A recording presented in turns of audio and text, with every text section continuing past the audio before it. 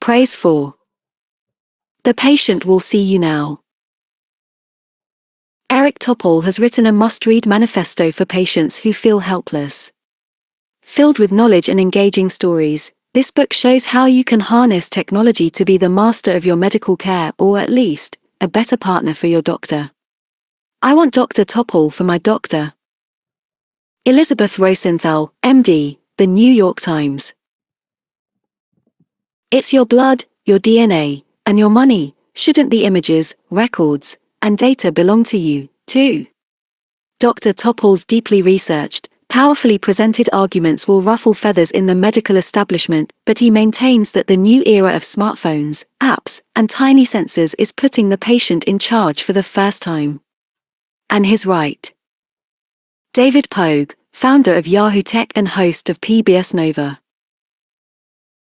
Dr. Eric Topol is uniquely positioned to map out a new era of democratized medicine, a time when each individual will not only have immediate access to all of their own medical data, but even generate much of it and play a principal role in their healthcare.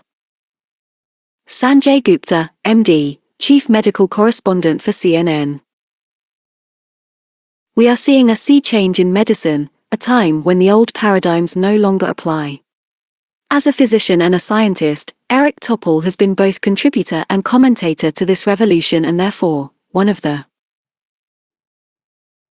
few people who can weave together and explain the stunning advances in seemingly unrelated fields.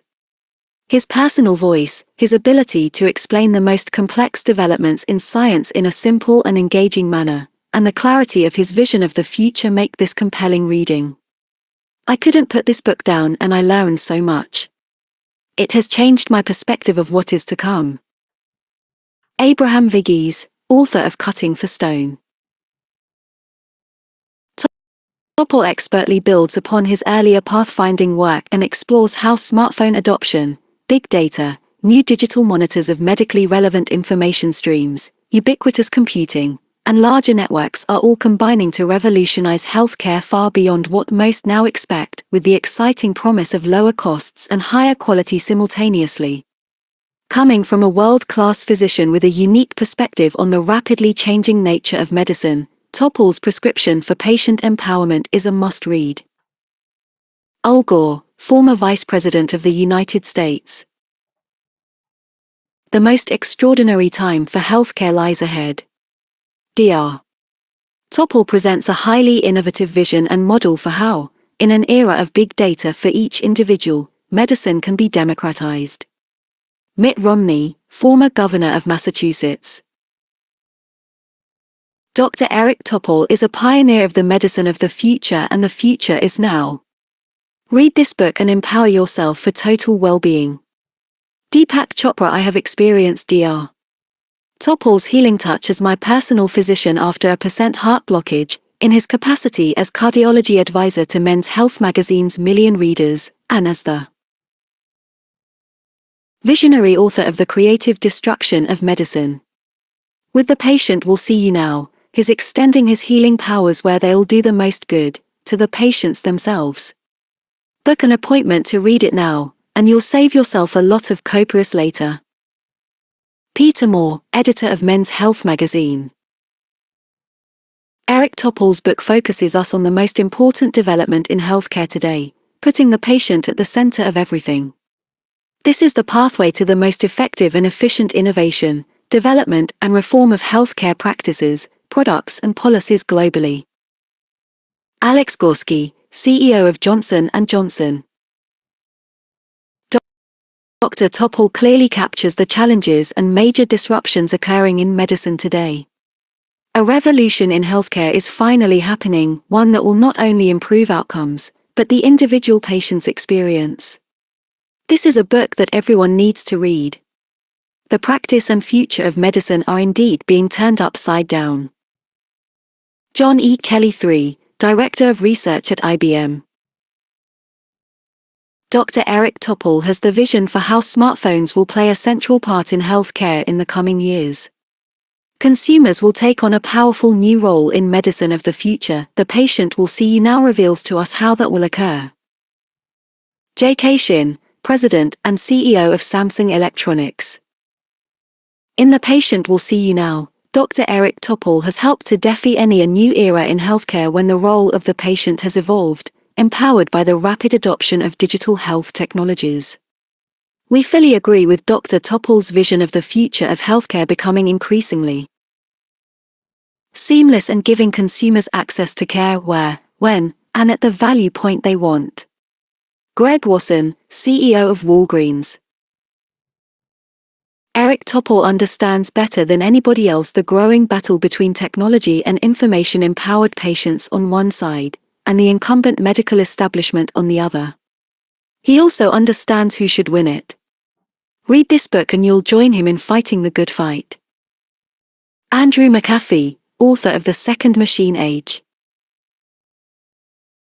In this extraordinary book, Topol has, in effect, provided us with a prescription for the future of medicine. He outlines the challenges of the current practice of medicine, and gives us a powerful vision of what can be changed and how. Topol writes about the future more effectively than any physician or scientist that I know. If you want to know about what medicine looks like today, you should read this book. But if you want to know what medicine will look like tomorrow, then you must absolutely read this book. Siddhartha Mukherjee, MD, author of The Emperor of All Maladies, a biography of cancer. The Patient Will See You Now. Also by Eric Topol. The Creative Destruction of Medicine. The Patient. Will see you now. The future of medicine is in your hands. Eric Topol. Table of Contents. Section, Readiness for a Revolution. Section, The New Data and Information. Section, The Impact. Section 1. Readiness for a Revolution. Chapter. Medicine Turned Upside Down. Every patient is an expert in their own chosen field, namely themselves and their own life. Emma Hill, editor, The Lancet. Healthcare will be less frustrating when the power shifts from sellers to buyers, and when the patients are more in charge. David Cutler, Professor of Applied Economics, Harvard University. It is no exaggeration to say that billions of people will soon have a printing press, reference library, school, and computer all at their fingertips. Eric Brynjolfsson and Andrew McAfee, The Second Machine Age. Every aspect of Western mechanical culture was shaped by print technology, but the modern age is the age of the electric media. Electronic media constitutes a break boundary between fragmented Guttenberg man and integral man. Marshall McLuhan. Way back in, the Seinfeld TV show told the story of the difficult patient. Elaine Benes, played by Julia Louis-Dreyfus, developed a skin rash, but doctors kept refusing to see her. The problem was that her doctor had called her difficult after an appointment 4 years earlier, when she had not wanted to change into a gown to get a mole examined. She wanted to have her chart delete this discredit, but the doctors wouldn't cooperate. Instead, they labeled her very difficult. So she worked with Kramer, who posed as Dr. Van Nostrand, to try to steal her chart. That backfired. She never got her diagnosis or chart, and even Kramer was written up in a medical record for impersonating a doctor. The segment is hilarious and at the same time sobering, since it's a slice of medical life. See https://www.youtube.com watch. V equals ZJMSARQSKU. Now let's fast forward to 2 decades later. Doctors are still labeling patients as difficult. Patients are typically unable to see, let alone keep or contribute to their office visit notes about their condition and their body that they paid for. Frequently they have to consult multiple doctors for the same condition. It may take weeks to get an appointment. The time with a doctor is quite limited, typically less than 10 minutes, and much of that is without eye contact because the doctor is pecking away at a keyboard. But a new model of medicine is taking hold, one that is democratized, not difficult, but easy. If Elaine wanted to have her skin rash assessed today, all she would have to do is take a picture of it with a smartphone and download an app to process it. Within minutes, a validated computer algorithm, which is more accurate than most doctors, would deliver by text a diagnosis of her skin rash. The text would include specific next steps, perhaps treatment with a topical ointment or a visit to dermatologist for further assessment. Elaine could even download apps to see the ratings of nearby dermatologists, how expensive a visit would be, and even if the doctors themselves were difficult to deal with. When seen by a doctor, she could demand a copy of her office visit notes and also request to review and edit them, especially if she is mislabeled. Most likely, however, she wouldn't have to see any doctor. She'd have immediate access at any moment in time, at any location, to a diagnosis of her medical condition. She would not only avoid the delay, inconvenience, and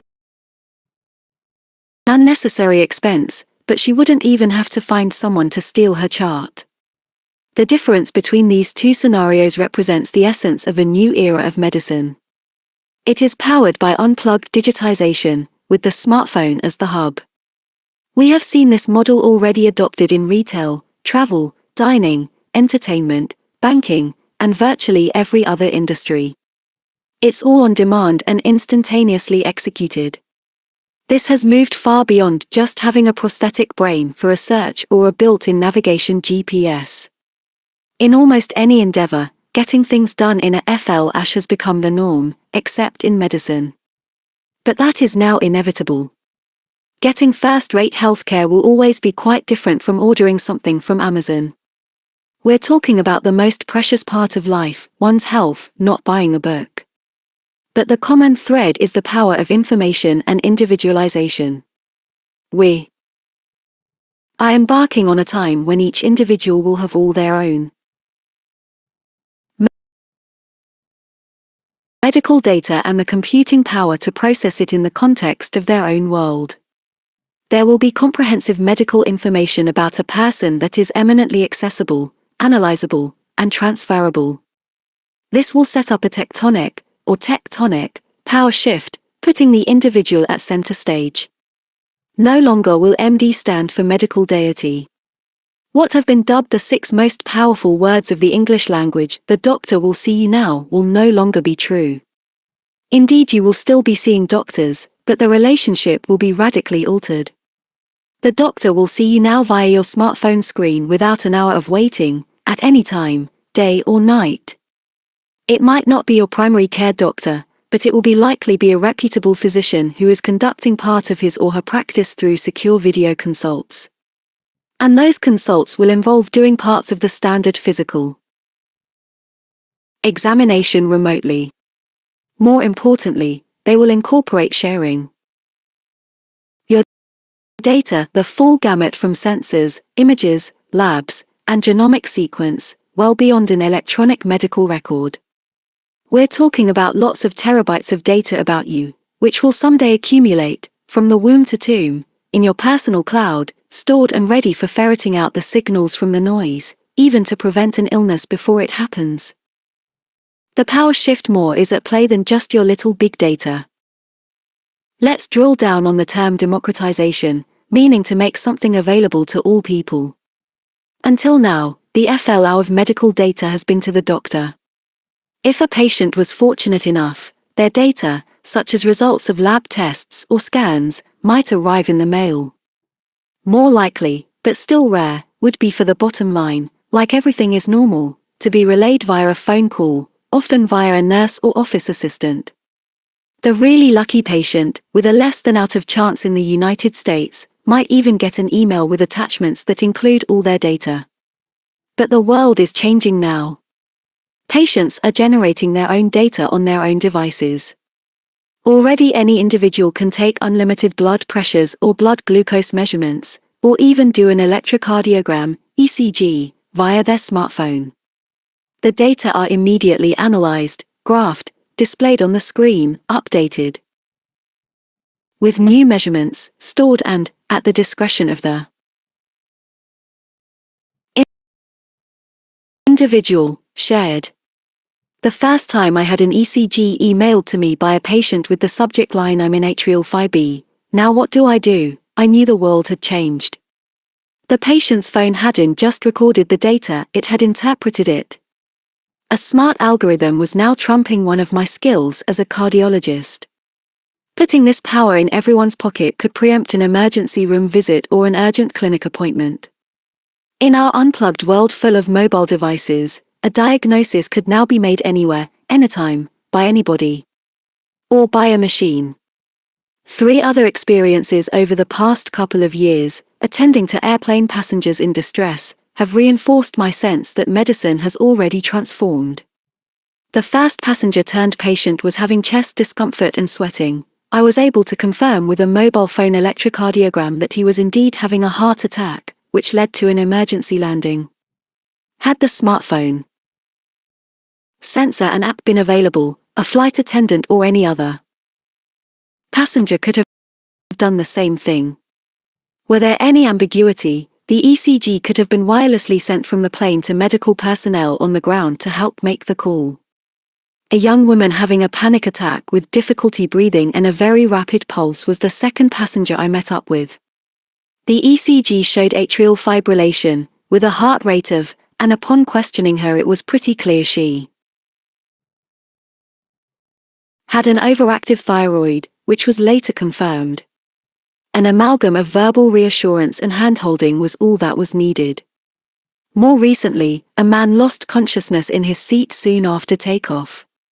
In this case I performed a smartphone physical exam in the air, with an ECG, blood pressure measurement, a sensor for blood oxygen concentration, and high-resolution ultrasound imaging of the heart, which collectively revealed the passenger was stable, had likely suffered a transient very slow heart rhythm, and that the flight was fine to go on.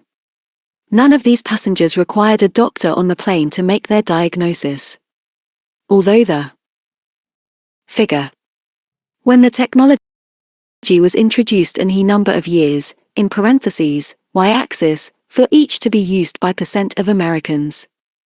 Flight crew had asked if there were doctors on board, all that was needed were the tools to collect the data. These tools aren't just for the heart. The sensors now extend to virtually any physiologic metric, such as brain waves, eye pressure, lung function, and mood.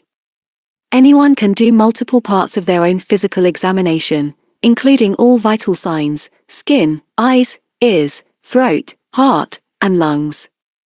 And just about any routine lab test will soon be available to be assayed via one smartphone. To truly qualify as democratized, this has to be capable of spreading among common people, not just the elite or affluent. This is possible. It turns out that smartphones are the most rapidly adopted technology in the history of man. While it took 13 years for out of Americans to use cell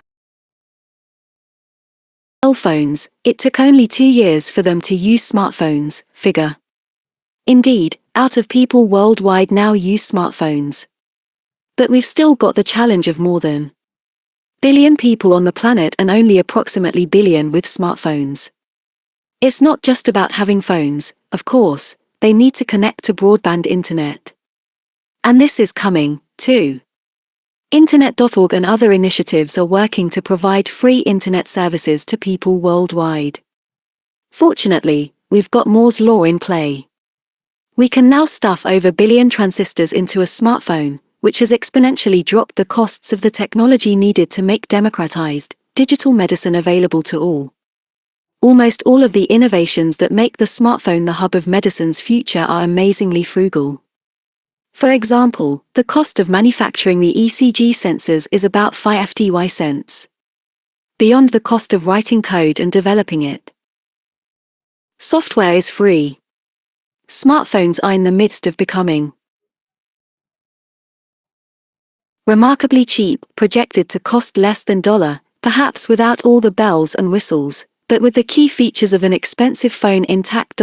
So anywhere there is a mobile signal, such as in the remote hinterlands of Timbuktu, there is the ability to do all these medical things, capture real-time biosensor metrics, perform various components of the physical exam, and run a bunch of lab tests.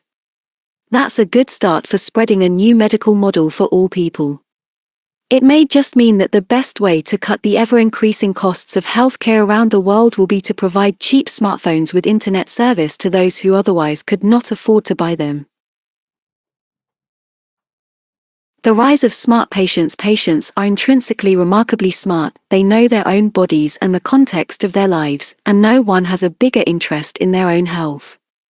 That doesn't mean, however, that they do all, or any of, the right things to stay healthy, but when things do go wrong, they are pretty darn good at detecting a problem. But we've learned that, in general, doctors don't like smart patients. In fact, a recent study of physician attitudes found that patients who have in-depth knowledge of their condition encounter problems when their expertise is seen as inappropriate in standard healthcare interactions. Those attitudes won't be enough to hold back a whole new generation of even smarter patients and hopefully more supportive and smarter doctors. Indeed, they are already all around us. Figure. First, consider Jeanette Odman, a research colleague of mine who lives in Germany and published her own very personal case report 45 years to diagnosis. At age 4 she realized she was much slower climbing stairs compared with all the other kids. Her condition precipitously declined when she was working on her PhD thesis, to the point where she was put on a ventilator at night for the rest of her life. But it wasn't until age 45 when she consulted Google and put in her illness descriptors, muscular dystrophy, hip dislocation, and colloid scarring, that she came up with a rare condition, with less than 300 cases worldwide, known as auric muscular dystrophy, UMD. A genomic scientist, she had her exome sequence to confirm that she had the specific mutation that is the known root cause of UMD. Second, consider Elena Simon, who at age 12 developed a rare type of liver cancer, fibrolamellar hepatocellular carcinoma, FLHCC. There are no known drug treatments for FLHCC, and its biologic basis was, at the time, unknown. FLHCC affects approximately 200 young people every year, and not infrequently proves to be fatal. Fortunately for Elena, surgery to remove the carcinoma proved successful. For a high school science project 4 years after she was diagnosed, Elena worked with her surgeon and researchers at Rockefeller University to sequence her tumor specimen along with those from 14 other patients. This led to finding a gene mutation that was present in each and every patient, but not in controls with other types of cancer. That is, they found the cancer's cause, likely the first step in finding an effective treatment. This led Elena not only to publish their findings in the prestigious journal Science In, but also to develop a website to connect all the individuals affected by FLHCC around the world. Lastly, consider Grace Wilsey, who had another rare disease manifest when she was a baby. Dubbed Kids Who Don't Cry, the disease is in fact far more complicated and leads to loss of muscle tone, seizures, development delays, and liver damage. Her father, along with another father of a child with the same condition, was able to find via social media 8 other families with similarly affected children and, by genetic sequencing, to identify a mutation in the NGLY gene that was the root cause of the condition. Multiple potential treatments have been identified as a result, and these are currently undergoing testing.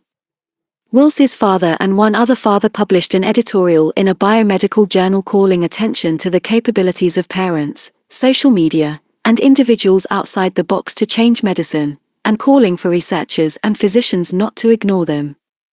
The lead author of the NGLY report, Gregory Enns, said, "This represents a complete change in the way we're going about clinical medicine." As David Cutler wrote in MIT Technology Review, the single most unused person in healthcare is the patient. That's a call for democratization. Figure 3 individuals with rare diseases and a molecular diagnosis, Jeanette Odman, left, Elena Simon, middle, and Grace Wilsey with her father Matt Wilsey, right. I don't cite these 3 individuals just because they deserve recognition. Although they all had rare or undiagnosed conditions that were deciphered via sequencing, yielding a precise molecular diagnosis, there's another important common thread: connectivity. This is seen by Jeanette's use of an internet search engine, Elena's ability to bring a substantial number of individuals with FLHCC together, and Matt Wilsey's, along with other parents, use of social media to nail down the root cause of his kid's condition. That we are indeed electronically hyperconnected to one another and to machines is yet another critical feature of the new democratic model of medicine. Hyperconnected. If there's any question as to whether electronic connectivity between people has taken hold, just consider that Facebook dating only from now has billion registrants, roughly equal to the population of China, the largest country in the world, and still growing. That represents more than of every people on the planet. The importance of online health communities, exemplified by patients like me, cannot be underestimated. When patients with like conditions can connect with and learn from each other, without the constraints of figure, the rise in connected devices on the Internet of Things from to projected.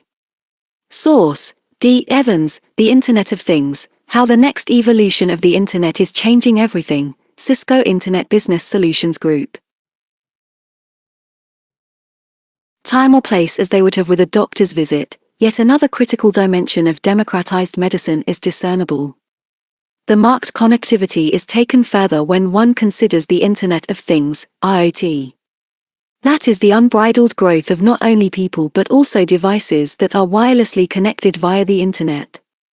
The projections range from 28 to 50 billion connected devices by, and the implications are profound. This doesn't just refer to Nest thermometers or connected cars. The bulk of the growth is actually expected to come from sensors, particularly wearable ones that track medical data. As shown in figure, the average person is projected to have between 6 and 7 connected devices by. This represents a quadrupling of connected devices in the span of a decade, with only % of growth of the population during that time. The impressive growth of our connectivity between both people and machines represents a formidable technologic force that makes medicine's democratization more likely and more powerful. These connected medical devices, I call them the IOMT, Internet of Medical Things, enable sharing not just with a physician or nurse, but with anyone, family members, such as an elderly individual with her caregiver daughter, or peers, such as a network of friends, to set up a managed competition for best physiologic metrics. And of course, sharing could be with machines and algorithms to provide data processing and automated feedback to the individual. All of these movements of self-generated data by smart, hyper-connected patients represent a serious challenge to medical paternalism. The traditional power structure is top-down. In the book Doctor in the House, Richard Gordon, a physician, wrote, "Doctors consider themselves the most evolved of the human species. The boss has been the doctor, who has long been portrayed as doctor knows best. While the doctor may indeed have the most knowledge, that doesn't mean he or she knows best. In the new model, the information is no longer flowing from the top. Data and information are not knowledge, of course, and for the latter, the doctor will continue to be its purveyor. Moreover, the intimacy at the heart of the best doctor-patient relationship, where a patient can reveal their secrets and worst fears, or experience the physician's touch to promote confidence and healing, cannot be compromised and should never be lost. Still, the relationship is changing and must change. If we liken the new model to the business world, the patient becomes the Chief Operating Officer, COO, a notable promotion from nobody to senior management. The COO monitors all the operations of the body. He is fully in charge, including of the team in information technology, IT. Getting all the relevant data accurately and rapidly analyzed and reported back directly to him. The IT group in this company is really into data visualization and makes graphics for the COO that a small child on the street could understand. The graphic tools make him look brilliant. The COO has periodic and ad hoc reporting to the Chief Executive Officer, CEO, the doctor. The doctor likes being the CEO but is really into delegating responsibility. She's got many irons in the fire and really doesn't want to be bothered by the COO unless it's particularly important. But when that occurs, the CEO is ready to plug in and offer guidance and all her experience, knowledge, and wisdom to deal with a problem. Beyond that, the CEO is a kind and compassionate manager, exceptionally good at both communication and multitasking. The CEO is really into IT, too, realizing that both her performance and the company's are greatly enhanced when everyone can make full use of computer resources. How we get there in the creative destruction of medicine, I delved into how medicine would become digitized, how we had a new capability of digitizing human beings. But that is a far cry from medicine becoming democratized. As well Gonim wrote in Revolution, the power of the people is greater than the people in power. While his book was about the Egypt part of the Arab Spring, enabled by smartphones and social media, the assertion now clearly pertains to medicine, too. When each individual owns and takes part in generating their entire set of medical data and information, including records, notes, labs, images, omics, sensors, when they have complete assurance of privacy and security, such that their identity will not be revealed and their data will not be sold or misused, when individuals become fully respected by their doctors and on an equal footing, when the individual now unabashedly asks the right questions, drives the process, and makes the choices, when individuals have full access to the cloud, supercomputing, and telemedicine, and there is total transparency for data on doctors and hospitals with respect to outcomes, costs, and ratings, when it is for all ordinary people, anywhere in the world. When all that is true, we're not just talking medical empowerment. We're talking medical emancipation. We'll be taking a deep dive into democratization in this book. It's divided into 3 sections. First, we'll look at medical paternalism parallels from Guttenberg, the historic precedent for change, to explore the new attitudes we all need if, like one leading public figure, we can ever take charge of our medical care. Second, we'll look at the challenges and opportunities of dealing with our newly acquired data and information. We'll go through what it will mean to have our own information system, our labs and scans, records and medications, cost, and interactions with our doctor. Third, the full impact of these titanic changes will be probed, including the need for hospitals in the future, sharing medical data openly on a massive scale while finding the right balance of privacy and security, and the ability to preempt illness, to flatten the earth, and to medically emancipate each of us. Less than % of the population in Europe knew how to read, and reading was only for the elite.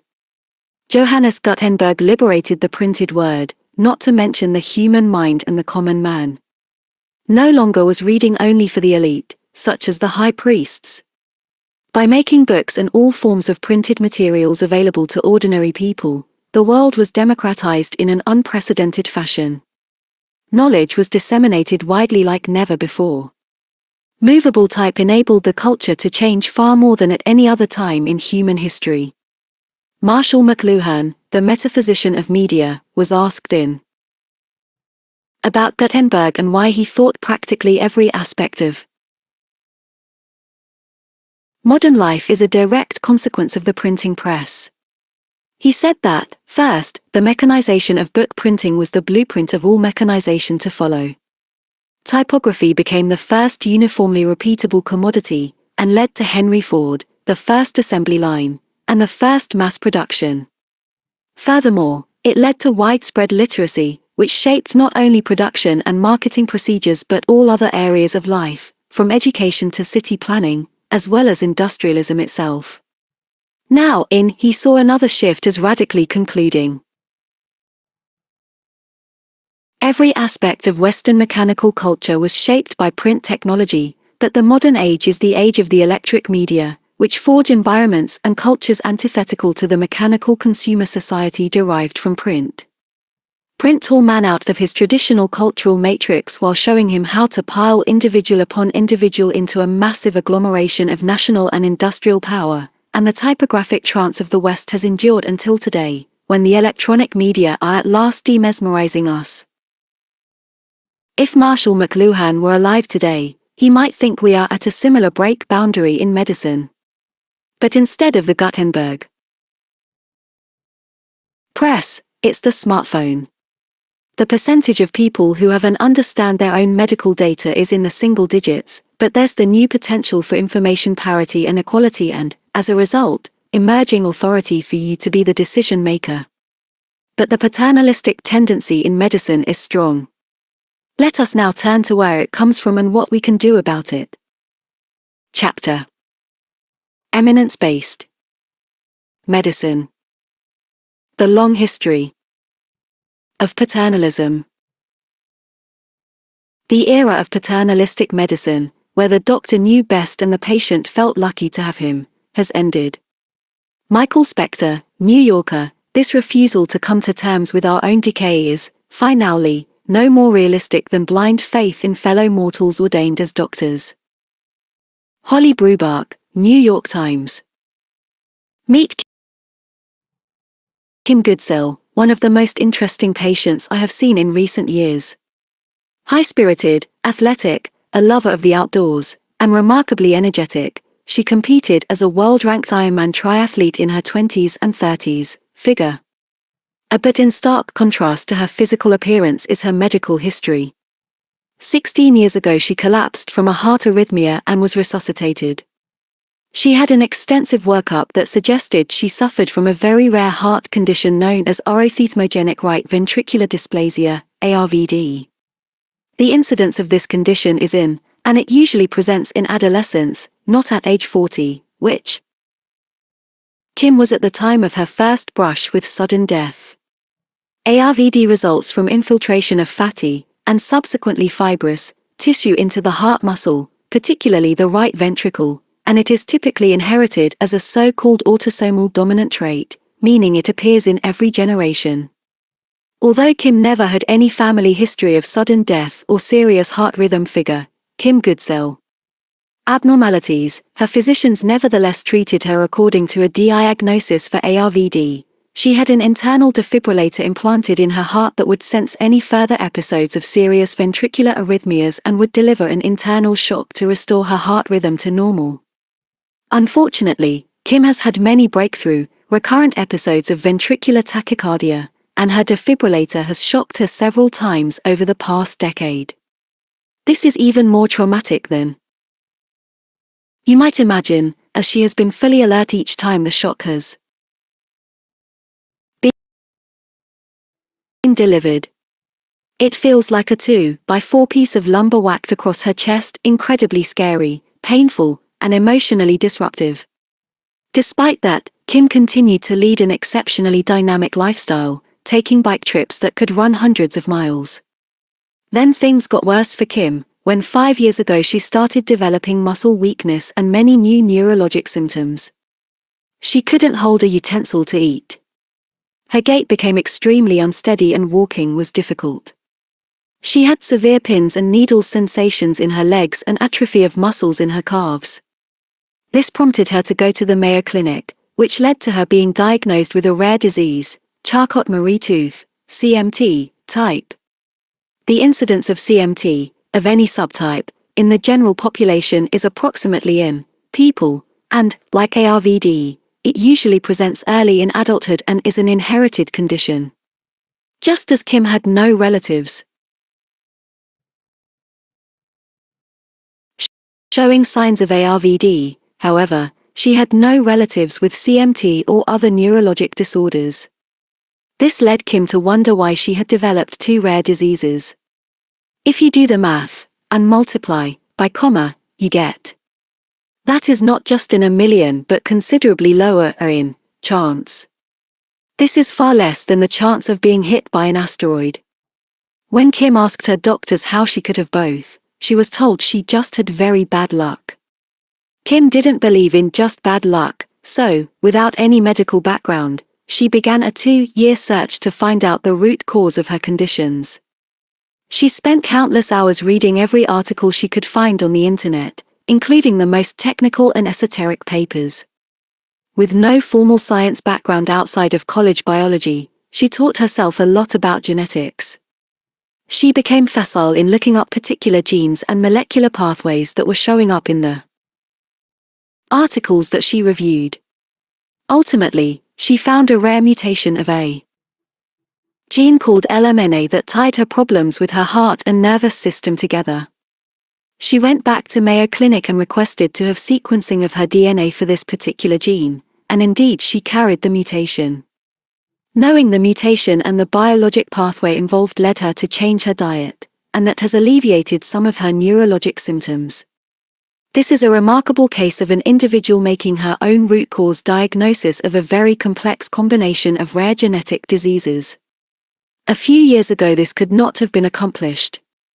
Only in recent times has there been enough knowledge of the human genome sequence and mutations to be potentially useful for cracking such a case. Although it required access to all the scientific literature and genetic databases, the real driver was Kim. No one could possibly have been more vested in learning about her conditions, or more likely to reject the authoritative word from her doctors that there was no unifying diagnosis. Moreover, it is increasingly common nowadays for patients to question the information or challenge directives from their doctors. In fact, from the beginning of the medical profession there is evidence of extreme paternalism. And in many ways that tradition has carried on to the present. Medicine will be unable to move forward if consumers continue to be suppressed and treated as second-class citizens. Since paternalism is such a critical force that is holding us back, understanding its roots may ultimately help us overturn it. From root cause to the root of doctor knows best.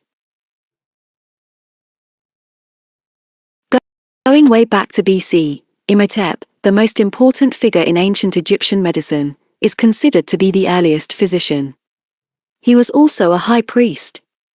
The ancient Greek physician Hippocrates, regarded as the father of medicine, made lasting contributions to the understanding of many diseases and the critical need for professionalism in medicine. He is credited for understanding that diseases were not due to a supernatural force but rather were based on natural circumstances.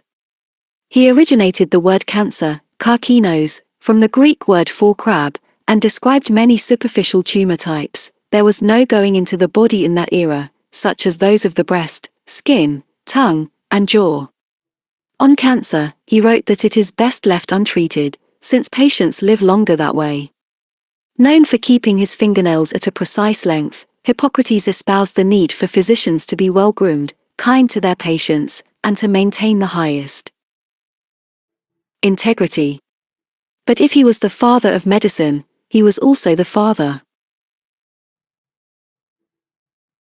of medical paternalism. He made no secret of how he viewed the relationship between doctor and patient, writing that physicians should conceal most things from the patient including the patient's future or present condition. Hippocrates felt strongly that medical formulas were to be kept secret from patients and that knowledge had to be compartmentalized to physicians.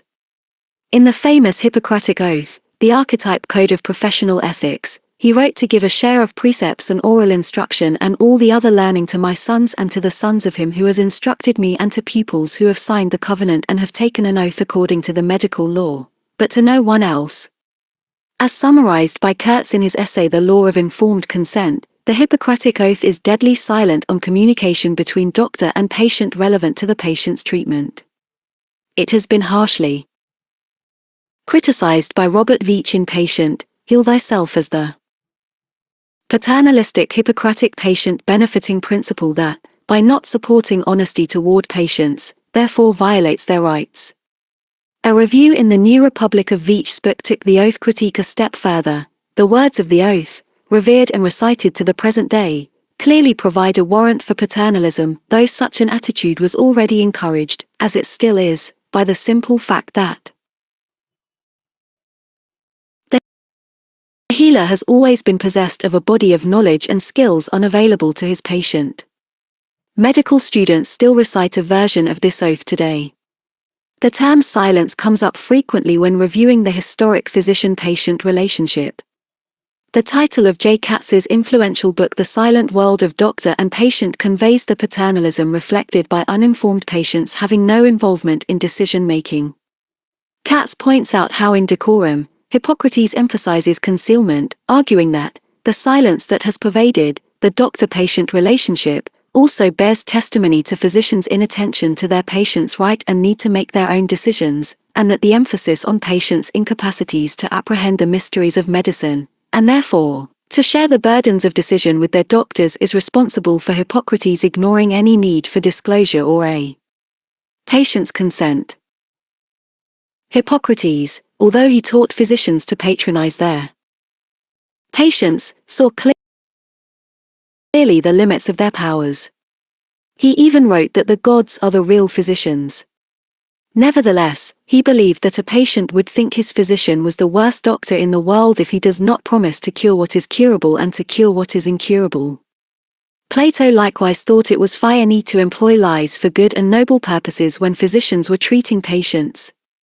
Veach, in Patient, Heal Thyself, addressed a physician's duty to tell the truth, or not.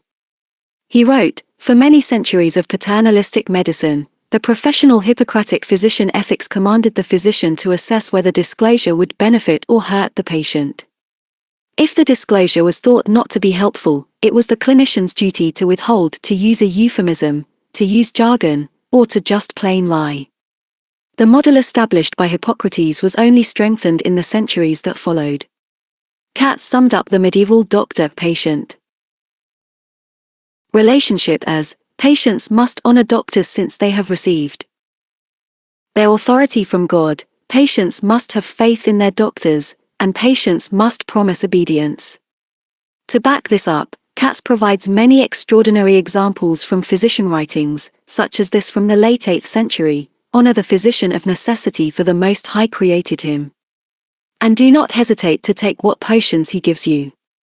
In the 9th century, an Arab physician wrote, then he who blames the art of medicine blames the acts of Allah, the exalted Creator.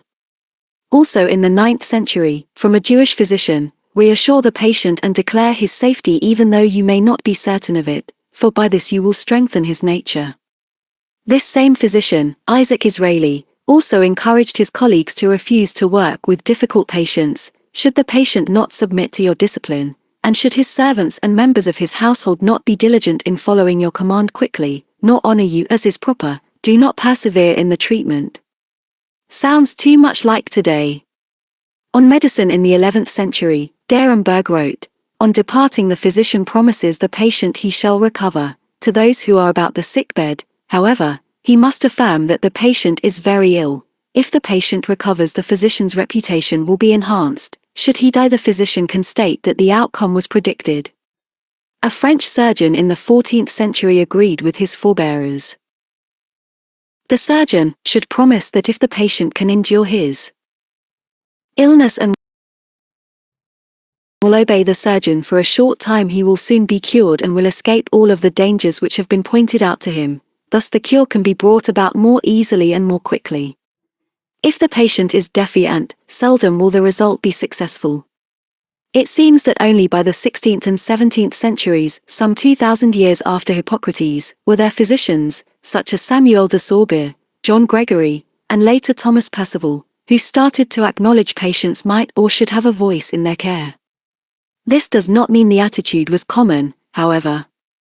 Dr. Benjamin Rush, who is regarded as both a founding father of the United States and the father of American psychiatry, wrote that doctors should avoid sacrificing too much to the taste of their patients. Yield to them in matters of little consequence, but maintain an inflexible authority over them in matters essential to life. This was during the so-called Age of Enlightenment. Interestingly, Rush was known for his extreme use of bloodletting, which is not exactly helpful to patients except in very rare circumstances. Imagine then, as a patient, raising any objections to bloodletting as a treatment for dysentery or cancer and having a paternalist like Rush ignore them. Cumulatively, what has been called the Age of Paternalism lasted for thousands of years. The crux of this long era was captured by Mark Siegler in the archives of internal medicine. This model of medicine, the doctor knows best model, was premised on trust in the physician's technical skills and moral stature, was buttressed by an attribution of magical powers to the healer, and was characterized by patient dependency and physician control. Many will argue we are still hanging on to that era today. With so much of modern medicine having its roots from the ancient Greeks, it is not surprising that the symbol of the profession had its origin at that time. The caduceus, as the symbol is called, is easily recognizable. Figure: evolution of the caduceus symbol in medicine and its adoption by the American Medical Association. Sources: left and middle, caduceus. But its meaning is elusive and has engendered controversy. The original symbol was actually a single snake entwined around the upright staff of Aesculapius, the Greek god of medicine and son of Apollo. In the Age of Faith, God anointed Aesculapian physicians, and many have therefore contemplated the caduceus as a representation of the godly nature of medical care. Later, the single snake was given a partner entwined around the staff and wings to represent Hermes, the Olympian god and patron of commerce. In the mid-S, this version of the caduceus started to appear in U.S. Army hospitals and eventually was used to create the symbol of the U.S. Military Medical Corps. The American Medical Association, AMA, has adopted the original rod of Aesculapius as its symbol. That may be especially apropos, given the symbol's original suggestion of a godlike nature of physicians, and the tradition of paternalism that the AMA, along with many physicians, inherited from the ancient world. The American Medical Association. The American Medical Association was founded in, and for more than years since, says its website, the AMA's Code of Medical Ethics has been the authoritative ethics guide for practicing physicians. Authoritative it has been.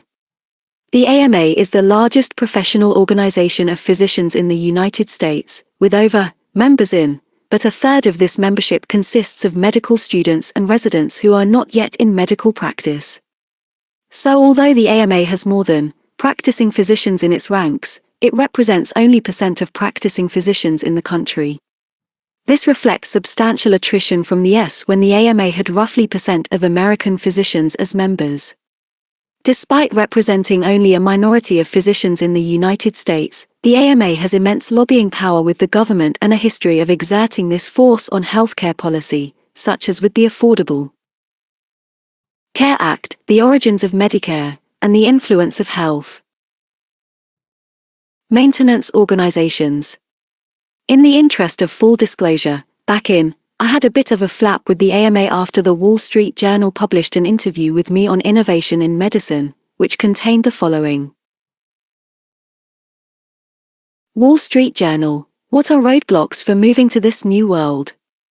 Dr. Topol: but what has really gotten me stirred up is the issue of whether patients should have access to their own health data. The AMA, American Medical Association, was lobbying the government that consumers should not have access directly to their DNA data, that it has to be mediated through a doctor. The AMA did a survey of doctors, and % said they have no comfort using genomics in their clinical practice. So how could they be the ultimate mediator by which the public gets access to their DNA data? That really speaks to medical paternalism.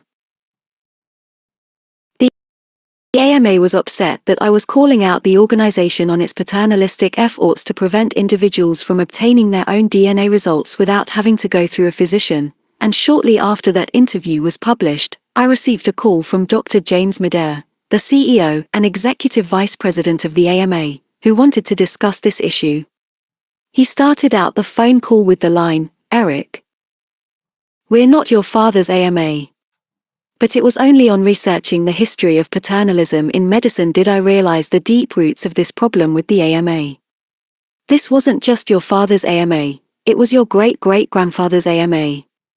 The original Code of Ethics is telling. Here are some of the salient passages in order of appearance, with a few key words highlighted, from the introduction and the code. 1. As it is the duty of a physician to advise, so he has a right to be attentively and respectfully listened to.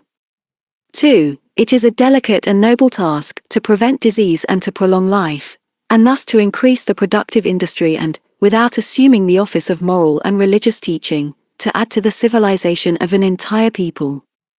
3. Impressed with the nobleness of their vocation, as trustees of science and almoners of benevolence and charity, physicians should use unceasing vigilance to prevent the introduction into their body of those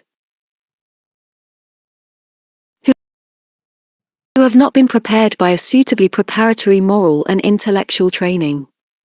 4. The most learned men and best judges of human nature. 5. A physician should not only be ever ready to obey the calls of the sick, but his mind ought also to be imbued with the greatness of his mission. 6. They, physicians, should unite tenderness with firmness, and condescension with authority, as to inspire the minds of their patients with gratitude, respect, and confidence. 7. A physician should not be forward to make gloomy prognostications, because they savor of empiricism, by magnifying importance of his services in the treatment or cure of the disease. 8. The life of a sick person can be shortened not only by the acts, but also the words or the manner of a physician. 9. Medicine, confessedly the most difficult and intricate of the sciences, the world ought not to suppose that knowledge is intuitive. 10. A patient should never weary his physician with a tedious detail of events or matters not appertaining to his disease. 11. The obedience of a patient to the prescriptions of his physician should be prompt and implicit. He should never permit his own crude opinions as to their fitness to influence his attention to them. 12. A patient should never send for a consulting physician without the express consent of his own medical attendant. 13. Patients should always, when practicable, send for their physicians in the morning, before his usual hour of going out, for, by being early aware of the visits he has to pay during the day, the physician is able to apportion his time in such a manner as to prevent an interference of engagements. Patients should also avoid calling on their medical advisor unnecessarily during the hours devoted to meals or sleep. They should always be in readiness to receive the visits of their physician, as the detention of a few minutes is often serious inconvenience to him. 14. A patient should, after his recovery, entertain a just and enduring sense of the value of the services rendered to him by his physician, for these are of such a character, that no mere pecuniary acknowledgement can repay or cancel them. 15. There is no profession, from the members of which greater purity of character, and a higher standard of moral excellence are required than the medical, and to attain such eminence, is a duty every physician owes alike to his profession, and to his patients. 16. There is no profession, by the members of which eleemosynary services are more liberally dispensed, than the medical. 17. The benefits accruing to the public and indirectly from the active and unwearied beneficence of the profession, are so numerous and important, that physicians are justly entitled to the utmost consideration and respect from the community. Much of the language conveys the sense of a self-congratulatory orgy, nobility, authoritative command, and eminence are pervasive. The AMA has revised this document several times, but the original Code of Ethics has set a lasting tone. The first revision did not occur until more than 50 years later, in the Principles of Medical Ethics included only a slight change in the statement on the readiness of physicians for calls of the sick. Instead of imbued with the greatness of his mission, above, there was a downgrade to should be mindful of the high character of their mission and of the responsibilities they must incur in the discharge of momentous duties. On gloomy prognostications, above, there was an interesting kicker clause added. This notice, however, is at times so peculiarly alarming when given by the physician, that its deliverance may often be preferably assigned to another person of good judgment. In the revision, the doctor's powers were augmented. As it was pointed out, life may be lengthened by the words or manner of the physician, compared with only shortened, above. An important statement about communication to the patient was added. A solemn duty is to avoid all utterances and actions having a tendency to discourage and depress the patient. It is striking that the first mention of informed consent by the AMA did not occur until the revision, where it was stated that a surgeon is obligated to disclose all facts relevant to the need and the performance of the operation, and that an experimenter is obligated, when using new drugs and procedures, to obtain voluntary consent of the person. It is indeed hard to imagine it took from the origin of medicine until to formalize the concept of informed consent and the right of the patient. Nevertheless, it did. Later AMA revisions and documents on ethical affairs in the S included two statements that give considerable authority to physicians based on their judgment. On informed consent, the AMA. Figure, my maternal grandparents. Contended that physicians should be entitled to treat without consents when the physician believes the consent would be medically contraindicated, and maintained that disclosure need not be made when risk disclosure poses such a serious psychological threat of detriment to the patient as to be medically contraindicated. Of note is the progressive shortening of the AMA codes and policies. It was, words, in, and by, reduced to. While the words were markedly reduced overall, there were never any added to raise awareness that patients need a voice. My maternal grandparents, Miriam and Herman Lepp, experienced as good examples of this medical paternalism as any. Both healthy into their early 60s, within a 6-month period they were each diagnosed with a bowel obstruction. They each underwent surgery to decompress the bowel obstruction, but later this recurred along with severe jaundice. That they had the same symptoms, at nearly the same time, the same treatment, and the same rapid deterioration could have made one think this was an infectious disease. It wasn't, but they never knew. Through the entire saga, the doctors never disclosed to either patient that they had widely metastatic colon cancer, nor that this was unequivocally a terminal condition. Shockingly, neither Miriam nor Herman was ever told they had cancer, because in the S doctors rarely, if ever, used the C word. In fact, a study published in Journal of the AMA reported that % of physicians had a policy of not telling their patients they had a diagnosis of cancer. It was a long-lasting habit. In The Emperor of All Maladies, Siddhartha Mukherjee wrote about a cancer ward at the National Institutes of Health where the staff still actively avoided mentioning cancer to their patients. Of course, not saying cancer couldn't hide the dire reality of the situation. In visiting my grandparents on multiple occasions, in the hospital and for the short time they were able to get back to their home, a trailer in a trailer park, it was readily apparent, even to a young boy, that they were terminally ill. But the doctors were only willing to tell them that there was an obstruction, a mass, and that the abdominal surgery that each underwent was successful for relieving the obstruction and removing the mass. To this day I am in disbelief that this was the ordinary practice for physicians at any point in time. Signs of persistent paternalism. The contrast between the story of Kim Goodsell, making her own complex molecular diagnosis, and the Lepps, who were not even told of their diagnosis, despite it being a common disease and easily identified, is striking. But in the case of Goodsell, the doctors could have made the LMNA mutation diagnosis had they had the interest and time to pursue extensive searching of the medical and genetic literature. In the era when the Lepps presented, cancer was taboo as a term, and there was no easy way for a patient to access medical information. They would have been pressed to even get a doctor to answer a question. We have indeed made progress. Now it would be unacceptable for a doctor to withhold the diagnosis from a patient, so long as it was certain, and no matter whether it was cancer or any other condition. Now anyone can Google search well beyond symptoms, as Kim Goodsell did, and get to extensive databases of publicly available information. Still, however, the majority of biomedical publications are inaccessible without a subscription, and purchase of a single article is ridiculously expensive, often $1. We'll come back to this issue and the need for open access later, but at least for now an abstract, or summary, of each article is usually available. There is a common thread about Goodsell and the Lepps that is fundamental: information asymmetry. Doctors have all the data, information, and knowledge. Patients can remain passive or ignorant of their medical information, Or, if they choose to be active, they typically have to call repeatedly or beg to get their data, such as the results of laboratory tests or a scan. Before it can change, we have to deal with some entrenched clinical terms and practices that exemplify the problem. The Arvd is doctor's orders.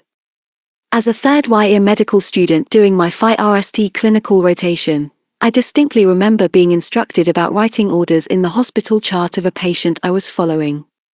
They had to be countersigned by a licensed physician, which usually meant the intern or resident on the team. But the idea that I would write an order for a patient to receive a medication, lab test, scan, transfusion, or undergo some procedure seemed to exude some magical power, like open sesame. My handwritten lines in the chart, once appropriately countersigned, would be picked up in the chain of command by the nurse or ward clerk, and then get executed. What a sense of authority! This conveyed to a medical student seeing patients for the first time, and already ordering what was going to be done to or for them. It was plain to see how a doctor could easily be seduced by this sense of supremacy, and how authoritarian tendencies might be self-perpetuating. With the simple stroke of a pen, a whole staff of people was at my beck and call, not to mention the patient. The term doctor's orders has to go. It conveys the problem.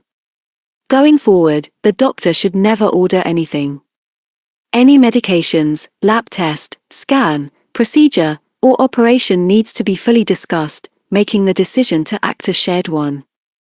Even though it is every patient's right to fully participate in any diagnostic or treatment component of his or her care, we don't practice shared decisions yet. And we won't so long as patients are subject to doctor's orders, and even as long as they are patients. The term originally meant one who suffers, derived from the Greek verb pashkein, to suffer. As a noun it is defined as a person receiving or registered to receive medical treatment, which implies a particularly passive role. Interestingly, as an adjective, the definite ion of patient is able to accept or tolerate delays, problems, or suffering without becoming annoyed or anxious. How fighting this is! Given that the waiting time on average to see a doctor for an office visit in the United States is over 60 minutes. It is not easy to think of what we should call a patient. Many other terms, such as consumer, customer, or client do not capture any clinical sense of the interaction but instead seem to signify a business relationship. While it may be difficult to come up with a better term, whatever it is it ought to convey an individual who is an active participant in his or her care, who commands the same level of respect as the doctor, and who is privy to any and all data and medical information that is about that person. One phrase and acronym that comes to mind is individual, active participant, IAP. In contradistinction to the IAP profile, we still are well aware of a general physician lack of due respect for patients today. That also extends from the doctor to other healthcare professionals on the team caring for patients. Lucian Leap is a pediatric surgeon who has dedicated his career to promoting patient safety and especially in the past decade to rooting out disrespect. At a major medical meeting in light of 7,000 critical care nurses, he asked the audience how many had witnessed or suffered abusive behavior in their workplace during the past 3 months. The majority of attendees raised their hands. Leap considers disrespect for patients as not just waiting, or having them fill out the same, innumerable clipboard forms each time they have a doctor's visit, but also not giving them full communication about their condition, or when there is a mistake, not being truthful. As Leap recently wrote, the time has come for healthcare organizations to do something about this invidious problem and cultivate a culture of respect. This brings home the saying and mantra for the future, nothing about me without me, which should and will undeniably apply to individuals when they assume the role of IAPs. But, this simply doesn't happen today. A compelling example is when a doctor orders a medical imaging test for a patient. Many of these scans involve ionizing radiation, such as computerized axial tomography, CAT scans, positron emission tomography, PET scans, nuclear tests, single-photon emission computer tomography, SPECT, such as thallium or cestum IB imaging for heart disease, angiograms, and X-rays. When such tests are ordered, the amount of radiation that the patient is going to be exposed to is never discussed, despite the fact that the amount of radiation can be readily quantified or certainly estimated using the units of millisieverts, MSV. The dose of radiation for a stress test with nuclear imaging, of which there are more than 9 million performed each year in the United States alone, is about MSV, which is the equivalent of 2,000 chest X-rays. I have not yet met a patient who was told this information before or after undergoing a nuclear heart scan. However, this information is especially important, given the overuse of medical imaging in the United States and the known association that ionized radiation has with the risk of inducing cancer, on a cumulative basis, many years after exposure. There were over 85 million computerized tomography, CT, scans and 19 million nuclear imaging tests performed in the United States. How many of these millions of patients do you think had their radiation dose measured or discussed with them before the scan was performed? The first sign of light came when Intermountain Healthcare, a highly regarded healthcare system in Salt Lake City, introduced a program to systematically inform patients about the radiation exposure they would receive if they choose to undergo a medical scan. That brings us to informed consent. Most physicians seek consent the same way that a software company does when you download an update or a smartphone app, by presenting you with an extremely long legal document and asking you to press I agree. There must be someone out there who has read all the terms of the new operating system or app download, but I have yet to meet that person. Have you ever tapped I decline? And so it goes for informed consent. For participation in a clinical research protocol or for undergoing a major medical procedure, patients are typically given a document, not infrequently 6 to 8 pages, single-spaced, to read and sign. Although doctors call this informed consent, it is at best quasi or pseudo-informed, since most individuals don't read the materials, or if they try to they often find they are not understandable. And there's the compulsory aspect to this story. Let's say you are scheduled to have an operation with a surgeon, whom you have thoroughly researched, and before going into the operating room you are given a consent form to sign. In the form it stipulates that you waive all rights to sue the doctor for any untoward result of the surgery. Whether or not this form is legally enforceable, do you refrain from signing and have the operation cancelled? This is not informed consent, it should be called coercive consent, as the patient is left with little viable or practical alternative. It's just like the software upgrade download, but regarding a much more serious matter. Today's patients may be better informed than their ancient Greek counterparts, but there is a ways to go before we have people who are fully informed, engaged, and enthusiastic about moving forward. Similar problems arise when it is time to leave medical care. If you've ever been hospitalized, you are likely familiar with the infamous hospital discharge order.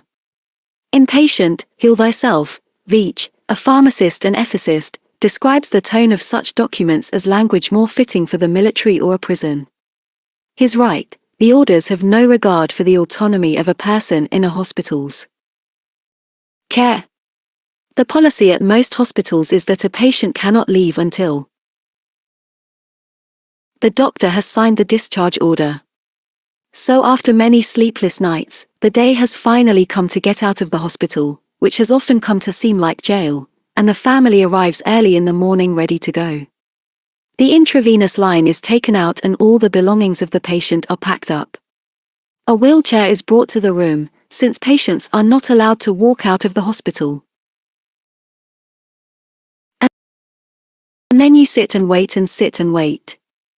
Many times it will take several hours before the doctor gives the discharge order and you get a piece of paper that summarizes the discharge instructions, including medications. This highly frustrating endo-FTE hospital stay experience reeks of disrespect for the patient, and is yet another flagrant example of not so benevolent paternalism. Of course, a patient is not a prisoner, an interesting choice for the patient in this situation, or at any point during the stay in the hospital or even the emergency room when things are not proceeding in an acceptable manner, signing out against medical advice, which entails signing a sheet of paper acknowledging that one is defying the doctor and healthcare team and accepting all liability. Since this action is considered absolute insubordination, it is rare that patients and their family members ever elect to sign out on their own. Regarding the hospital discharge order and signing out of a hospital, V. Chapley points out, no other professional, to my knowledge, would claim the authority to discharge or release a client.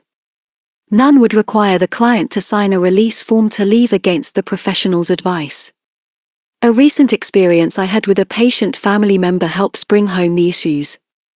When my 90-year-old mother in LAW was being evaluated for low blood pressure, some lab work indicated she had a very low blood sodium level, so she was hospitalized. I was unfortunately out of town when this occurred, but questioned whether it was a laboratory error since she had no symptoms, and had a long history of very low blood pressure, at times especially high and difficult to control, and occasionally quite low. Nonetheless, she was checked into the hospital. Her blood sodium level was checked again. It was low, but not at a threshold that would require hospitalization, if she hadn't already been there, or aggressive. Treatment with a high sodium intravenous infusion. Nevertheless, she did indeed have an intravenous line put in and got the treatment to boost up her sodium level. That was day. On day, her doctors had written an order for her to receive a dose of subcutaneous heparin, a blood thinner, because of the concern that an elderly woman lying in bed in the hospital was at risk for developing a blood clot. My wife was visiting her mother in the hospital at that moment and on the phone with me. She told me that the nurses were getting ready to give her the injection. No, don't let them give her the heparin injection, I told her, as I quickly remembered that my mother in LAW had been taking Iliquis, a potent blood thinner, to reduce her risk of stroke because of her underlying chronic atrial fibrillation arrhythmia. Giving her a second blood thinner could have killed her.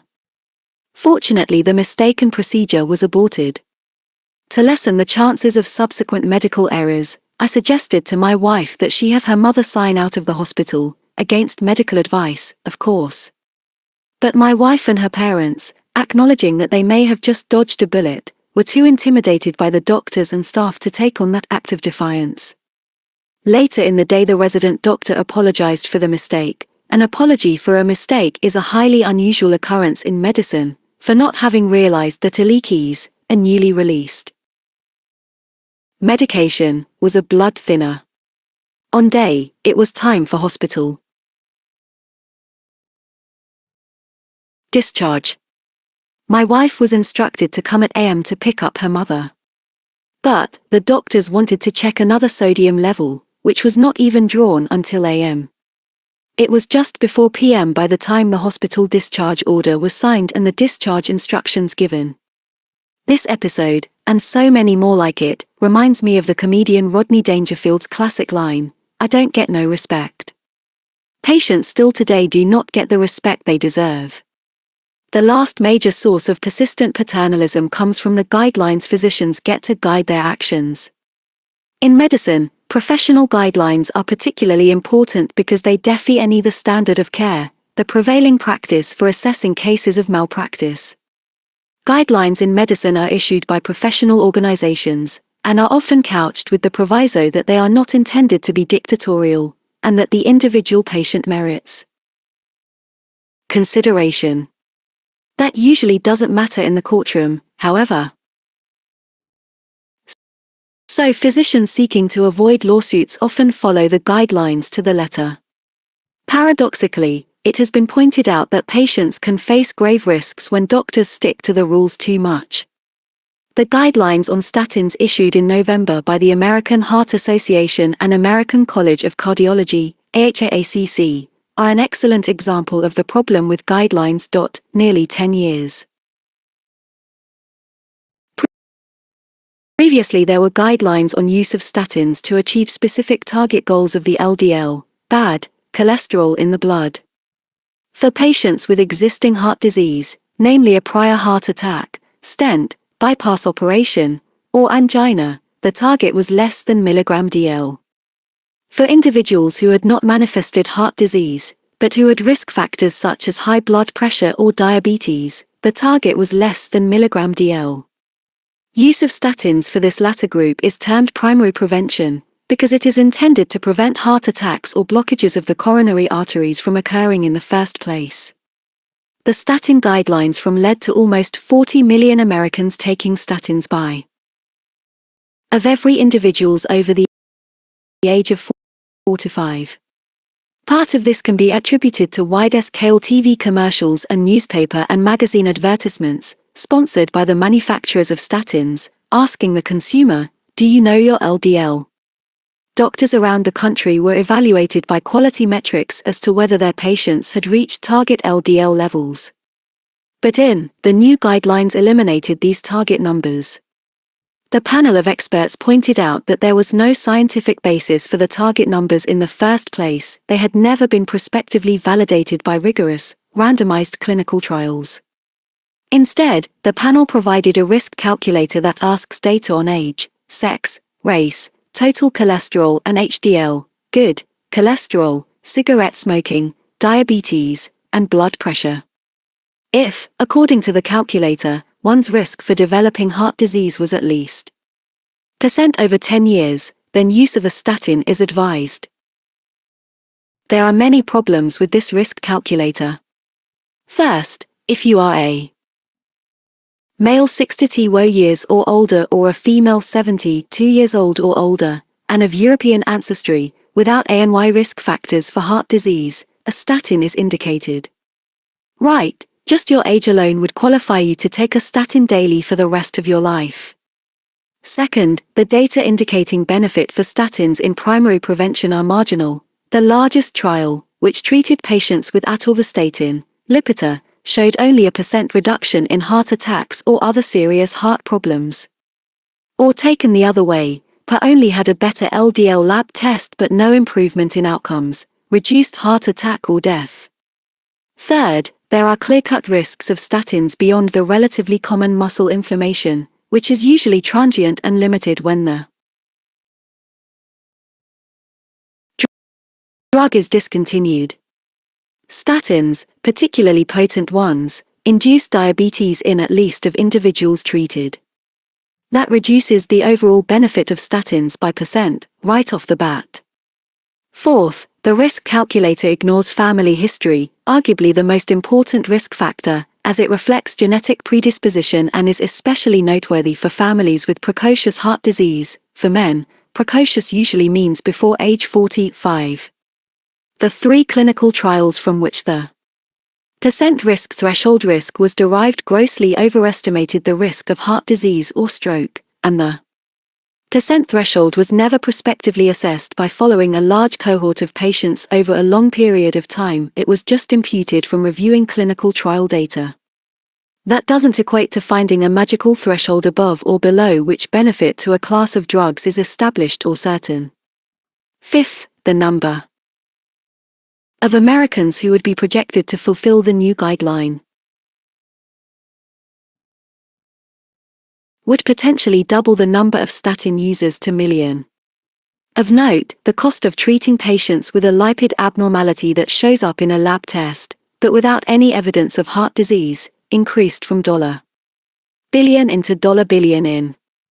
This is the highest growth rate % of expenditures for any of the top 10 medical conditions, and the only one driven not by the incidence of a disease or actual symptoms, but only by a single lab value.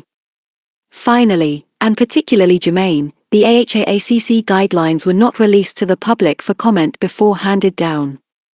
Unlike the U.S. Preventive Services Task Force, which releases a draft for public comment before finalizing any guidelines, the statin guidelines were held secretly by the AHA-ACC until they were released. When the chairman of the Guidelines Committee, Dr. Neil Stone, was asked why there was no opportunity for public comment, he responded, "I can't answer that. In retrospect, that sounds funny. We will probably do that the next time. This embodies the tyranny of experts and what has been referred to as eminence-based rather than evidence-based medicine. Why consult with the public, even though this drug class accounts for the most commonly prescribed medication in use today, and you are potentially raising the number of people with statin prescription from of every to of every adults? The very fact that statin is a common word, well known and widely used by the public, makes it clear that the public should have been engaged on the topic.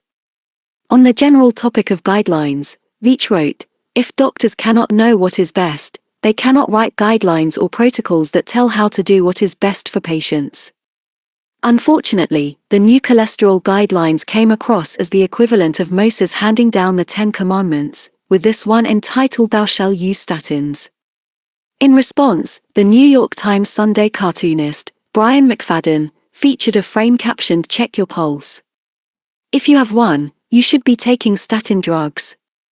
Guidelines are not just another dimension of population, mass medicine instead of an individualized approach. In their present form, as reflected by the AHAACC example, they are authoritarian and disrespectful.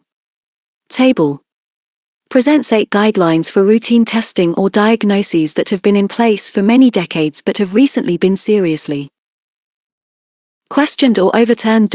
This includes the routine use of pelvic examinations, annual physicals, mammography, indirect methods of screening for fetal chromosome abnormalities, the use of PSA testing and Pap smears, how mental disorders should be diagnosed and classified, as well as LDL targets.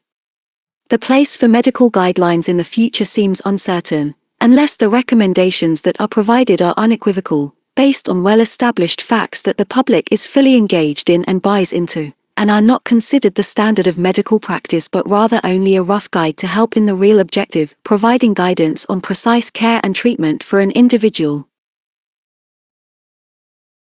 The knowledge chasm from the era of Hippocrates to the Code of Ethics of the AMA to the modern issuance of guidelines, doctors have largely controlled the flow of medical information. Katz called this the medical monopoly, the historical belief that physicians, and not patients, should control all aspects of medical practice. While Katz, writing 30 years ago, characterized this as a silence, I see it more as a profound gap in information. At the individual level, it might be that the data originates from the patient via a lab test or a scan, but without the doctor, the patient is likely to find the results hard to come by. This may be because a physician is trying to protect the patient by not disclosing adverse, anxiety-provoking information. Historically, this took the form of not telling patients they had cancer, as illustrated by my grandparents' experience, among other things. In the context of informed consent, the doctor does really know all the complications that might occur, what his track record is in performing the procedure or operation, or what the risks of participation in a clinical trial might impose. The patient should not be protected from this information. But no matter how much information the patient gets on a consent form, the patient will never be privy to the same information that is harbored in the 38 medicine turned upside down. Table, guidelines for routine testing or diagnosis that have been seriously questioned or overturned. Doctor's mind and experience. And no matter how much one searches the web, that's general information about the population, not the individual. Further, the quality of that information is not assured. Although we can close the information gap, the knowledge gap is much tougher.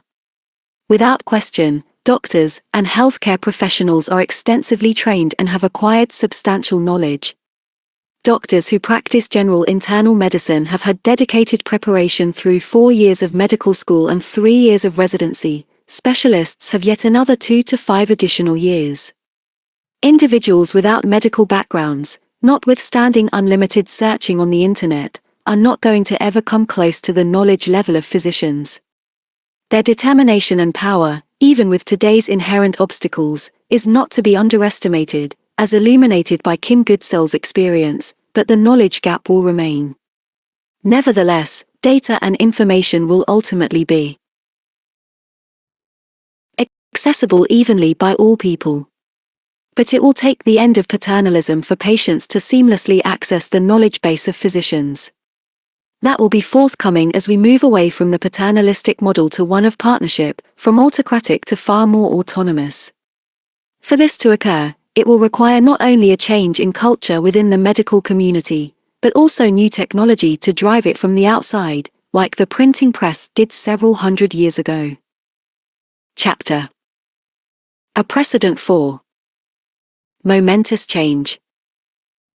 Changed the whole face and state of the world. Sir Francis Bacon. History bears witness to the cataclysmic effect on society of inventions of new media for the transmission of information among persons. N. St. John. Man the food gatherer reappears incongruously as information gatherer. Marshall McLuhan. In late, the most expensive book ever sold in the world, Psalm book, went $4 million. The book was one of 11 surviving copies of the originally printed. They were the first books printed in British North America. The purchaser was David Rubenstein, an American financier and billionaire who had also bought the Magna Carta, a manuscript from, back in $4 million. The Codex Leicester, a 72-page manuscript handwritten by Leonardo da Vinci around, sold for a higher amount than the most expensive printed book, $4 million, to Bill Gates. Hand-scribed or a printed book, why so expensive? Certainly a one-of-a-kind handwritten book hits the supply and demand mismatch, but the printed book was literally mass-produced. What makes it valuable is its status as an early product of the invention with the greatest impact in history. It was when Johannes Guttenberg, after incubating a secret for a decade, came to Mainz, Germany, and launched the era of typography. His invention relied on three components: the type, the individual letters, made of metal, just the thing a goldsmith like Ketenberg would know how to make, the oil-based ink with the right viscosity to stick to the type, and the modified screw press, derived from a device that made wine in Germany, which brought the paper or parchment in contact with the type. His first book off this press became known as the Guttenberg Bible. The most in-depth account of the impact of this invention took 15 years for Elizabeth Eisenstein to pull together in her classic 2-volume book, The Printing Press as an Agent of Change. She briefly summarized the transformation. A new method for duplicating handwriting, and Ars Artificaliter Scribendi, was developed and first utilized 5 centuries ago. It brought about the most radical transformation in the conditions of intellectual life in the history of Western civilization. Its effects were sooner or later felt in every department of human life. This was indeed a turning point in civilization like no other. We can consider it as a world before printing press, BPP, and after printing press, APP. BPP was a scribal culture, with manuscripts that were remarkably expensive, about a florin, or roughly $1 today, per 5 pages, or on average about $1 per book. The cost of the same book APP would be approximately $, about 300 times less. It would take 3 individuals a lifetime to hand-scribe 300 manuscripts. 3 men could print 300 books in 3 months. Within 50 years APP, there were more books made than previously in the history of mankind. An estimated 1,000 printing presses had spread throughout Europe and had produced millions of books. The error rate BPP was quite high, due to relying on a scribe, and manuscripts suffered from erosion, corruption, and loss of content. In contrast, APP led to permanent, reliable, perfect copies, but if the original contained an error, this went into mass production. Perhaps the most notable example of this showed up a couple of centuries later in the Wicked Bible of, which mistakenly recited the 7th commandment as thou shalt commit adultery. Figure. The impact of Ketenberg's press. Immediate contrast was from the age of the ear to the age of the eye, since only the highly affluent, nobility, and priests had access to manuscripts BPP and could read that comprised only % of Europeans. Otherwise, the common man was left only to listen to readings. Fairly quickly the public became literate as book printing in terms of soaring numbers and plummeting cost exponentially enhanced access. As Eisenstein asserted, this was a revolution in communication, an explosion of knowledge, which changed relationships between men of learning as well as between systems of ideas. The flow of information had drastically and irrevocably changed. Stanley Morrison, in the learned press as an institution, put it this way: the cumulative effect of the continuing revolution wrought in every aspect of human thought and activity by the invention associated with the city of minds is too immense ever to be fully describable. Its consequences to religion, politics, and industry are too vast for assessment by available historians and bibliographers or by any assemblage of scholars to be foreseen at present. In the conventional retrospective view of the era, we can see a series of tectonic changes in the world summarized in figure. This is the usual way the printing press's impact is assessed, by leading to the Reformation, the first religious movement that had the aid of printing, more than 10 religious wars, the Renaissance, and so on. That is to say, were it not for Gutenberg's invention, each of the subsequent 6 major epochs of civilization would not have been possible. Although Eisenstein stopped short of claiming that the first industrial revolution was an outgrowth of the printing press, many others have claimed this. Marshall McLuhan, in the Guttenberg Galaxy, wrote, "The invention of typography confirmed and extended the new visual stress of applied knowledge, providing the first uniformly repeatable commodity, the first assembly in, and the first mass production." More recently, Nate Silver, in The Signal and the Noise, asserted that the Industrial Revolution was sparked by the printing press, whereby the economic growth rate that was stagnant at % per year then grew faster than the growth rate of the population. But I prefer to principally assess the Gutenberg transformative effects by the specific attributes that they induced or cultivated, instead of as a precursor for subsequent momentous periods in history. The rationale for this, in my view, is that the communications revolution that began in is about to repeat itself years later. Table summarizes the predominant attributes affected by Ketenberg's press and compares them to the smartphone, or what some term as the phablet, a combination of smartphone and tablet. At first glance you will note a check mark in every box. But here I'll explain why the parallels can be seen as striking. Without question, APP was associated with an explosion of knowledge and too much information. So too is our era. Back in the 15th century, as Nate Silver summed up, the amount of information was increasing much more rapidly than our understanding of what to do with it, or our ability to differentiate the useful information from the mistruths. Here in the 21st century, we call that big data, with more data generated in the past 2 years than in the history of humankind. And an ever-increasing proportion of that is derived from and is passing through mobile devices. In The Shallows, Nicholas Carr recounts the lines from a play in "So many books, so much confusion. All around us is an ocean of print. And most of it covered in froth."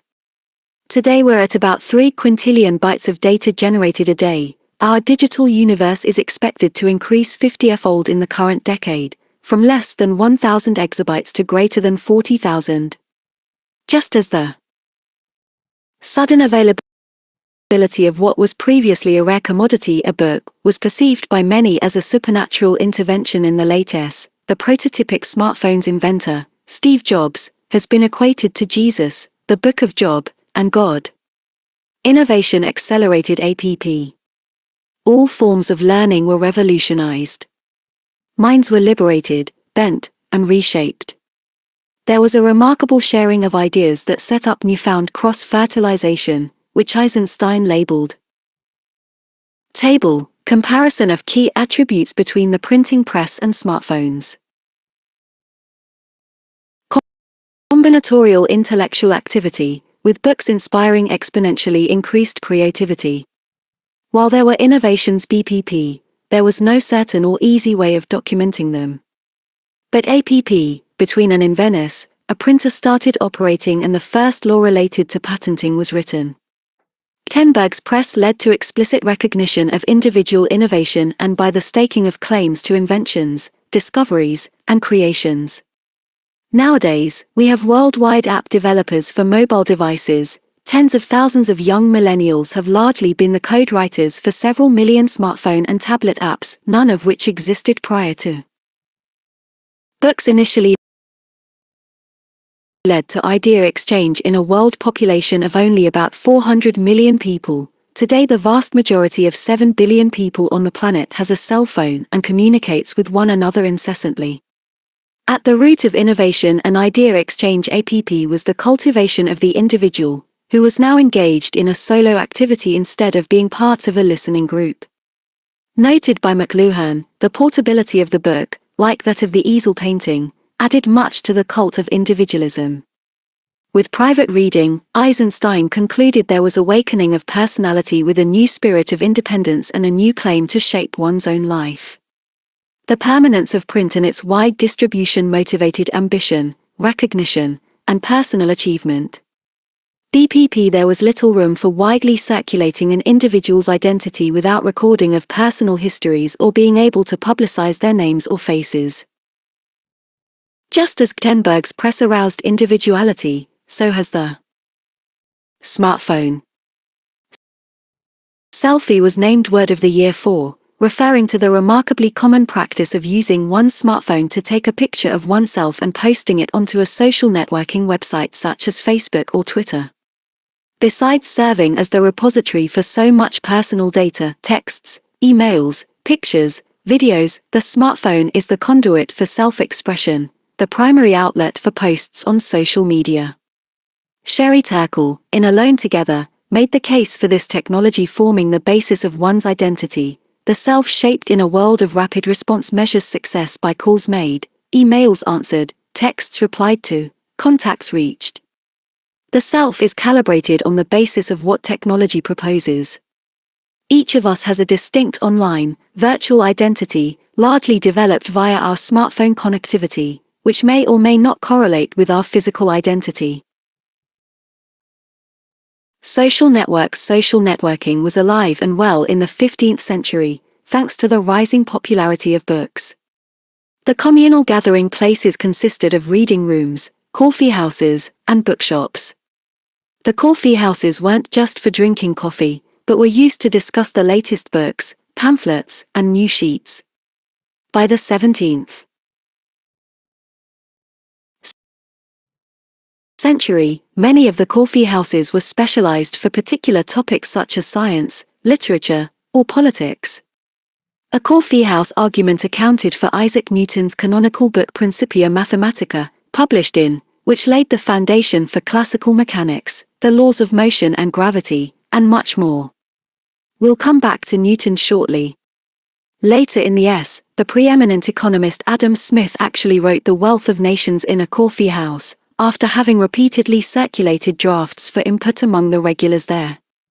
Beyond this physical confluence and interaction based on printed materials, Eisenstein pointed out that identical images, maps, and diagrams could be viewed simultaneously by scattered readers constituted a kind of communications revolution in itself. In parallel, we have seen a social media revolution the likes of which no one could have anticipated.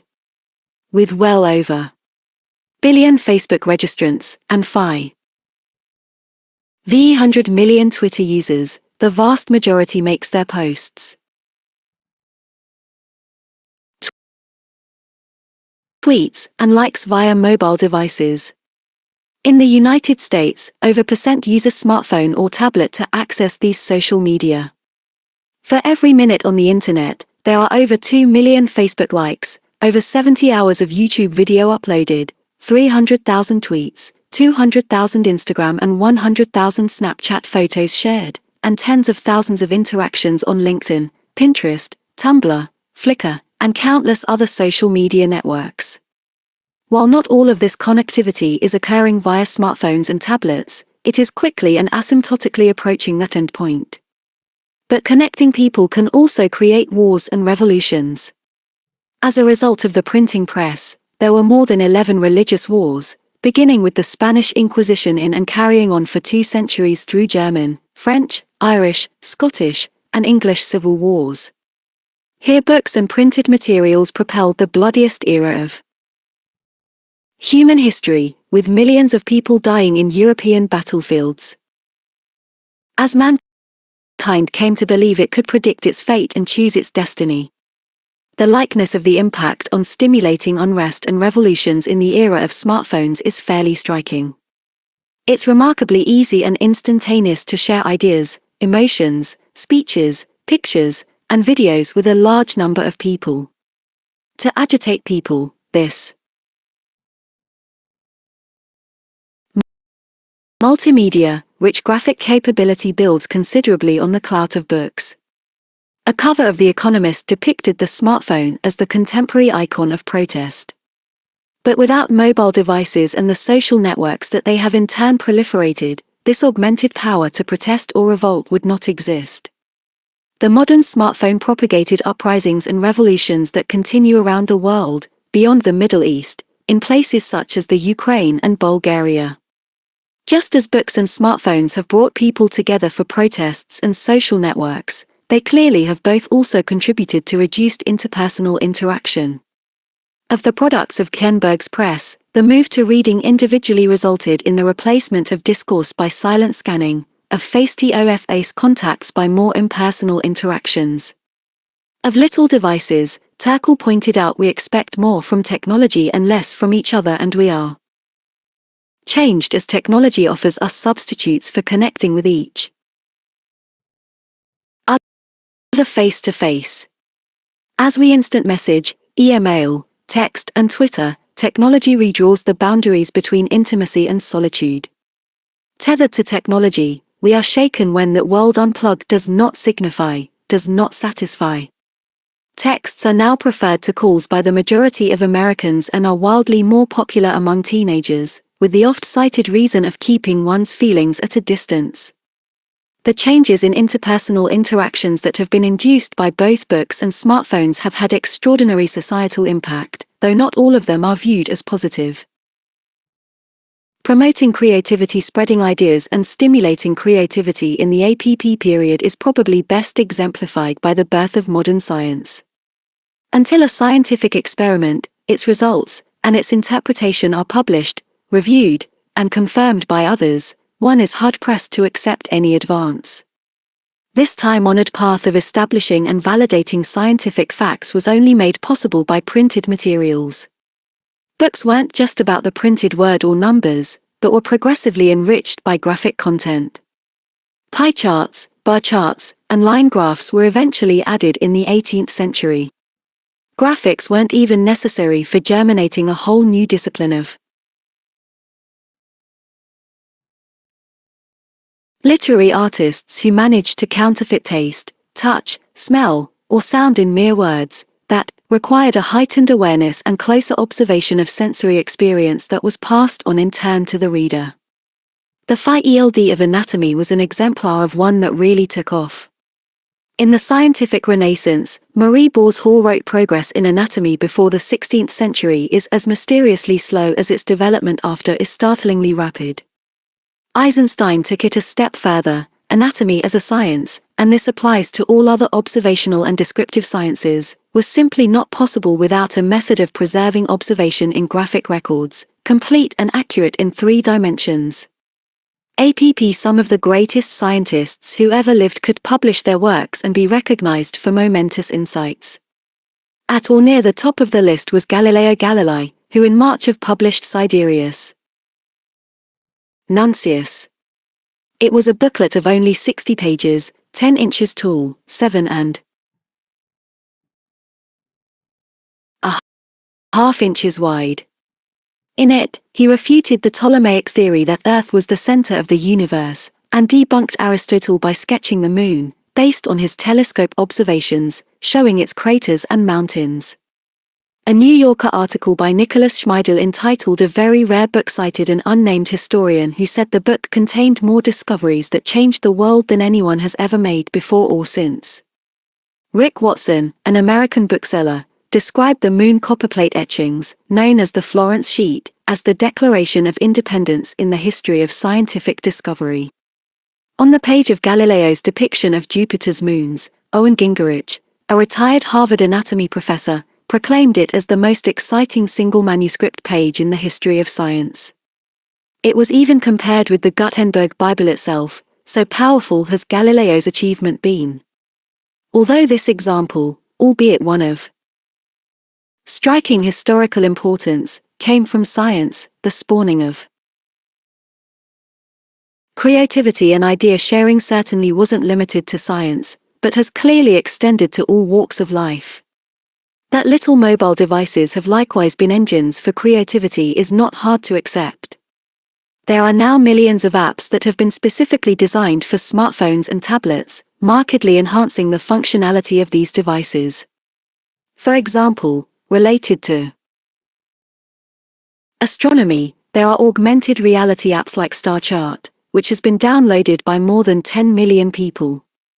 By simply pointing your mobile device to the sky, the app tells exactly what constellation you're looking at, with information on stars.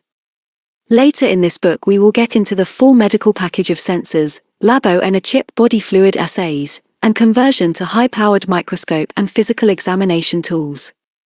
All of these innovations were predicated on having a powerful pocket microprocessor, with wireless connectivity to hardware and the internet.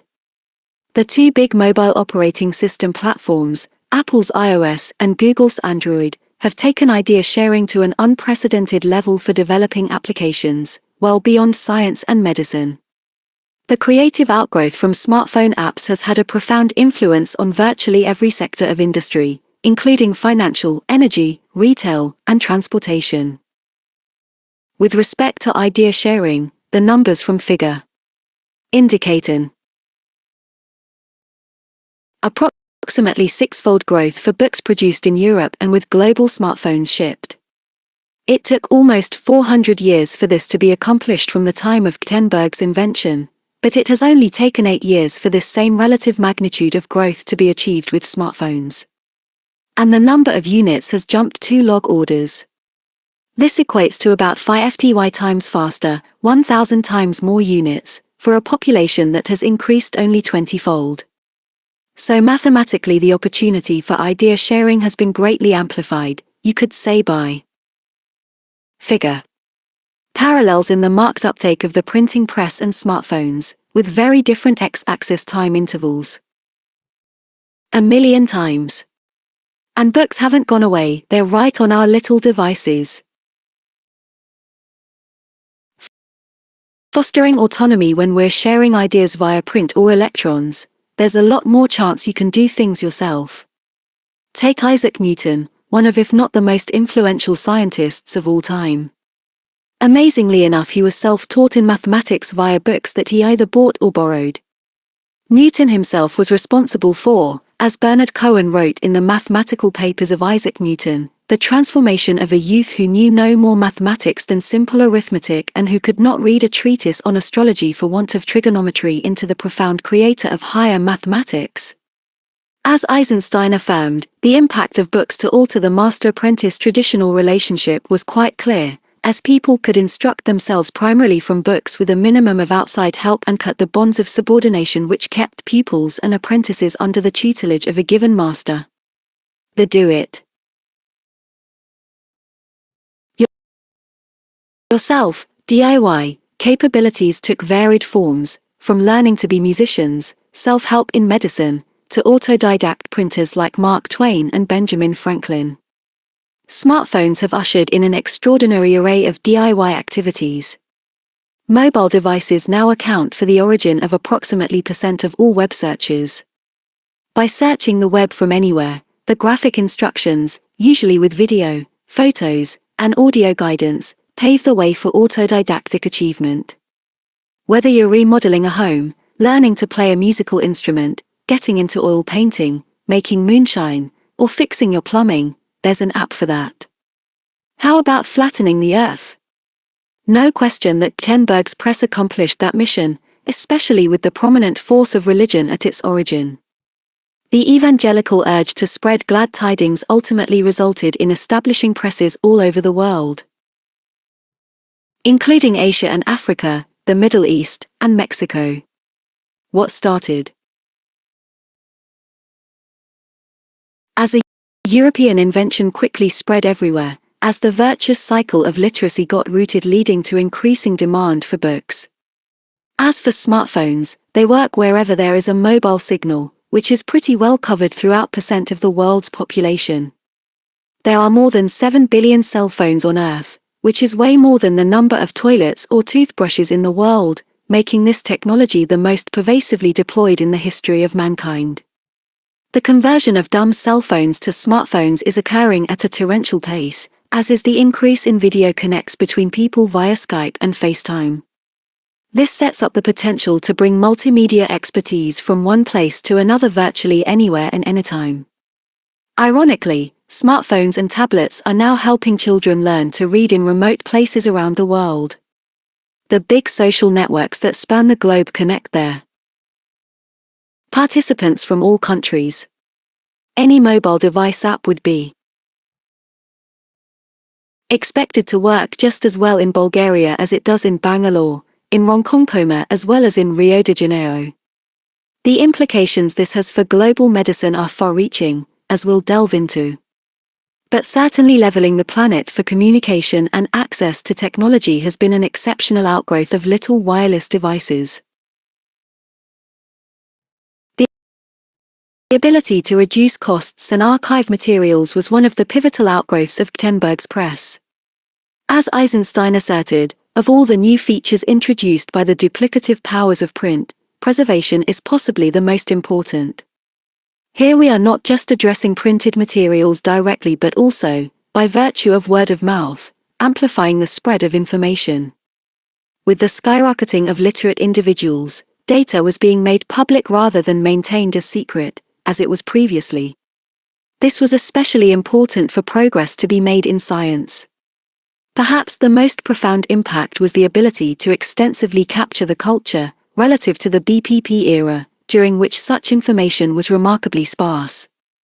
A note accompanying a gift book from Guillaume Fichet, the French scholar, who arranged the first French printing press, to Robert Gauguin, the French Renaissance philosopher, already reflected this realization. In the late 15th century, Bacchus and Ceres were made divinities for having taught humanity the use of wine and bread, but Ketenberg's invention is of a higher and diviner order, for it furnishes characters by the aid of which all that is said or thought can be written, translated, and preserved to the memory of posterity. Today smartphones are archiving more data and information than most people generally appreciate: texts, emails, and websites visited, pictures and videos taken, social media posts, along with location and time stamping of all activities. And that archiving includes not just what is stored in the phone, but what is in the cloud tracked back to the little device. So while the printing press set up archiving for preservation of materials from cultures and some prominent people, mobile device archiving takes that to an extreme basis on the individual level, an event that will prove as seminal as the archiving of printed material. Of course, both communications devices can be used to relieve boredom. Although boredom first became a word it is not hard to imagine that this emotional state has been around since the beginning of civilization. Indeed, the ancient Greek general Pyrrhus, around BC, was said to be desperately bored in his retirement. But he didn't have easy access to books to overcome it. Enter smartphones. If you want to see a smartphone used for treating boredom, all you need to do is watch a couple shopping in a store, with the man sitting in a chair, pecking or playing with his phone. Or walk up and down the aisle of a plane mid-flight and see everyone playing games on their smartphones or tablets. I saved boredom for last, hoping that this somewhat protracted comparison wouldn't induce it. For many, drawing extensive parallels of smartphones to the printing press will seem far-fetched. If we look back at Figure, you could say that the historical impact of smartphones is trivial compared with Ketenberg's invention. There may not be another Reformation or Renaissance coming, and perhaps they are not likely to be replicated in the future either.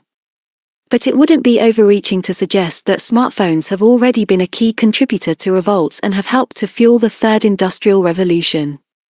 Jeremy Rifkin, who is an authority on the latter subject and authored a book with this title, wrote, "Communications technology is the nervous system that oversees, coordinates, and manages the economic organism, and energy is the blood that circulates through the body politic, providing the nourishment to convert nature's endowment into goods and services, to keep the economy alive and growing. Infrastructure is akin to a living system that brings increasing numbers of people together in more complex economic and social relationships. It's important to bear in mind the concept of incunabula, which has a dual definition: books printed before, and the infancy or earliest stages of something. As we saw with printing, there was a considerable lag phase before much of its effects were manifest. As Eisenstein reminded us, one must wait until a full century after Guttenberg before the outlines of New World pictures begin to emerge into view. The earliest form of the smartphone was introduced in the real prototype, the first iPhone, in. So we are at the embryonic phase of evaluating the smartphone's impact, and not even a decade into a new, unplugged world. The point that Rifkin made about digital infrastructure cannot be diminished. The functionality of the smartphone is the one highly visible, palpable, end-user component, but it isn't worth much more than a glorified music player without the broadband internet and pervasive wireless connectivity upon which its magic relies. So as we think of little mobile devices, it's useful to acknowledge that they only represent an icon of a much deeper infrastructure. As I rest my case that there are some noteworthy parallels between Ketenberg's press and smartphones, I now want to narrow things down and get into my central thesis. While it is arguable that smartphones will never wholly simulate the principal precedent for change, I believe that ultimately they will prove to be immeasurably transformative for the future of medicine. Much more will be covered throughout this book to back up this perspective. And as we look back someday, this innovation may well be considered the Guttenberg of healthcare. Paternalism, priests, and phones realizing that is a bold assertion. Now I'd like to get more specific about how we connect the dots from the first chapter on medical paternalism and the current chapter. I've purposely gone in chronological order, as the Doctor Knows Best era began around BC, almost 2 millennia before printing came about. BPP the high priests were among the only people who could read and had access to books. The priests, nobility, and highly affluent were the only literate individuals, an exclusive basis for knowledge and power. Martin Luther authored his The Sin, profoundly challenging the Church's authority. Obviously, he wasn't writing about medicine, but a few of his theses may be considered relevant to the topic at hand. There is no divine authority for preaching that the soul flies out of purgatory as soon as the money clinks in the bottom of the chest. Why are there penitential canon laws, which in fact, if not in practice, have long been obsolete and dead in themselves, and it is foolish to think that papal indulgences have so much power that they can absolve a man even if he has done the impossible and violated the Mother of God. We've already seen the connection between doctors and God. It's in the original caduceus symbol, the godly nature of medical care. It's in patients must honor doctors since they have received their authority from God. While God anointed Aesculapian physicians in the ancient Greek era, it's still even strongly implied in the original AMA Code of Medical Ethics. Accordingly, the power of doctors can be likened to that of religious leaders and nobility. This dominance was derived from knowledge and authoritative control of medical information in general, and each patient specifically. Luther confronted the supreme authority of the Church, with over 300,000 copies of the theses that were widely distributed. We've never seen such a discreet challenge to the medical profession, but we've not had the platform or landscape for that to be accomplished. Until now. Just as the model of a communications revolution explains the future impact of Ketenberg's press, we are about to see a medical revolution with little mobile devices. For the flow of information will be radically different. Instead of the command ritual of data going first to doctors and trickling down to patients, this deep-rooted practice is about to be turned upside down. Serving as the channel, smartphones will convey all the relevant data pertaining to an individual directly to that individual, or in the case of children, to the parents, from personal health records, biosensors, lab tests, scans, genomics, and environment. The smartphone readily connects to the cloud and will increasingly connect to supercomputer resources. In many cases, smartphones will play a role well beyond a passive conduit, such as actually performing the lab tests or medical scans, parts of the physical examination traditionally done by a doctor, or processing the data that is graphically displayed or used for predictive analytics. But the role of smartphones in this electronic communications revolution is not only indexed to the individual. We've already seen the beginnings of managed competition among individuals using their smartphone data from sensors, such as quantifying sleep, glucose, or blood pressure. This can and will be further amplified across a wide gamut of physiologic metrics and through the use of social networks. At a much larger level, the extensive sharing of little device data from single individuals to create huge population cohort information resources presents new opportunities for massive open online medicine, MOM. Conceptually, we're talking about bottom-up medicine, which was never possible until we had the tools and digital infrastructure to pull it off. Smartphone spread of information isn't confined to transferring medical data. It's a means of rapidly amassing and galvanizing people who are fed up with the current state of healthcare. Of waiting in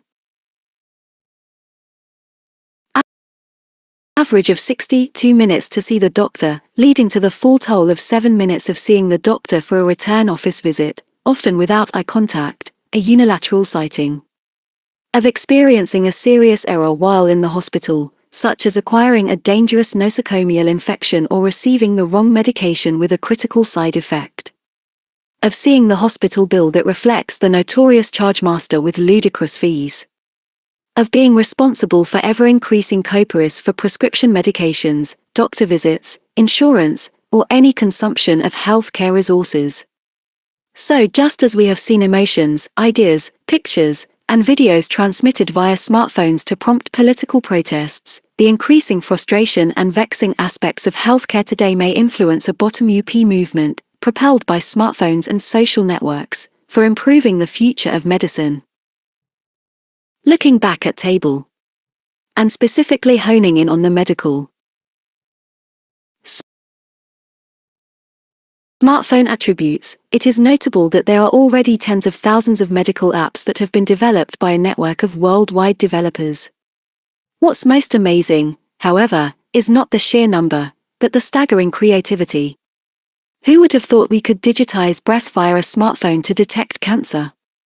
Or measure critical lung function parameters by breathing into its microphone? Or use a microfluidic attachment to run hundreds of routine lab tests with a drop of fluid? How about repurposing a phone into a high-powered microscope or into multiple physical examination devices, such as an ophthalmoscope or otoscope? Such devices empower both the patient and the doctor. As we'll see, medical smartphones will create unprecedented DIY applications. Since these devices operate anywhere there is a mobile signal, the chance for egalitarian access to portable medical technology throughout the world is especially promising and exciting, for example, using the camera and text messaging to screen for skin cancer. Ironically, much of the progress in medical smartphone use is occurring in the developing world, which not only starts at a lower tier of technological capability, but also is without the hindrance of perverse reimbursement incentives. The opportunity to lower healthcare costs with unplugged medicine is starting to get proof of concept, and will be reviewed in depth subsequently. But when the role of hospitals and clinics are challenged via remote monitoring and virtual office visits, it is not hard to envision a major change in cost structure and major resistance. So the substrate for a new medical communications revolution is in place. I believe it is inevitable, but the timing of when this will be actualized is uncertain. We know how hard it is to change things in medicine, just as it is extremely difficult for religious rituals to be altered. For example, dating back to the 8th and 9th centuries in Europe, the priest faced the apse, the wall behind the altar, with his back to the people, praying in Latin, which few people in the Mass understood. This particular orientation was known as ad orientem. That could mean disorientation to the Maximus. Although this ritual is still in practice in some churches in Europe today, it has largely been abandoned since the S. It only took 1,000 years for the priests to typically face the people and use the native language. While doctors are not so good at using non-medical jargon, still write prescriptions in Latin, and due to pressures in using electronic medical records are less good at facing the patient, there is a new path going forward. A very interesting experiment provides a glimpse into that new path and brings together the primary subjects of this chapter, books and digital devices. Arnon Grunberg is a well-known Dutch novelist, pictured in figure, who is trying to understand what emotions his readers will experience when reading his new book, and how those compare with his emotions while writing it. To do this, he writes while wearing an extensive array of sensors, including a cap with 28 electrodes to track brain waves, along with sensors for heart rate and galvanic skin response, a metric for emotional arousal or stress, in front of a camera for monitoring facial expressions. When his book is published, 50 readers will use the same battery of sensors and camera while reading on an e-reader device to correlate how well art is created and consumed, in a way beginning to digitize the creative process. While today it is easy to determine which lines in a book are highlighted by e-readers, example, by going to the Amazon Kindle site of the book, so that the author can detect what resonated, this experiment plumbs the question far more extensively. A designer of the experiment, the Dutch neuroscientist Isbrand van der Werf, asks, will readers of Arnon's text feel they understand or embody the same emotions he had while he was writing it, or is reading a completely different process? Grunberg, who is the subject of this scientific neuroaesthetic scrutiny and known for his anti-piety books, said, I don't think this experiment needs to prove that literature can be good for you. Sometimes, literature can actually be dangerous, if you take it seriously. Taking this another step further. Figure, the author Arnon Grunberg using brain sensors to determine his own emotions while writing, in order to compare them with his readers' emotions. Researchers at MIT have developed a wearable book that is loaded with sensors and provides readers virtual experience and feelings as they read the story. Here, we have transcended the full gamut of two revolutions in communication, from the real origin of literary reading to wireless little device digital technology.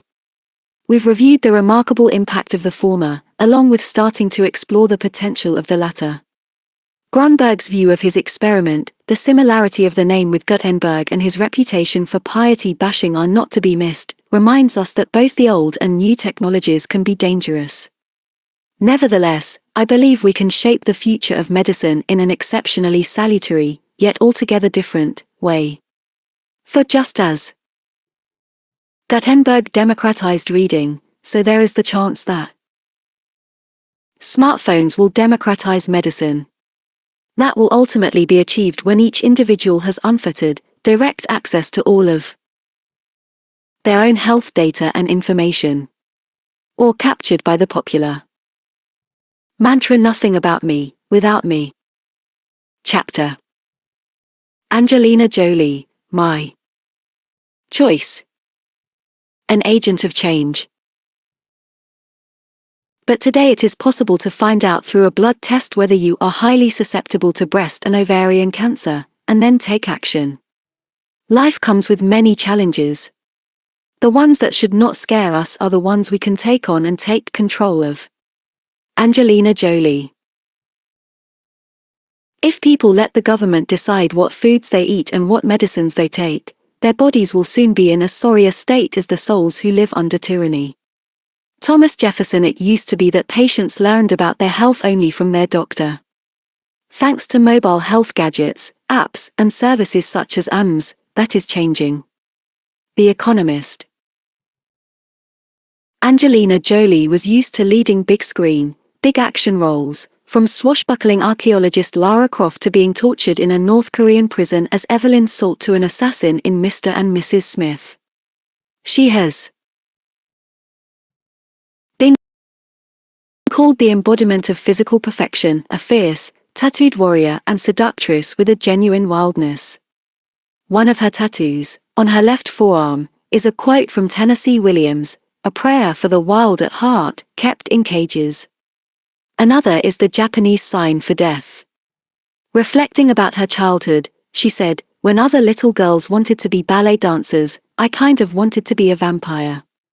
While her stage name of Jolie means pretty in French, she vividly transcended that descriptor and became an icon for exceptional beauty and sex appeal. The number of polls and magazines that have designated her as the, or one of the, most beautiful or sexiest women in the world is too numerous to count. Collectively, this background accounts for why Angelina is one of the most well-known human beings on the planet. While known for performing many of her movie stunts, collecting knives, having an interest in mortuary science, had a childhood dream of being a funeral director, owning pet reptiles and snakes. Few may remember her bungee jumps in her house that led to a fiery and sunburns. But that's probably okay because she said, "I think scars are sexy because it means you made a mistake that led to a mess." She certainly has to be considered tough. At the same time, she has maintained a megawatt profile for both inner and outer beauty. Her dedicated efforts as a global humanitarian and particularly a crusader for refugees have been recognized for well over a decade, and she received the first Citizen of the World Award as a Goodwill Ambassador for the United Nations. So in May, when she published her New York Times op-ed My Medical Choice, it was a worldwide whopper. Unless you were living in a cave, you read or heard about her decision first to get her BRCA genes, breast cancer, BRCA, sequenced, second to undergo bilateral mastectomy, and third to make a huge public disclosure. The result has been called the Angelina effect, and it has had a global impact. In my view, the real FECT has little to do with the media broadcasting a story about genomic screening and a star. This is a huge, landmark story about self-determination in medicine. First, why did she get her BRCA gene sequenced? Her admixed European ancestry combines Slovak and German from her father, the actor Jon Voight, and French-Canadian, Dutch, German, Czech, and remote Huron from her mother. She was very close with her mother, Marceline Bertrand, referred to as Mommy's mommy in her op-ed, who died in about years after being diagnosed at age 48 with ovarian cancer. Notable from her mother's surname was the French-Canadian ancestry, which like Ashkenazi Jewish ancestry is associated with a higher rate than the general population of BRCA mutations. According to Dr. Christy Funk, who operated on Angelina, Marceline also had a history of breast cancer, and Marceline's mother had ovarian cancer. This family history in 3 generations clearly fulfilled the criteria for BRCA testing. In the general population, the risk of a pathogenic, disease-associated, BRCA mutation is in %. In Ashkenazi Jews it is in %. In women with a diagnosis of ovarian cancer it is into in %, highest among those who present at a younger age. It is noteworthy that French Canadians also carry a higher rate of BRCA and BRCA mutations than the general population, due to a so-called founder FECT, as do people from Iceland and Denmark. These population groups, Ashkenazi Jews, French Canadians, Icelanders, and Danes, share a common thread: each is a historically closed, restricted population by virtue of living on an island or marriages only between couples of like ancestry, so that the founder mutation has generationally been passed along and perpetuated.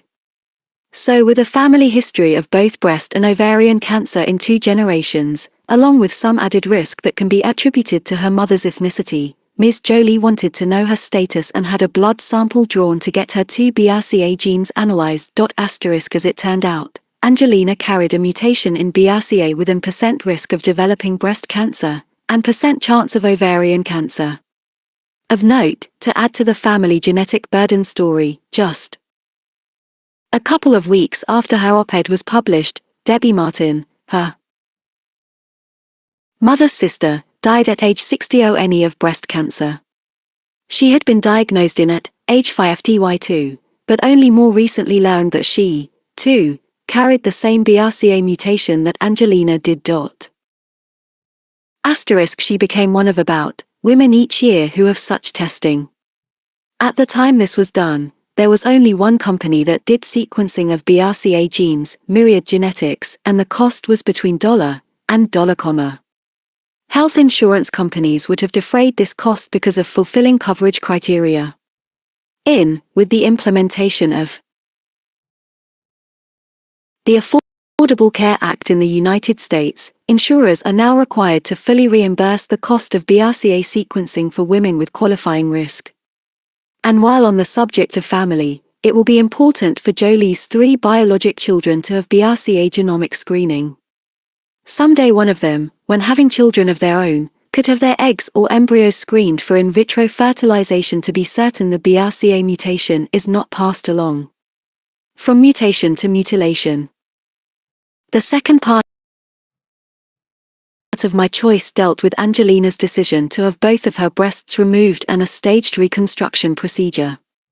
Only approximately % of women in the United States who have a pathogenic BRCA mutation opt to have their breasts removed. Many have close monitoring via frequent mammography, ultrasound, and magnetic resonance imaging. Others have treatment with the medication tamoxifen, which can cut cancer risk by %, or opt to wait until there is an actual diagnosis and then undergo less invasive surgery, such as unilateral mastectomy, or lumpectomy with radiation. But Angelina chose to go for the most aggressive preventive strategy. And part of her choice was picking Christy Funk as her surgeon and the Pink Lotus Breast Center in Beverly Hills as the venue, her doctor thought out loud about Jolie's choice in an interview, so when someone who inspires that degree of admiration, someone who's taken seriously and is also a tremendous beauty, arguably the most beautiful woman in the world, removes the part of the body that is symbolic of femininity and sexuality, you have to say why would she do that, as she was undoubtedly informed, this reconstructive surgery is a big deal consisting of multiple operations that span over 9 months, even though it was accomplished in Angelina in just 9 weeks. There are risks of bleeding, scarring, chronic pain in the back and shoulder, and infection. Infection has been reported in up to % of reconstructive procedures. Some women have so many difficulties with the procedure that they ultimately undergo yet another operation to remove the implants altogether. Overall, the syndrome known as upper quarter dysfunction, characterized by restricted mobility and reduced strength and sensation in the chest, shoulder, and upper arm, can occur in over half of patients who have undergone breast reconstruction surgery for cancer. We know from her op-ed that she had nipple-sparing surgery, but with that % of patients can suffer necrosis of the areola and nearby skin, and even the nipple itself.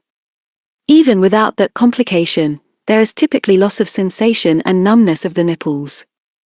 Then there is the choice of either implants, which can leak or rupture and ultimately have to be replaced, or autologous tissue transplanted from another part of the body. In the United States, women had breast reconstructive surgery, with most choosing to have implants and only about having autologous tissue transfer. Angelina elected to go with implants. With bilateral breast removal, it is recommended to be done by age 40, and therefore can be deferred until after having children. Angelina was 38 and has 6 children, 3 who were adopted, 1 from Cambodia, 1 from Ethiopia, and 1 from Vietnam, and 3, including a set of twins, whom she birthed. Angelina described a 3-step surgical approach. The treatment details have been posted via a website blog by Dr. Funk, as promised. In her op-ed. First there was the nipple delay procedure, which she pointed out caused some pain and bruising. Then, 2 weeks later she had her breast tissue removed and replaced with temporary fillers in a procedure that took 8 hours and she described was like a scene out of a science fiction film. She ought to know a bit about that. Dr. Funk did a house call 3 days later and noted Angelina had 6 drains that had been put in place at the time of the surgery, dangling from her chest, 3 on each side, fastened to an elastic belt around her waist. Then, just 9 weeks later, on April, Angelina had the reconstructive surgery with implants. Only a couple of weeks later, she wrote that there are only small scars, that everything else is just mommy to her kids, and the results can be beautiful. Despite these 3 operations, she still has a % risk of developing breast cancer and a % risk of developing ovarian cancer. As seen below, she will still need to ultimately undergo ovarian removal, as the risk of developing cancer can be markedly reduced with the surgery. Unlike breast cancer, which can be diagnosed early via imaging, there is no validated, non-invasive diagnostic test to make early detection of ovarian cancer possible. So the road ahead for Angelina is paved with more surgery, both for removal of her ovaries and likely for replacement of her implants at some point. Knowing all of this, why did she opt for this aggressive plan? 2 out of 3 American women don't have the surgeries, they choose a more conservative path. Jolie's reputation of being extremely tough, a warrior, may have played a role. Likely related to losing her mother at a young age, she is more in touch with her own mortality than many and once said, "If I think more about death than some other people, it is probably because I love life more than they do." Figure, risk of developing cancer with surveillance versus ovary removal. Source: Going Public. On Angelina's choices, Maureen Dowd wrote, "Yet her courage in going public with the graphic details of her mutilation and reconstruction, even though she's part of an industry that considers a pound weight gain as a career catastrophe, makes her a real-life action heroine." This was the 3rd major choice. She could have easily kept the whole ordeal private, but instead, just 2 weeks after the reconstructive surgery, published her piece, "I am writing about it now because I hope that other women can benefit from my experience." Cancer is still a word that strikes fear into people's hearts, producing a deep sense of powerlessness. And further, I choose not to keep my story private because there are many women who do not know that they might be living under the shadow of cancer. It is my hope that they, too, will be able to get gene tested, and that if they have a high risk they, too, will know they have strong options. Her doctor was asked, "Was it clear from the get-go that Angelina, as your patient, would make her experience public?" Dr. Christy Funk responded, "Yes. She waited to find the perfect timing in her personal and professional life, but I think most importantly in her soul. She is intensely private, but she calculated the moment when she would be ready to reveal something so personal. She knew always that in her philanthropic core she couldn't keep this a secret and be who she is. She always knew." Funk described it as the shot heard around the world and also said, "The decision to go public came entirely from her. She and Brad Pitt hope their situation can resonate with other women." There was a lot more than resonating that followed. There have been many prior examples of the celebrity medical syndrome. For example, in Katie Couric had a live colonoscopy on NBC's Today Show. It became known as the Couric FECT and led to an increase in colonoscopies. Christina Applegate's diagnosis of breast cancer at age 39 popularized the use of magnetic resonance imaging. But none have had anywhere close to the magnitude of impact as Jolie's disclosure. The Angelina effect, the public awareness of the link between genetics and cancer, and that it was actionable, was greatly heightened by Jolie's story. As Time magazine put it, the most stunning woman in the world redefined beauty. That made us all a little smarter. Quantifying the FECT has been the focus of some recent studies. In a national online Harris Interactive survey of representative American adults, only % indicated they had read the New York Times op-ed, while % became aware of the story through TV or entertainment news. The awareness of Jolie's prophylactic mastectomy story was %, and half of those knew her estimated % risk of developing breast cancer. But only % of respondents had adequate understanding of the risks of breast cancer in women without a BRCA mutation, the knowledge that BRCA pathogenic mutations are quite rare, only in % of the population, and they account for approximately % of breast cancer cases. Another study of newspaper articles in the first month after the op-ed demonstrated the lack of mention of the rarity of Jolie's mutation. The report concluded, future research is required to investigate whether the media hype has influenced demand and use of BRCA testing and preventive mastectomies. As it turns out, the spike in BRCA testing has been rapid, dramatic, and documented globally, including in the United States, Canada, Australia, Europe, and Israel. Myriad Genetics, despite a June Supreme Court decision against the company's BRCA sequencing patent, which I will shortly delve into, announced a % increase in revenue and attributed it to the Angelina FECT. Some clinics in the United Kingdom had a fourfold increase in prophylactic mastectomies. A page 1 feature article in the New York Times zoomed in on the impact and status of breast cancer in Israel. The so-called Jewish breast cancer genes have preoccupied women here for years. But after the actress Angelina Jolie revealed in May that she had undergone a double mastectomy because she tested positive for such a mutation, coverage here exploded, with radio and TV talk shows featuring Israeli women grappling with similar decisions. The picture of a 28-year-old Tel Avivi who had presented with cancer of her left breast and had a family member with a BRCA mutation aroused controversy. Many readers objected to its graphic nature of showing the incision and her areola. But one graph in the article was especially noteworthy. Because of the Ashkenazi Jew founder mutation, the incidence of breast cancer in Israel is especially high, new cases per women per year. This compares with, in the United States and, in Poland. But compared with the United States, where there is a % rate of preventive mastectomies, in Israel the rate is only %, among the lowest in the world. At least part of the explanation appears to be tied to sexist male doctors who are unwilling to do mastectomies in healthy women.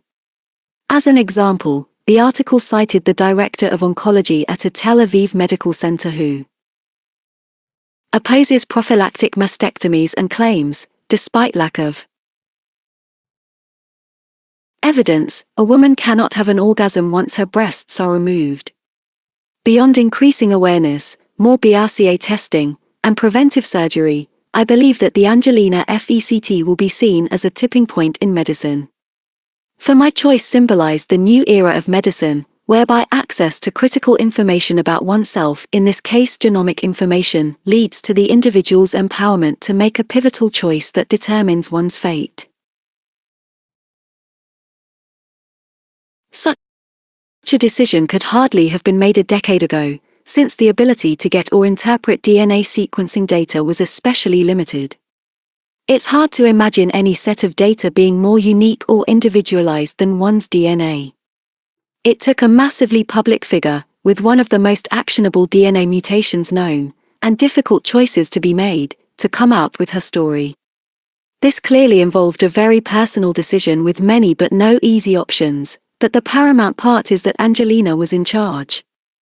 She worked closely with her doctor, Christy Funk, in a partnership to help select the choice and the timing. And her choice of transparency and willingness to share her experience to teach others is emblematic of what we will likely see in the future of medicine. Had she not gone public, there would have been a giant missed opportunity. This is not just about increasing awareness of the public about a rare breast cancer mutation, it is about having access to one's relevant medical information, enabling the individual to call the shots. If we go back to Ketenberg's press and having newfound access to information via printed materials, there was an incunabula, the earliest stages of something. While someday we may not look back on Jolie's story as a movement as big as Luther's Reformation, there is at least one thesis that it advanced: it's my data and my choice. Jolie has forever been transformed from playing a leading role in action movies to playing a leading role for self-knowledge, freedom of information, and medical information ecology. And the public's heightened awareness of genomics, in particular, represents a key step in the democratization of DNA, just one vital component of our digital identity. There are other complementary forces that are, in parallel, pushing DNA democratization forward: consumer genomics and a landmark decision at the United States Supreme Court. We'll now zoom in on each of these. The Angelina Effect and consumer genomics. On the same morning as Jolie's op-ed, the CEO and co-founder of the consumer genomics company, Anne Wojcicki, had emails, texts, and calls pouring into her office. She said, Angelina Jolie talking about a technical subject and saying, "I did this, you can do this," is a great thing for us. She did something to prevent disease, and that's exactly what we want people thinking about. We're going to drill down on AndMe, whose mission is to democratize genetic information. This was the first direct-to-consumer genomics company. It was founded in and launched in November with a saliva test that gave information on gene variants for risk of 14 medical conditions. Since November, the test cost has dropped to $1 and provides gene variant reports for over medical conditions and for health status that spans carrier status, such as cystic fibrosis or Tay-Sachs disease, for those planning a baby, ancestry information, your DNA medication interactions for 30 drugs, and a large number of disease susceptibility reports. It calls this a personal genome service, PGS. The company has employees and has raised over $1 million from Google, Johnson & Johnson, the Russian billionaire Yuri Milner, and several venture capital firms. In November, the FDA sent a stern letter to AndMe, which included the following. As part of our interactions with you, including more than face-to-face and teleconference meetings, hundreds of email exchanges, and dozens of written communications, we provided you with specified feedback on study protocols and clinical and analytical validation requirements, discussed potential classified cations and regulatory pathways, including reasonable submission timelines, provided statistical advice, and discussed potential risk mitigation strategies. As discussed above, FDA is concerned about the public health consequences of inaccurate results from the PGS device. The main purpose of compliance with FDA's regulatory requirements is to ensure that the tests work. We have become aware that you have initiated new marketing campaigns, including television commercials that, together with an increasing list of indications, show that you plan to expand the PGS's uses and consumer base without obtaining marketing authorization from FDA.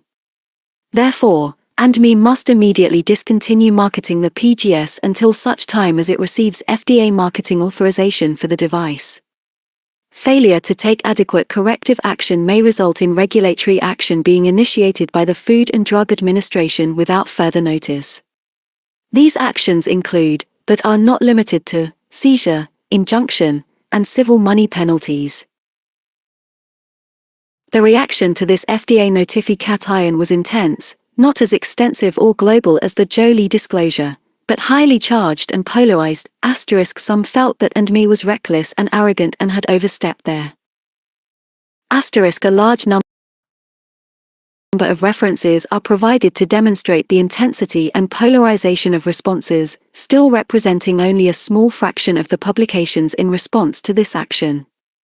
bounds, while others felt this endangered the democratization of health information. Or as a co-founder of AndMe put it in a tweet, so much for patient empowerment. At the heart of this controversy is the issue of medical paternalism, which was reviewed in Chapter. Should individuals have the right to directly access medical information about themselves?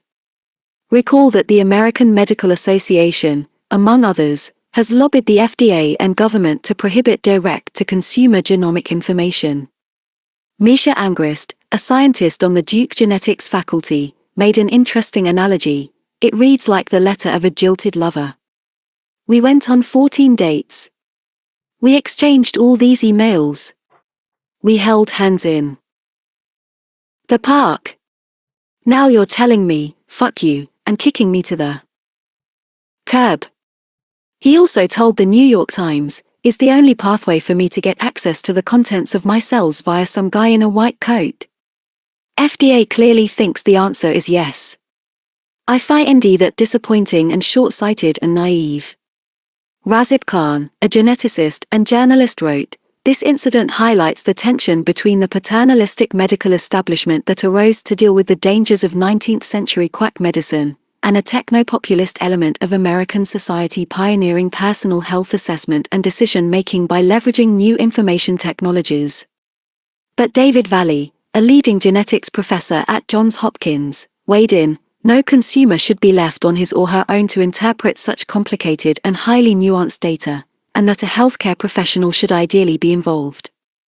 However, AM's website says, you should not assume that any information we may be able to provide to you, whether now or as genetic research advances, will be welcome or positive. Gary Marchant, a life science law professor at Arizona State University, wrote, this is the last shoe to drop in the FDA's effort to wipe out the right of consumers to discover their own genetic information, some of the most important, private, useful, and interesting information about our own health and well-being. Another columnist framed it as the FDA waging war against the mind of the individual. The message is, you're not able to handle the truth. Only we in the FDA can decide what is true and rational. You may think you are proceeding rationally, but that's not good enough. We decide what's rational for you and what is not. It is also interesting to refer ECT on the view of Lakshman Ramamoorthy, the director of FDA and regulatory policy at Avalia Health, who finds this argument amusing. If I were to follow that logic, I would say drawing yellow lines on highways is paternalistic. I would think having speed limits is paternalistic, he quipped. I find the argument about paternalism really disingenuous, unless we live in a free for-all. One can consider this analogy off the mark. While speed limits and lane markings make roads safer, and highway stripes provide information, they don't drive the car. The FDA is demanding sole right to steer the car. Beyond paternalism, the FDA versus AndMe FLAP brings out another critical and unresolved matter: validity of the genomic results. Validity can be divided into two categories, technical and clinical. As far as technical, the genotyping for AndMe is done by state-of-the-art equipment in a clinical laboratory known as the National Genetics Institute, a wholly owned subsidiary of LabCorp. In a replication experiment of AndMe data performed in of 600,000 genotypes, there were only 85 that were errors, that is a rate of %, which is as good as any academic genomics research laboratory. So the question about the accuracy of the genotyping is pretty easy to put aside. Further, in February, AndMe scientists published, in a well-regarded, peer-reviewed, open-access journal, PeerJ, their results of the individuals who had tested positive for their BRCA tests, which are quite limited to the 3 mutations prevalent in Ashkenazi Jews. There are hundreds of mutations in the BRCA genes that may be associated with cancer, and AndMe only tests for a few of the common ones via what is known as array genotyping, not sequencing. The array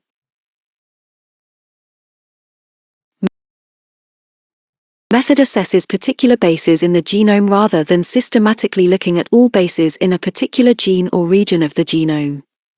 Put quantitatively, it only tests for % of relevant bases known to AFF-ECT hereditary breast or ovarian risk.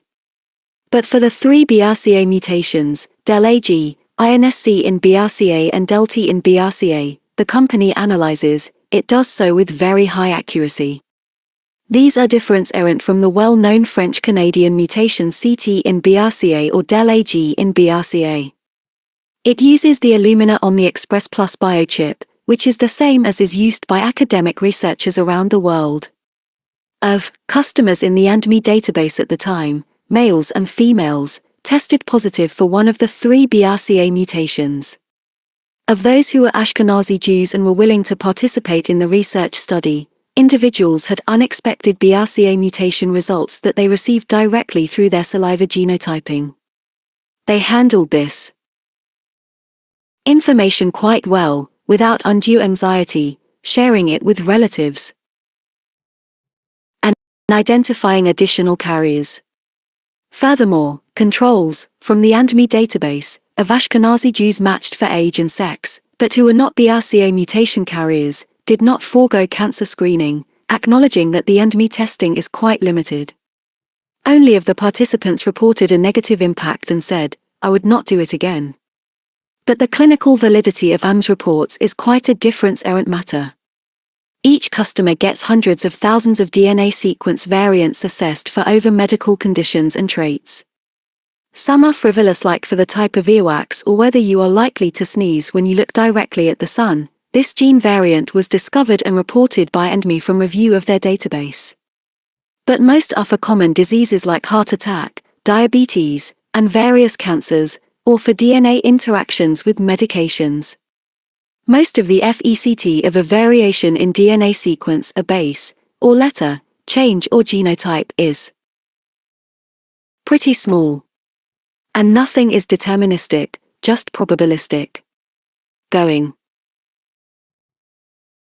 back to Jolie's BRCA mutation with % risk of developing breast cancer at some point in her life, it's not % and who knows when.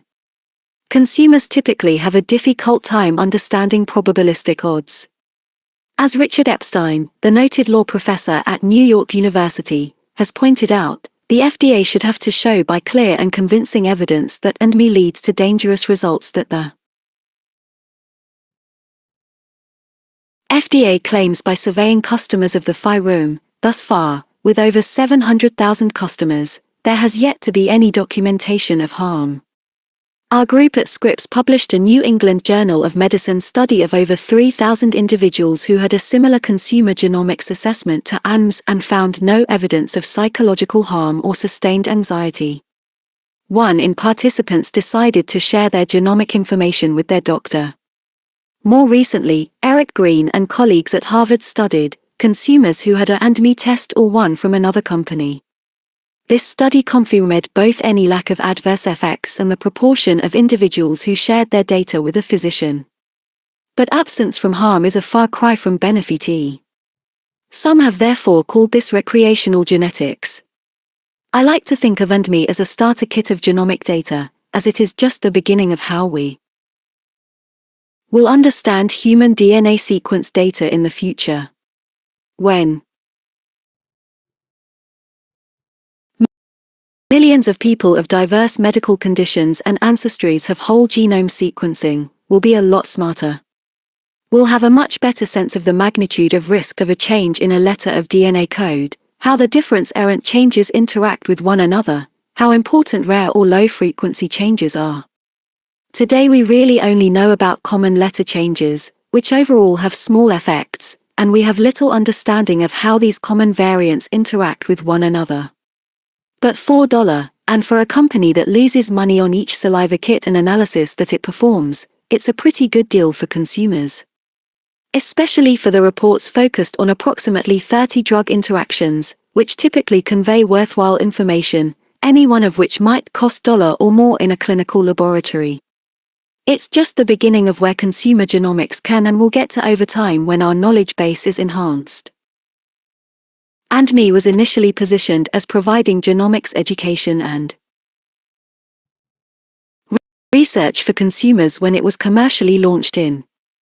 But in August, having put 2 seasoned retail executives in leadership positions, it went into an aggressive marketing mode with a $1 million TV and internet advertising campaign titled Portraits of Health. Some of the commercials showed individuals next to a graph of their genomic profiler saying things like, "I might have an increased risk of heart disease." That AndMe was going medical was also evident in their campaign Know More About Your Health, including new website content with such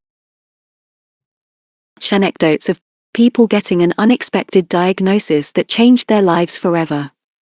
Further, AndMe started selling their saliva kits and personal genome service via Amazon for the Arvd time.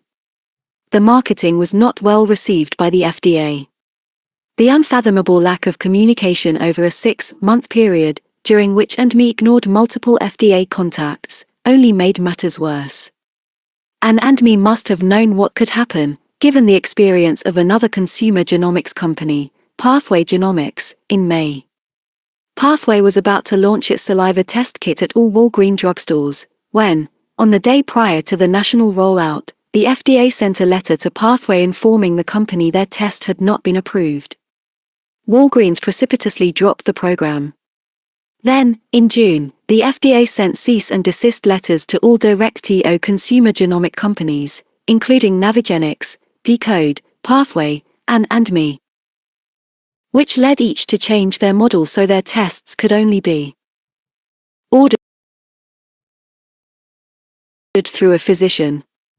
AndMe was the only one that kept its direct-to-consumer model. They must have known they were playing with fire when they undertook their marketing campaign. Ironically, the cover and feature article of the November issue, which was published in October, well in advance of the FDA letter to AndMe, a Fast Company called out Wojcicki as the most daring CEO in America and asked, "Why are doctors, insurers, and privacy wonks having a heart attack?" It should have included the FDA.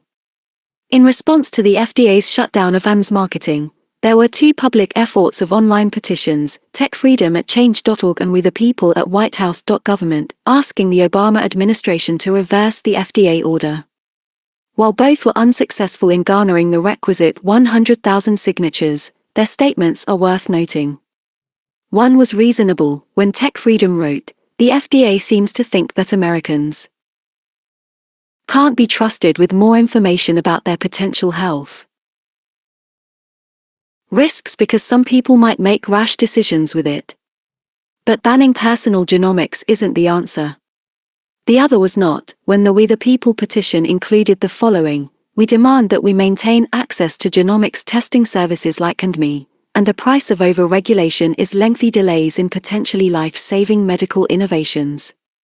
The latter claim is clearly off base, since AndMe, or any other consumer genomics company, has yet to show any evidence of life-saving medical innovation. While much of the information, such as the drug-gene interaction panel or select mutations in such genes as BRCA, may be particularly useful for a given individual, and there are plenty of anecdotal cases to this effect, the criteria for life surveying, requiring randomized trials or other incontrovertible evidence, have not been fulfilled. The editors at the Wall Street Journal had a strong response, titled "The FDA and the Crying Foul," that the FDA had overstepped its bounds. The agency is declaring AM's service an adulterated product under the Federal Food, Drug and Cosmetic Act of, in one more case of 20th century law undermining medical progress in the 20th Arvd, and the FDA lacks any specified statutory authority to regulate genomic sequencing technologies. Yet in the FDA simply decreed by fiat that these tests are considered new medical devices that require pre-market testing and approval. The FDA Commissioner, Dr. Margaret Hamburg, wrote back, "The FDA appreciates that many consumers would like to be informed about their genomes and their genetic risk for developing certain diseases. I personally share Ms. Wojcicki's perspective that genetic information can lead to better decisions and healthier lives. What she didn't mention was the FDA's insistence that the information pass through a doctor or genetic counselor Arvd. The final indication that the FDA was preparing for the takedown on AndMe came just 2 days prior, on November, when the FDA announced its approval of the Arvd DNA sequencing technology, the so-called MiSeq platform from Illumina. To trumpet the approval, the FDA commissioner and the NE director wrote a joint editorial in the New England Journal of Medicine. In retrospect, one could have seen what was in store for direct-to-consumer genomics. Doctors and other healthcare professionals will need support in interpreting genomic data and their meaning for individual patients. Patients will want to be able to talk about their genetic information with their doctor. With the right information and support, patients will be able to participate alongside their doctors in making more informed decisions. Despite these actions against AndMe and others, there are many glaring inconsistencies in how the FDA treats consumer genomics. Myriad Genetics, for example, has never had FDA approval or clearance for their BRAC analysis. Indeed, since the FDA, via the Medical Devices Amendment Act, has given a pass to any diagnostic test that was developed by a single laboratory, and most of these are molecular genetic assays. As a result, of the roughly 3,000 genetic tests that are commercially available with physician orders, only a few have ever received FDA approval. Other instances of direct-to consumer sales of genetic testing, for purposes of mapping ancestry and genealogy, laboratory-developed tests, have never been subject to FDA crackdown. Yet the FDA has explicitly approved consumer tests like the OraQuick at-home human immunodeficiency virus, HIV, test, which carries an alarmingly high false negative rate of in. Then there's the inconsistency with lack of any regulatory authority of the FDA over the $1 billion per year industry of dietary supplements. There are over 5,000 of these, and only % have yet been studied. To determine their side effects, not to mention their purported benefits, one additional contradiction that deserves highlighting is how we make use of risk calculators in medicine, and, as Joe Pickrell, a geneticist at the New York Genome Center, sharply pointed out, traditional epidemiology. At a variety of government websites, you can calculate your risk of a heart attack, stroke, breast cancer, diabetes, Parkinson's disease, colon cancer, or melanoma, based only on rudimentary information such as age, gender, and family history used to calculate the risk. There is a disclaimer at the National Cancer Institute's (NCI) website for breast cancer risk calculation. There is a small chance that test results may not be accurate, leading to making decisions based on incorrect information. This is essentially the same kind of prediction that AndMe was offering, yet while anyone can use the NCI site alone, AndMe has been classified as a class medical device by the FDA, which means that it cannot be allowed on the market before it has been approved, as Michael Eisen, a University of California, Berkeley geneticist, who is an advisor to AndMe, nicely summarized. Genetic tests are simply not, at least not yet, medical devices in any meaningful sense of the word. They are closer to family history than to an accurate diagnostic. While AndMe agreed to stop selling its PGS, it still will provide the raw genomic data to consumers, and there are free software tools that can be used to get the key interpretative information. So, as it turns out, it is difficult for the FDA to fully regulate consumer genomics. I fully concur with the leading biomedical journal Nature, which had an editorial on this matter and concluded that even if regulators or doctors want to, they will not be able to stand between ordinary people and their DNA for very long. Despite the obstacles, it's just a matter of time before such genomic information is free owing to the public. Okay, maybe not free, but certainly owing. Big consumer genomic data before leaving AndMe. There is one other big thing to note: its ambitious strategy to build a database with the DNA data from 25 million customers and use it to revolutionize healthcare. That kind of big data, Wojcicki said, is going to make us all healthier, because their database of information is going to become an incredibly valuable tool for all of research, for academics, for pharma companies. What she called a massive asset for society has led to an outcry by others. For example, Charles Safe, author of Zero, the biography of a dangerous idea, called it a front end for a massive information gathering operation against an unwitting public, and a 1WA portal into a world where corporations have access to the innermost contents of your cells and where insurers and pharmaceutical RMS and marketers might know more about your body than you know yourself. This is not true. When you become a customer of AndMe, you are asked to opt into their research, and % of people do that, with the assurance that you will be kept anonymous as the data is amalgamated. The information itself is quite useful to researchers as well. The company's scientists have published 17 publications in peer-reviewed journals, having discovered novel gene variants on conditions that span from Parkinson's disease to photic sneeze. They have received large peer-reviewed grants from the National Institutes of Health for crowdsourcing data from individuals with such conditions as allergies or asthma.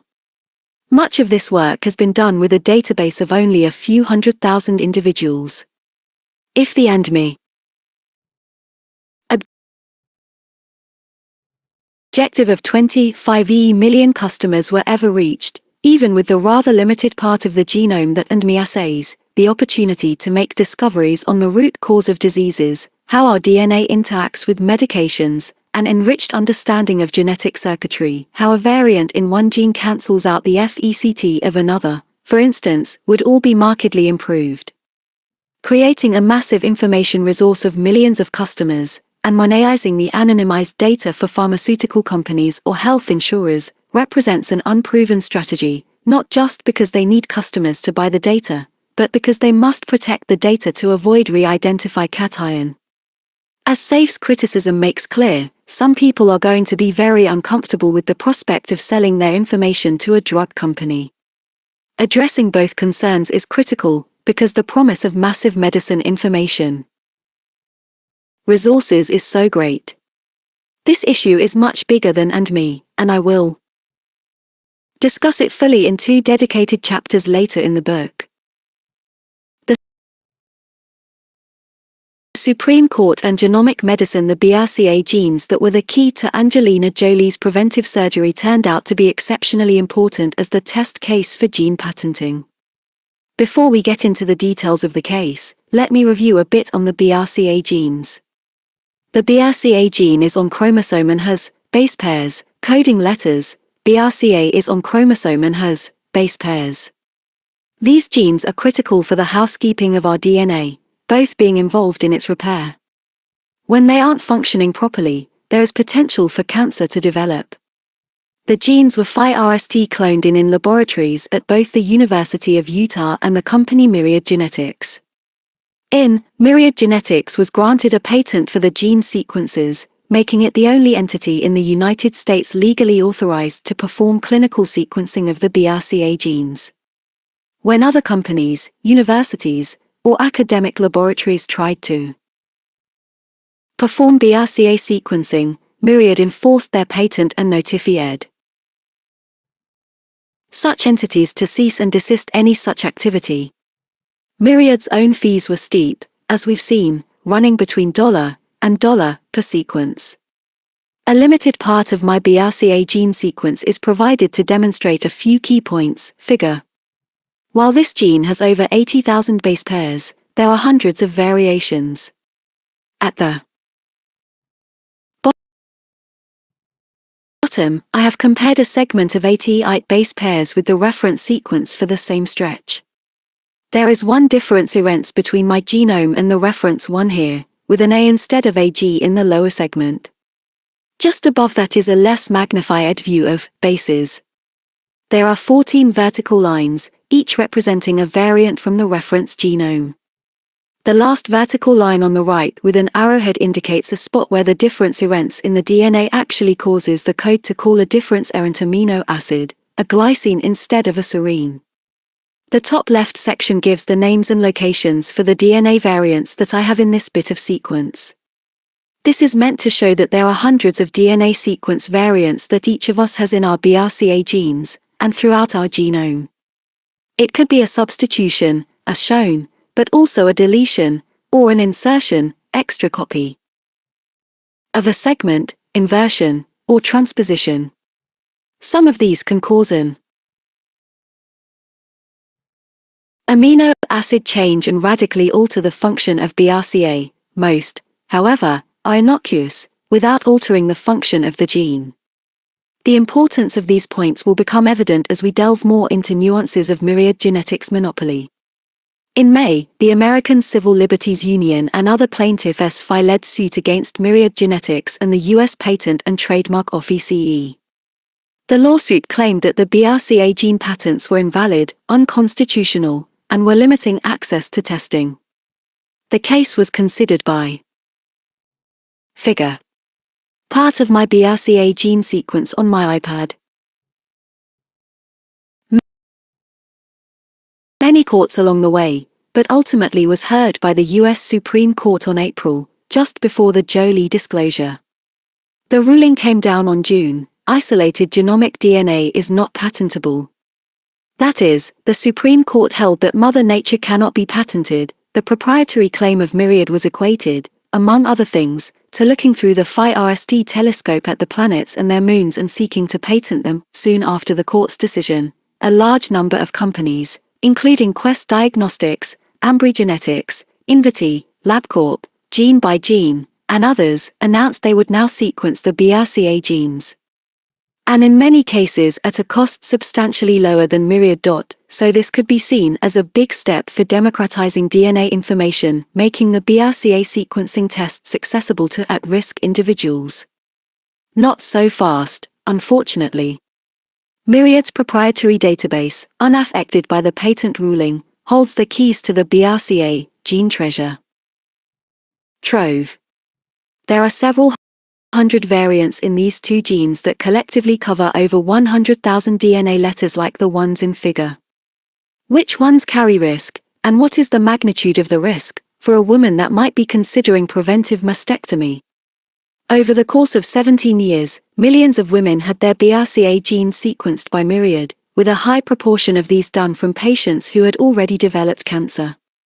For each individual, the DNA variations from the human reference genome were identified. Some of these were clear CUT culprits that could induce breast or ovarian cancer, or both. But with over 100,000 DNA letters in the two genes, there were an exceptional number of sequence variants that were initially classified as having uncertain significance, known to professionals as VUS. For these, Myriad would obtain DNA samples from relatives of the individual in question to sort out if it was the real deal or an innocent change. While still today there are many BRCA sequence variants that even Myriad reports out as VUS, the company has an unequivocal information advantage over new entities that are going into the BRCA sequencing business. Monopolies, in general, are not good for consumers, but monopolies in medicine such as this are totally deplorable. In the 3 months following Jolie's op-ed, Myriad posted $1 million of revenue, a % jump from the prior financial quarter, which the company attributed to the Angelina FECT. Myriad is also using the courts to defend its business by suing the new companies sequencing BRCA on the basis of its other 10 patents on methods of testing, DNA primers, probes, and laboratory synthesized DNA, so-called cDNA, which, the Supreme Court has ruled, are patentable. Efforts such as the Sharing Clinical Reports Project, a grassroots, volunteer initiative involving both doctors and patients, are trying to collate the BRCA sequencing results from hundreds of thousands of individuals to fill in the holes in our BRCA knowledge base. Nevertheless, it will likely take a number of years to break Myriad's chokehold on BRCA data interpretative capability. Despite those remaining issues, the Supreme Court ruling was fundamental for democratizing genomic information. For while it came much too late in the case of BRCA genes to avoid a monopoly of invaluable medical information, there are another 19,000 genes in our genomes, % of which have been patented, the rest of our genome, percent of which is not comprised of genes but is still remarkably important in defining our unique biology. By striking down the right to patent genes, our DNA has been freed from such constraints in the future. The economics of BRCA sequencing have already been favorably impacted Medicare/the reimbursement by percent in, from dollar to dollar comma. For all these reasons, it should be no surprise that Discover magazine ranked the supreme word on genes as the #top story in science. Collectively, in this chapter, we have seen the powerful impact of one individual, one company, two governmental bureaus, FDA and the Supreme Court, and two genes in dealing with public access to genomic information. In the background, there is ingrained medical paternalism, while at the same time an ongoing communications revolution bringing unprecedented health data directly to individuals. Now we're ready to move on to the specify C types of information that will be increasingly accessible for any individual, and that will irrevocably alter one's medical future. SECTIONTWO. The new data and information. Chapter. My GIS. A 10 by 10 approach. The digital traces we leave behind each day reveal more about us than we know. This could become a privacy nightmare, or it could be the foundation of a healthier, more prosperous world. Alex Sandy Pentland, MIT Media Lab. Where is the wisdom we have lost in knowledge? Where is the knowledge we have lost in information? T.S. Eliot. The goal is to turn medicine into the land of the quants. Jeffrey Hammerbacher, Mount Sinai Icahn School of Medicine. Getting map directions from a Google search engine is so quick, you probably don't think at all about what's under the hood. It's a classic geographic information system, GIS, with multiple layers of data such as traffic, satellite, or street views superimposed on a map. Although the term GIS wasn't coined until the Arvd of what would now be considered spatiotemporal applications were developed in the S. They were used to track cholera outbreaks in Paris and London. These days, of course. Figure. Differences in our ability to map an infectious disease epidemic. Sources: left, Broad Street cholera outbreak, Wikipedia, accessed August, http://en.wikipedia.org wiki_broad_street_cholera_outbreak, and Wright, J. L., Gardy et al., Whole Genome Sequencing and Social Network Analysis of a Tuberculosis Outbreak, New England Journal of Medicine. More people might use GIS on a road journey than in epidemiology, but their medical applications remain very important. Although instead of simply plotting places where a cholera epidemic victim died, we can combine modern tools of social networking and whole genome sequencing to pinpoint the strain of the pathogen, the individual responsible, and the precise path of transmission for an outbreak. Figure. This is because we can now combine and integrate multiple layers of information to essentially create the Google map of you.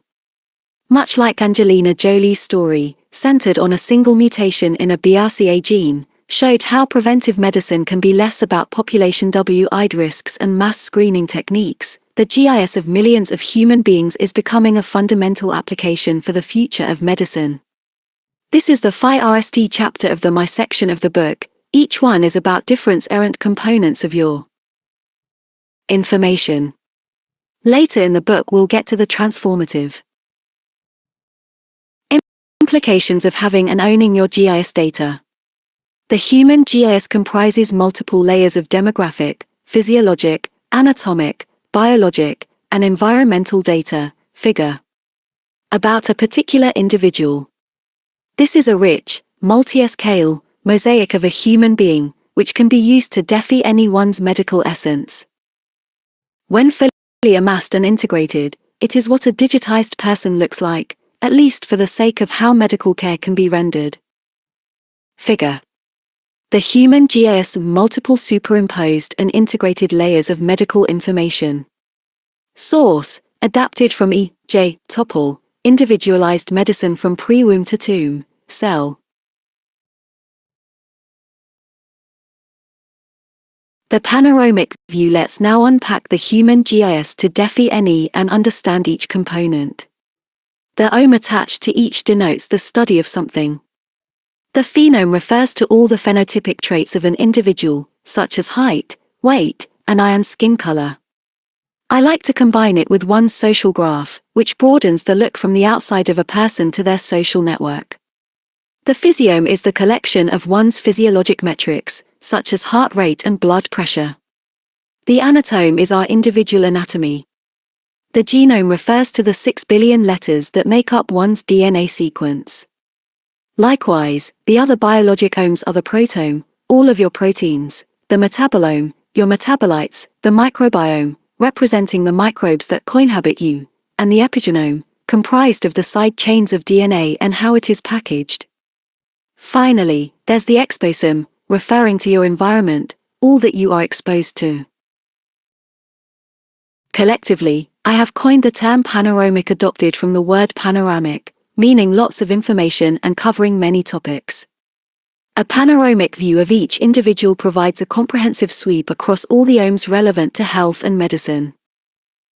Social graph and the phenome. The term social graph encompasses a dense package of information, including demographics, location, family and friends, friends of friends, interests, likes, education, pets, pictures, videos, and much more.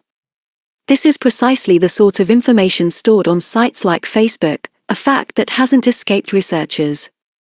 The prominent mathematician, Stephen Wolfram, the founder of a computation knowledge engine known as Wolfram Alpha, developed a consumer software product known as Personal Analytics for Facebook that within a minute provides a remarkable set of data and graphics about oneself and one's social network, what Wolfram calls a dashboard for life. If you are a Facebook registrant and haven't seen this, I encourage you to take a look at yours for free. http://www.wolframalpha.com Facebook.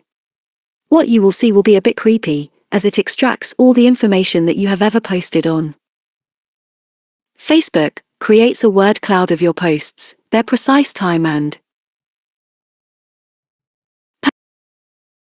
patterns, your likes and comments, most liked post, most commented post, the demographics of all your friends, including a world map of their locations, their local times and birthdays, and your social network map separating out friends and family, influencers, neighbors, social connectors, outsiders, and insiders.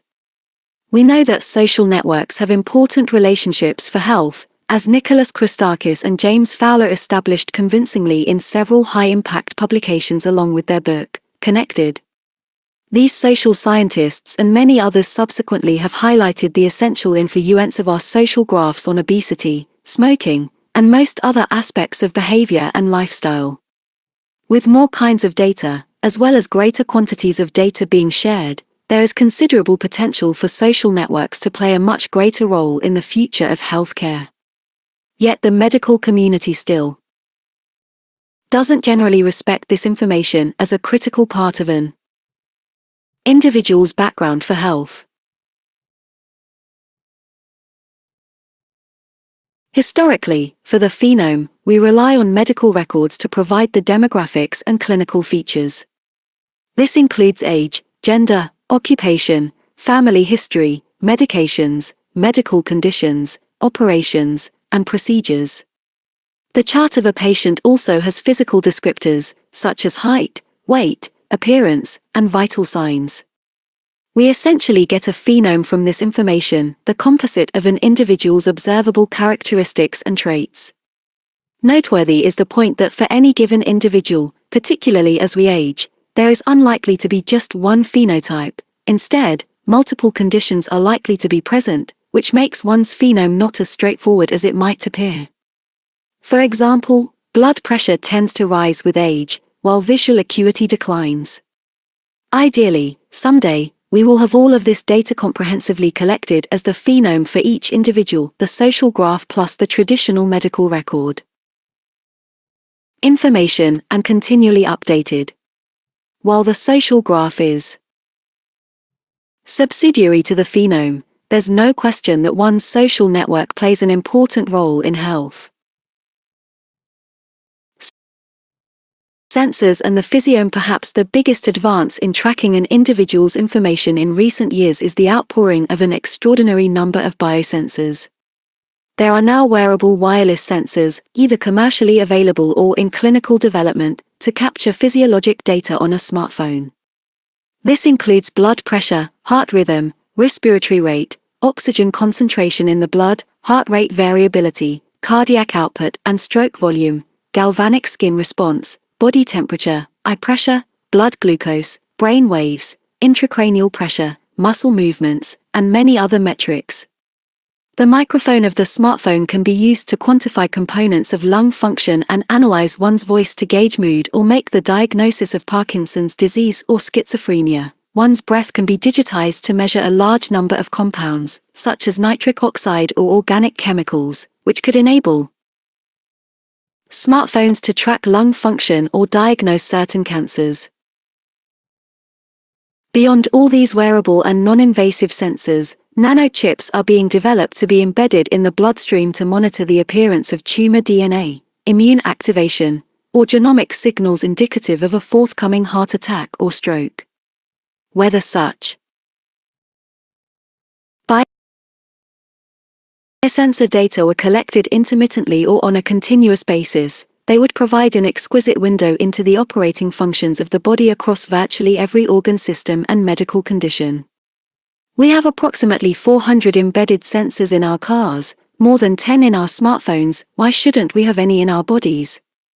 Imaging and the anatome magnetic resonance, CT, and nuclear scanning, and ultrasound have provided a remarkable capability to defy anyone's anatomy, here called anatome to denote the study of one's anatomy, without surgery.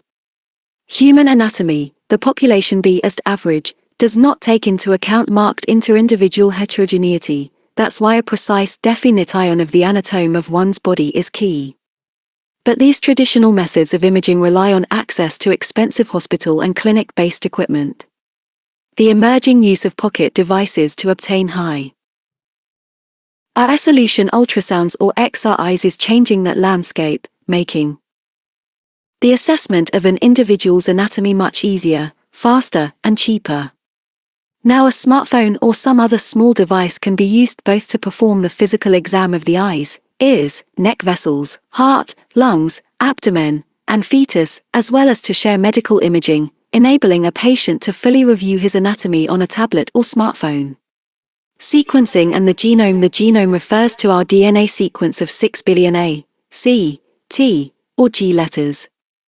% of which is not comprised of genes. Our 19,000 genes that encode proteins take up only approximately % consist of about 40 million letters, and this component is known as the exome.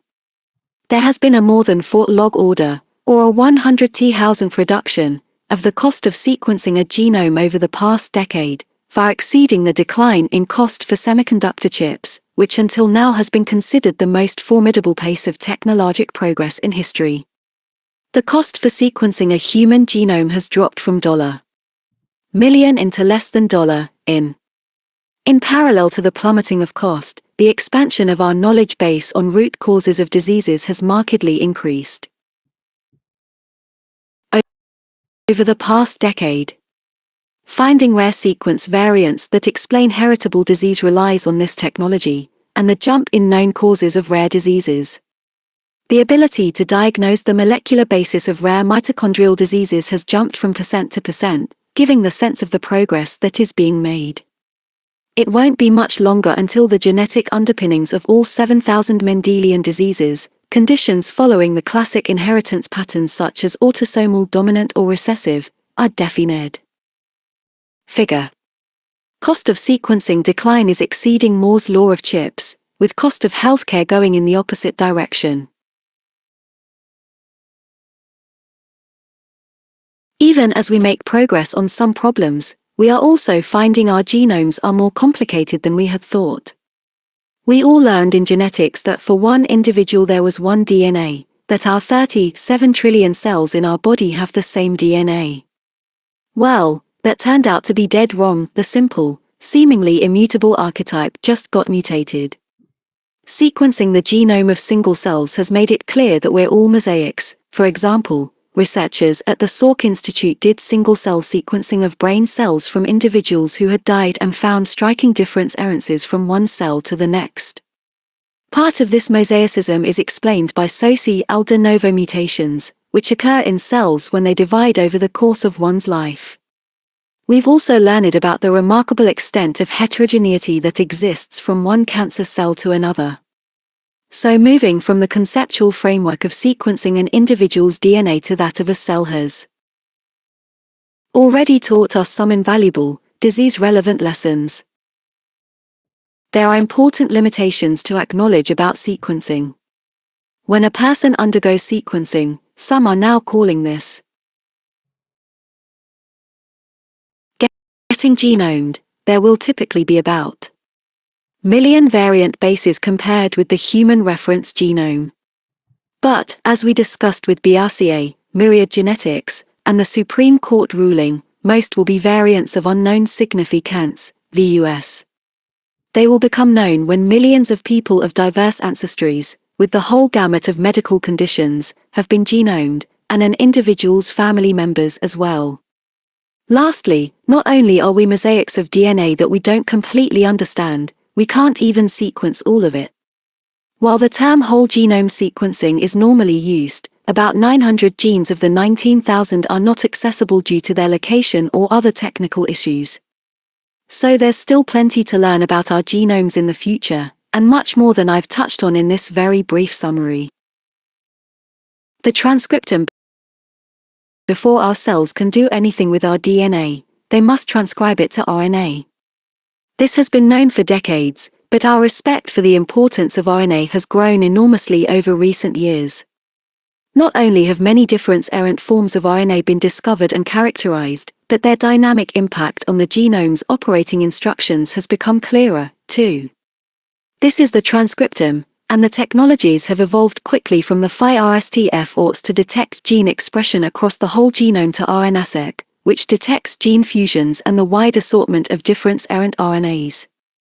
Many of these have relevance for disease or preserving health. The proteome and the metabolome. We have long assessed the presence of proteins in routine lab chemistries, such as liver or kidney function tests. But now the window into an individual's protein biology has markedly broadened, enabling us to defy any a person's protein-protein interactions as well as the presence of autoantibodies, antibodies directed against one's own proteins. Similarly, using mass spectrometry, the entire array of metabolites, the compounds resulting from our metabolism, that one produces at a particular point in time can be assessed. The result is a sweeping view that differs as vastly from an assay of a single or group of proteins or metabolites, which is how most of our lab tests are set up. Being able to tap into the whole range of an individual's RNA transcripts, proteins, and metabolites at any given moment creates quite an extraordinary opportunity to understand one's instantaneous biology, in an unbiased fashion. Microbiome. It's hard for most of us to accept that we are 9 parts microbe and only 1 part human, at least as far as a count of our cells goes. The era of sequencing has been especially instructive about the trillions of microbes, bacteria, viruses, fungi, that live within or on us. The diversity of DNA in us from microbes far outstrips our own DNA, with 100 trillion instead of 30 even trillion cells, over 8 million genes instead of only approximately 19,000, and more than 10,000 species instead of 1. The microbiome represents the interface between the individual and her environment. For example, one's diet has a strong influence on one's microbiome. And the medical importance of these microbes has escalated far beyond what most of us envisioned, with their influence in obesity, cancer, heart, allergic and autoimmune diseases, and many more conditions, in which the gut microbiome is particularly prominent. The epigenome, the side chains and packaging of our DNA, by methylation, histone-modified cations, and chromatin, represent yet another highly dynamic part of our genomic biology.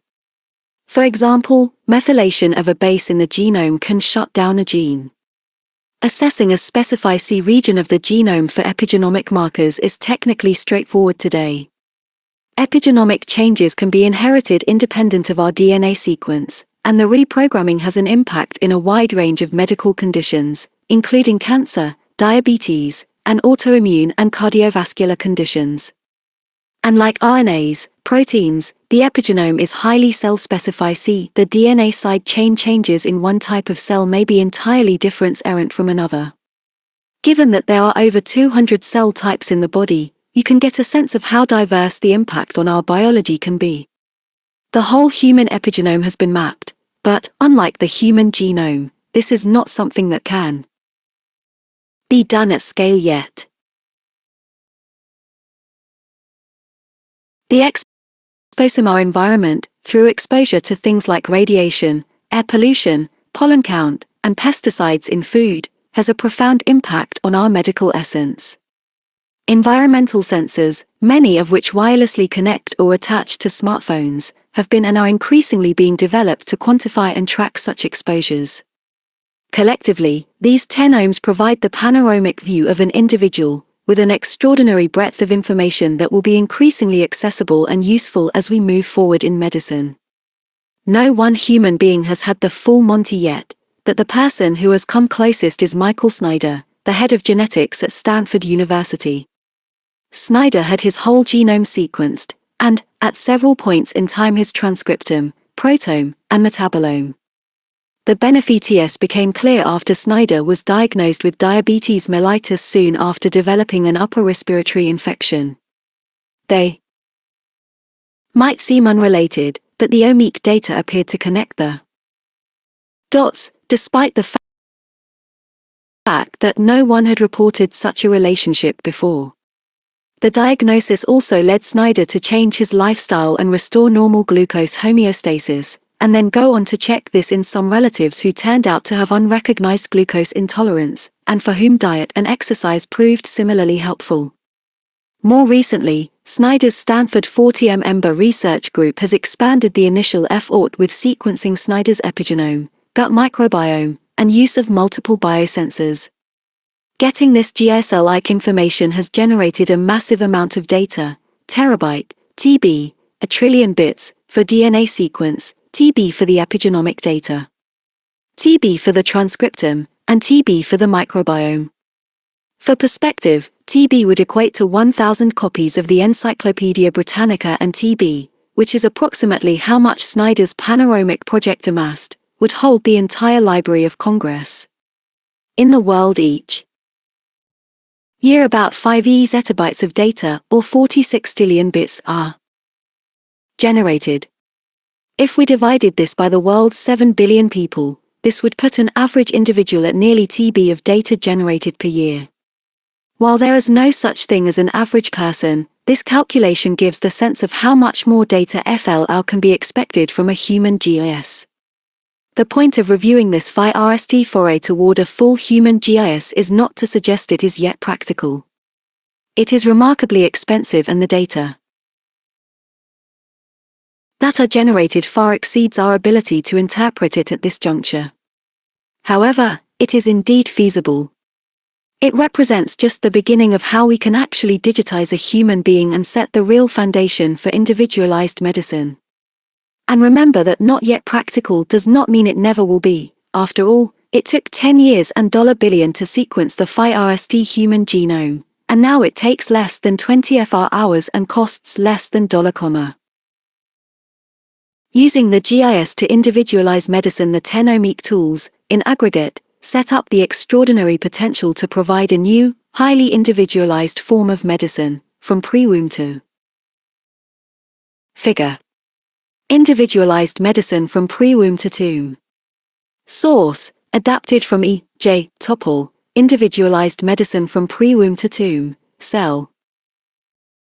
Tomb, as schematically illustrated in figure. The GIS can be applied across one's lifespan. Let's see how. Pre-womb. One of the most far-reaching forms of prevention in medicine is using genetic knowledge for the purpose of planning a baby. The proportion of people carrying serious recessive alleles is much higher than generally appreciated. Some examples of the rates are in for cystic fibrosis, in for spinal muscular atrophy, and in for Fragile X syndrome. Among Ashkenazi Jews, the carrier rate for Gaucher disease is in and for Tay-Sachs in. Prospective parents can be readily screened for important carrier conditions via a variety of commercial tests, and me. Screens for Phi-FTY conditions, counsel tests for over 100. Both these companies use array chips that only pick up the mutations that have been classically implicated for a particular condition. However, and as previously mentioned in the example of the BRCA or cystic fibrosis genes, there are hundreds of variants in any particular gene that might be pathogenic and are not currently getting screened.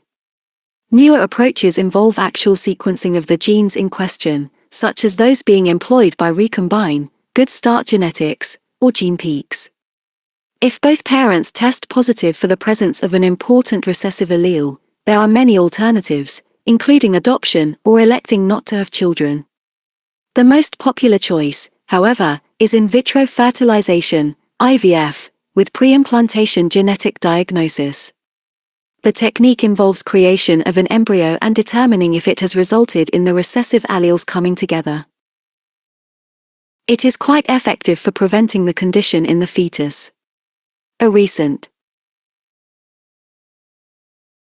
advance of sequencing human oocytes without destroying them has the potential to markedly improve the success of IVF and avoid having to proceed to the early embryonic stage of the pre-implantation blastocyst before determining the genetic diagnosis. Another option is the use of a sperm donor, although sperm banks are completely unregulated for any standard genomic assessment, so donor sperm might create new problems. While some have questioned such efforts, disparaging them as a quest for designer babies, they represent very attractive, cost-effective but remarkably underutilized means for preventing serious medical conditions. Fetal sequencing and tracking, a revolution in prenatal medicine, has already taken off, thanks to the ability to diagnose major chromosomal aberrations like trisomy, Down syndrome, trisomy, Pator syndrome, and trisomy, Edwards syndrome, and others including DI-George syndrome, Cry-DUC-HAT, and Prader-W-Illy syndrome, via a single tube of the mother's blood as early as 8 to 10 weeks of pregnancy.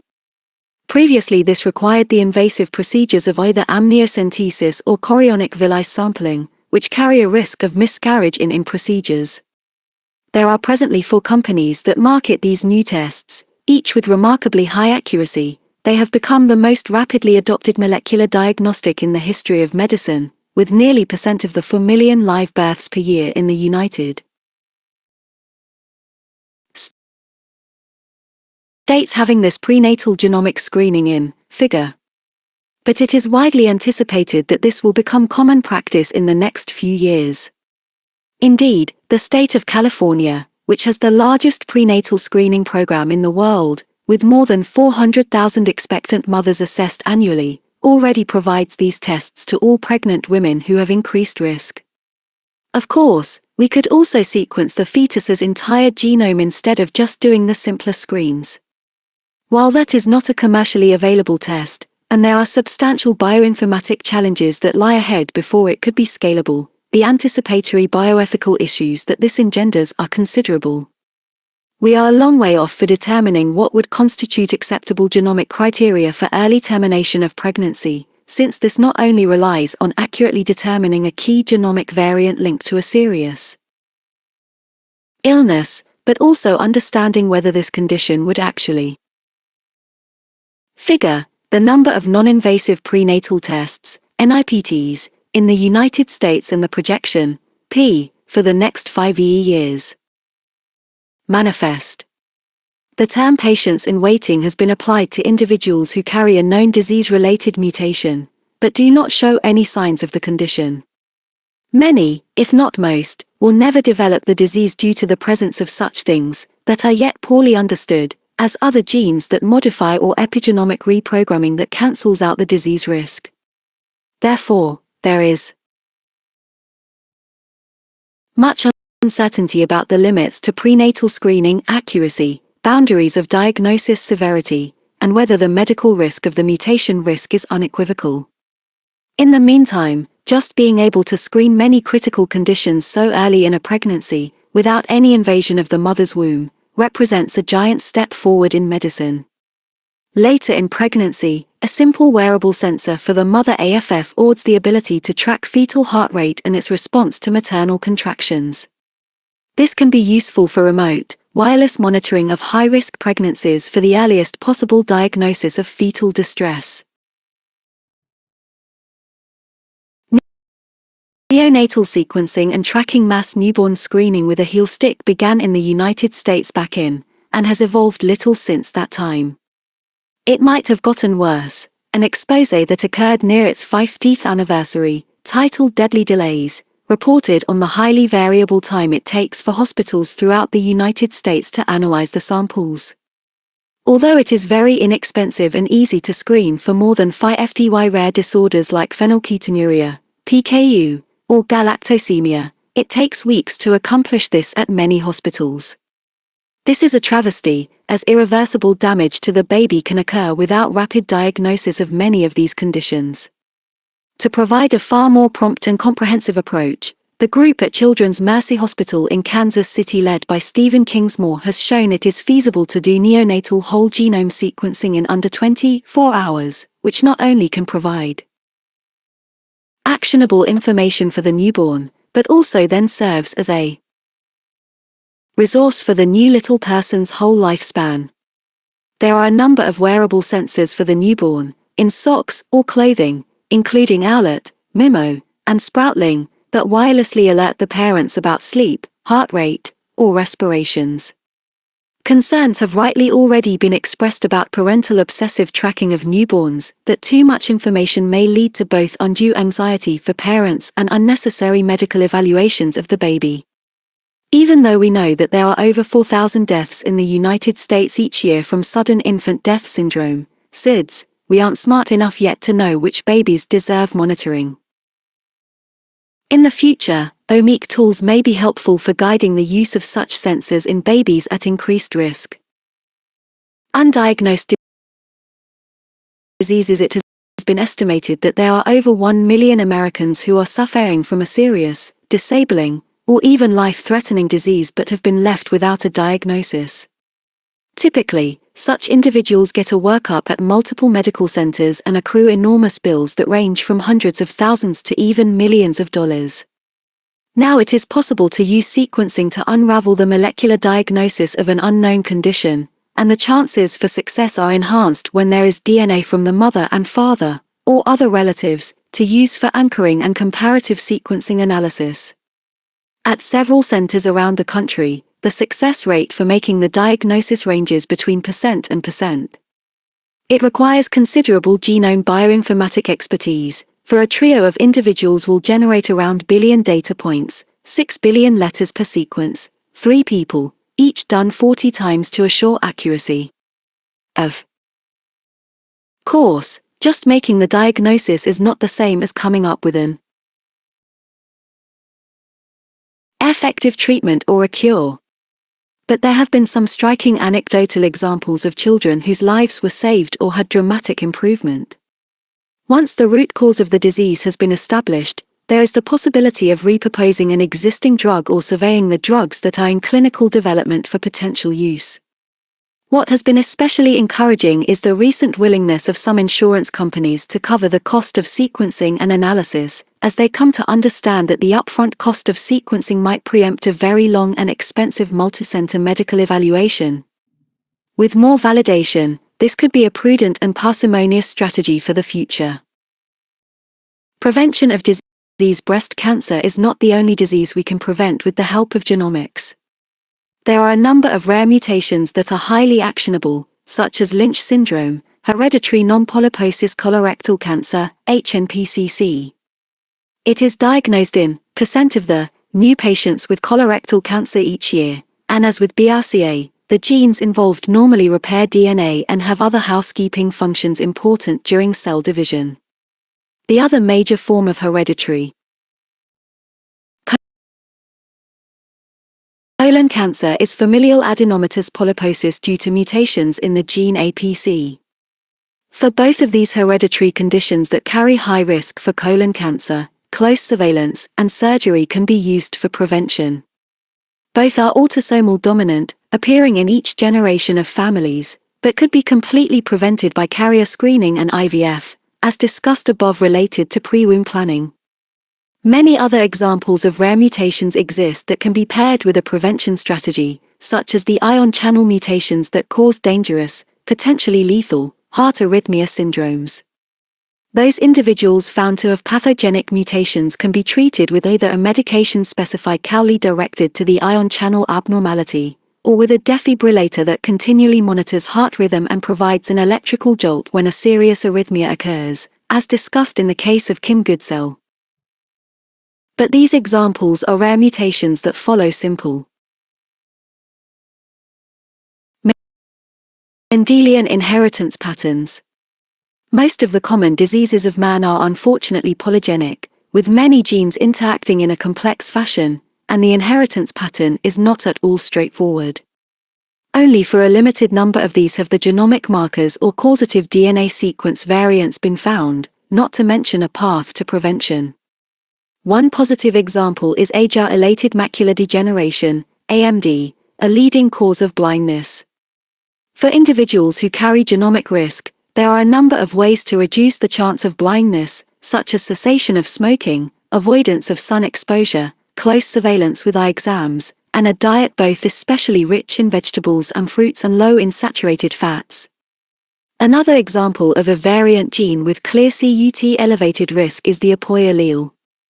Having one copy exposes a person to a threefold risk of Alzheimer's disease, from % with no APOE alleles to roughly % with one copy, being a homozygote, having two copies.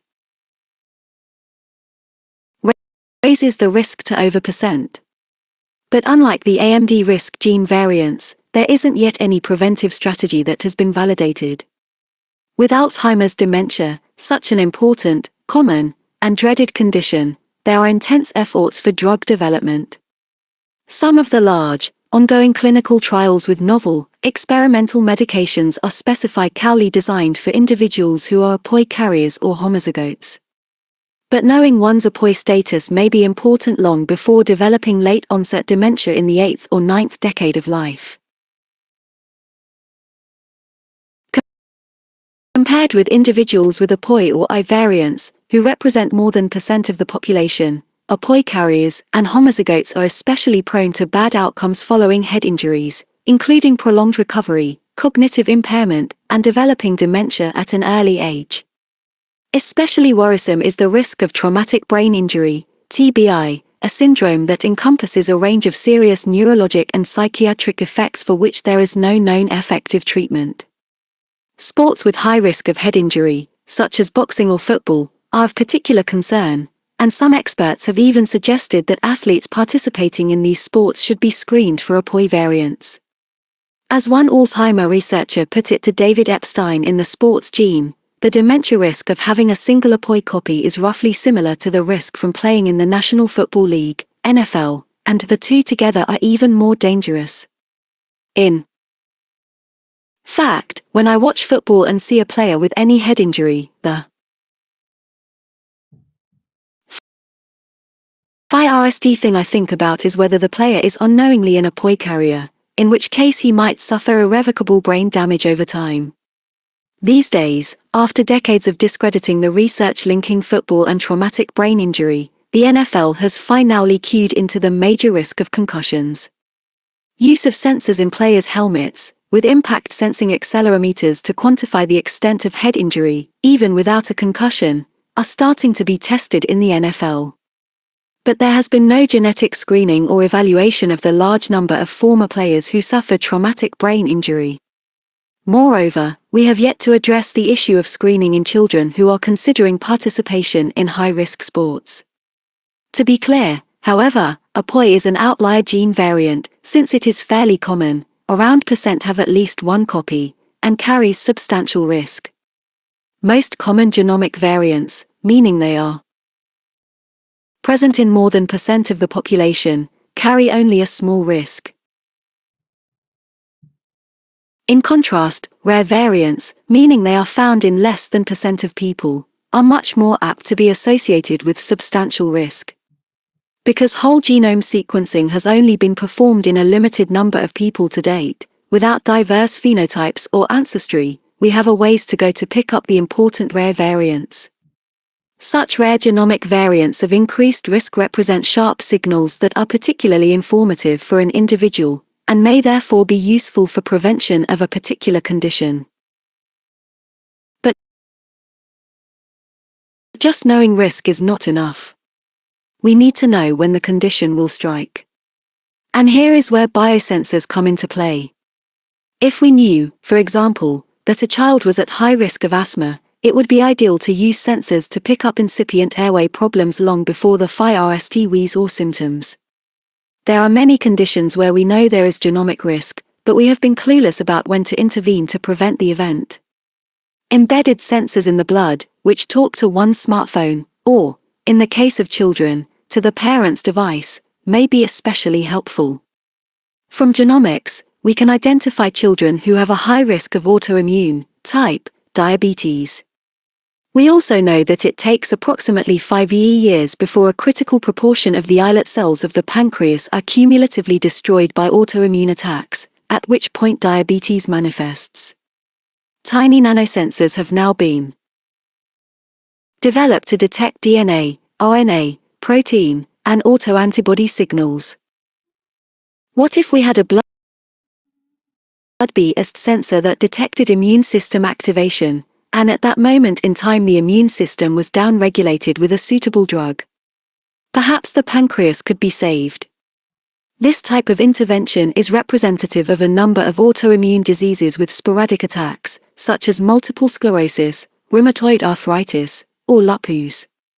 For preventing a heart attack, a genomic signal from the cells sloughing off from an artery lining, known as circulating endothelial cells, has indicated the smoldering process that antedates the actual event, formation of a clot in the artery and stoppage of blood flow out of the heart muscle. By knowing precisely when an individual is incubating a heart attack, potent anticlotting medications could be given to block this from happening.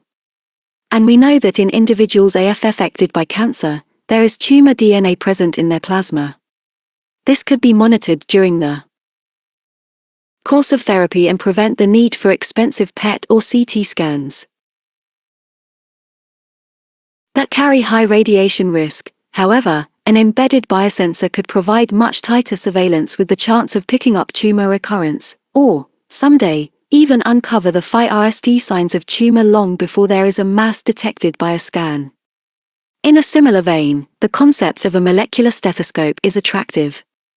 Beyond looking at cell-free DNA, the cell-free RNA transcriptome has important potential for detecting medically relevant signals, as recently demonstrated by tracking pregnancy and fetal development, or diagnosing Alzheimer's disease. From time to time, during an individual's lifespan, a single tube of blood may be useful for a DNA-RNA screen in the future, serving as another dimension of one's GIS. There will, however, be challenges for interpreting the data. We'll come back to this topic later when we get into predictive analytics. In infectious diseases, the use of whole genome sequencing along with mapping social networks has been applied to fighting multiple pathogen outbreaks, including Klebsiella pneumonia, methicillin-resistant Staphylococcus aureus, Clostridium difficile, and tuberculosis. For communicable diseases, this has been an extraordinary development to understand origin and transmission.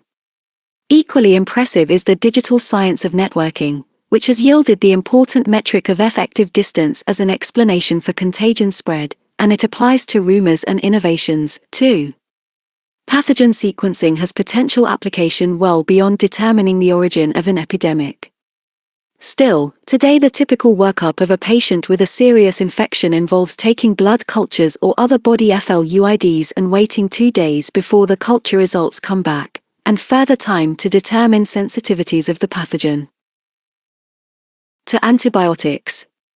During this 2 to 3 day period of time, the patient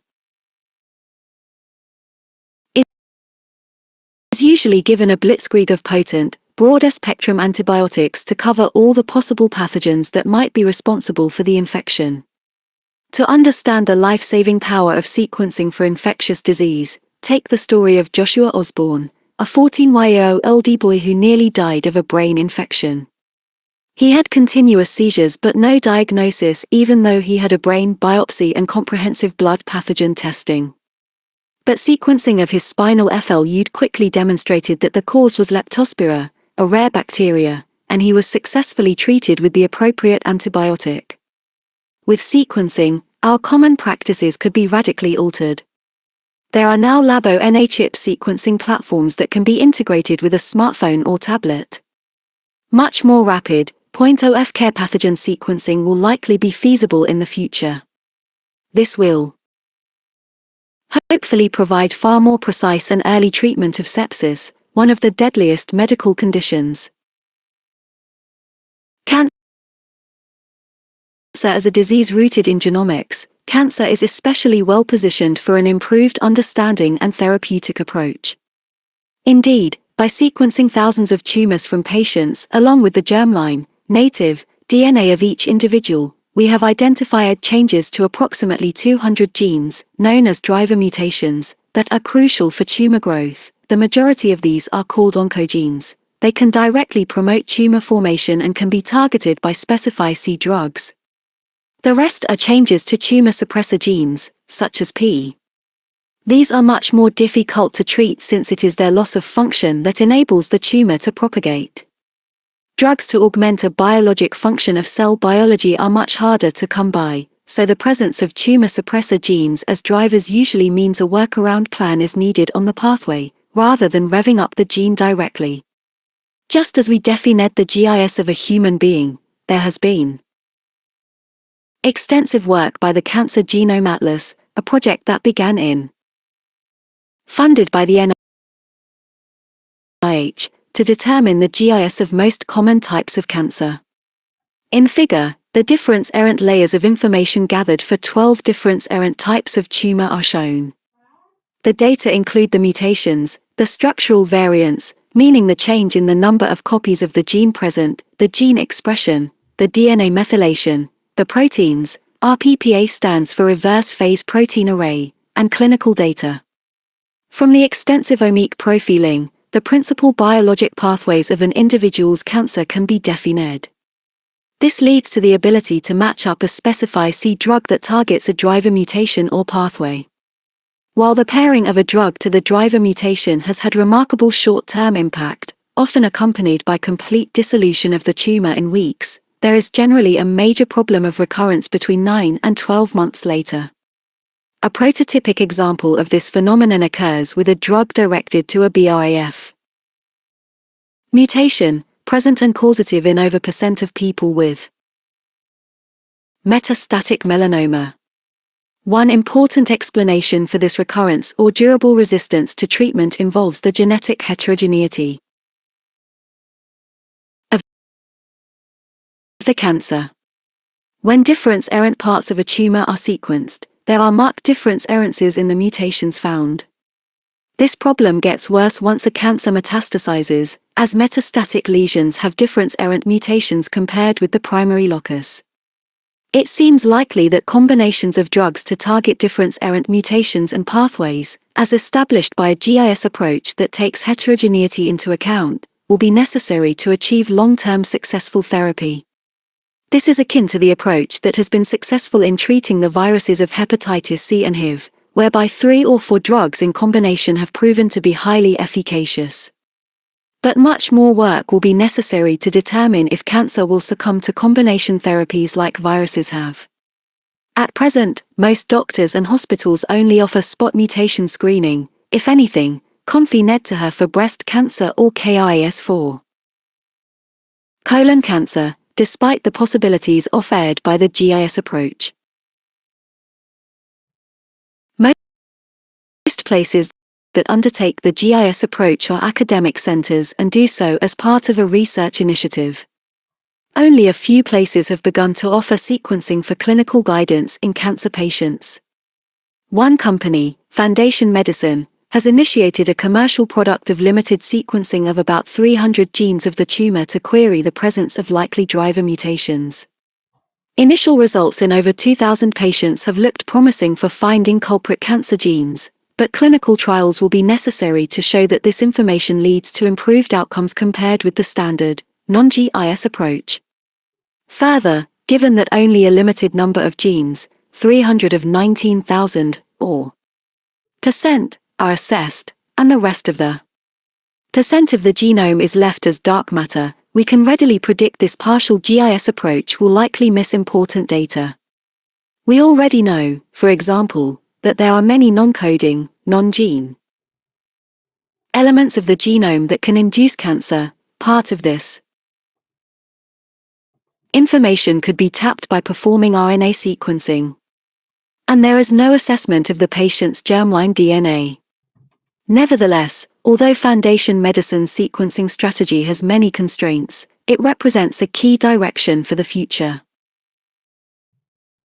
Figure: GIS of cancer and the ability to defy any biologic pathways. There are 12 different errant types of cancer represented here, but this approach applies to all. RPPA refers to proteomics. Source: J.N. Weinstein et al., The Cancer Genome Atlas Pan-Cancer Analysis Project, Nature Genetics. Reprinted with permission. There are two other exciting advances in cancer. One is related to tumor diagnosis or tracking, using a liquid biopsy of the tumor derived from a blood sample. As previously mentioned, the vast majority of patients with cancer have tumor DNA in their plasma that can be readily isolated from the blood and sequenced. It certainly looks like this will be part of the cancer GIS of the future. The other area of major progress is cancer immunotherapy, Science magazine's breakthrough of the year. Rather than genomic-guided treatment for cancer, this involves revving up the immune system by blocking molecules that ordinarily put the brakes on the immune response. Merck's success in clinical trials has been validated in a variety of metastatic cancers, including melanoma, lung, and kidney.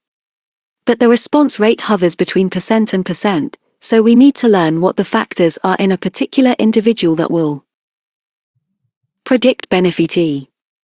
Besides the risk imposed by tampering with the immune system, these immunotherapy agents are very expensive. One drug, ipilimumab, costs over $1.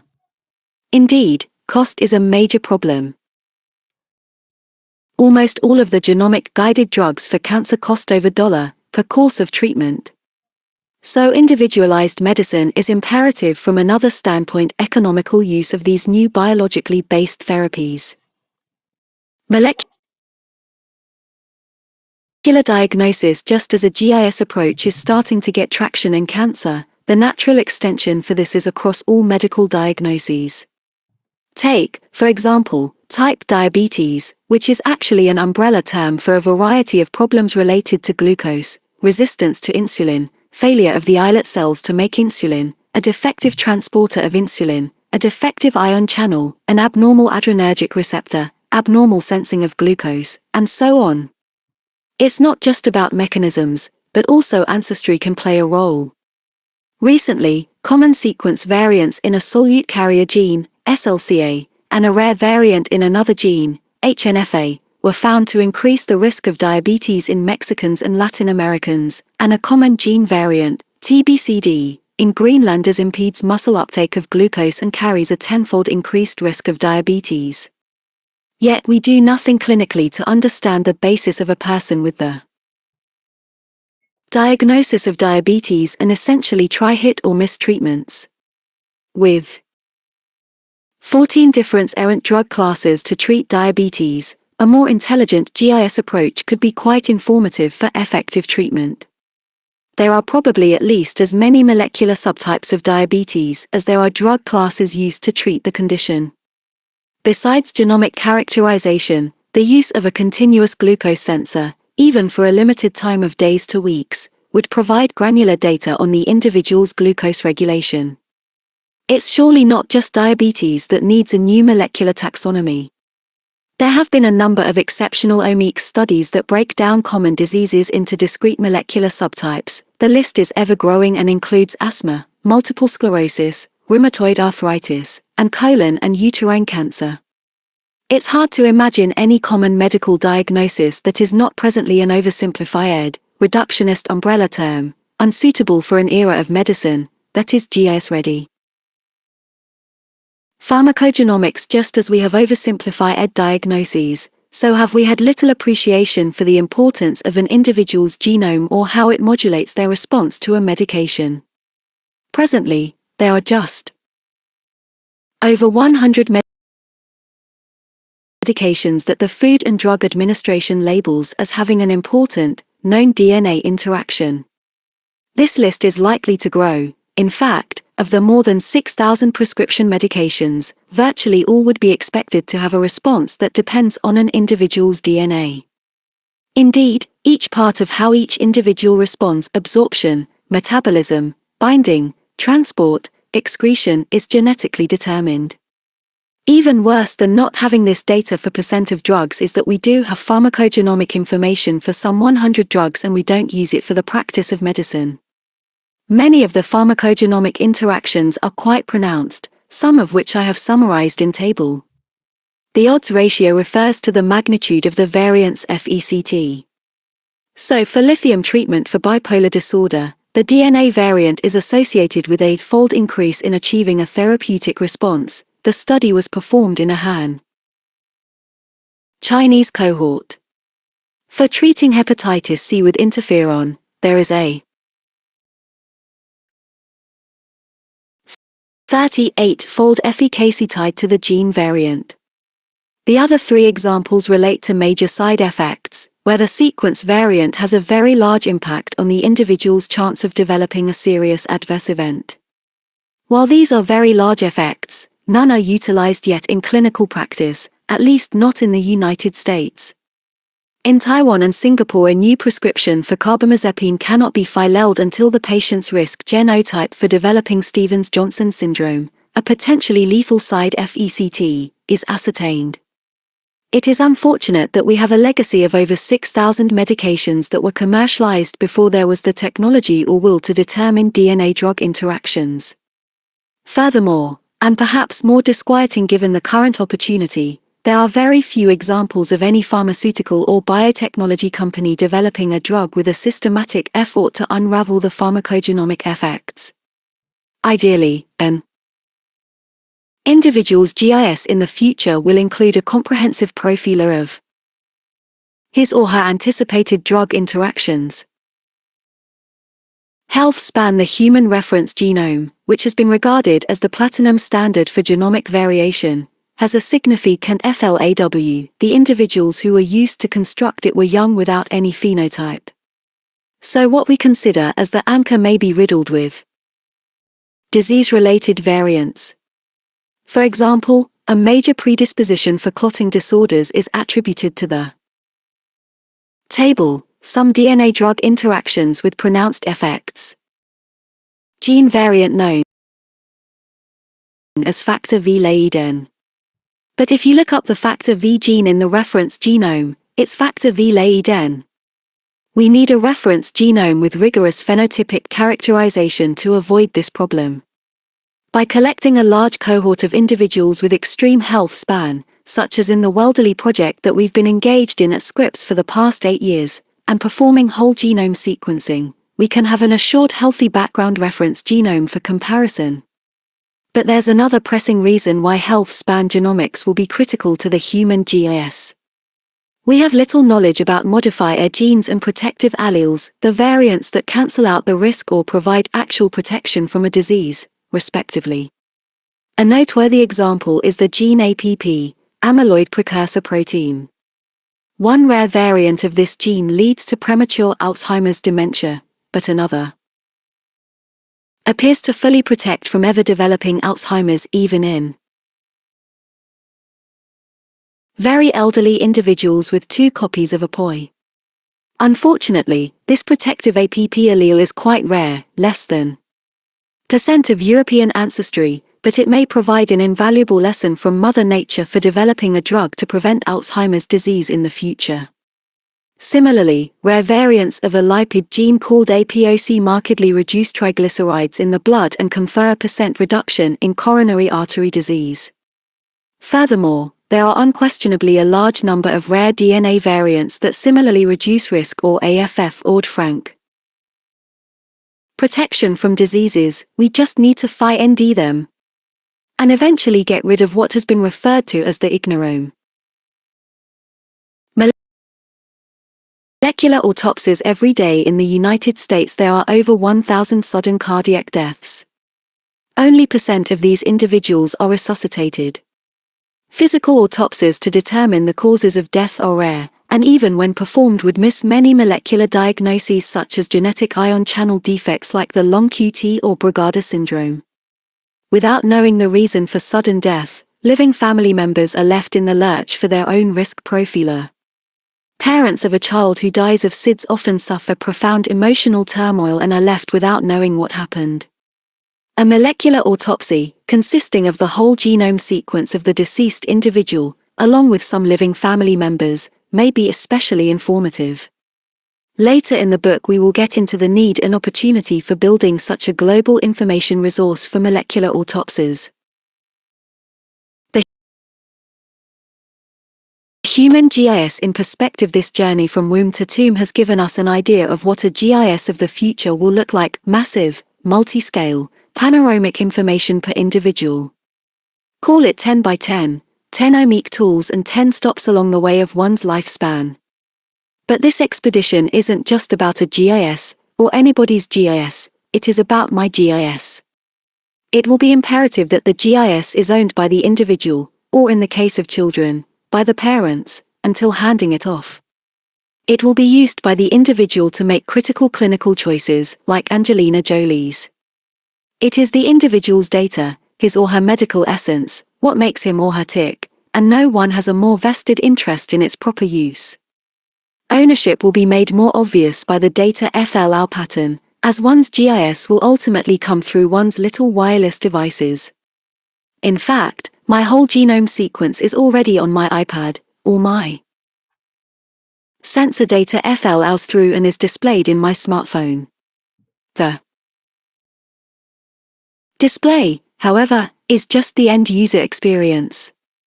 How will all of this data be gathered, stored, and interpreted?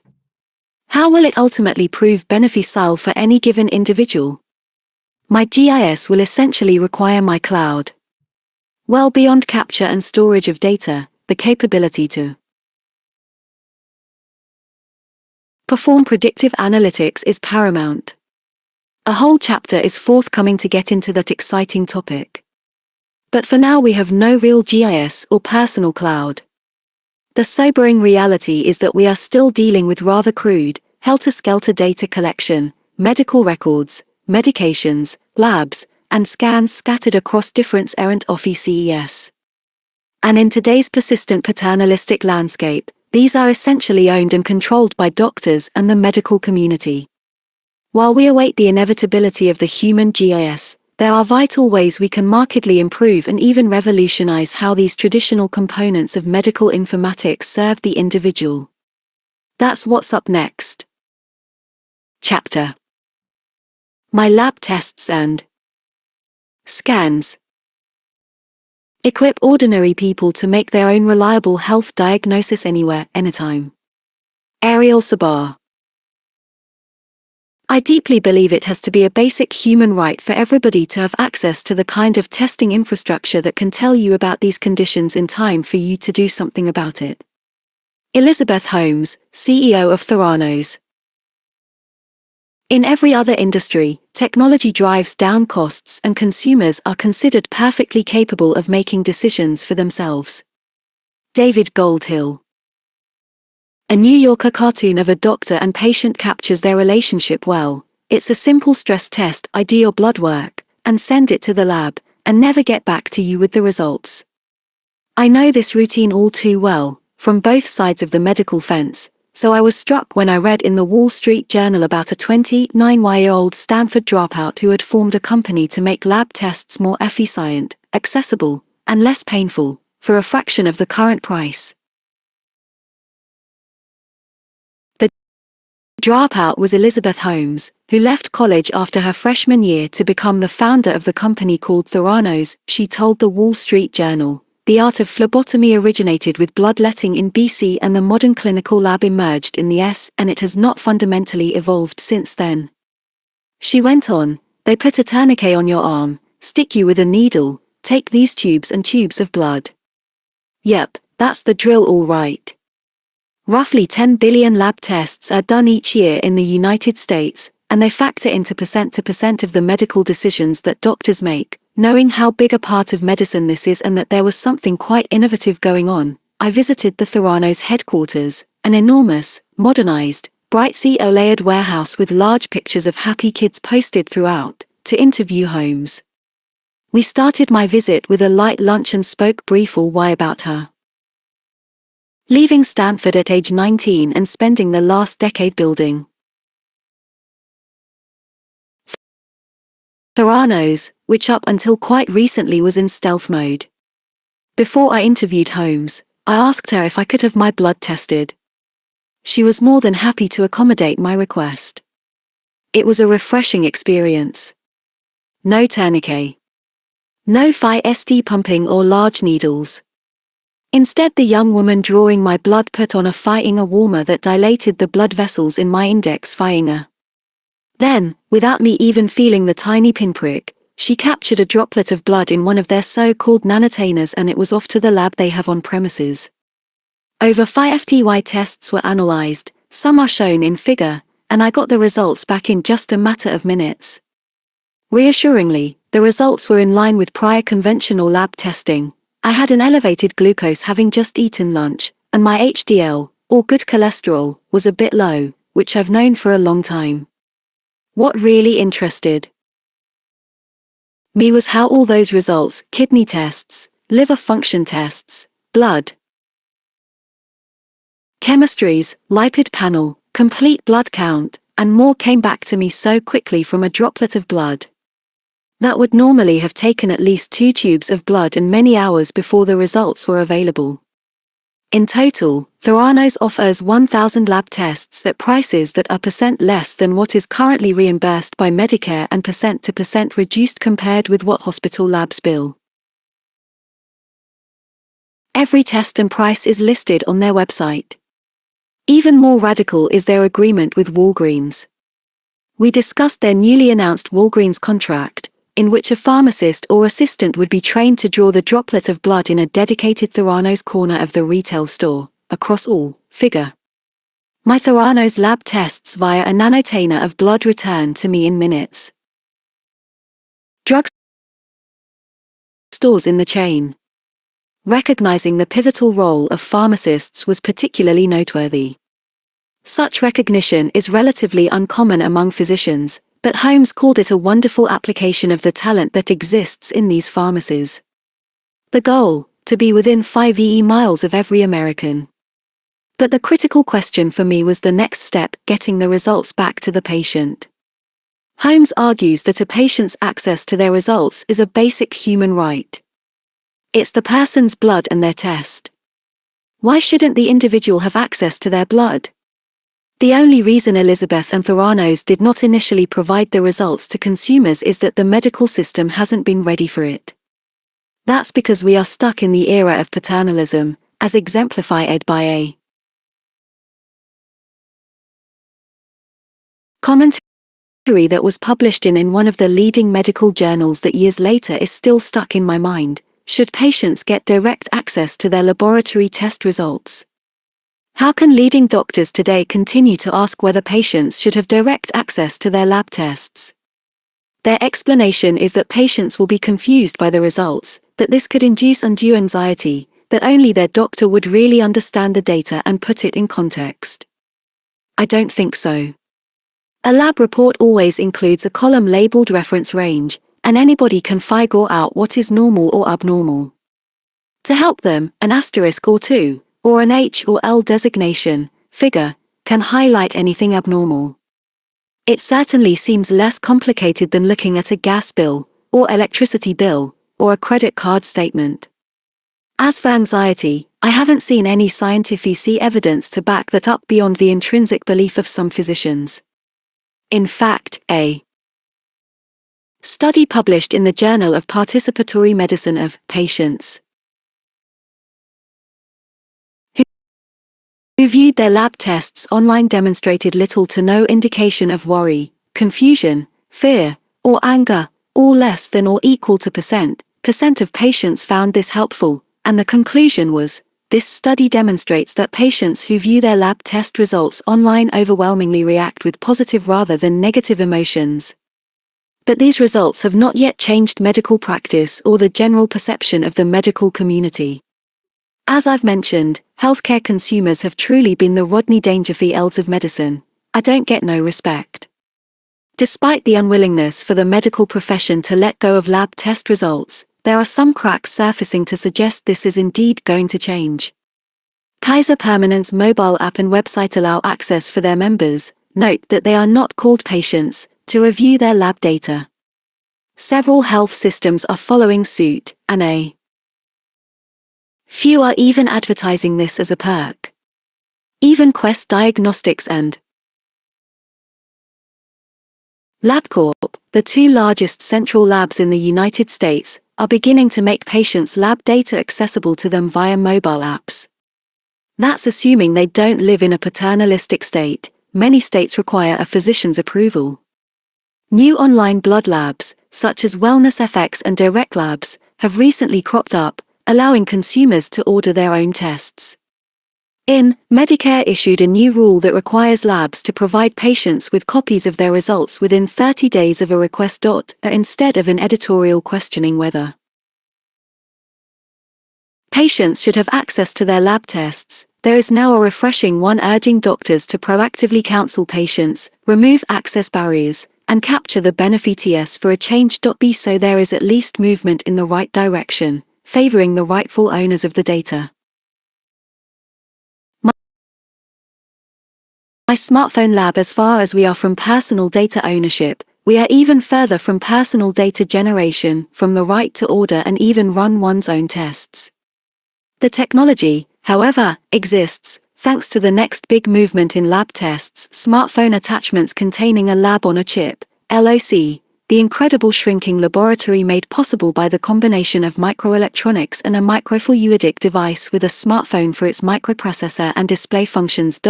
This sets up the perfect point-of-care device for rapidly analyzing digital breadcrumbs from our bodies in the form of tiny volumes, less than 10 nanoliters, of blood, urine, saliva, breath, or even DNA itself. That anyone could write an article titled "Microfluidic Technology May Let You Print Out Your Own Health Tests" should give you the sense that something unusual is happening outside the usual place where labs would get done true do-it-yourself testing. Smartphones to assay or sequence DNA are in hot pursuit via several methodologies by companies such as Genya, Biomeme, and QuantumMDx. The potential here ranges from a point-of-care, simple genotype for detection of a prescription drug interaction for a patient, to rapid sequencing of a pathogen to determine the cause and optimal treatment for an infection, to actual sequencing of a region of the genome. A little mobile device for such purposes has been described as a decentralized, universal diagnostic tool, which could easily interface with the cloud for software interpretative apps. Here's a partial roundup of some of the remarkably diverse lab-on-a-chip assays that have been or soon will be integrated with a smartphone. For blood, it includes glucose, hemoglobin, potassium, cholesterol, kidney function, liver function, thyroid function, brain natriuretic peptide, used to follow heart failure, toxins, and various pathogens, including malaria, tuberculosis, dengue, schistosomiasis, Salmonella, and HIV, with a capability of following CD+ and CD+ T lymphocytes and Kaposi sarcoma virus. For urine, the list includes a full quantitative analysis, albumin, human chorionic gonadotropin, HCG, for monitoring preeclampsia in high-risk pregnancy, and urinary tract infections. Testing saliva, there is the capability to detect strains of the influenza virus and strep throat. Perhaps most surprising is the spectrum of assays that are emerging from breath, lactate, alcohol, heart failure, drugs, cocaine, marijuana, amphetamines, and even some types of cancer. That last one may seem strange, but it's been known for some time that dogs can smell cancer. It seemed to start in with a case report in The Lancet about a woman whose collie Doberman incessantly sniffed a mole, which led to medical attention and the diagnosis of melanoma. There were isolated reports of dogs diagnosing lung cancer from breath and bladder cancer from urine. This got more convincing when a clinic in Northern California reported on collecting breath samples from 5FDY5EE people known to have lung cancer and 83 healthy controls. 3 Labradors and 2 Portuguese water dogs made the diagnosis of lung cancer with % accuracy. Similarly, dogs were able to detect prostate cancer via urine samples with % accuracy. At the University of Pennsylvania, there is a working dog center where Dutch and German shepherds have shown % accuracy in detection of ovarian cancer. Dogs have remarkable sniffing capacity endowed with over million olfactory receptor cells, 4 to 5 times that of humans, so their ability to pick up the volatile organic chemicals emitted from a tumor, such as alcohols, alkenes, and benzene derivatives, is quite striking. Indeed, it means a dog's olfactory pathways are very powerful LOCs.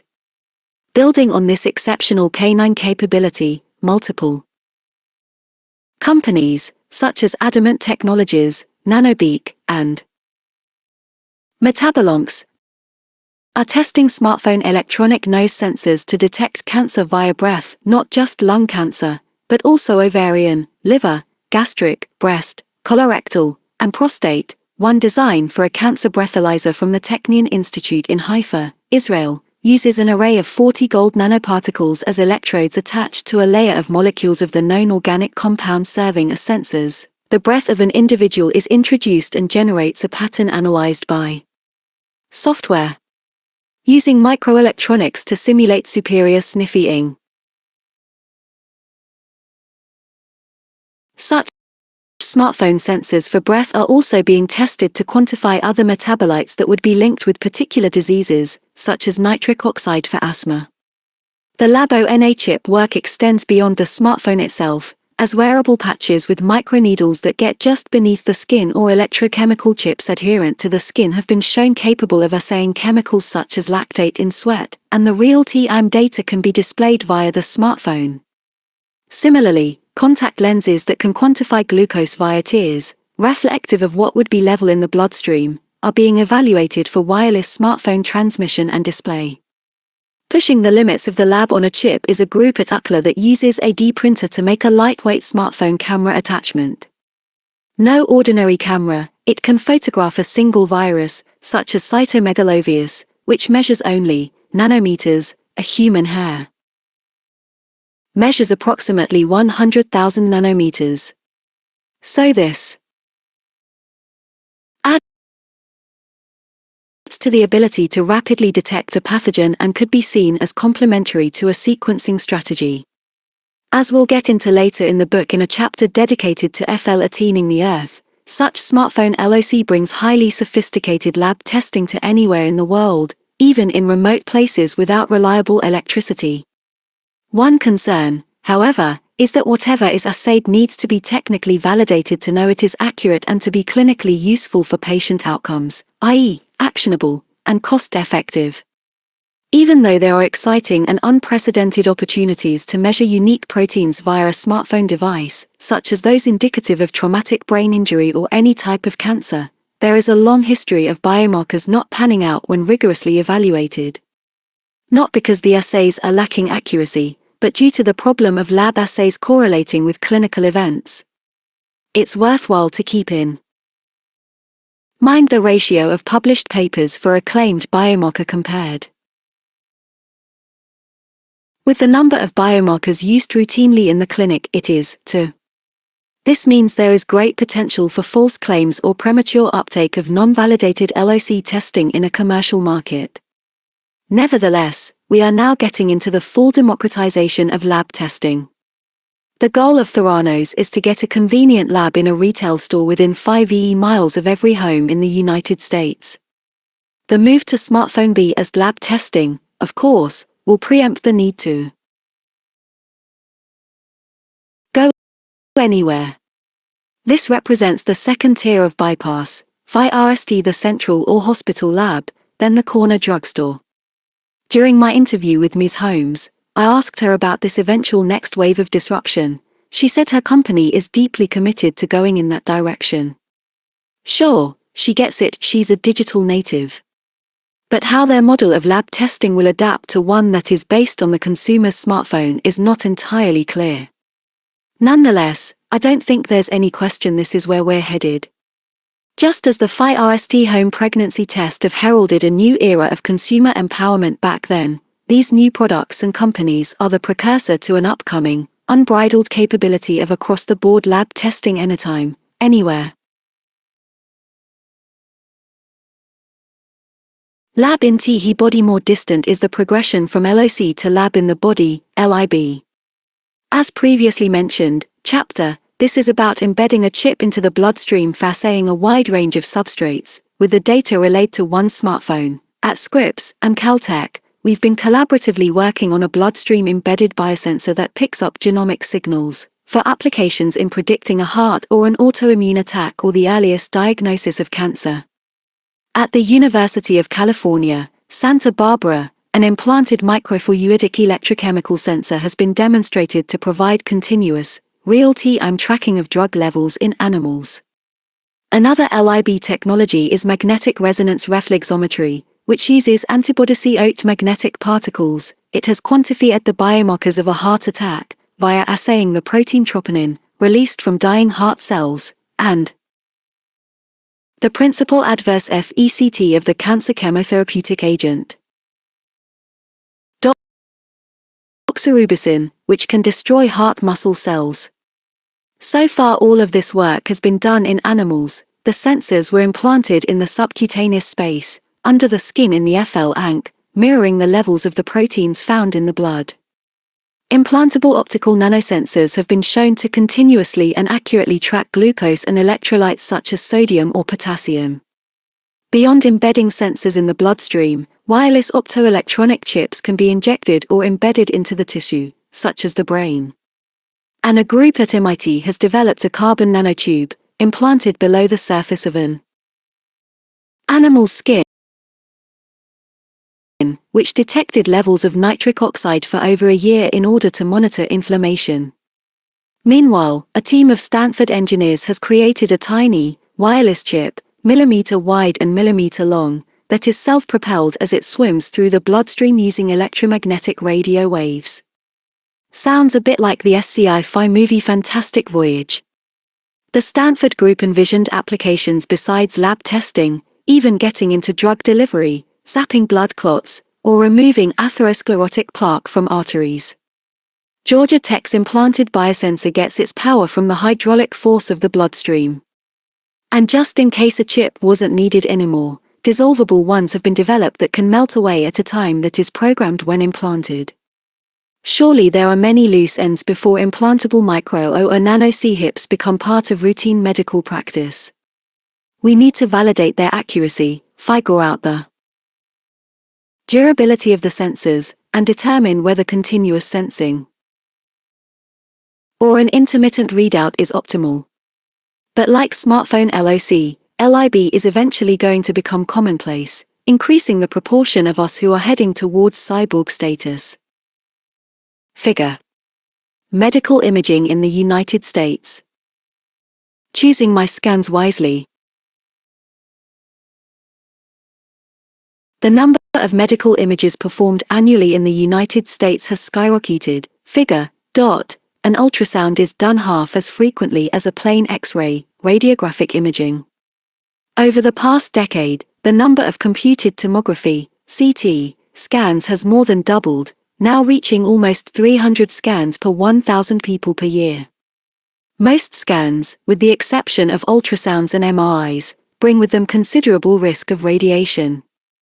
To recap on radiation exposure: plain X-rays, mammograms, angiograms, images of arteries, CT scans, positron emission tomography, PET, and nuclear scans all carry the risk of ionized radiation, which is quantified by millisieverts, MSV, units. There is no safe level of MSV, but we know that the higher the exposure, the higher the risk of cancer. Extrapolating from atomic bomb survivor data, there is a sharp increase in cancer risk with exposure of MSV. The average background exposure of a person is MSV year. But a single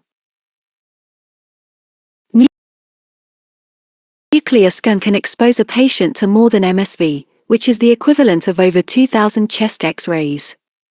A mammogram uses much less radiation, but still is about MSV, or 20 X-rays, and like nuclear scans, these are frequently repeated from year to year.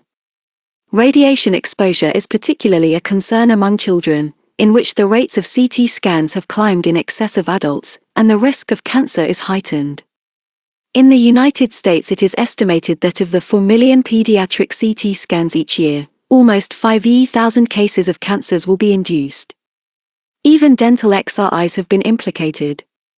Brain tumors, while quite uncommon, are more likely among individuals who had doing annual X-rays, and 5 times more frequently observed in those who had frequent panoramic X-rays as a child. An op-ed in the New York Times entitled "We Are Giving Ourselves Cancer" pointed out that % of all cancers may result from exposure to medical imaging.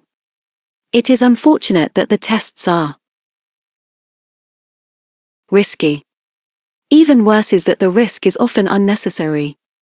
Back in the American Board of Internal Medicine Foundation, along with Consumer Reports, a highly regarded independent, non-profit consumer organization, introduced Choosing Wisely, an initiative to reduce unnecessary medical tests and cut costs. When Choosing Wisely was first announced, 9 medical professional organizations published their lists of 5 tests and procedures that they deemed were unnecessary. Of these 45 recommendations for unneeded tests, 25% were related to imaging that uses ionizing radiation, some highlighted in table. This program has now been expanded to nearly 50 organizations, and the lists from many have increased from top to top of things physicians and patients should question. Imaging remains the dominant part of the waste and unnecessary medical practices. There are certainly some problems with this initiative, including the lack of public awareness, despite the involvement of Consumer Reports, and that there is no enforcement or teeth behind all the recommendations. Furthermore, Choosing Wisely doesn't emphasize the cumulative risk of these scans that involve ionized radiation.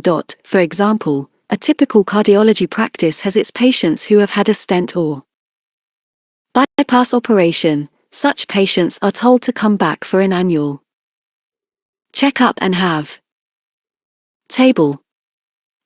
Some common ionized radiation scans that were deemed unnecessary by Choosing Wisely. Sources, adapted from V. M. Rio et al., The Overuse of Diagnostic Imaging and the Choosing Wisely Initiative, Annals of Internal Medicine, and C. K. Castle et al., Choosing Wisely Helping Physicians and Patients Make Smart Decisions About Their Care, JAMA. A nuclear stress test. The resulting radiation exposure over the course of a decade is substantial. In a study from Columbia Medical Center of nearly patients with heart disease who were serially imaged over 10 years, had a cumulative exposure of more than MSV. That exceeds the ABOMB survivor threshold for high cancer risk. Furthermore, a recent report from the National Academy of Sciences Research Council concluded that a single MSV exposure may be associated with an increased risk of cancer. In % of American patients who underwent imaging were exposed to a dose at least this high. As an outgrowth of lack of respect for the risk of radiation in general or just plain medical paternalism, patients are never given information on their specified CMSV exposure when referred for a scan. There was the first sign this might change. Intermountain Healthcare in Salt Lake City, a large health system of hospitals and clinics, launched the FI-RSD program to measure and report patients' cumulative medical radiation exposure. Here is the response from one of the FI-RSD patients. To get his data.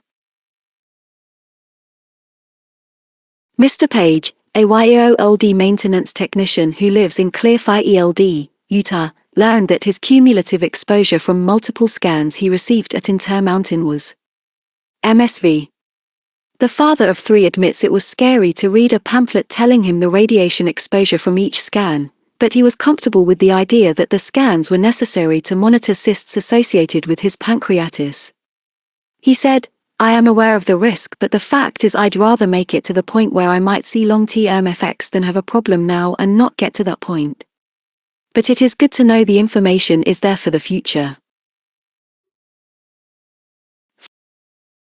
Following suit with Intermountain, the Hospital Corporation of America has announced its Radiation Right campaign, and the American College of Radiology is sponsoring a national initiative to benchmark CT doses among hospitals.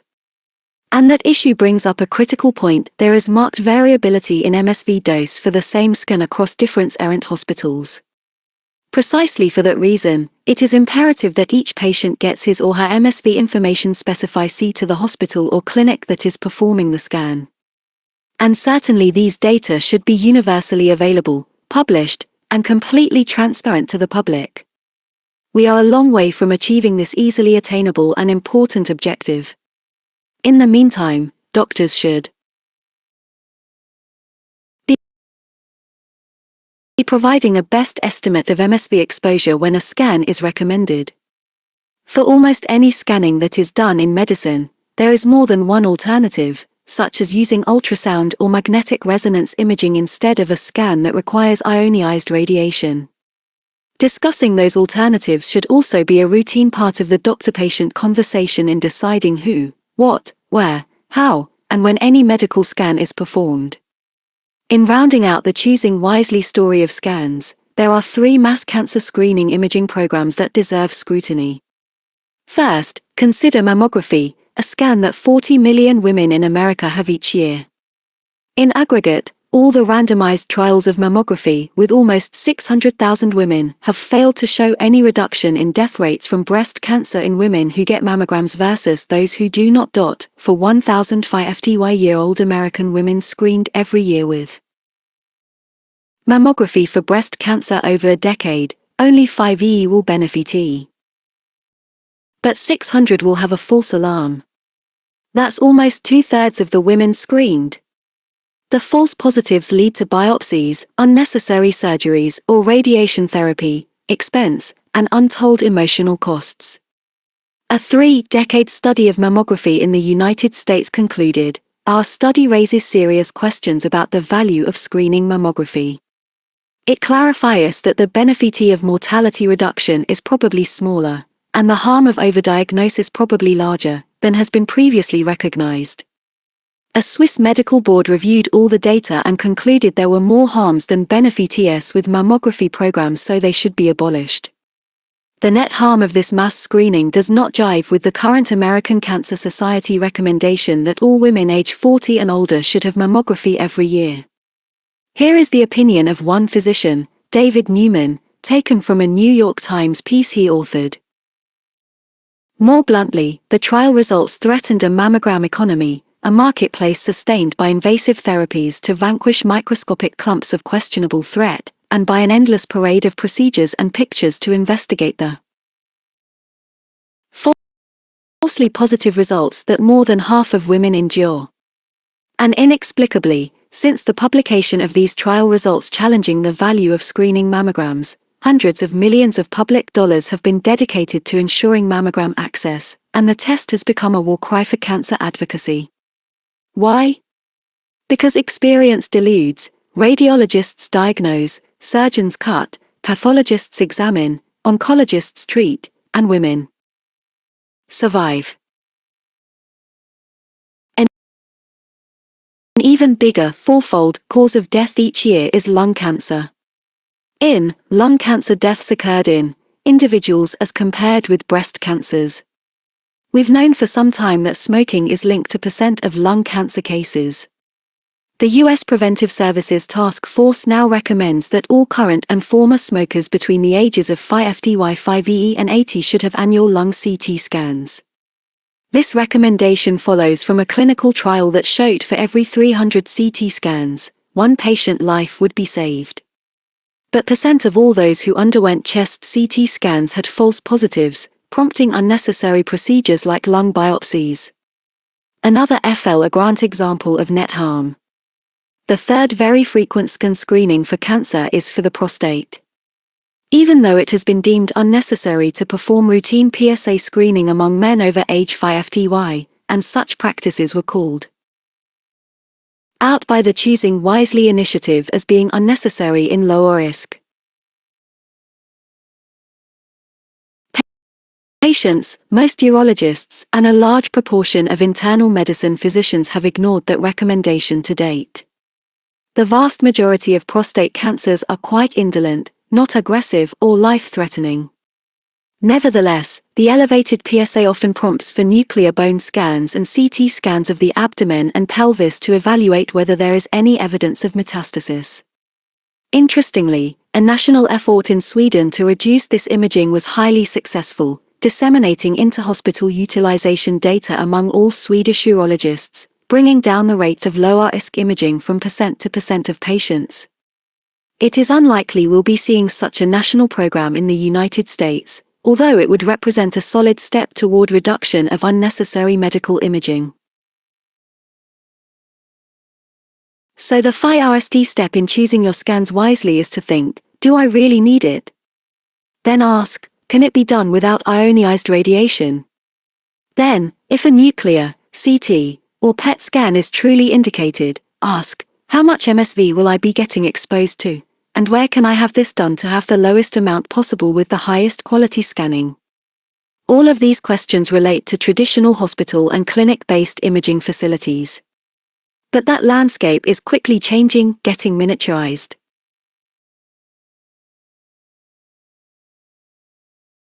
Pocket scanning of the 5 major imaging modalities, XRA, CT, nuclear PET, ultrasound, MRI, 3 have now been miniaturized to handheld-sized portable X-rays via a smartphone-sized device have been made possible by taking advantage of a natural process known as triboluminescence. Engineers at UCLA reported on the ability to generate X-rays by simply unrolling Scotch tape in a vacuum, akin to what happens when wintergreen lifesavers are pulled apart, separating positive and negative charges and generating a flash of light. This technology preempts traditional X-rays' need for fragile glass tubes and high voltage.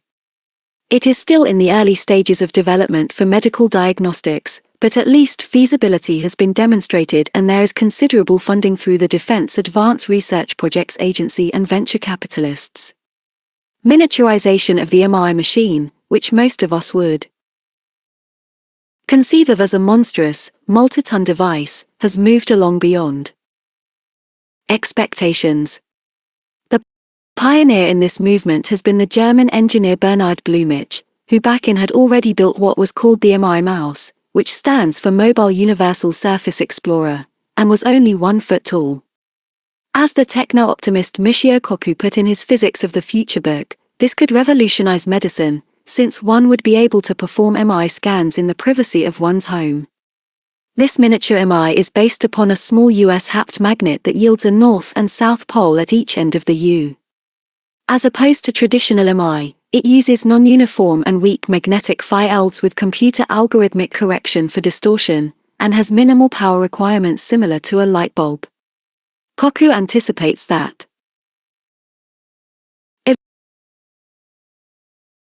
eventually, the MI scanner may be as thin as a dime, barely noticeable. In related progress on magnetic resonance miniaturization, a micro-NMR, nuclear magnetic resonance, device with a cm by cm footprint, and operated via a smartphone, has been used to obtain point-of-CR quantification cation of tissue protein expression content from biopsy specimens to rapidly and accurately diagnose cancer. This miniature technology is for molecular profiling, not imaging, but may prove particularly useful for dealing with fine needle aspirates of tumors from outside the body, used instead of a biopsy of tissue, which can make a definitive diagnosis of cancer quite difficult. By far the scanning technology that has been miniaturized the most is ultrasound.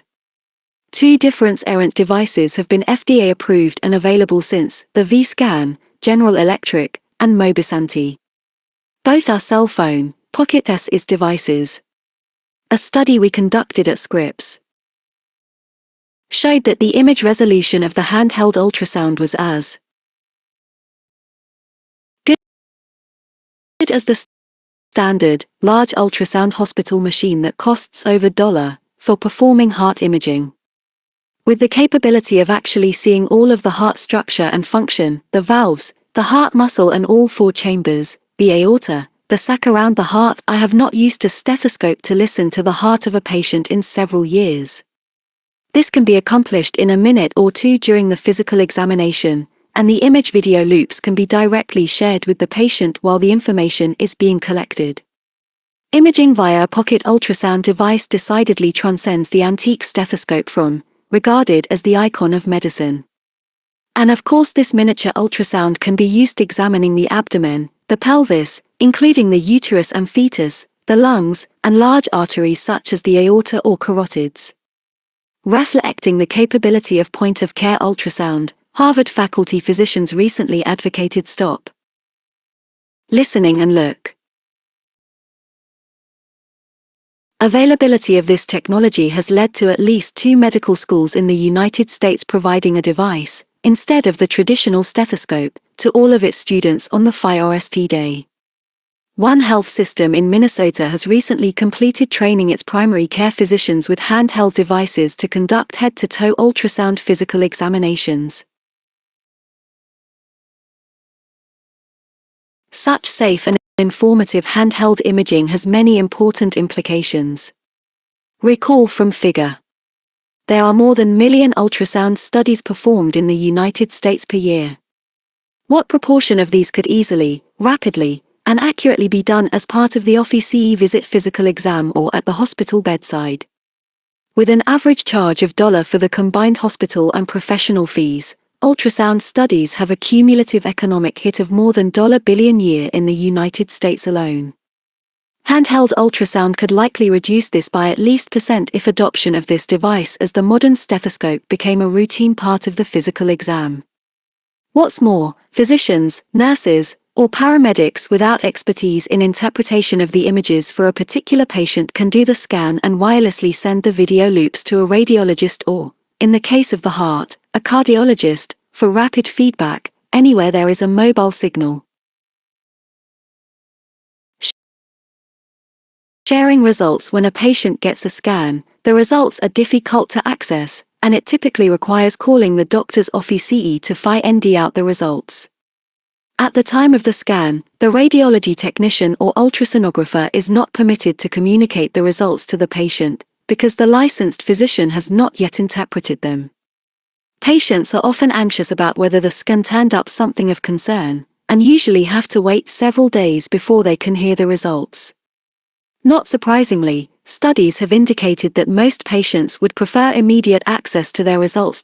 Of course, this is preempted with the example of handheld ultrasound, where the physician can perform the scan, show the patient the videos in real time, and provide interpretation.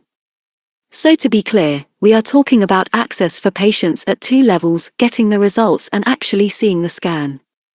The latter, at this juncture, is a rarity. Access to the results of the scan can be readily accomplished through a patient web portal, as is currently available for Kaiser Permanent members and a few other health systems. But new software technology of mobile medical image viewers like Resolution MD, Image, CareStream, and MMViewMe has enabled patients to see their medical scans on their smartphones and tablets. The mobile viewers provide exceptional quality of CT, MRI, and nuclear scan images that correspond to the resolution seen in the hospital or clinic monitors. So these pictures, taken of your body, can now be fully viewed by you on your devices. That's a big step. But you may wonder what value this has if you can't actually interpret the images. First, when there is an abnormality, The hope is that your doctor will review the images with you instead of settling with a written report, which in itself is often very difficult to interpret. Second, once you have a high-resolution copy of your image on your device, or readily accessible to your device through your health system server, or with some of these image-sharing apps through their proprietary cloud storage, you are well on your way for a second opinion if needed. Third, and perhaps unexpectedly, approximately % of medical imaging is duplicative, that is, a redundant scan is performed simply because the physician had no access to the previous image.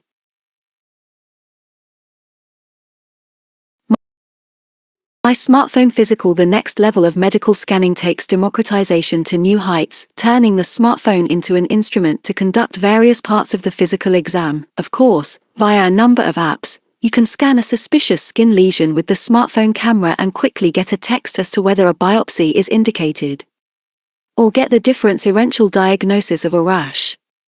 We've already discussed the ability for the smartphone with hardware add attachments or wireless sensor connects to get blood pressure, heart rate and rhythm, temperature, and blood oxygen saturation. But scanning is another dimension. As it turns out, morphing the smartphone to an ophthalmoscope, to fully examine the eyes or refract the eyes for visual acuity, is remarkably straightforward. Similarly, the smartphone makes an exceptionally good otoscope to examine the ears. I got to try the smartphone otoscope, made by Cellscope, on a most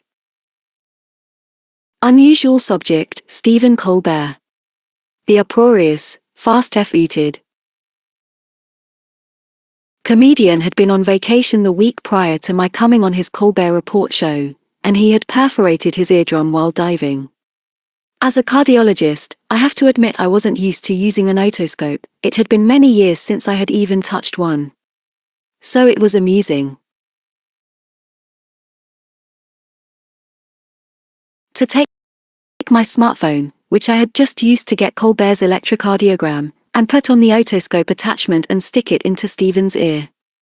Fortunately, this is really an idiot-proof device that even I could handle, and I was able to get good visualization of Colbert's healing eardrum to show the audience. Surprisingly, the live crowd roared with excitement, to which Colbert exclaimed, "It's my eardrum, not my ass." And then he quipped, "Hey, Doc, can you do a colonoscopy with this?" When you're not using a smartphone otoscope to check on Colbert, it has immediate applicability to take a look at your child's eardrum should there be uncertainty about an ear infection. The image from both ears can be sent to the cloud and have accurate algorithmic interpretation of whether there is an infection. This could certainly save a trip to an emergency room or an urgent visit to the pediatrician. But that's just the beginning of what smartphone scanning is capable of with the right add-ons. There is an attachment to scan the mouth and oral cavity for cancer, and responding to Colbert's call, smartphones have now actually been transformed by physicians into mobile endoscopy viewing systems. Turning mobile phones into interactive D-scanners through impressive software has been markedly refined, just awaiting medical application. As previously discussed, the microphone of the smartphone can be used to get important lung function parameters. And conversion of the smartphone to a high-powered digital microscope also allows for the diagnosis of several infectious diseases, such as tuberculosis and malaria. So by minimizing the size of diagnostic medical equipment, it has become eminently portable to do lab testing and medical imaging. If we go back to the Guttenberg press era, miniaturizing the book helped make book reading a way of life. Around the same time, miniaturization of the clock made everyone timekeepers. Now the miniature mobile medical devices pave the way for everyone's medicine. For in medicine's future, there is a powerful common smartphone pathway, not only capable of doing lab tests and scans, but also most, if not all, of the components of the physical exam. We're just starting to get the pieces together for each of our GISs. When combined with our digital infrastructure, this sets the foundation for virtual medical visits that transmit even more information than is obtained during the physical doctor visit of today. But getting to FE. Silent use of smartphone lab tests and scans, along with virtual visits, is not a slam dunk, by any means. The next step we need to get into is how to completely capture and archive all of these data, from womb to tomb. Chapter: My Records and Meds. Health information technology, HIT, could save $1 billion or more annually while greatly reducing morbidity and mortality. The Rand Corporation. We're creating a revolution. Some people are aghast on giving patients access to notes by physicians. Tom Del Banco, Harvard. We're all dressed up with nowhere to go. We've got our labs, real-time wireless sensor data, genomic sequence information, and images. Our ability to generate big medical data about an individual has far outstripped any semblance of managing it, and we can't even build the full GIS yet. There is not a single electronic medical record, EMR, system today that is set up to bring all this data together in a meaningful way, not just to aggregate it, but to provide the full analysis of all one's medical information. It's like we invented the printing press but haven't figured out the card catalog. This isn't necessarily because no one has tried. There are plenty of obstacles, but also, in spite of them, some early signs of progress. We're talking about access, not ownership, a baby step in the right direction. In the ideal world of the future of medicine, you will own all of your data. That's because it will come to you directly, through your little devices. And, of course, you are the rightful owner because you paid. Even if indirectly, for your tests, scans, office visits, and hospitalizations. And, of course, it's also your body. Is there any other walk of life where services are purchased but the purchaser doesn't take ownership? The typical response from the medical profession for this anomaly is that patients cannot understand the information or will get terribly confused and anxious without proper context and knowledge. Only with spoon-feeding by doctors and healthcare professionals will these concerns be eschewed. There is also the more self-serving fear that data access might facilitate or even stimulate malpractice litigation. This deep-seated defense of information asymmetry, a patent outgrowth of profound paternalism, will ultimately prove to be untenable. The digitization of medical information, and the way it will naturally FL out to individuals, will drive information parity and apposite ownership in the future. That certainly isn't how it works now. Ironically, when you're alive, the medical community owns your records, lab tests, scans, and biopsy, and tissue specimens. And when you die, your body becomes the property of your family. You still can't get to your medical records, because you're dead. And perhaps it's not a stretch to say that some people may have even died trying to get access to their medical records. Access to my records. Achieving access to one's medical records remains one of the most frustrating experiences in the world of healthcare today. Typically, getting copies of a hospitalization and operative reports requires contacting the facility, signing a release, paying exorbitant fees for each page of copy, and having the materials sent via fax several days or even weeks later. Access to office visit records is frequently not any easier to come by. Root canal work comes to mind. This will become quite clear from what follows.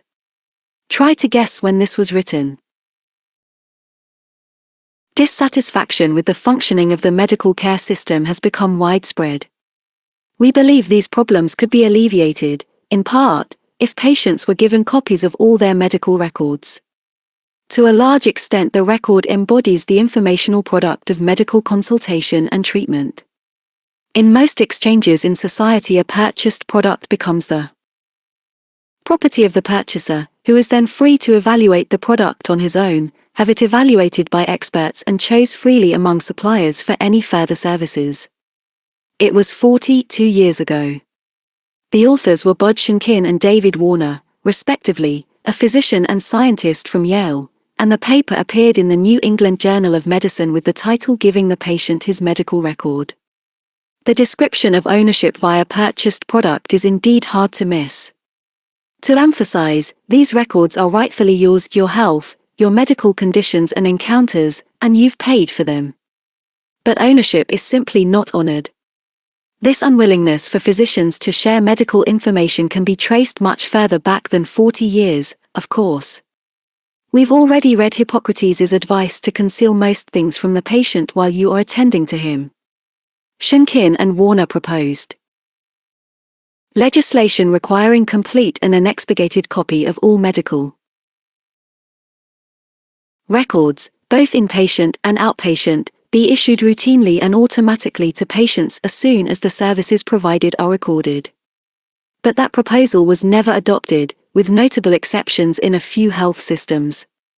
Only via the AFF Audible Care Act has the United States begun a nationwide policy to promote patient access to their medical records. Open notes and closed minds. An important research project called Open Notes, Arvd published in, is an opportunity to gather substantive support for the Shenkin and Warner proposal. In 3 highly regarded medical centers in the United States, Geisinger in rural Pennsylvania, Harborview in Seattle, and Beth Israel Deaconess in Boston, over 100 primary care physicians and more than 2,000 patients participated in an experiment testing the impact of patients getting rapid access to their office visit notes. The physicians, representative of the medical community at large, went into the experiment believing that access to office visit notes might well induce anxiety, confusion, or offense, and that it might have an adverse impact on their busy lives.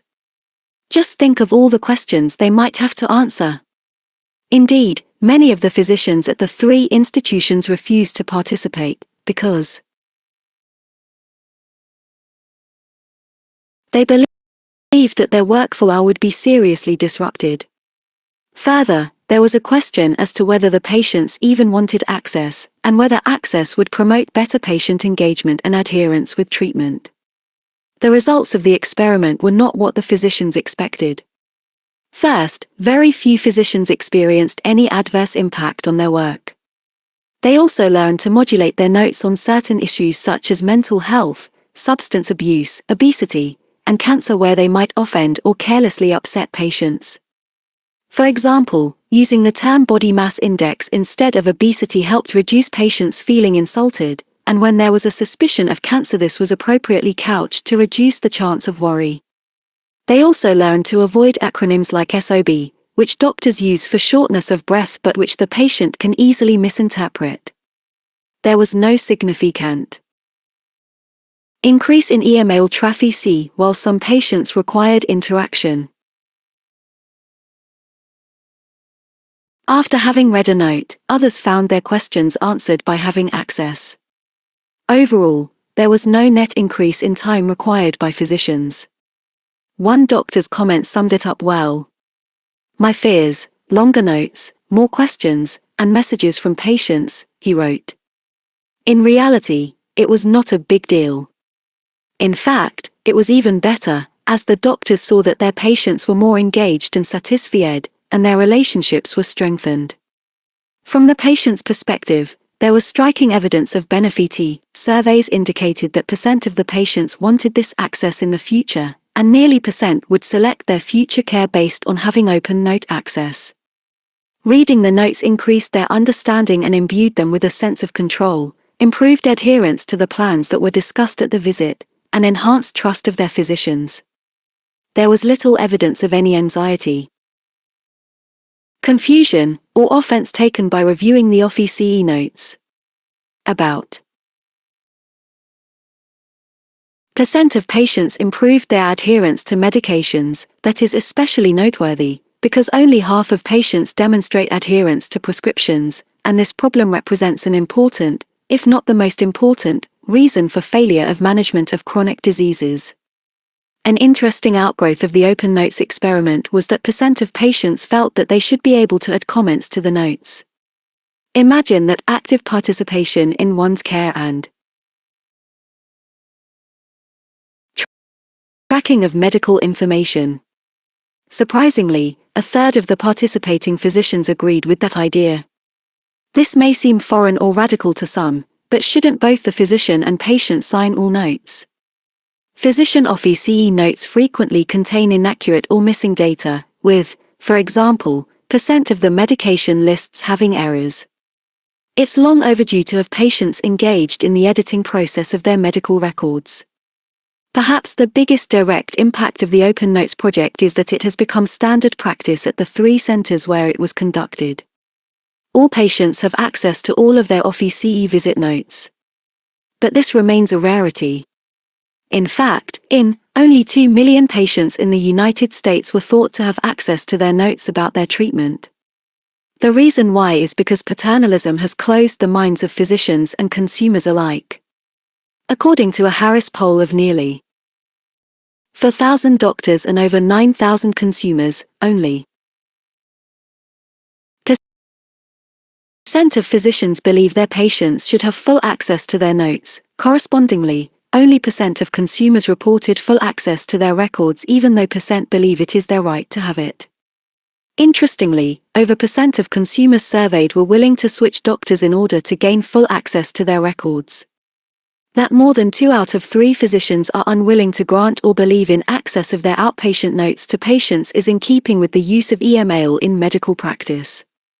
Just as many doctors in the Open Notes project wanted to avoid getting email from patients, more than % of US physicians do not email with patients, despite multiple studies of how this increases efficiency of medical practice and improves patient satisfaction. Physicians argue that there is no reimbursement for this added effort, that privacy and security of e-mail data cannot be guaranteed, and that such material could be fodder for malpractice litigation. The Blue Button initiative concurrent with the Open Notes experiment to advance the case for a fully transparent medical record, there was a large-scale government initiative to promote access. The Markle Foundation, a private philanthropic organization established is interested in using information technology to address previously intractable problems. Intractable certainly qualify as here. The Markle Foundation convened a meeting with the U.S. government to discuss enabling individuals to download their health data, in line with the Foundation's mission to spread knowledge among the people of the United States. The result was the Blue Button program. Well over 60 million Americans receive healthcare via governmental agencies, such as the Department of Veterans AFFS and the Department of Defense. Once these consumers were enabled to download their health data, momentum started to extend to the private sector, and major insurers such as United Health and Aetna signed on to provide Blue Button downloads in.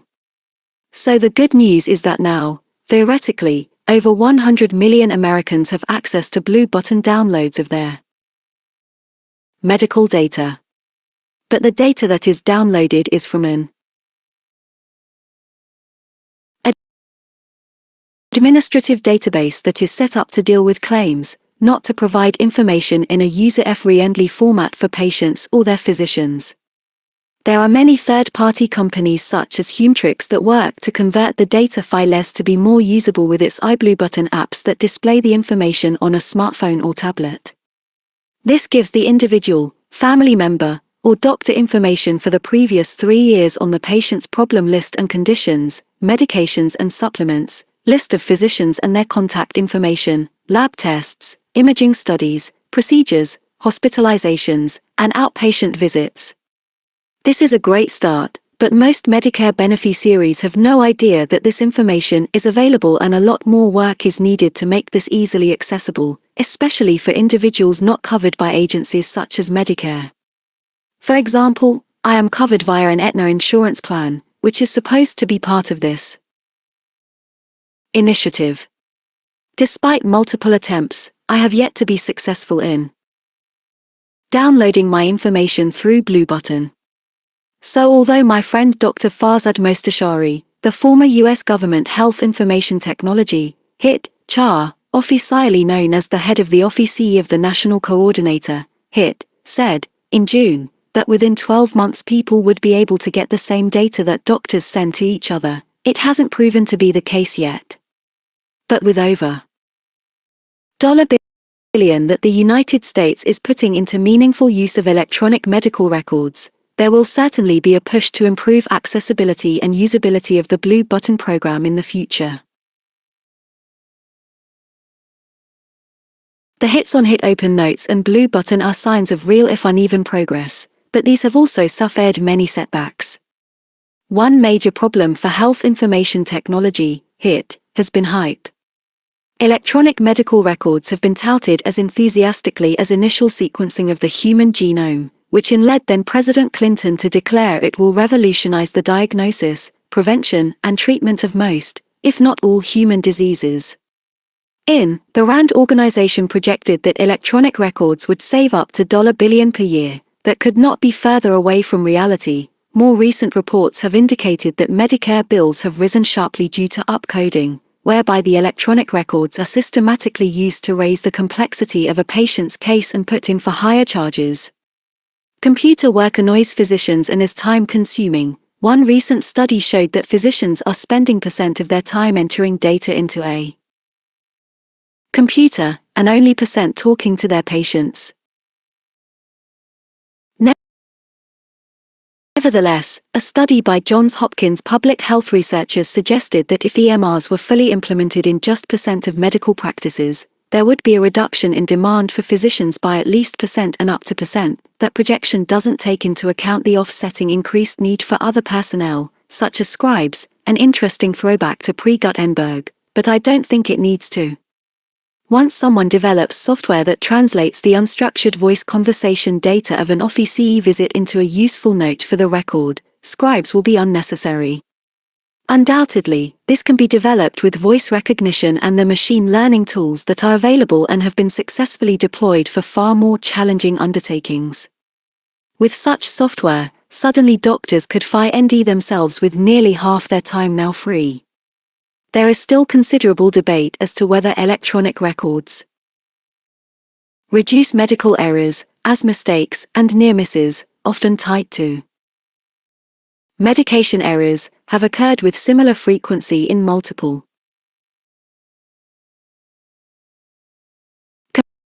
comparisons of electronic and paper records. Of course, the EMR is only as good as the data that are entered into it, which is not only subject to human error but also indifferent and inappropriate use at the majority of health systems, which often neglect to input critical data. Many proponents of electronic records, seeking to explain their problems, make comparisons to the Model T car.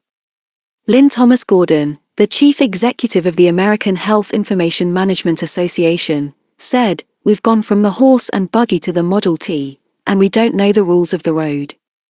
Now we've had a big car pile-up."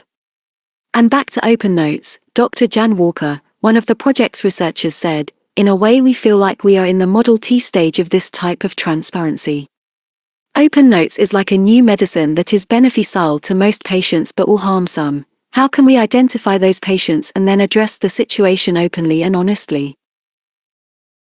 The Model T analogy may be too optimistic. At least that car was practical, audible, versatile, and transformational. It was a single product with interchangeable parts to reduce waste and make it possible for unskilled workers to mass assemble cars. In contrast, we have over 1,000 certified EMR vendors in the United States, each with proprietary software that usually won't work with records created by different errant software. With the fragmentation of healthcare in the United States, the majority of individuals see physicians in multiple health systems with different errant EMR vendors. Even though in all doctors and hospitals are required by federal law to use electronic records, we are still in a nascent phase, lacking patient-centric, fully accessible, comprehensive, and easy-to-use EMRs. We haven't even gotten out of the parking lot yet, no less on the highway. I will return to what the future of medical records could look like after capturing the medication information. My meds medications are certainly center stage in the narrative of important medical information. You can think of them as a triple whammy: high cost, errors, and problems with adherence. In the United States alone, billion prescriptions are written each year, and the cost runs well over $1 billion. Errors are exceptionally common, with over % of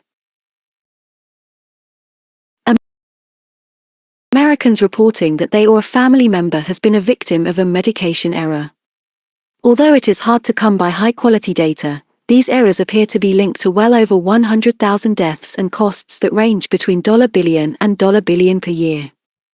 And then there's lack of adherence to medications with marked adverse impact, representing up to half of treatment failures, deaths, and $1 billion in costs each year in the United States. Smartphone apps have proliferated to improve adherence, including Mango Health, CyberDoctor, Arvd, Nightingale, MediMinder, Medisafe, and CareToday. These apps help patients track the correct dose and timing of their prescriptions. Some text or call the patient to remind the individual that it is time to take a particular med, and have backups to connect with family members of caregivers to assure adherence.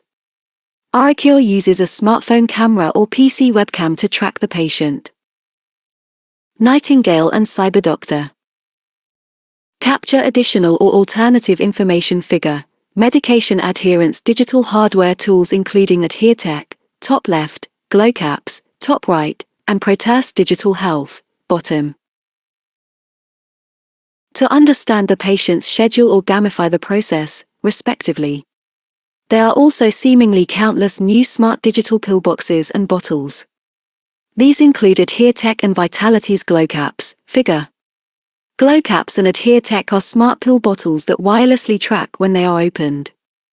When it's time to take your medicine, GlowCaps start glowing with pulsing orange light and beeping out progressively more insistent arpeggios. GlowCaps were used in a small, randomized trial for treating hypertension, achieving % adherence compared with % in the control group, a better adherence rate than the oft-cited %. AdhereTech, which has been dubbed a cell phone in a pill bottle, measures the contents of what's in the bottle, including sensors that measure humidity and exactly how many pills or liquid doses are left. For reminders, the patient can choose between texts, emails, or blinking lights.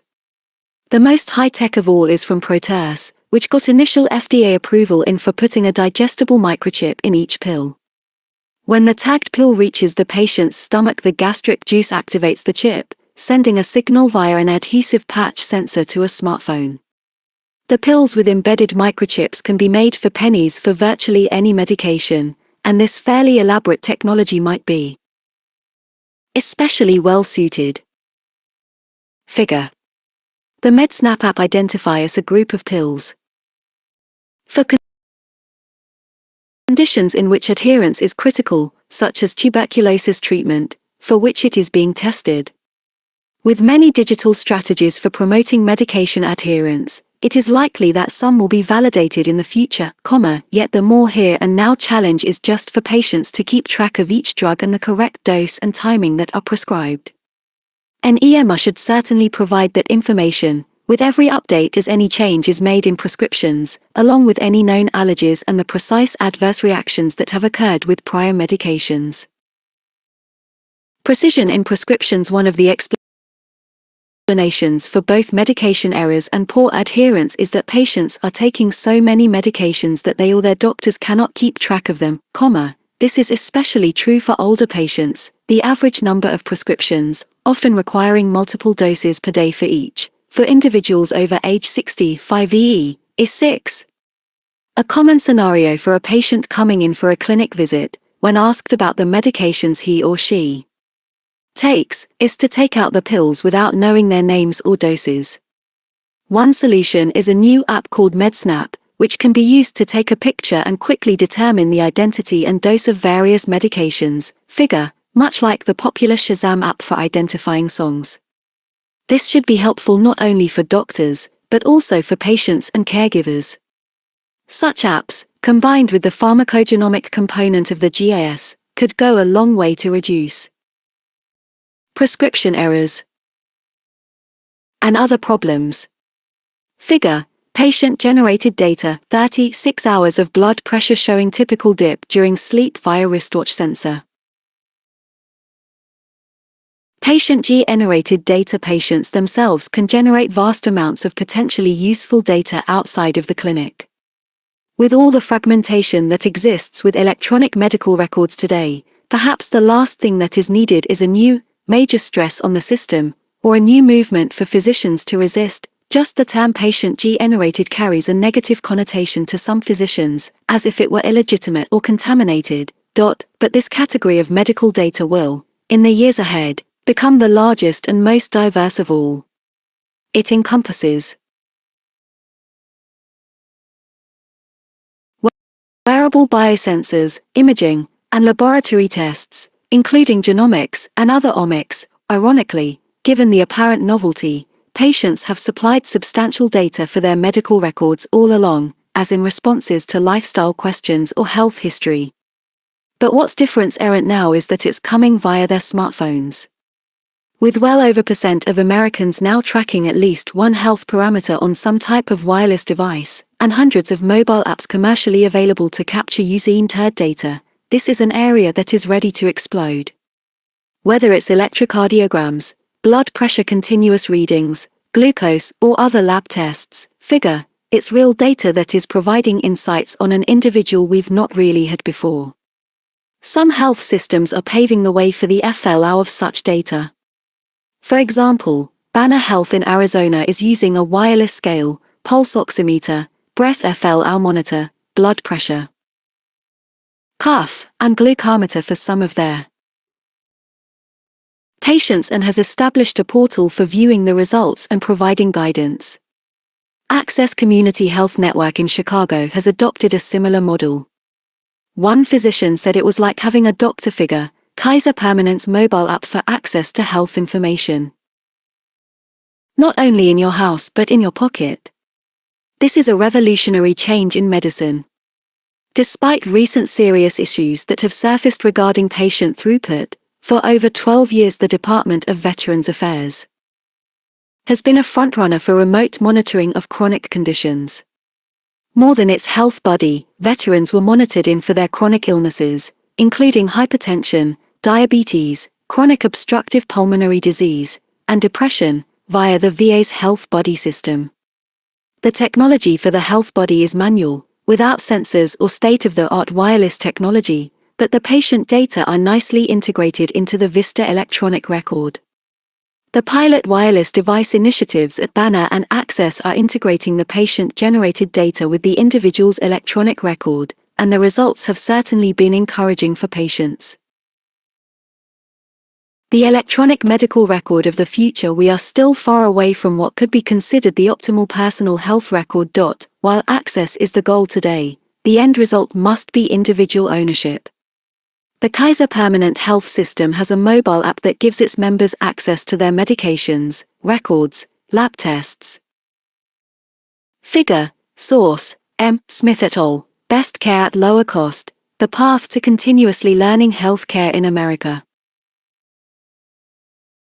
And results of scans, This can be viewed as de minimis for what patients should be able to access anywhere there is a mobile signal, but even this level of availability is quite uncommon. The majority of individuals have their medical care by multiple providers that cut across different health systems, markedly reducing the ability to have easy and singular access. For those over age 65 in the United States, each individual on average sees 7 doctors across 4 practices per year, Beyond the interoperability problem that has plagued electronic health records, this fragmentation interferes with creating a comprehensive, living, interactive record that follows individuals from womb to tomb. As we discussed in chapter, all of one's medical scans need to be accessible, not just their interpretation. All exposure to radiation for these scans must be cumulatively tabulated as well. This may seem a wild dream, but in many ways the technology exists. One medical software expert, Melissa McCormack, suggests we'd all be better off with our health records on Facebook. She aptly points out the timeline feature, interactivity and sharing that she controls, with status updates to log new medications or diagnoses. Another software model is Evernote, which is an extremely popular data storage tool. Nick Dawson, a leader of the Society of Participatory Medicine, uses Evernote as his electronic medical record, pulling in data from sensors and sharing with providers or family members.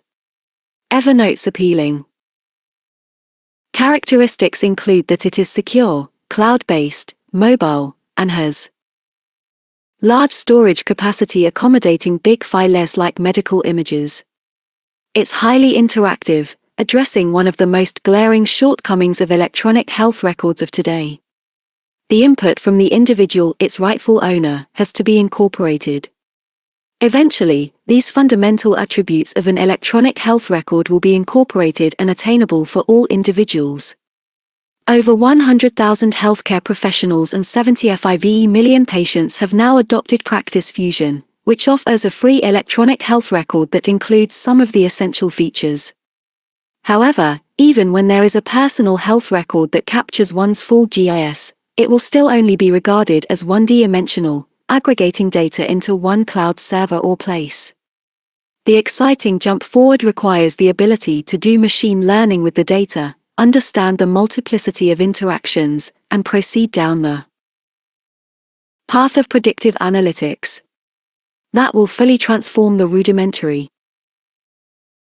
electronic record, even one that assembles massive data per individual, to a preventive medicine apparatus.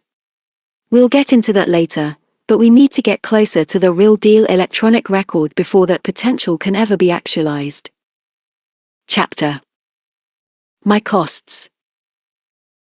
But the hitherto tranquil life within the Waldo FF healthcare fortress, protected from the rigors of open price competition, may soon come to an end. Uwe Reinhard. As in any market, when one side has no information, that side loses. Tina Rosenberg, The Cure for the Toothbrush. Everybody focuses on who should pay for the exorbitant cost of healthcare. What I decided to do was to ask the more fundamental question, which is, why does healthcare cost so much? Stephen Brill. You're sitting in a comfortable chair, sipping wine, listening to your favorite soft music, and your wrist sensor says your heart rate is and blood pressure is over. You couldn't feel more mellow and relaxed. But then you start to read a magazine article entitled The $, Physical, and suddenly you're violently upset, your heart rate jumps to and your blood pressure to over. Yes, the issue of cost of American healthcare would rile just about anyone up, and it may be the most despicable at $ trillion or % of GDP component of medicine today. There is much to be angry about, but thanks to the democratization of medicine, there will eventually be a new cost structure, transparency, and progressive reduction of voluminous waste. It is hard to believe that it took until the year for healthcare costs to become the object of major media exposure. Bitter pill: Why Medical Bills Are Killing Us, the longest article ever published in the 90-year history of Time magazine, a Ph.W. Ordopus, written by Stephen Brill, finally gave the issue the attention it deserves. The subheading was, How Outrageous Pricing and Egregious Profits Are Destroying Our Healthcare. After a 7-month in-depth review of hundreds of bills from hospitals, doctors, and medical device and drug companies, Brill performed an especially thorough post-mortem of 7 cases.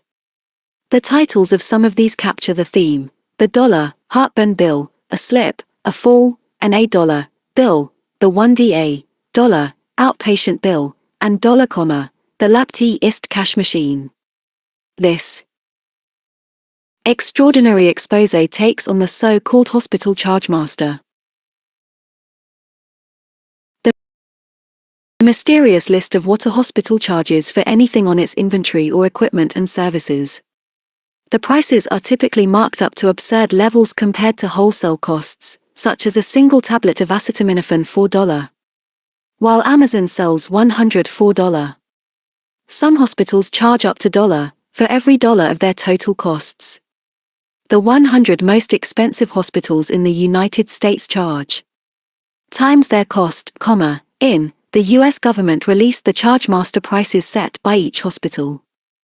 From them we learned that some hospitals charge 10 to 20 times the price set by Medicare.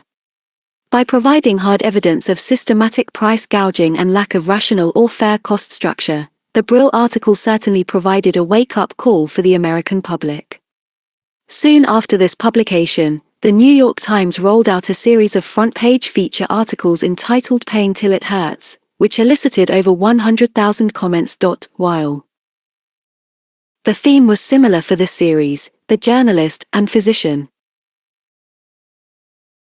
Elizabeth Rosenthal delved into particular topics, including the striking inter-hospital variability in costs of commonly performed procedures, such as colonoscopy, across the country. Beyond this, the series illuminated the costs of such procedures in the United States as compared with other countries, or within the United States for the same skin cancer procedure, known as Mohs surgery, across 100 different errant medical practices.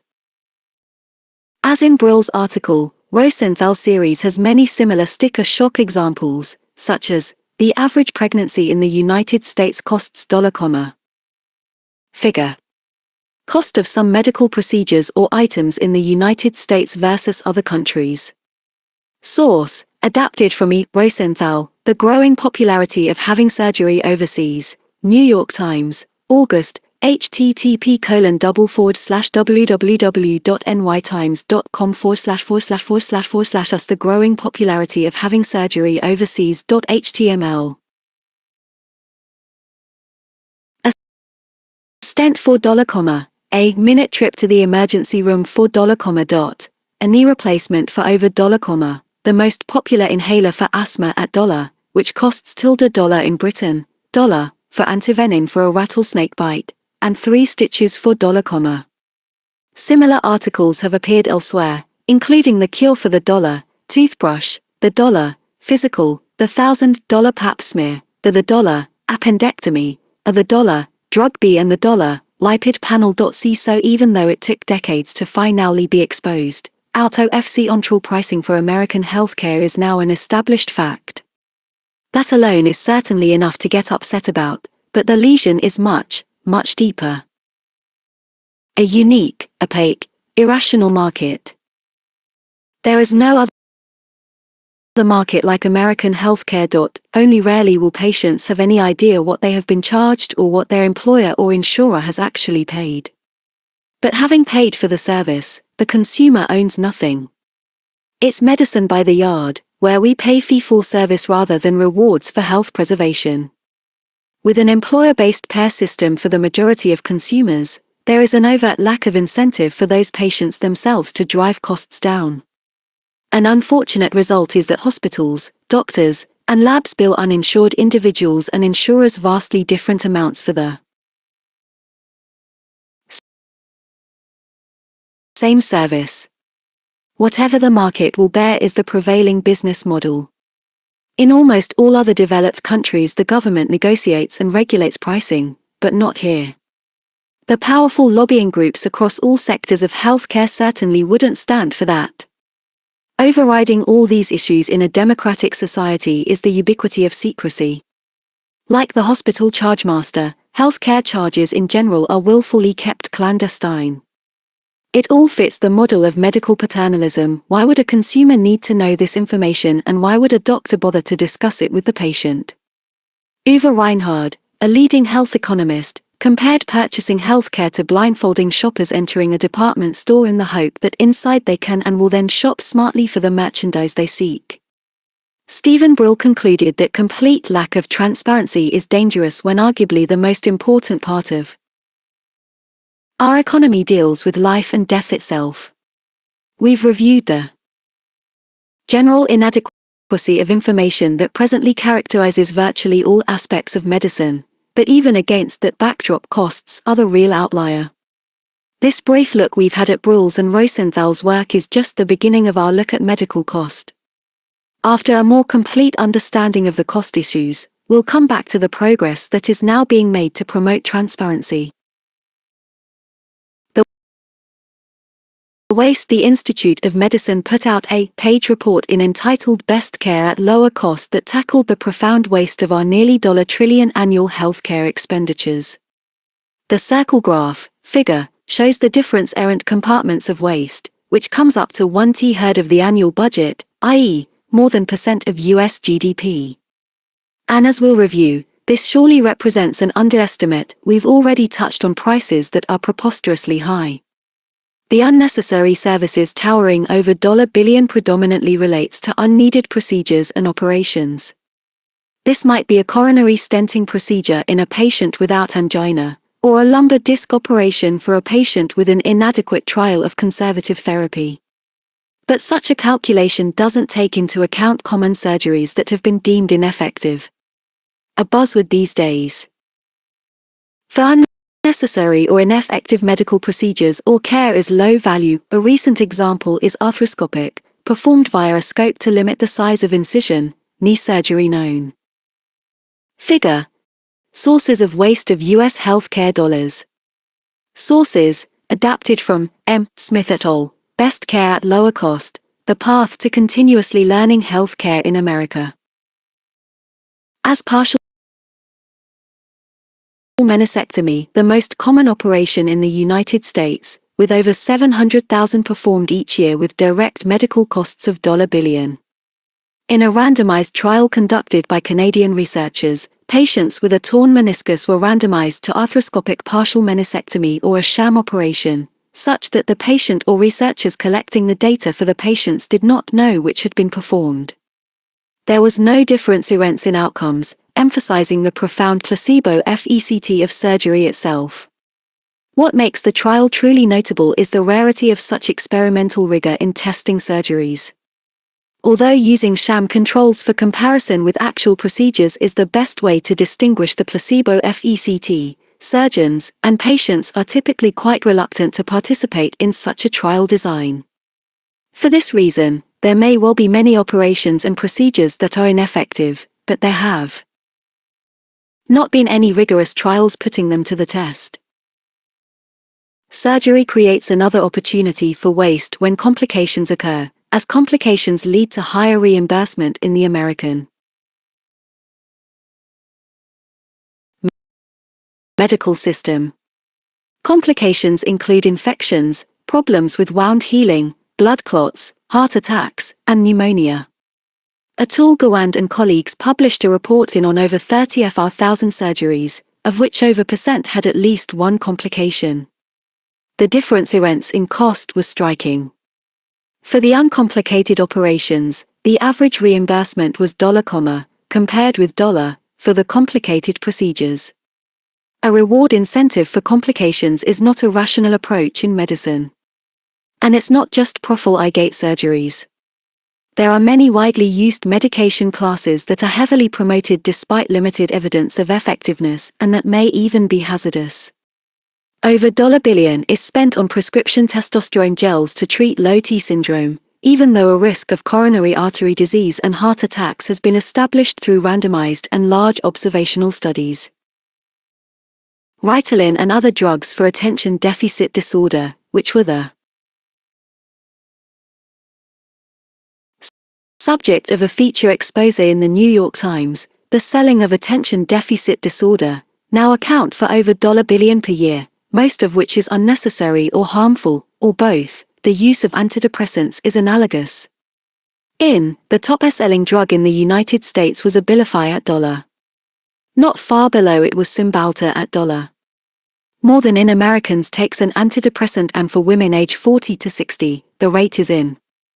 But studies have shown that more than out of the patients taking these drugs do not fit the accepted criteria. That's especially the case for individuals over age 65 EE, for whom out of taking antidepressants do not fulfill the treatment standards. A new study from a nationally representative sample of more than 75,000 adults showed only % who were taking these medications met the stipulations for treatment. From a standpoint of waste, these data are enough to make one depressed. But that's still scratching the surface for waste in prescription drugs. Because we haven't even begun to apply pharmacogenomics, we have ignored one of the biggest opportunities to achieve economic fitness in medications use. Take for example the 3 top-selling drugs globally for rheumatoid arthritis, and other autoimmune conditions, which are Humii, Enbrel, and Remicade. Together these three drugs account for over $1 billion in annual sales.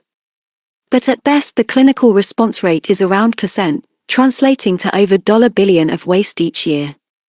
No significant efforts have been made to find either genomic or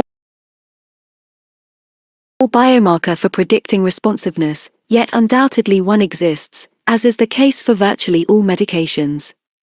The flip side is the avoidance of serious, often life-threatening side effects. We know the genomic signals for the dangers of such drugs as carbamazepine, a severe autoimmune condition known as Stevens-Johnson syndrome, or L-eucloxacillin, which can cause liver failure, but they have not been incorporated into medical practice in the United States. As discussed in chapter, there are over 6,000 prescription drugs, but we only have pharmacogenomic information for just over 100%, leaving us in a bleak state of drug darkness. A recent study at Vanderbilt quantified the proportion of patients who would benefit by genotype screening of 5 commonly used medications. Using such GIS information in the future for drugs that are on the market, and for those being developed, could lead to a turnaround. Next up for unchecked improvidence is medical imaging. The global market for imaging devices was $1 billion. The use in the United States for all types of scans, CT, nuclear, MRI, ultrasounds, and mammography dwarfs their use in any other country in the world. Both MRI and CT scans in the United States exceed per people. Over 500 million medical scans were done in the United States assuming a conservative dollar charge per test, this calculates to roughly $1 billion. How many of these scans were necessary? Moreover, an estimated % of individuals getting scans will get cancer because of the cumulative exposure to ionized radiation, as highlighted in the New York Times op-ed "We Are Giving Ourselves Cancer." These induced cancers are not included in the economic toll of medical imaging. Also not included is all the medical imaging that is not supposed to be done according to the Choosing Wisely initiative, discussed at length in chapter, further confirming those recommendations were not aggressive or far-reaching enough, given the evidence base. Unproven, high-tech therapies represent further waste. At the top of the list are robotic surgery and proton beam radiation, two interventions that have no data to support their use compared with standard therapies. Take robotic surgery. There is only one general robotic surgery vendor in the United States, Intuitive Surgical, which charges between $1 and $1 million per Da Vinci robot, that doesn't include the proprietary disposable equipment used for each case. Use of robotic surgery has grown exponentially across America, with hospitals, approximately buying at least one Da Vinci in. They are used for procedures as diverse as hysterectomy, open heart surgery, and prostate removal, with well over million robotic-assisted surgeries performed worldwide. Another manufacturer, Marco, makes a robot that is used for orthopedic procedures. In contrast to the lack of competition among robotic manufacturers is the fierce marketing by hospitals in the United States to promote their robots. Beyond the widespread television, radio, and billboard blitzes, one surgeon said, "I've seen hospitals bring their robots to halftime shows at sporting events." Proton beam radiation, the latest entry into high-tech seduction, is an even bigger ticket item. Proton beam accelerator centers cost about $1 million to build, and growth in the United States is disconcerting, since there are no data that this form of radiation therapy, which supposedly is more precise, has any advantage over conventional radiation treatment for cancer. Not only are the centers exceptionally expensive to build, but also each procedure costs about times what conventional therapy does. As of the end of there were 43 such centers in the world, and, unsurprisingly, a disproportionate number are located in the United States, the world's capital of technology use, whether or not there exists any data to substantiate it. And then there's more unwarranted medical stuff that doesn't necessarily involve high tech. Like annual physicals. Each year approximately million Americans, or about %, go to see their doctor, many of these visits, such as for babies or pregnant women, are certainly important. But the last estimate for the number of people in the United States who get an annual physical dates back to, and that number was million.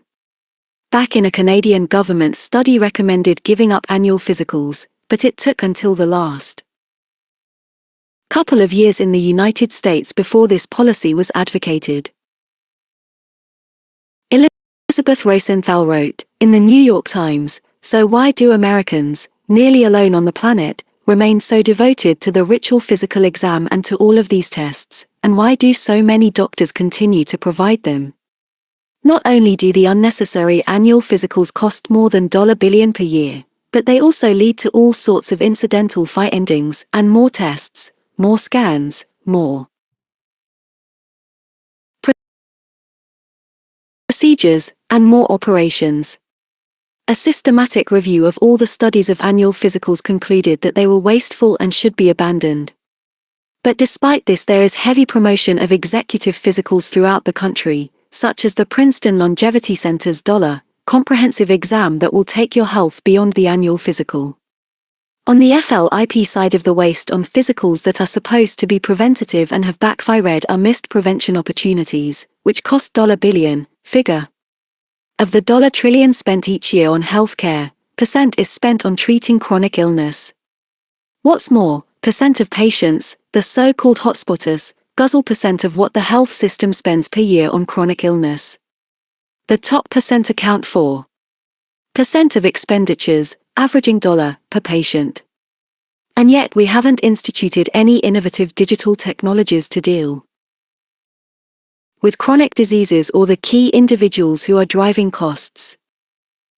Simple mobile device tracking of blood pressure, glucose, heart rhythm, lung function, and many other metrics tied into the common chronic conditions might prove useful, no less much tighter surveillance and guidance for the hotspotters. We haven't even mentioned end-of-life care, which is yet another runaway expense portion for the United States. Medicare spends % of its budget, more than $1 billion, on patients' last 6 months of life. The endo-FLIF treatments, including intensive care unit stays, aggressive use of procedures and operations, are not factored into the unnecessary calculation, figure. But given the lack of FECT on lifespan or quality of remaining life, those treatments are almost always unnecessary. The result is that my estimates for unnecessary care or waste are considerably higher than what has been published by the Institute of Medicine. I'm guessing that waste, as I've defined it here, may actually equate to a half of American healthcare spending. Outsourcing healthcare. We spend at least twice as much per capita per year, approximately $, as any other developed nation. Yet the Commonwealth Fund report ranks the United States last of the 11 wealthiest nations for overall health care, the average spending per capita for the other 10 countries is $, or % less. One of the results of the high cost of care in the United States is that patients are going outside the United States for care. The average cost of a day in the hospital in the United States is $, compared with $1 in France or less than $1 in the Netherlands, but we don't need calculus to know that care in the hospital is not 5 to 8 times better in the United States. Prices can be even lower elsewhere, and this has certainly propelled medical tourism in many parts of the world, including such destinations as India, Thailand, Indonesia, Mexico, Dubai, and South Korea, as well as Europe. When Michael Chopin needed a new hip and he was given an estimate that it would cost nearly $1, at his hospital in Boulder, Colorado, he used the internet to find a full package cost of $, near Brussels, where he had the surgery done. That price included airfare and all-in medical and travel expenses. It nearly boggles the mind that the price could be so different. Part of the difference is the price of the hip. In Europe, an artificial hip can be purchased for $1, while the exact same model would cost $1 for an American hospital. But that's just the beginning, since in Europe the markup might be $1, but in the United States, it could be at least 10 times this figure. Not surprisingly, Europe is quickly becoming a prime venue for medical tourism because of its price competitiveness. Like with prescription medications, the US government does nothing to regulate the cost of medical devices or use any of its potentially enormous bargaining power to reduce costs, see figure, which quantifies the impact of this policy. So it defaults to pricing whatever the American market will bear. But in virtually every other developed country, it's just the opposite. Elsewhere, the government has a strong influence on what any drug or device costs, and appropriately uses its muscle unimpeded by lobbying groups or special interests. That's why I like the acronym NICE in the UK, the National Institute for Health and Care Excellence. It isn't nice to industry, it dictates what costs it will accept, and it has rejected out of hand several new drugs when the companies were not willing to negotiate to an acceptable price. In contrast, the United States has no teeth. In the Paying Till It Hurts series, Elizabeth Rosenthal pointed out that medical tourism doesn't have to be international. An example is a health plan in New York City that transports patients to Buffalo by limousine to achieve marked reduction in cost. Similarly, Premera Blue Cross Blue Shield, which is Alaska's biggest health insurer, flies patients to Seattle for some procedures to reduce costs, such as knee surgery, for half the price including transportation expenses. Walmart has a Centers of Excellence program that provides access for its million employees, on a voluntary basis, to one of 6 health systems in the United States for certain types of surgery.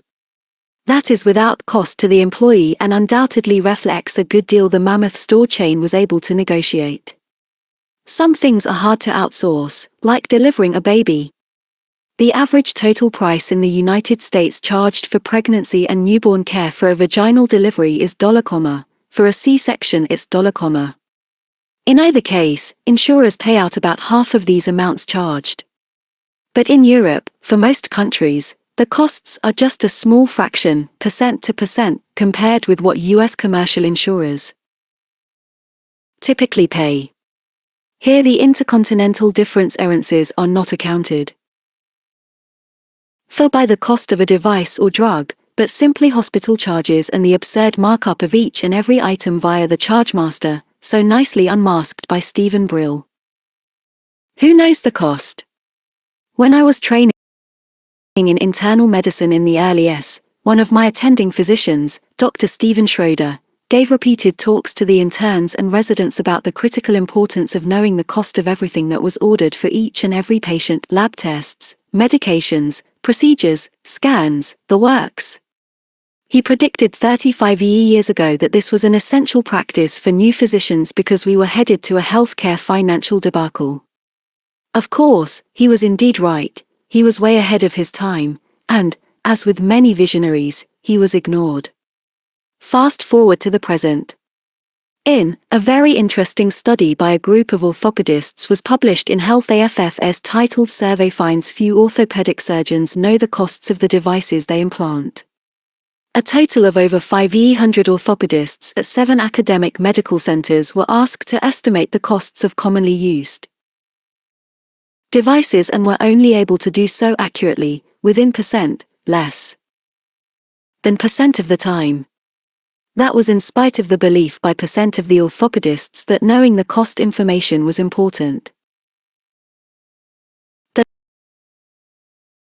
lead author, Dr. Konuo Kaik, complained, "We never see the cost displayed anywhere, and even if you were interested, there's no great way to find it." He's right about that. The US medical device world is characterized by purchasing groups that make private deals with hospitals, requiring non-disclosure agreements. As stated in the conclusion of the paper, medical device manufacturers strive to keep their prices confidential so that they can sell the same implant at a difference-errant price to difference-errant healthcare institutions. In commenting on their results, O'Kike cited the lack of price transparency as medicine's biggest problem. However, there are other major factors that need to be acknowledged. Back in the late I instituted a program in the cardiac catheterization laboratories at Cleveland Clinic to track costs in real time. A stent procedure to deblock a coronary artery involves the use of many catheter types, including those with a balloon at their tip, and wires, as well as the stents. Each of these supplies is expensive, and there is considerable variability in their costs between manufacturers. Cumulatively, in difficult procedures, the tally can be 4 to 8 times greater than the cost for equipment during an average procedure. For Medicare and many private insurers, there is a FIZ lump sum payment for the procedure irrespective of what equipment is used. So we set up a system with a barcode on each device package that would be scanned, and the cost would be displayed on the screen where the vital signs and XRA pictures were displayed. As each catheter or piece of equipment was opened up, prices were displayed like when you are checking out at the grocery store. I thought it would be a great tracking method for our cardiologists, not only to have awareness in real time but also to take steps to be economical. But it was quickly rejected. The physicians did not want to have to factor in cost data to their decisions of how the procedure was performed. Some doctors think it is frankly unethical, violating the physician-patient relationship. The credo for many, if not most, is to deliver the best care irrespective of cost. The result, however, is that procedures and their equipment cost $1 billion each year, when they could surely be less. That's a bit like the FDA in America, which reviews new drugs or devices for approval on the merit of safety and efficacy, without any regard for their costs. This compartmentalization of cost information by doctors and regulators has certainly contributed to our healthcare economic crisis. Not knowing or not wanting to know isn't going to help. An uncoupling of medical care and costs may be considered unhealthy. With electronic medical records, it's possible to display the real-time cost of lab tests, and many other costs, for the doctors at the time they are ordered. One recent study, which incorporated this display, showed only a modest improvement for this strategy, up to $1 per 1,000 visits per month, compared with not having this cost data available. The explanation is likely similar to the failure of real-time cost display in our cardiac cath labs. Many physicians see the information as inappropriately interfering with their style of medical practice, their judgment, and their control. Unfortunately, this represents a dissociated, bubble mentality that is not consonant with what is going on in the world. One extreme response came from a Forbes columnist, Tim Worstall, who wrote Bending the Healthcare Cost Curve, Fire the Doctors.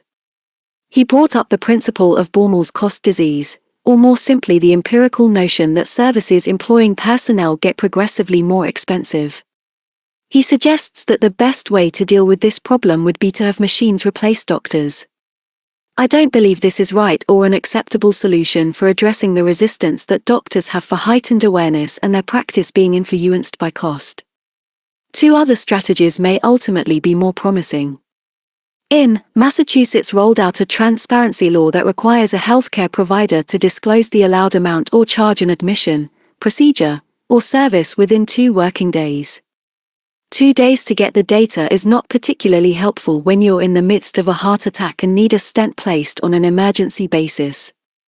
Indeed, a delay of up to 2 days is hardly comparable to any other service or goods that are purchased in the world, but it can be seen as a first step of legislation to provide medical cost information to consumers. Education is another approach, and medical schools like Yale have put emphasis on knowing and sharing everything related to costs in their curriculum. In the $1,000 pap smear, Cheryl Bettigol zeroed in on the key Q&A: what is the biggest driver of healthcare costs in the hospital? Answer: the physician's pen, or a mouse or keyboard. Clicking on a box such as a pap smear in an electronic medical record is typically thoughtless and reflexive. It is also the norm of medical practice. In fact, clicking a mouse, instead of the old requirement to fill out forms, probably makes it easier. Certainly it is imperative to teach students, physicians in training, and those in practice, to get with the program, that calling for tests with little thought is no way to practice medicine. It is hard to believe it has taken all these decades for this to get started. But when you put medical paternalism in context, why would a doctor need to have to deal with such a mundane, lowly topic? Peter Ubel of Duke University has been a leading voice for full disclosure of costs to patients, with essays such as Dr. First Tell Me What It Costs and Full Disclosure Out-of-Pocket Costs as Side Effects. Moriates, Shah, and Aurora have also advocated this sentiment in First, Do No, Financial Harm.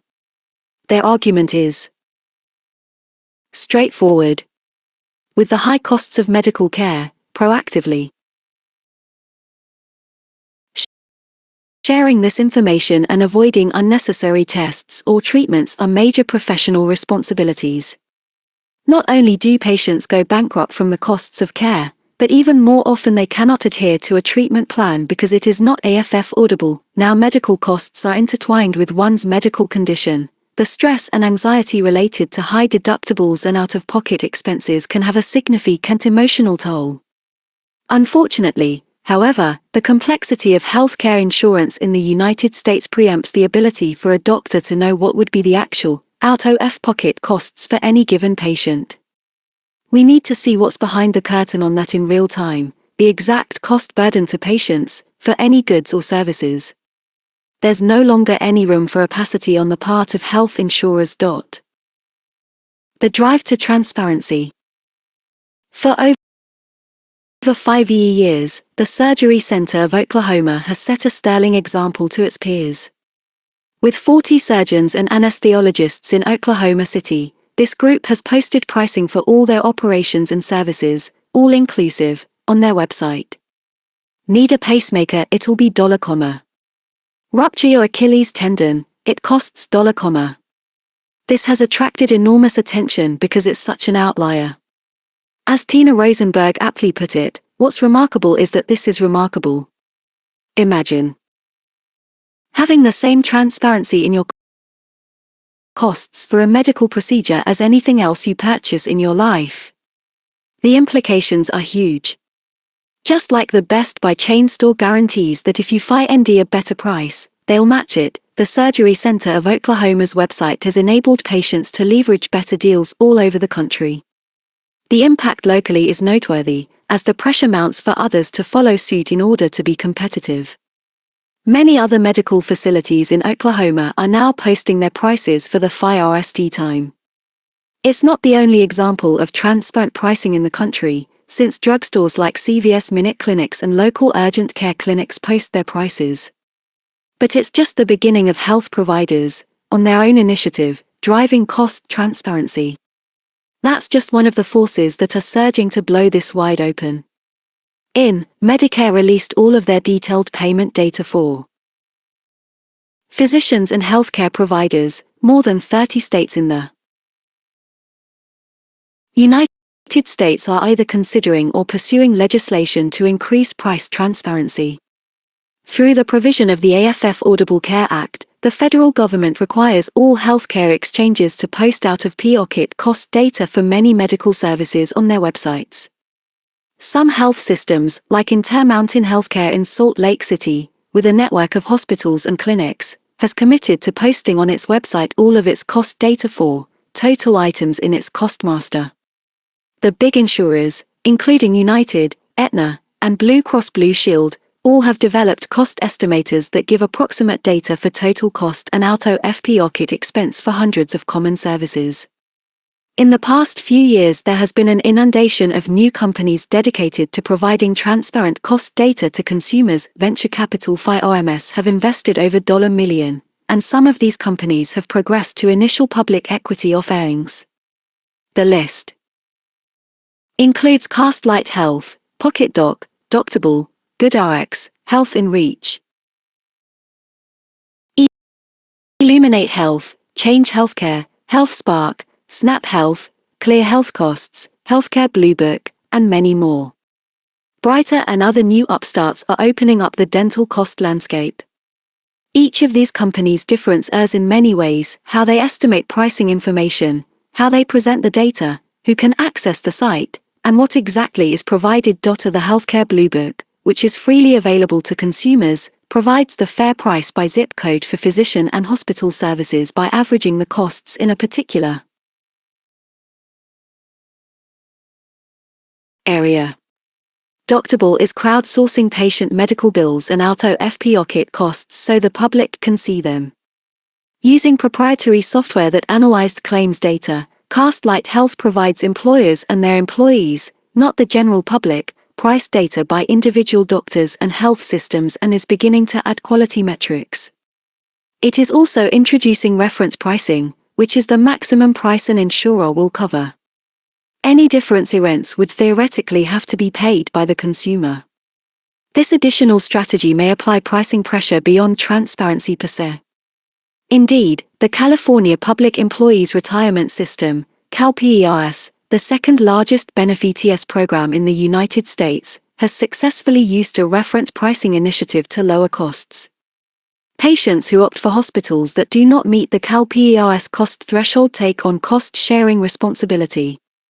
There are more consumer-centric websites, such as New Choice Health, to find out all of the comparable costs in any particular city or region. Medibid's data is intended for patients to set up a bidding process. It works just like Priceline. As an example, using this bidding site, a patient from Seattle needing knee surgery went to Virginia to reduce his cost from $1 to $. Just like Kayak, Travelocity, and Expedia disrupted the lock by travel agents many years ago, and Zillow and Trulia took on the real estate brokers, and Edmunds or AutoTrader exposed car pricing, we have finally seen the opening of Medicine's Kimono. Taking lessons from the travel and real estate price comparator websites that provide all their data for mobile device access, the companies removing the shroud of secrecy from medical costs are doing the same with smartphone and tablet apps. Figure. As a result of this widespread disruption, Reinhard believes we're now moving into a new phase in the fight over pricing transparency. He said in an interview, "You lived in the secure castle with complete price opacity.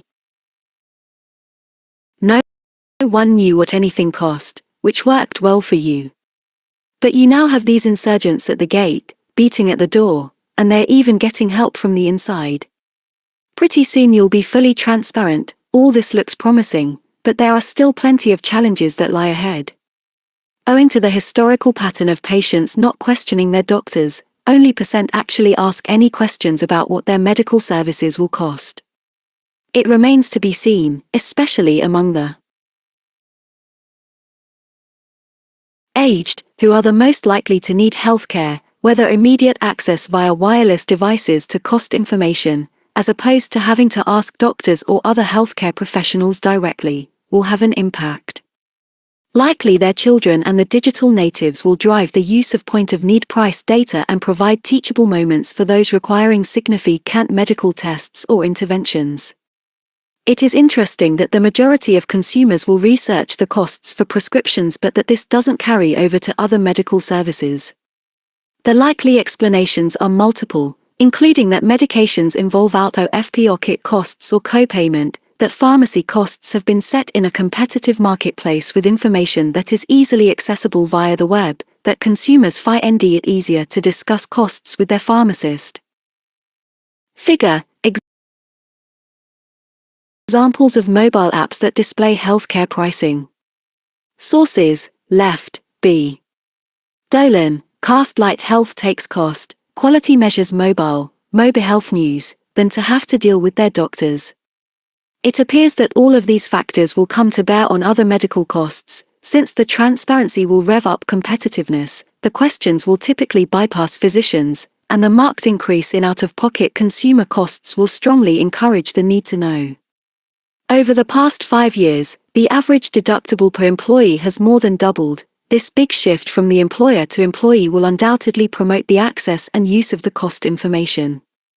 Let's say, hypothetically, that patients become accustomed to investigating prices. The next question is whether this will lower costs. Experience from other transparency initiatives suggests that lower costs are not of absolute certainty. Millions have been poured into the campaign for restaurants to show the calorie data for all the items on their menus, but there is no evidence this has changed selection, food intake, or the weight of consumers.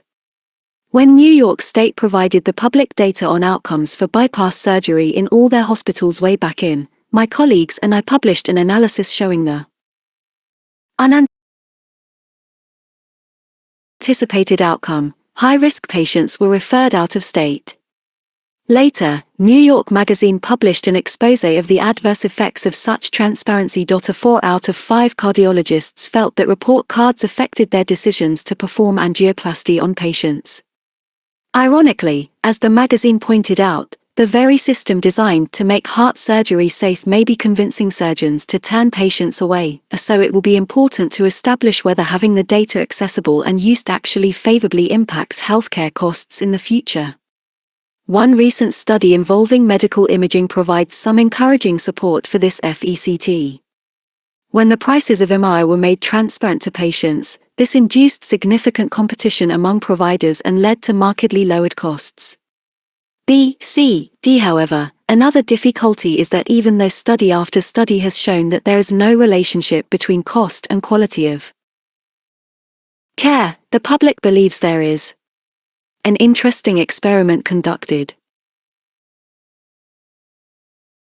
by Hibbard and colleagues, published in Health Affairs, showed that a substantial proportion of individuals shied away from low-cost providers and viewed higher prices as a proxy for higher quality. The same way that many people choose bottles of wine. A more recent study of high versus low-priced hospitals also showed that, with respect to the consumer's view, the reputation of a high-priced health system can override substandard objective measures of quality. From a prospective patient's perspective, there's a tendency to accept you get what you pay for, even though the totality of data doesn't support that principle in healthcare at all. An even more vexing issue is that it is extremely difficult to adjudicate quality in healthcare. For a specified operation with critical outcomes, such as open heart surgery, and whether the patient survives, quality may be easy to assess. Indeed, open heart surgery is the exemplar case, because data for millions of patients are available through the Thoracic Surgery Society's database, making adjustment possible for age and 44 other important risk factors and coexisting conditions. On the other hand, for most medical conditions the outcomes are not easy to define or quantify, and making adjustments based on various other factors is more difficult. Alternative metrics like patient satisfaction surveys are used, and although these are important, they cannot equate to the actual outcomes of a surgery or procedure. My patients who have undergone open heart surgery typically evaluate their operation by the look of their incision, which is not reflective of what happened inside the chest.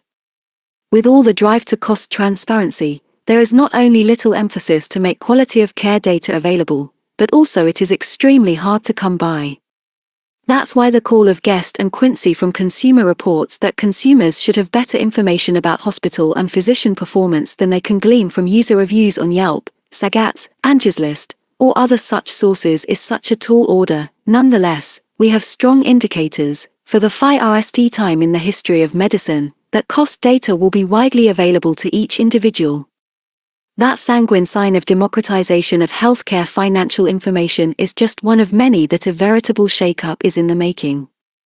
In one sense, it doesn't matter whether it lowers cost in the long run, even though it likely will.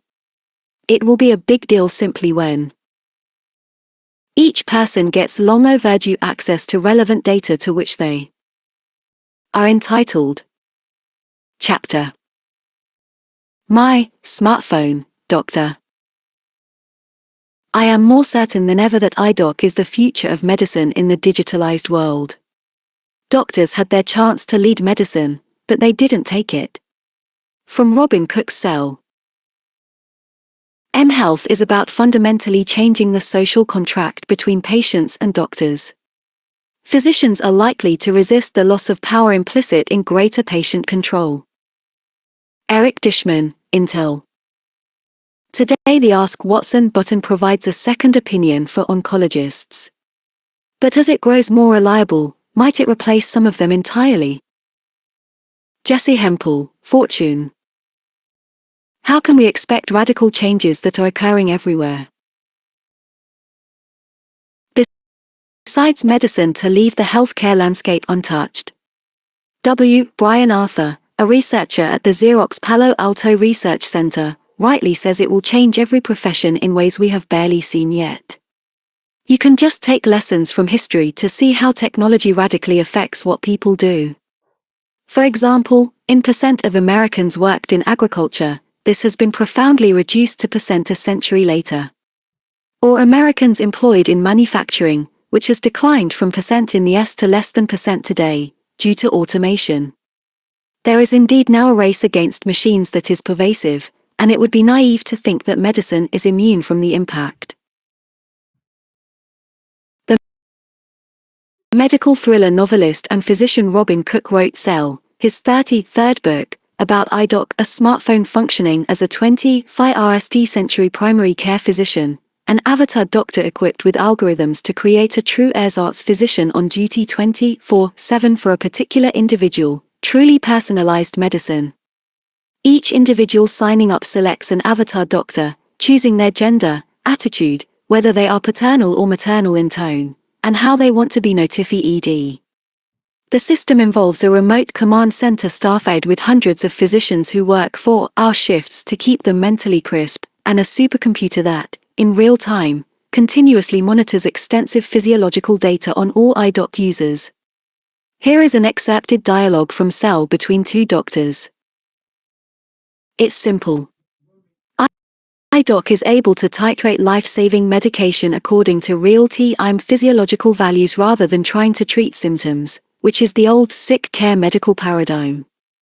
iDoc is the perfect primary care doctor since it is based on an algorithm that is capable of learning and will be continually upgraded as new medical information is incorporated. I'm concerned it can't handle what's on its plate now. You know what a Luddite doctor is, George? I run across them all the time. MDs who have been dragging their feet in the acceptance of digitalized medicine, even something as intuitive as electronic records. Come on. This is a no-brainer. Unfortunately, an insurance company, called Amalgamated Healthcare, acquires the technology and hijacks it, killing off individuals who have been newly diagnosed with a fatal illness in order to cut costs. A non-medical version of this narrative, with some common threads, is the sci-fi romantic comedy movie Her, in which Joaquin Phoenix falls in love with his computer and smartphone avatar, whose advanced operating system, iOS, voice is played by Scarlett Johansson. Here the monitoring capability coupled with machine learning sets up a progressively stronger, intimate relationship culminating in love, and later tragedy. The book Cell and movie Her are not at all far-fetched. All of the technology to do this exists today. Robin Cook just went a bit fast-forward to portray the command centers equipped with massive computing capability and hundreds of doctors. Although it may not be the precise configuration for a future health system, it certainly represents a likely scenario. Unfortunately, the risks are real, too, even if they probably won't involve murderous insurance companies. While Robin is as enthusiastic as I am for digital medicine to be transformative, the potential for misuse and exploitation must always be kept in mind. As he explained to me, his winning formula for a medical thriller obligates there being a big-time villain. In this case, the health insurance company, an easy target, since many have long viewed these companies as villains. The security and privacy of digital medical data, and its potential for misappropriation, are not to be underemphasized, and we will review these issues later. For now, I want to set the stage for the future smartphone doctor era of medicine. You may have noticed that I have put smartphone in parentheses in the title of this chapter. That's because smartphone-mediated medicine offers two possible smartphone doctors. Users may be engaging with a real doctor, but they may just as likely be calling an avatar or algorithm with a connection to the cloud or supercomputer. The warm-up for a variety of reasons. In the United States, the number of physician visits fell % among privately insured patients. And that decline is continuing despite the aging of the population and their high density of comorbidities. One of the reasons may be cost, but surely a contributing factor is that there are many emerging alternatives, from retail clinics with nurses to do-it-yourself (DIY) care. Percival Carrera, a physician in the Netherlands, defined modern DIY medicine as a form of self-care involving the use of consumer-directed health informatics technologies and applications that allow consumers to track and manage their health by themselves or together with professionals, and that guide consumers' use of healthcare. There is considerable evidence that deeper engagement of consumers in their healthcare yields superior results. For blood pressure, a review of FTY2 prospective, randomized studies showed that people who took self-measurements had better blood pressure management versus those whose only monitoring came through usual care, example, at the doctor's office. Beyond self-care, those who interacted with a pharmacist via telemonitoring also showed superior blood pressure control in a randomized trial, with % of patients achieving controlled blood pressure as compared to only % with usual care. The national norm is %. Furthermore, the blood pressure control advantage in the pharmacist arm was quite durable, extending many months after the random assignment of the intervention. Blood pressure is not the only condition successfully treated this way. Using mobile phones to engage adults with diabetes in a randomized trial, researchers at the University of Chicago showed superior glycemic control compared with usual care, at lower costs and higher satisfaction. Better outcomes have been demonstrated for engaged, activated patients as compared with usual care for a wide variety of conditions, including hypertension, diabetes, obesity, multiple sclerosis, hyperlipidemia, and many types of mental health disorders. Based on this positive data, Leonard Kish, a health information technologist, has rightfully called the engaged patient the blockbuster drug of the century. These successes subsequently led the journal Health AFFS to have a dedicated issue on the new era of patient engagement. Engagement can be conceived as patient activation, understanding one's own role in the care process and having the knowledge, skills, and confidence to take on that role. Besides self-CR, there is the link to nurses. There are approximately 100 million outpatient visits in the United States per year, with over 6 million in retail clinics that typically employ nurse practitioners.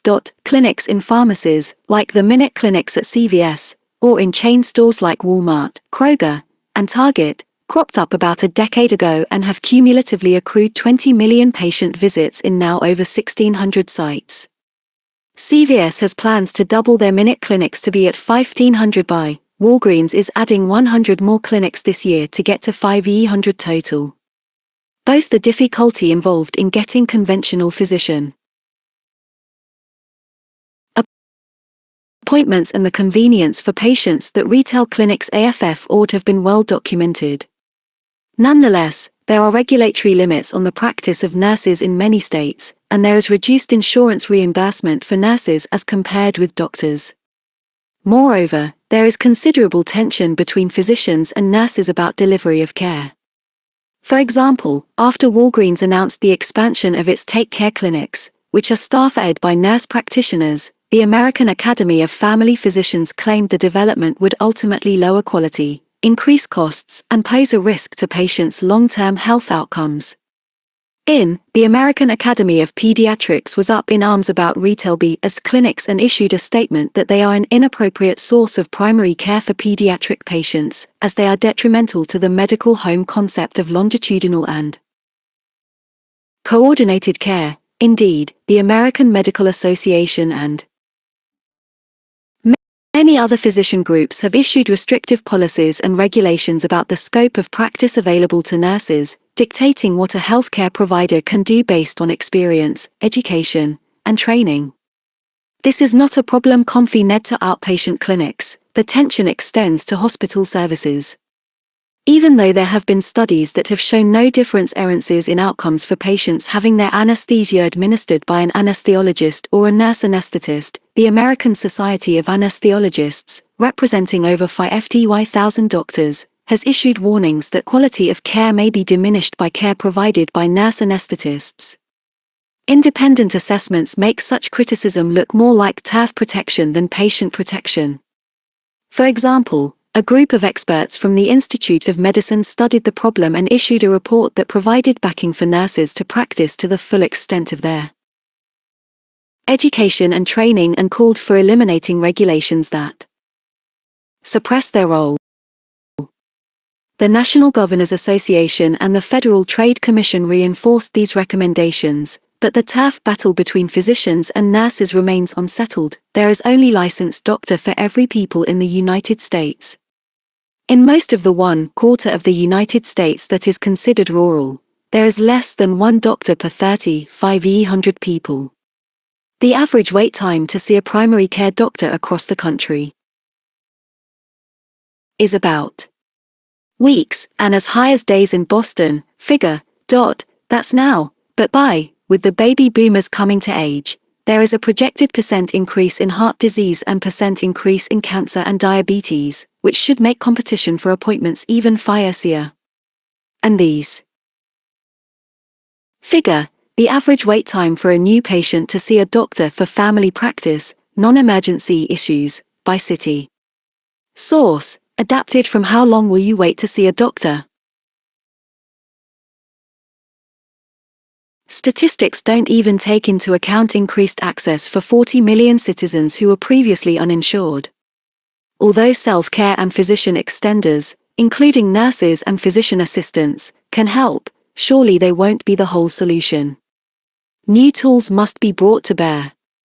While the medical community is slow to embrace digital and network solutions, these solutions are nonetheless erupting. Take the online health communities like Patients Like Me, Cure Together, Insight, and countless others, which provide peer-to-peer connectivity for patients with similar conditions. Many participants say they put more trust in their peers of these communities than in their doctors. In just a span of 5 years, these e-health networking sites have attracted millions of consumers and are continuing to grow as a prominent medical information resource. Remarkably, this is certainly one key component of the movement toward the democratization of medicine. Another emerging digital solution is the advanced Siri for medical guidance. The emergence of virtual health assistants, VHAs. AskMD is one of the Arvd Siri-like entries for this concept. A free smartphone app is downloaded, allowing the consumer to enter symptoms, either by typing them in or by voice recognition, embedded software, and tap into its pattern recognition database for feedback. When I visited the Colbert Report, Stephen Colbert had already caught on. He said, "I have a smartphone. Am I a doctor? How can my smartphone tell me about me? Is Siri a doctor?" Then he held his smartphone to his chest and asked Siri, "Am I dying?"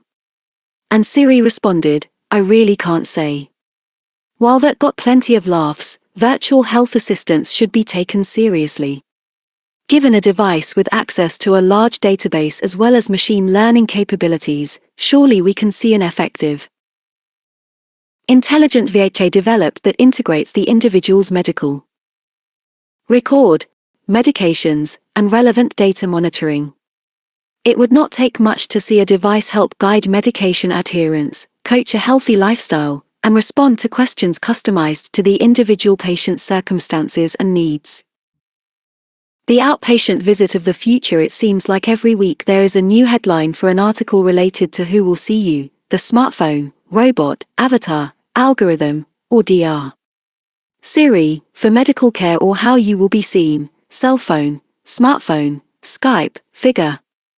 Fast Company had an article titled "Could E-Patient Networks Become the Super Doctors of the Future?" and asserted the idea of going down to your doctor's office is going to feel as foreign as going to the video store. That may seem bold, but they got that one right.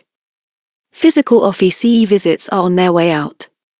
Cisco surveyed over 1,500 Americans and found that % prefer virtual rather than physical visits with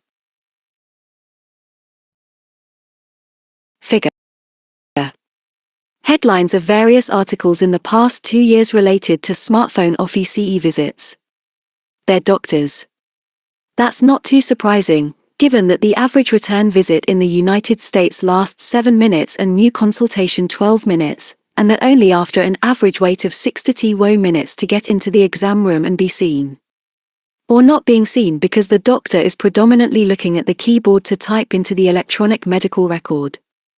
Insurers are taking the lead in expanding these services. Health Partners, a health insurer based in Minnesota, conducted a study of virtual visits using their web-based Virtual platform.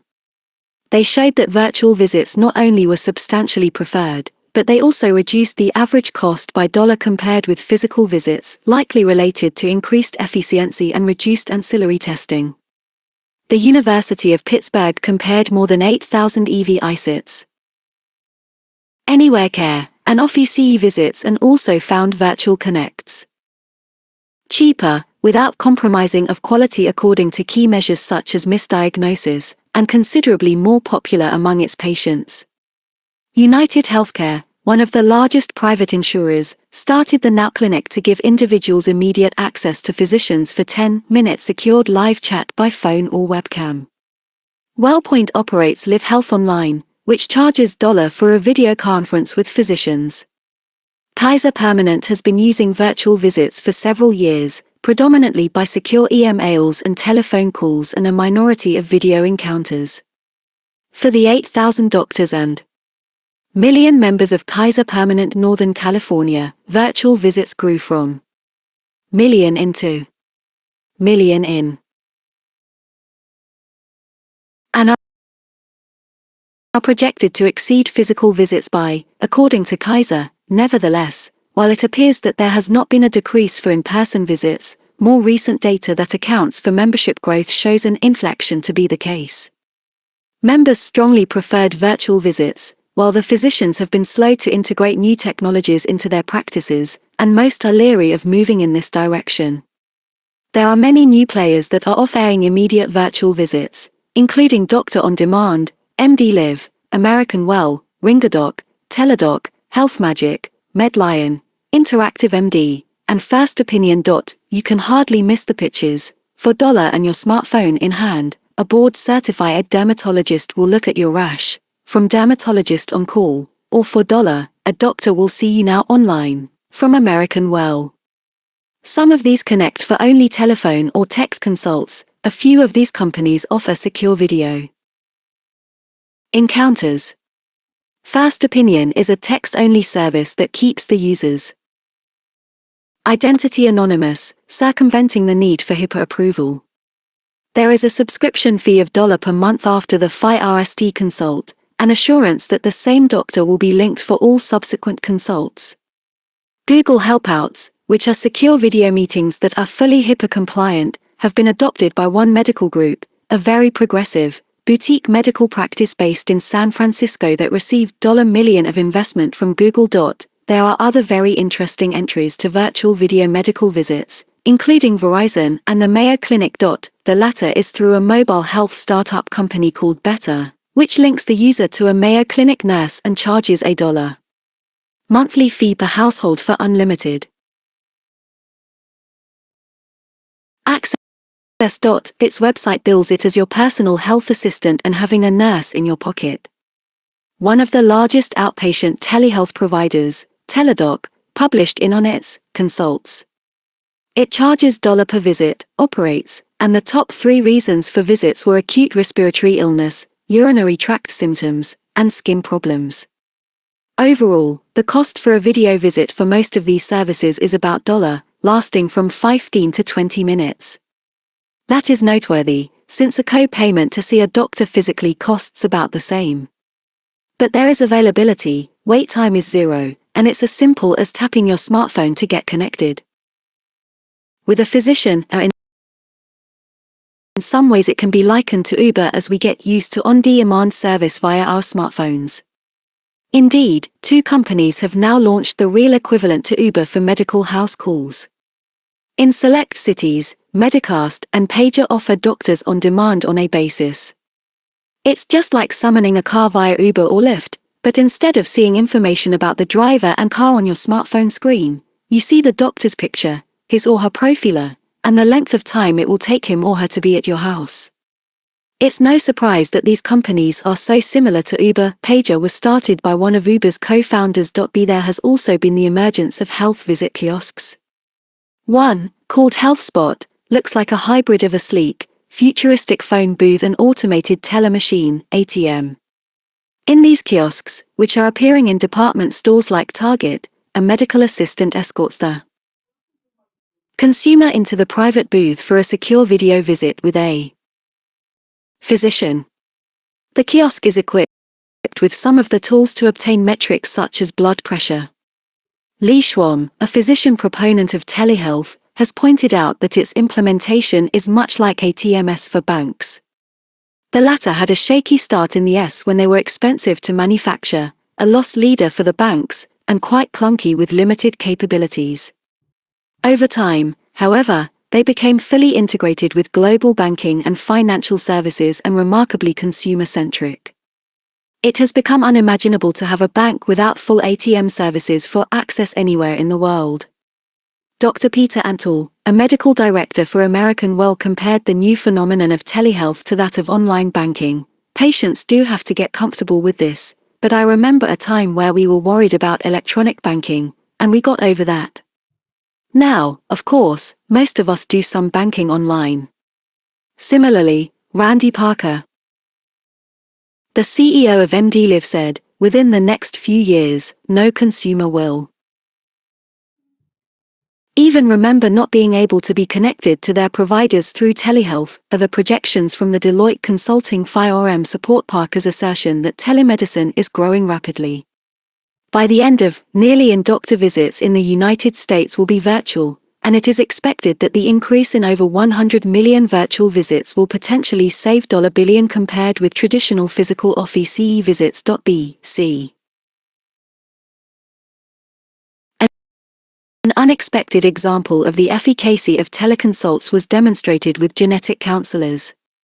A randomized trial was undertaken of women receiving new data on their BRCA gene mutations who were assigned to either an in-person or telephone consult. Extensive evaluation after the information was reviewed showed the telephone consults were just as effective, with less than 3,000 genetic counselors for a population in the United States of million. Surely this is good news for fighting the incongruous mismatch between the supply of this expertise and its increasing demand. Nonetheless, there are significant obstacles for the widespread adoption of telemedicine. For one, there are archaic state laws for the practice of medicine that restrict a physician's practice to be limited to the state where he or she is licensed. They are a throwback to the late 19th century in response to unrestrained entry of medical practice during the Civil War. As a result, such laws reflect none of the changes that medical training has undergone. For example, all MD physicians have to take the U.S. Medical Licensure Examination, USMLE, and all medical education and training is set by national standards, which means state state licensing is pointless. Another obstacle results from state laws mandating that a patient has to have a physical visit with the doctor before a virtual visit is allowed. So in order for these companies to operate, it has been necessary to enlist doctors in all 5 FDY states, or restrict their practice to particular states that are covered by licensed physicians. It remains unclear when these antiquated state laws will be overridden. But at least former Senator Tom Daschle formed a group known as the Alliance for Connected Care to address the need for a federal telemedicine law. Building on that, the Federation of the Medical Boards have recently drafted into legislation to create a new pathway to speed the licensing of doctors practicing medicine in multiple states, known as the Interstate Medical Licensure Compact. The legislation is expected to be approved by many states in and herald a major reform in medical licensing. Telehealth will certainly not solve every problem facing medicine. Many of the models for these telehealth providers are fee-for-service, representing an extension of the pervasive and perverse way that American medicine is practiced. While they provide the foundation for a technology to reach remote areas that are medically underserved, the problems accompanying reimbursement and the medicine Arvd model mean that telehealth won't necessarily help move us toward a health system motivated to preserve health, provide broad access to quality care, and avoid fees for episodic evaluation or treatment. Large employers in the United States have been embracing telehealth.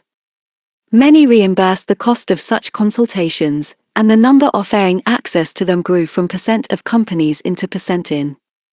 An upbeat perspective on these developments comes from Dr. Zachary Landman, Chief Medical Officer of Dr. Base.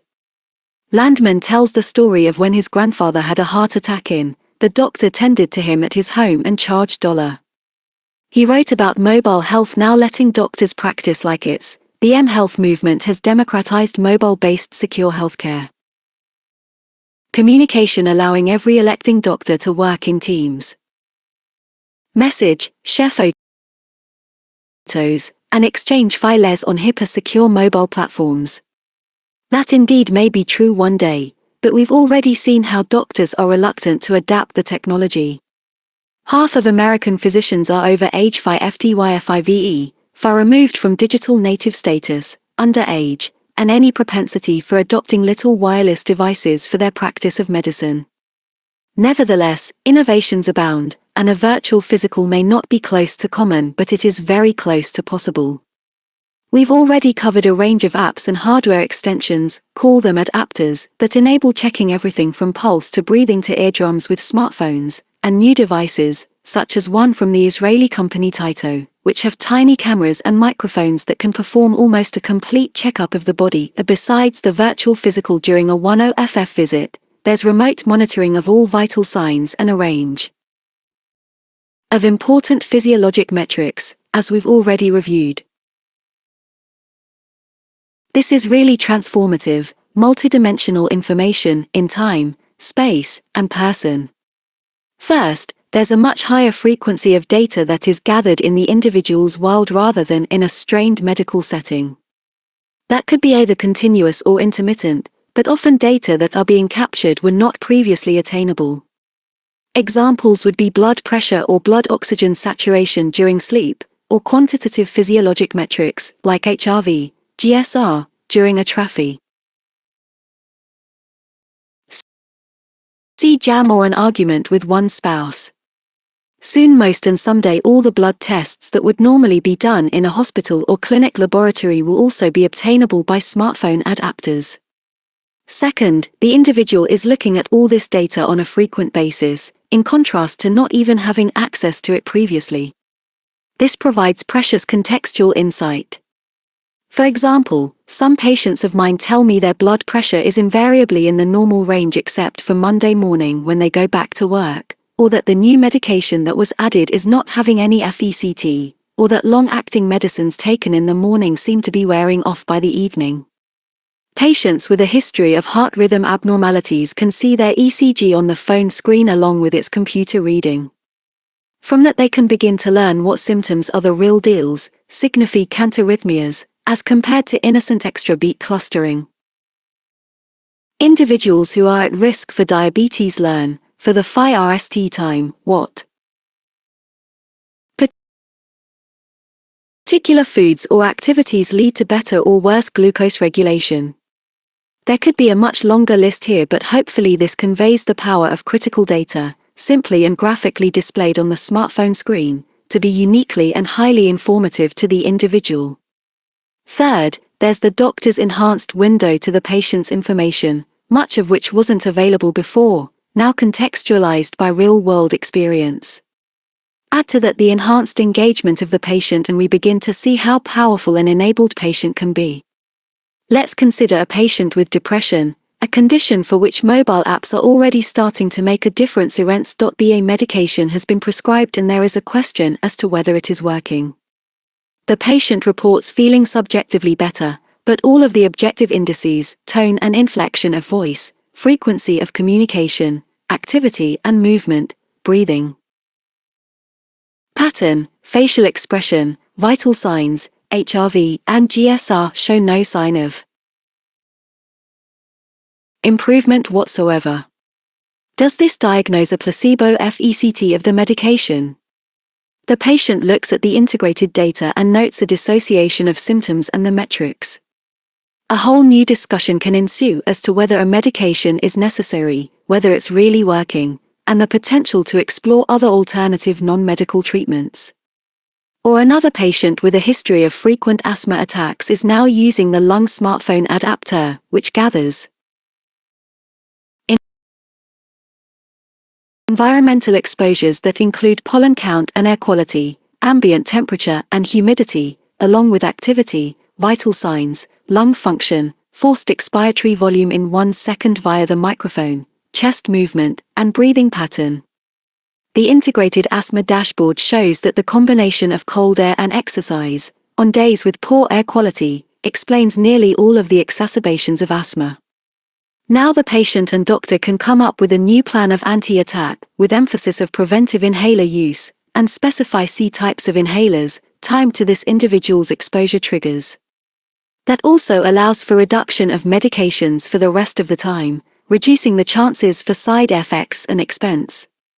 So the real OFFICE visit has a whole different errant look, highly enriched by data that was patient-generated, but also visualized and, at least to some extent, processed by the patient. This sets up an opportunity to strengthen the bond between the patient and doctor.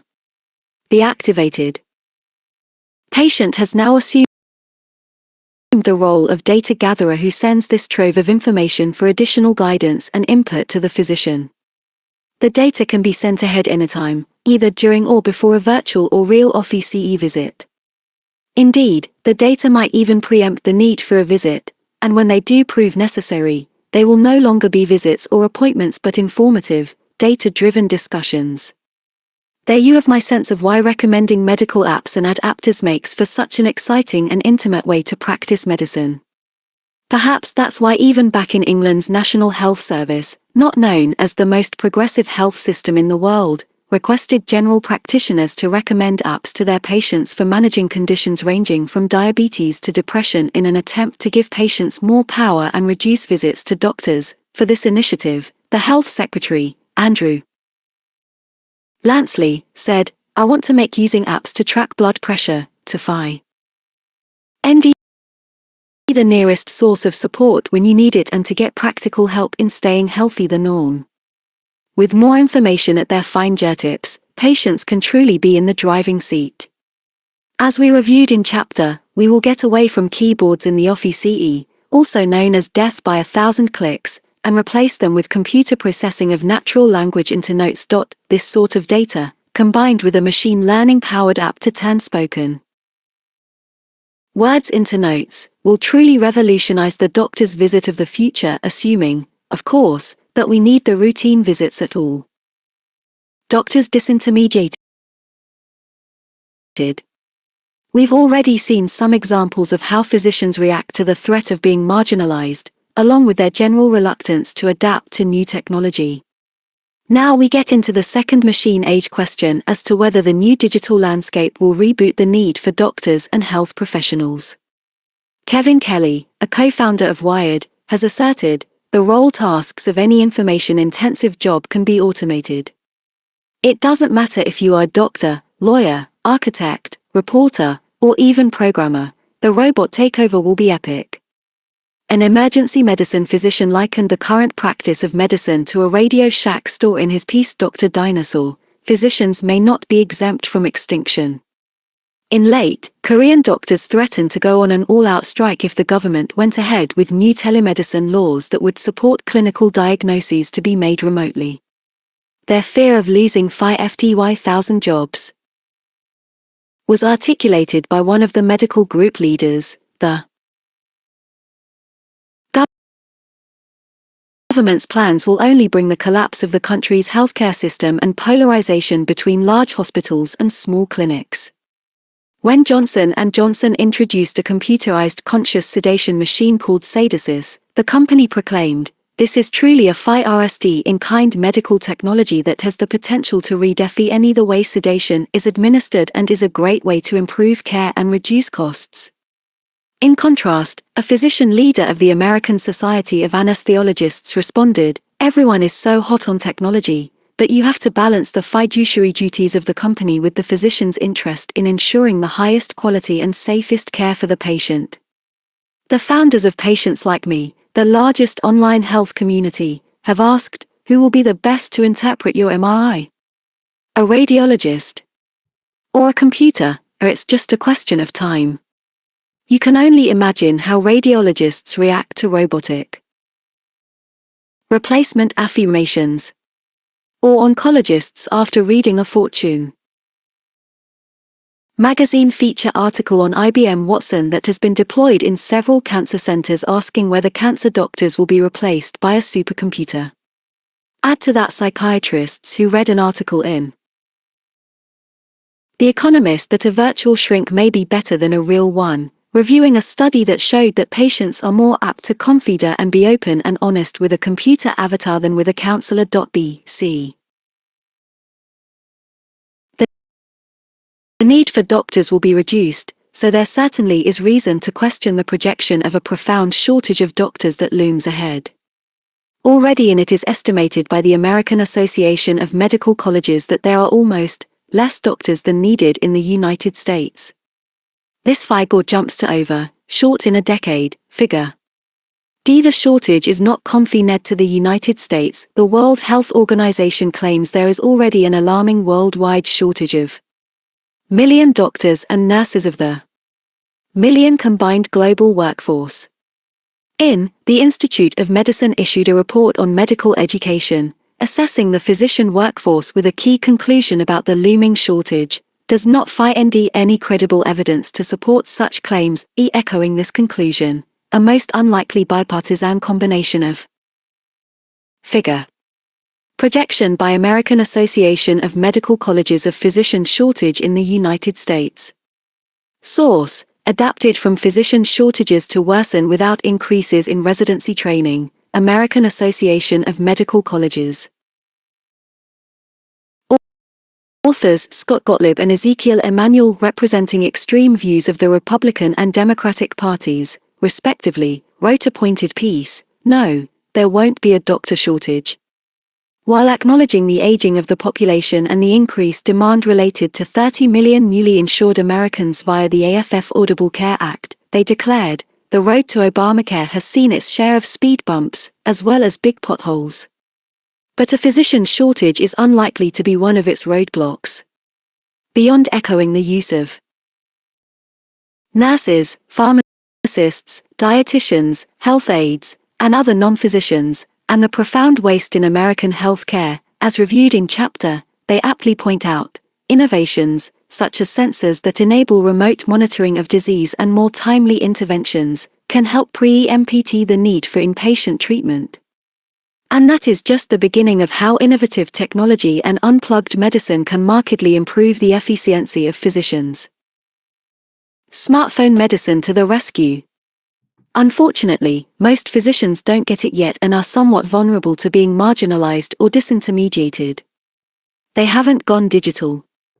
Jay Parkinson, who originated and runs a progressive primary care physician practice, wrote in The New Yorker, "I've hired 2 generations of doctors, one from my parents' generation and one from my own.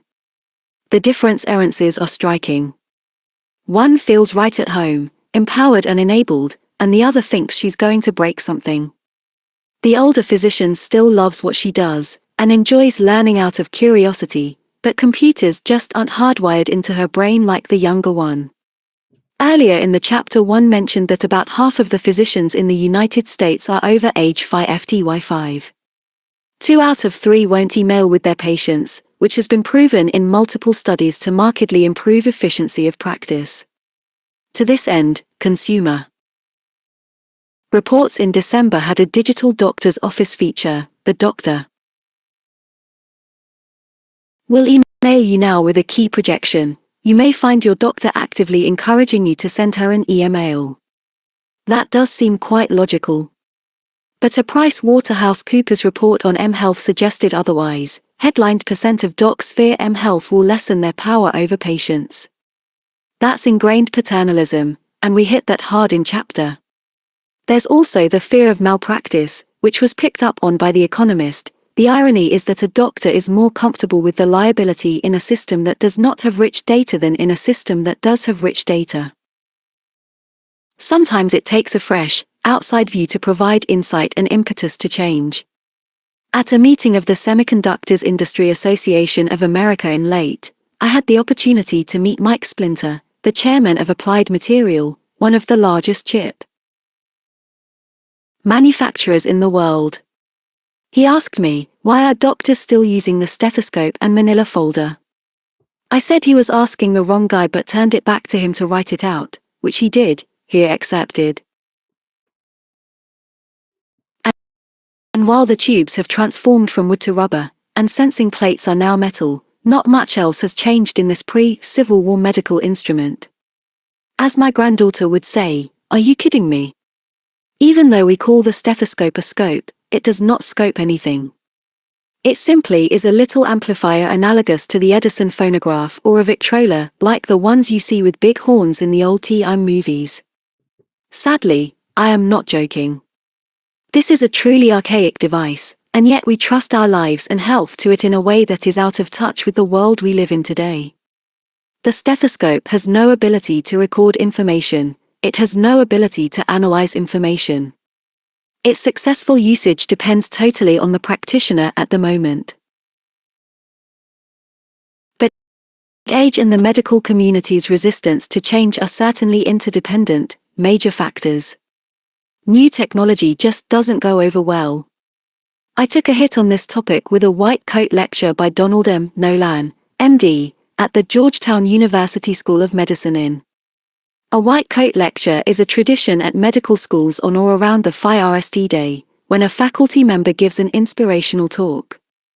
For anchoring, please remember that Georgetown was the home of Dr. Proctor Harvey, one of the most well-regarded bedside cardiologists. Here is what Dr. Nolan, age 86, included in his address to the incoming students. But what can you, the class of, expect? In a recent thought-provoking book, The Creative Destruction of Medicine, Topol, anticipate, future changes in the healthcare delivery system.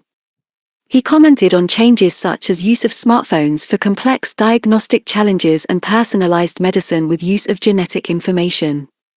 He even suggested that the stethoscope, so revered here at Georgetown, will be replaced by a handheld ultrasound device.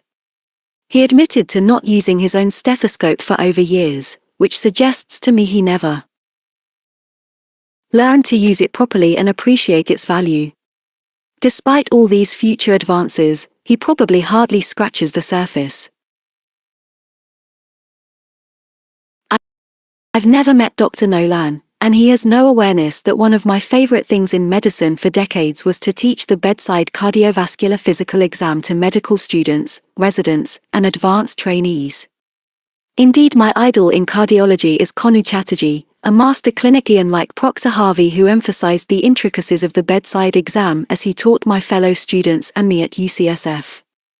Most of that centered on the stethoscope, learning how to hear and interpret the whole gamut of subtle heart sounds, well beyond lub-dub. But unfortunately that is old history now. That physicians like Dr. Nolan still emphasize the old ways is no doubt a result of having trained before ultrasound was standard. But for many, such resistance can be, as Drs. Nelson and Narula put it, a part of a philosophical and practical gap between comprehensive imaging by a consultant and bedside physical examination. Another eminent, elder statesman, Dr. Arnold Bud Relman, former editor of the New England Journal of Medicine, who recently died at age 91, also expressed his concerns about the future of medical care highly influenced by digital devices. He believed my view was much too sanguine and not sufficiently concerned about its limitations. These views that challenge the active role of consumers, social networks, and technology that would dare to replace the treasured medical icon are to be expected. While they come from physicians of advanced age, they are indeed representative of the majority of doctors today. But doctors are facing unprecedented pressures coming from all directions, many of which we have already reviewed. This has understandably led to marked disillusionment, which has been amply documented. When I talk with many of my colleagues about this oppressive squeeze, diminishing reimbursement for their work often crops up in the discussion. But there's something about what motivates physicians that is more compelling than financial incentives. Jonathan Kolstad. Figure. Doctors are getting squeezed like never before. A Wharton health economist received the prestigious Arrow Award for a study that showed what really drives physicians is their performance compared with their peers, that was 4 times more powerful than financial incentives. He used the report card system for cardiac surgeons in Pennsylvania as the basis of understanding physician behavior. That's an important finding that certainly resonates with me and can be the basis for adaptation to the way medicine will move forward. Physicians generally want to be the best performer among their peers. They are inherently competitive and data-driven. There isn't any question that, with rare exceptions, they are deeply committed to their patients. So how do we use this lever? Online evaluations of physicians like Yelp, Vitals.com, Healthgrades, RateMDs, and Angie's List really don't achieve this goal. While they can provide some objective assessment for metrics like waiting time and parking conditions, much is subjective, such as how friendly and courteous the office staff is, or the communicative skills of the doctor. This information is certainly very useful for consumers but doesn't get to the quality of medical care, even though many physicians are responsive and do whatever they can to ameliorate their ratings. Similarly, patient satisfaction surveys, which are widely used for rating physicians and hospitals and are embraced by the U.S. government, have major FLAWS. It turns out scoring is highly influenced by the patient getting a prescription, such as an antibiotic or narcotic pain medication, or a scan, even though this is all too often contraindicated. But what if physicians incorporated the powerful microcomputer to decompress their dispensable duties, transferring responsibility for generating data, surveillance, and much of disease management to patients? The term letting go in medicine usually refers to end-of-life care, and willingness to stop resuscitation or heroic efforts.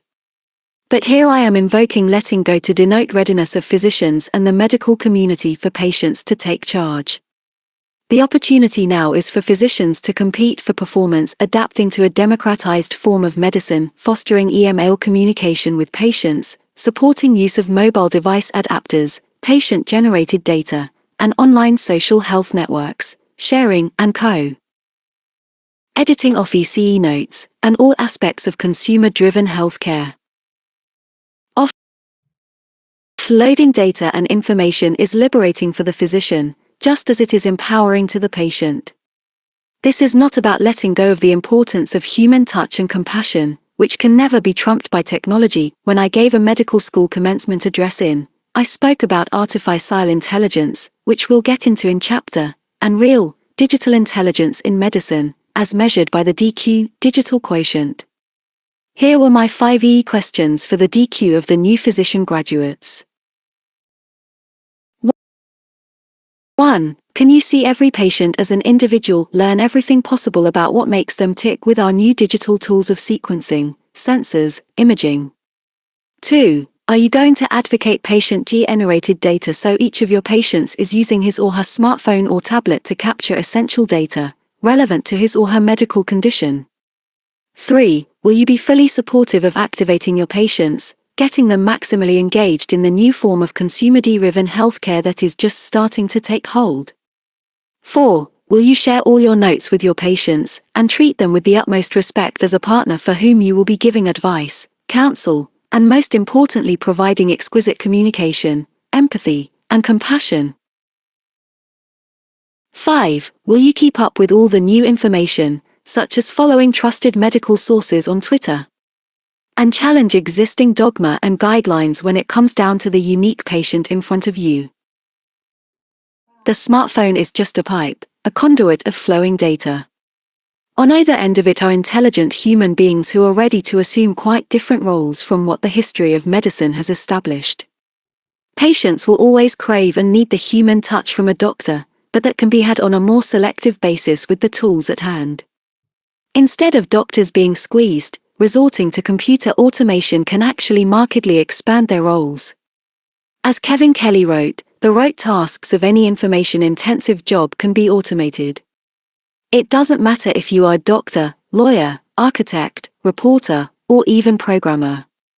The Economist weighed in on this too. The machines are not just cleverer, but they also have access to far more data.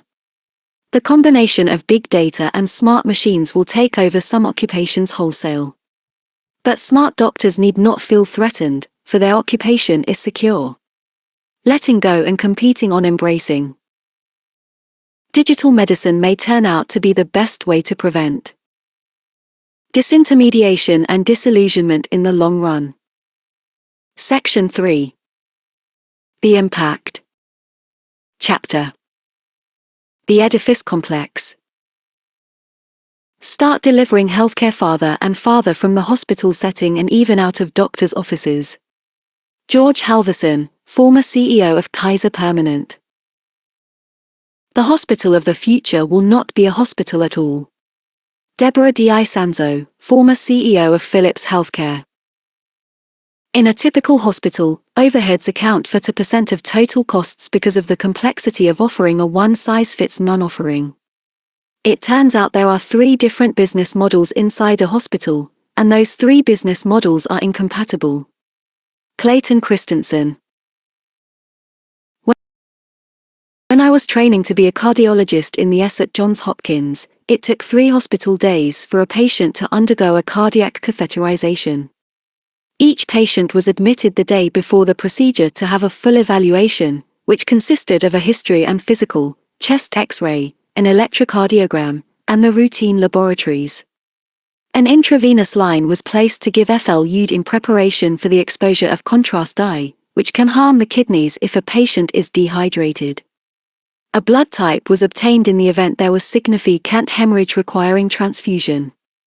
On the second day, the patient was brought to the cardiac catheterization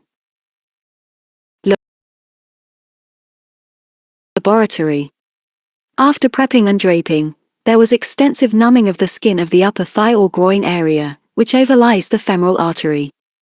Then a catheter, a small hollow tube, was threaded up the aorta via X-ray guidance, and dye was injected through it to map the 3 arteries that supply the heart muscle, hence the term cardiac catheterization.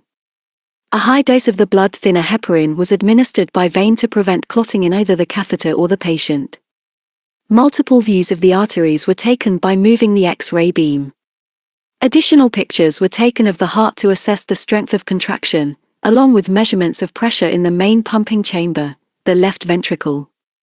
Then the catheter was removed, and manual pressure was applied at the groin site for 20 to 30 minutes to help the femoral artery begin to seal, reducing the chance that bleeding would occur. Since it was assumed the artery required at least 20 hours to seal, the patient was returned to his hospital room to stay at and recover until the patient could be discharged on the 3rd hospital day. After review of the pictures obtained, if an angioplasty procedure were considered necessary to unblock an artery, it would be scheduled in the days or weeks ahead. The same was the case for a bypass operation if that was deemed appropriate. Now let's jump forward to the current day, 30 years later. This procedure is not only performed as an outpatient one but is also usually done via the artery in the wrist rather than the leg, and the patient can get up and walk right from the cardiac catheterization lab table. More importantly, the angioplasty or stents, if necessary, is incorporated during the same procedure and the patient goes home a few hours later. Such progress would have been unthinkable just 10 years ago. But little by little the fear was titrated and the boundaries of what could be done without hospitalizing the patient pushed back. This was achieved without any major jump in technology, Instead, the evolution can be accounted for by a combination of low-tech things such as use of aspirin, different errant blood thinner protocols, smaller catheters, the preferential use of the wrist instead of the leg artery, and lower profile, slicker balloons, and stents that can more easily reach and cross the blockages. All analog stuff, nothing digital on the list. Nevertheless, the FECT has been huge. Coronary angiography, the other term for cardiac catheterization, is one of the most common procedures in medicine, over 2 million, of which several 100,000 require combined angioplasty procedures, are performed in the United States each year. To have now become a quick outpatient procedure for most of these patients represents a radical change, even if it took decades of gradual and persistent tweaking, with a bit of bravado along the way, to accomplish. This is just one of hundreds of examples of procedures or operations, including organ biopsies, spinal disc operations, hernia repairs, gallbladder removals, and a very long list of surgeries that used to require hospitalization but now are routinely being done on an outpatient basis, unless an unanticipated complication occurs. For those operations that do require hospitalization, the typical length of stay has dropped dramatically. Open heart surgery used to lead to a 2-week hospital stay in the US, and now it is often just a few days. In the late S, when we did a randomized clinical trial of early discharge after a heart attack, 3 days instead of 7 to 10 days, many of my medical colleagues thought this was completely far-fetched, dangerous, and out of touch with the serious nature of a heart attack. An interesting picture cropped up as a result of our aggressive reduction of hospital stay, figure. Nevertheless, the relentless reduction in hospital stays, as inpatient procedures become outpatient ones and inpatient visits become shorter, continues. When our daughter gave birth to our first grandchild, she was in figure. The concept of early hospital discharge. And out of the hospital in just over 24 hours, with most of that taken up by a tough birthing process.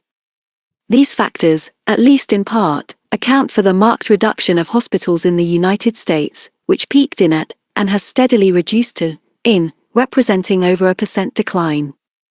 But that is just the beginning of hospital attrition. That's because hospitals, as we know them today, will eventually be extinct. The harm factor in an Institute of Medicine report shocked me with the finding that 98,000 people died each year due to hospital-related and preventable lethal events. Updates suggest things may have gotten even worse. John James, of the organization Patient Safety America, published a systematic review in the Journal of Patient Safety of the 4 modern studies that were conducted and published subsequent to the Institute of Medicine report and concluded there are approximately lethal, preventable events each year from care in hospitals, or roughly 1/6 of all deaths that occur in the United States each year.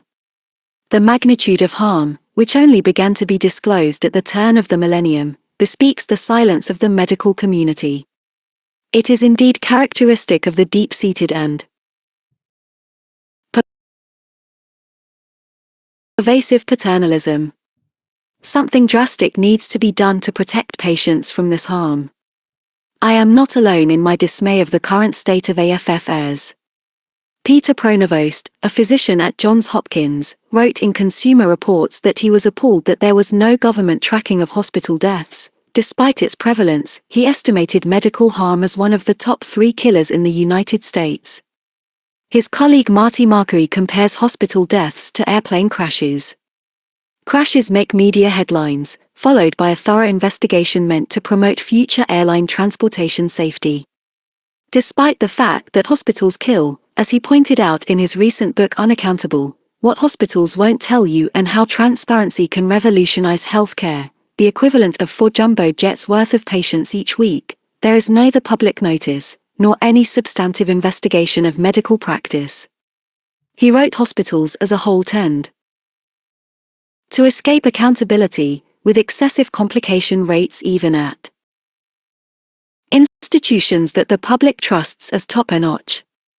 Markey isn't alone in seeing the problem, however, A recent survey of 60 highly ranked United States hospitals asked their employees whether they'd feel comfortable receiving medical care in the unit in which they work. The response at more than half the hospitals was a resounding no. The two primary factors in these deaths are nosocomial, hospital-acquired, infections, and medical errors. A New England Journal of Medicine review of in-hospital infections in U.S. hospitals showed that the most common types of infection were pneumonia, surgical site wounds, and gastrointestinal infection, especially by the bacterium C. difficile, which is typically related to liberal antibiotic use. Over % of these infections were device-related, such as from a catheter or ventilator. The authors estimated that there were nearly hospitalized patients per year suffering such infections, which works out to a new infection rate of % per day. Of these patients, will die as a result. The hospital-acquired infections are notoriously very difficult to treat, and as time has gone on with progressive worsening of antibiotic resistance, this challenge has been made even more formidable. Beyond the troubling data about infections and the persistence of serious medication errors in hospitals, there was a report on the extensive and perilous problem of misdiagnosis in intensive care units, such as missing a heart attack, pulmonary embolism, or pneumonia, leading to over 40,000 deaths annually. Such reports have led to strong efforts and pockets of success in some American centers and health systems, but it is hard to see any overall improvement in patient safety. ProPublica rightfully asked, why can't medicine seem to fix simple mistakes, in reporting on some hospitals that were publicly FLOG'd for very serious or fatal errors but still could not get on track to avoid these subsequently. The patient perspective is especially poignant and well represented by Mary Brennan Taylor, who works at the YMCA in upstate New York. Brennan Taylor lost her mother and has become a national advocate for hospital safety. Her lessons of overriding medical paternalism, and the need to inspire patients to assert themselves are well stated. I felt responsible for not being able to protect her. I was totally trusting. I never asked the doctors and nurses coming into her room to wash their hands. I never checked her medication. In an article entitled Survive Your Hospital Stay, Consumer Reports rated hospitals for safety, with quite striking findings. The differences in death rates for common diagnoses or surgery were analyzed as a function of low or high rating. The ratings factored in mortality, readmission to the hospital within 30 days from being discharged, infections, communications of the staff, and the use of medical scans. The results were not good, even at the best-rated hospitals. Ironically, this appeared in the same issue with the feature article Break Free from Cable. Perhaps the cover could have been Break Free from Hospitals. Compounding the potential for errors by individual doctors or nurses is the fact that inpatient care is provided by a rotating cast of workers. Dr. Janice Borton, a hospitalist in Idaho, wrote an essay for the American College of Physicians entitled Hospitals Are Still Awful about day-to-day dysfunctions, highlighting the remarkable problem of miscommunications that occur due to involvement of so many different errant players on different errant shifts. This surely doesn't help promote patient safety in the hospital setting. The cost factor. The problems with modern hospitals are not confined to harming patients. There's the profound cost, too. Hospital costs total more than $1 billion per year, almost % of all U.S. healthcare spending, with bills averaging $1 a day for hospitals in the United States. As a reminder, that's nearly threefold the next highest country's average cost, Australia, at $1 a day. For over $1 per night, one might expect the presidential suite at a 5-star hotel, and indeed as the prices of hospitals and luxury hotels have converged, so has there been likeness in design cues. To that end, the New York Times published a pictorial quiz for its readers to view photos and decide whether it was a hospital or a hotel. The cost of building modern hospitals is unthinkable. At Scripps, due to state laws that require meeting code for seismic safety, the main hospital had to recently be rebuilt at the tune of approximately $1 million. It doesn't have the hotel look on the inside. But certainly it is a massive investment in an edifice that will likely morph in its primary purpose over the years ahead. The enormous expenses involved are leading several insurers to push back. With the AFF Affordable Care Act, there is substantially less reimbursement by Medicare for hospital stays, further disincentivizing the use of the traditional edifice of medicine. Until recently, hospitals were routinely reimbursed for readmissions, many of which could be attributed to premature hospital discharge or suboptimal care, and there was, ironically, a financial reward of higher net profit margins for many of the complications that occurred during a patient stay. Going forward, we're headed to a whole new system of reimbursement for hospitals, from a medicine Arvd model to a no outcome, no income one. What was fee-for-service is now changing to fee-for-value. Eric Dishman, Global General Manager of Health and Life Sciences at Intel, said, "The moment you signal pay for performance, people start thinking about how we misuse hospitals every single day." As a result of this shift, the majority of hospital CEOs think a hospital yielding bubble has popped, with marked overcapacity, at least % excess of beds, left in its wake. The result is a hospital financial squeeze that is compounded by the major movement toward hospital pricing transparency. I think the bubble's aftermath will be even worse than the CEOs anticipate, as the analysis still does not take into account how digital medicine technology will reduce the need for hospitals. The hospital of the future. As they contemplate their troubled futures, there has been considerable work done by hospital architects and designers on what a hospital room of the future will look like. The non-profit design FIRM-NXT, with support from the Department of Defense and collaboration with 30 industry partners, designed a prototype, the FIRST major attempt of change since World War II, that engendered quite a bit of controversy. The project co-lead, David Riven, said, "Technology has to become the connective tissue that holds together the continuum of care." The Wall Street Journal coverage of the prototype labeled it a patient-centered design that could reduce infections, falls, errors, and ultimately costs. The design has some interesting elements. The vital signs of the patient are displayed on the wall behind the head of the bed. A cocoon above the patient's head, called the patient ribbon, is meant to block out unwanted noise. A halo light box can be programmed for mood or light therapy. A footwall with a large screen provides both entertainment and video consultation with doctors. Rubber FL-ORs and Korean solid room surfaces serve to reduce the risk of infection. Also included is gamified cation and managed competition. The stats of the doctors and nurses are tracked to determine who helped the most patients in a given day. Then the critics weighed in. Wired magazine described it as the nicest hospital you will never visit, with design features that make it feel like an iPhone. The architect Benji Nycombe ripped the design apart for not including any input from patients. He stressed the importance of building a patient environment that supports and promotes the individual's physical, emotional, and psychological healing, and that being efficient, cost-effective, and minimizing the incidence of hospital-acquired infections should be the framework for patient-centered design.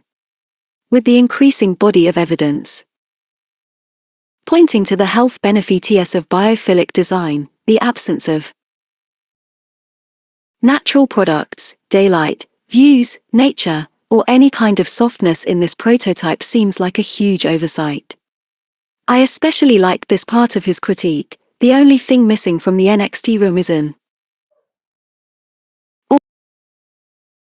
automatically triggered laser beam to kill fresh FL hours brought by unwelcome visitors.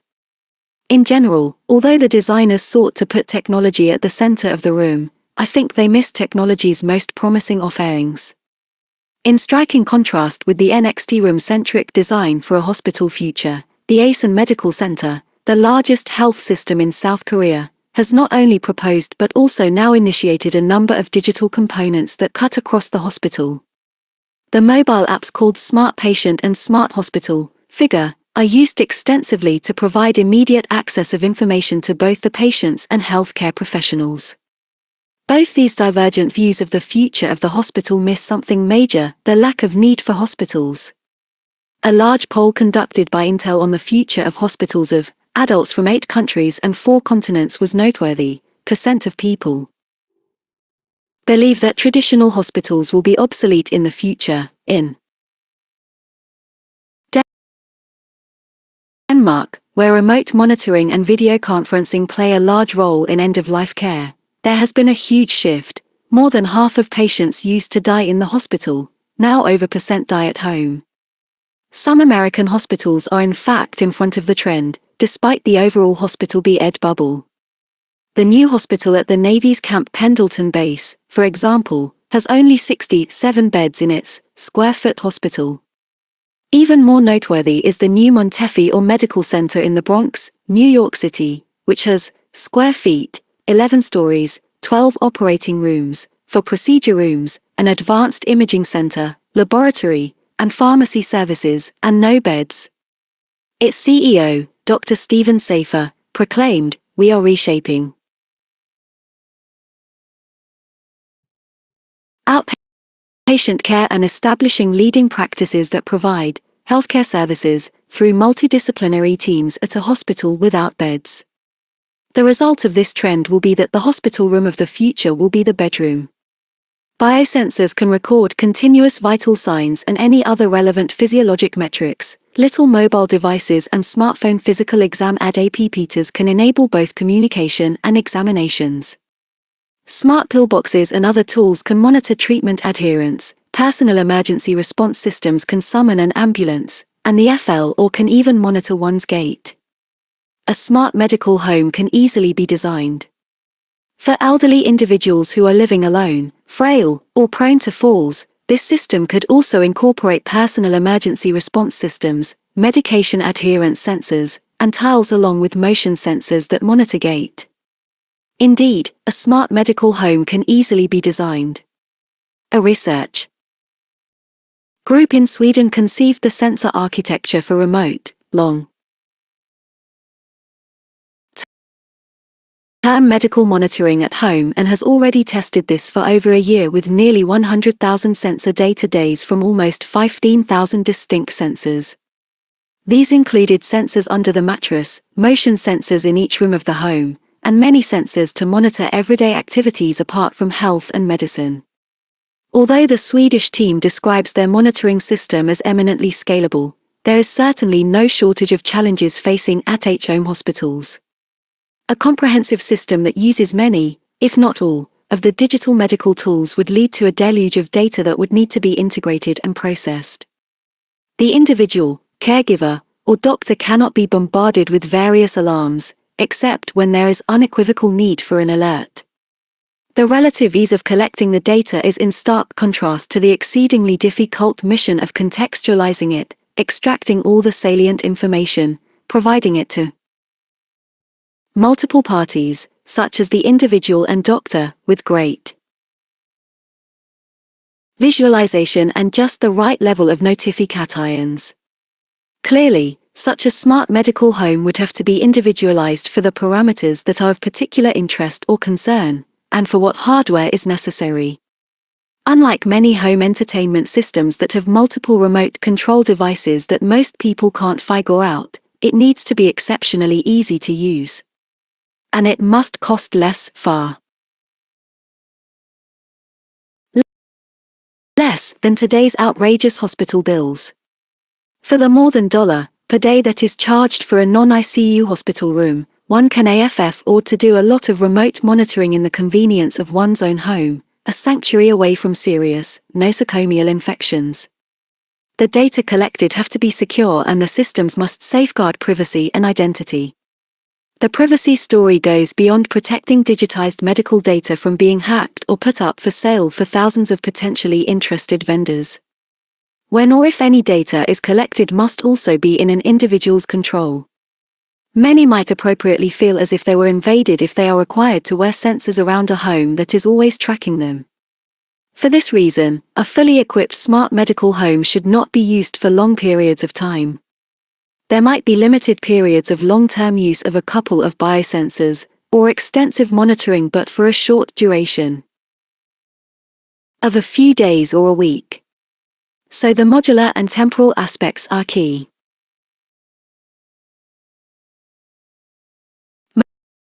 Most folks wouldn't want their home to become a digital dystopian environment, but to preempt a hospital stay they would likely be willing to have Big Medical Brother peering in. How Orwellian! And to think it was George Orwell who called hospitals the antechamber to the tomb. If one accepts that these challenges can be met and the smart medical home becomes a reality, then we can see that the recent hospital yielding bubble has led to a far worse allocation of resources than most hospital systems realize. There is no replacement for the acutely ill patient who would be admitted to an intensive care unit, ICU, or the emergency room where the initial assessment for such a patient would be made.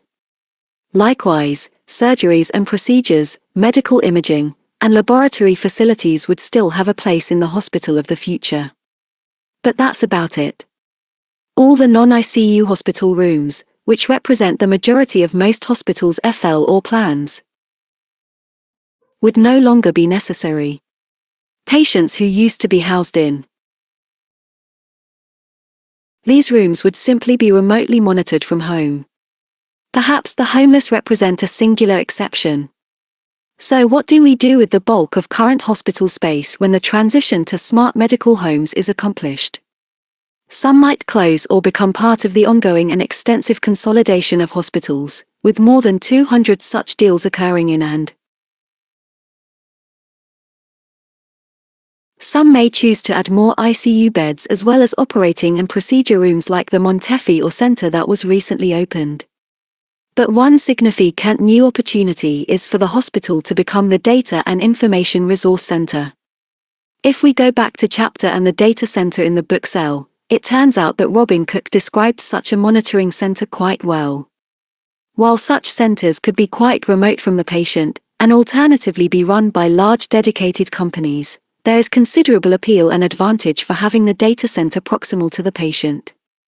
There would be familiarity with the patient via the doctor and staff who are caring for the individual, be it during a recent hospitalization or by providing primary care.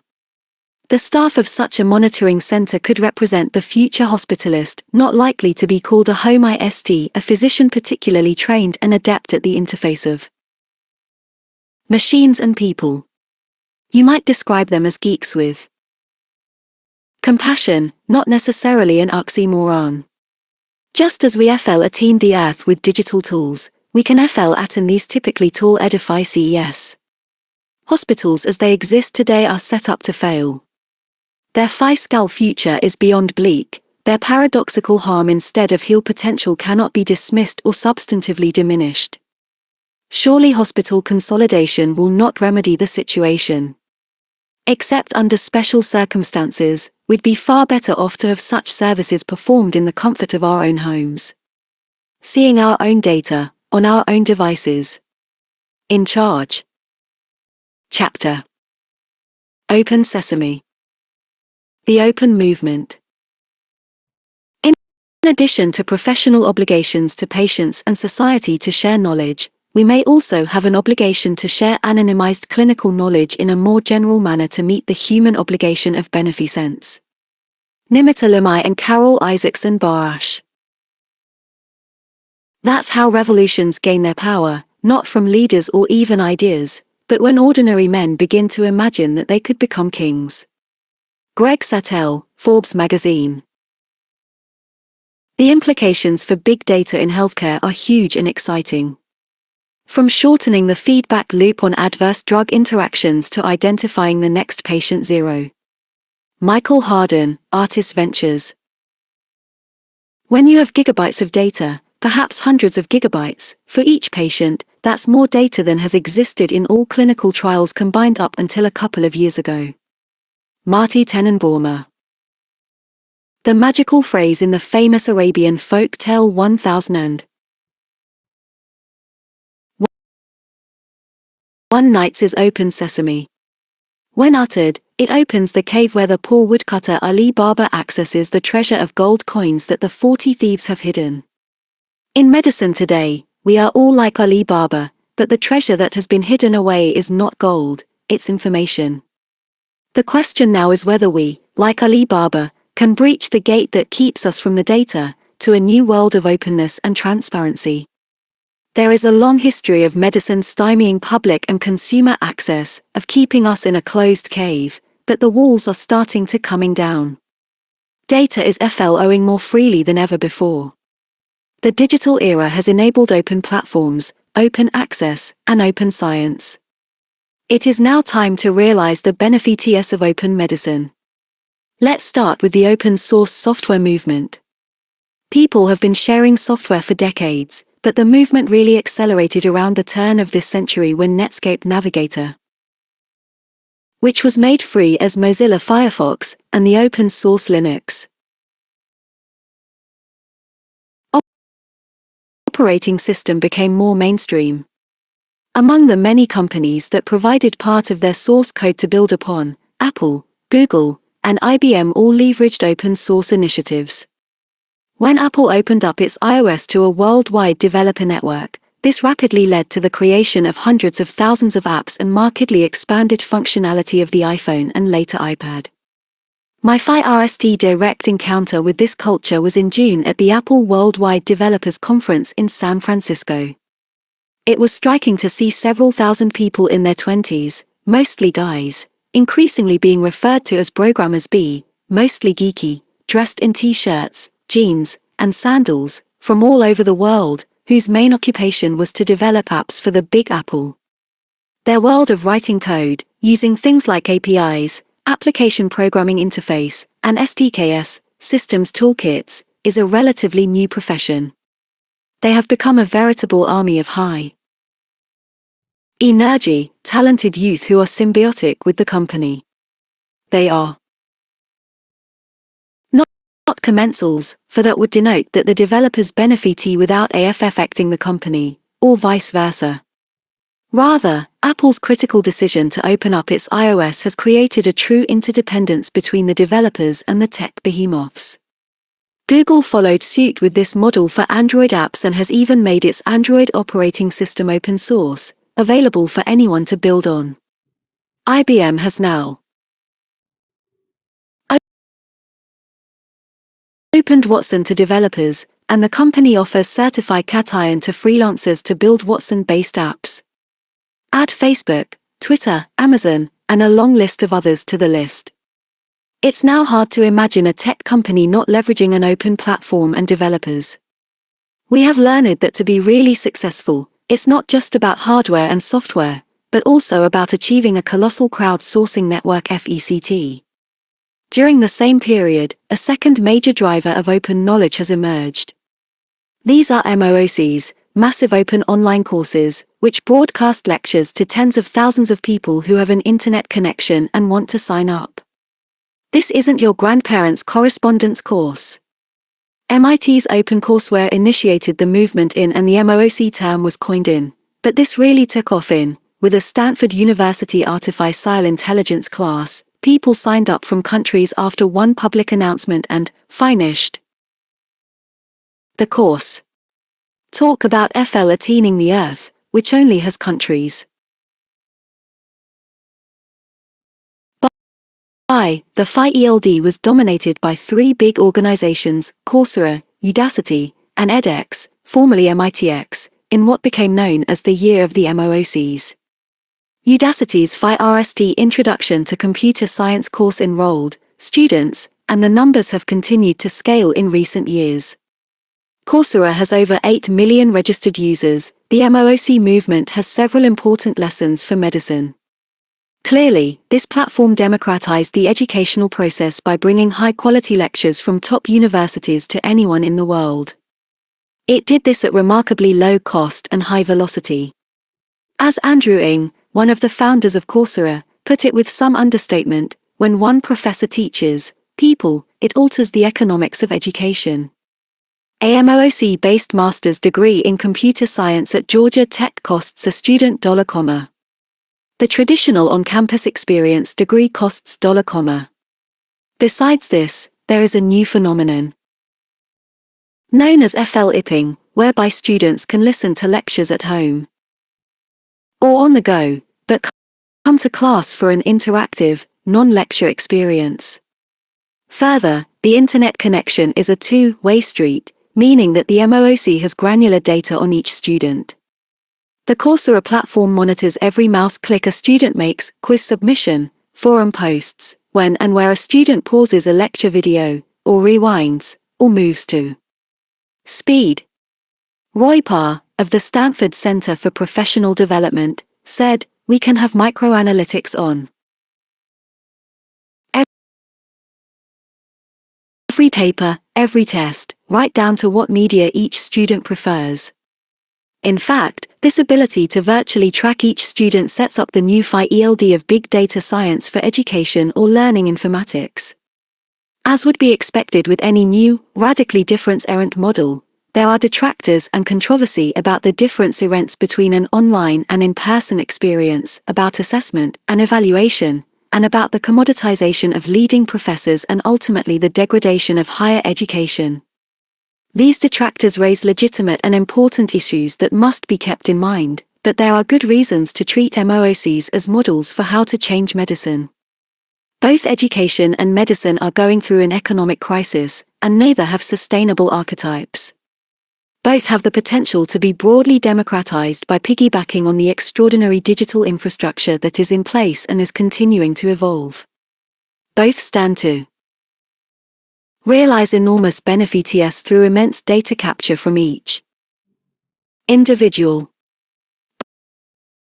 Both must reckon with new tensions, including the risk that the virtual world could depersonalize the experience, the need to demonstrate that digital methods do in fact lead to improved outcomes, and the need to overcome considerable resistance from steadfast, vested constituents.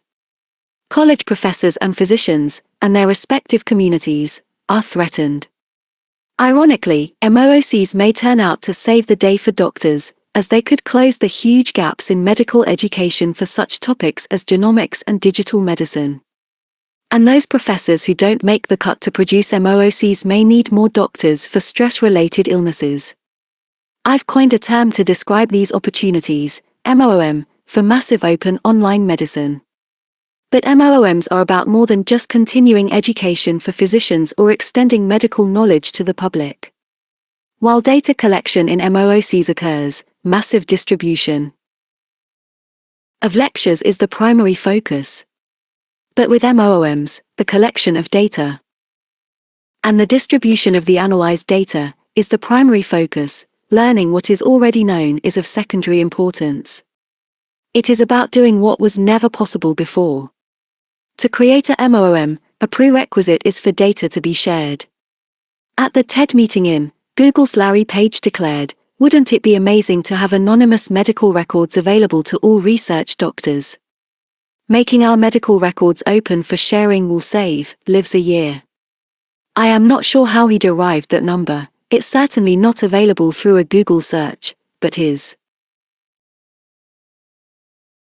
on the right track. There are enormous potential advantages to medical data sharing. The first step is to see if individuals are willing to share their data.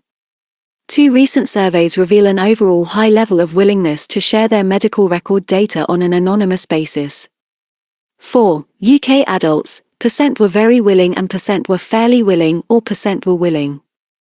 The Intel Healthcare survey of people from 8 countries showed that more than % were willing to share health data anonymously.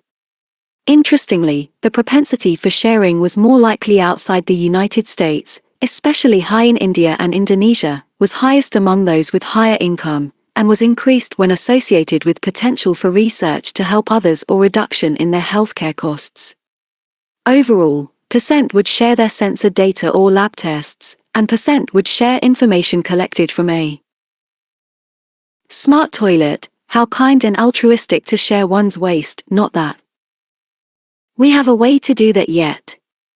A third survey, with over 1,000 individuals, found % willing to share their data, and a smaller survey by the California Institute for Telecommunications and Information Technology of individuals in the United States also found a similar % willingness to share health data anonymously for research purposes. Patients like me reported that % of American social media users would share their health data, with appropriate to identify cation. Extrapolating from these surveys, with the caveat that they may not be fully representative, suggests that the majority, about %, of people are currently willing to share their medical information, provided it is done on an anonymous basis. We also know that some people are willing to share such data even when they are not anonymous. Some research programs, like Harvard's Personal Genome Project, PGP, actually require the individual to consent to non-anonymous, public sharing of their data in order to participate. This open consent framework of non-anonymous data donation is a novel, if extreme, form of participatory research, but it does not seem to have deterred participation or interest, as the PGP has been rolling since and counts more than 1,300 enrollees, and includes disclosing of the individual's whole genome sequence along with many other features of the medical GIS.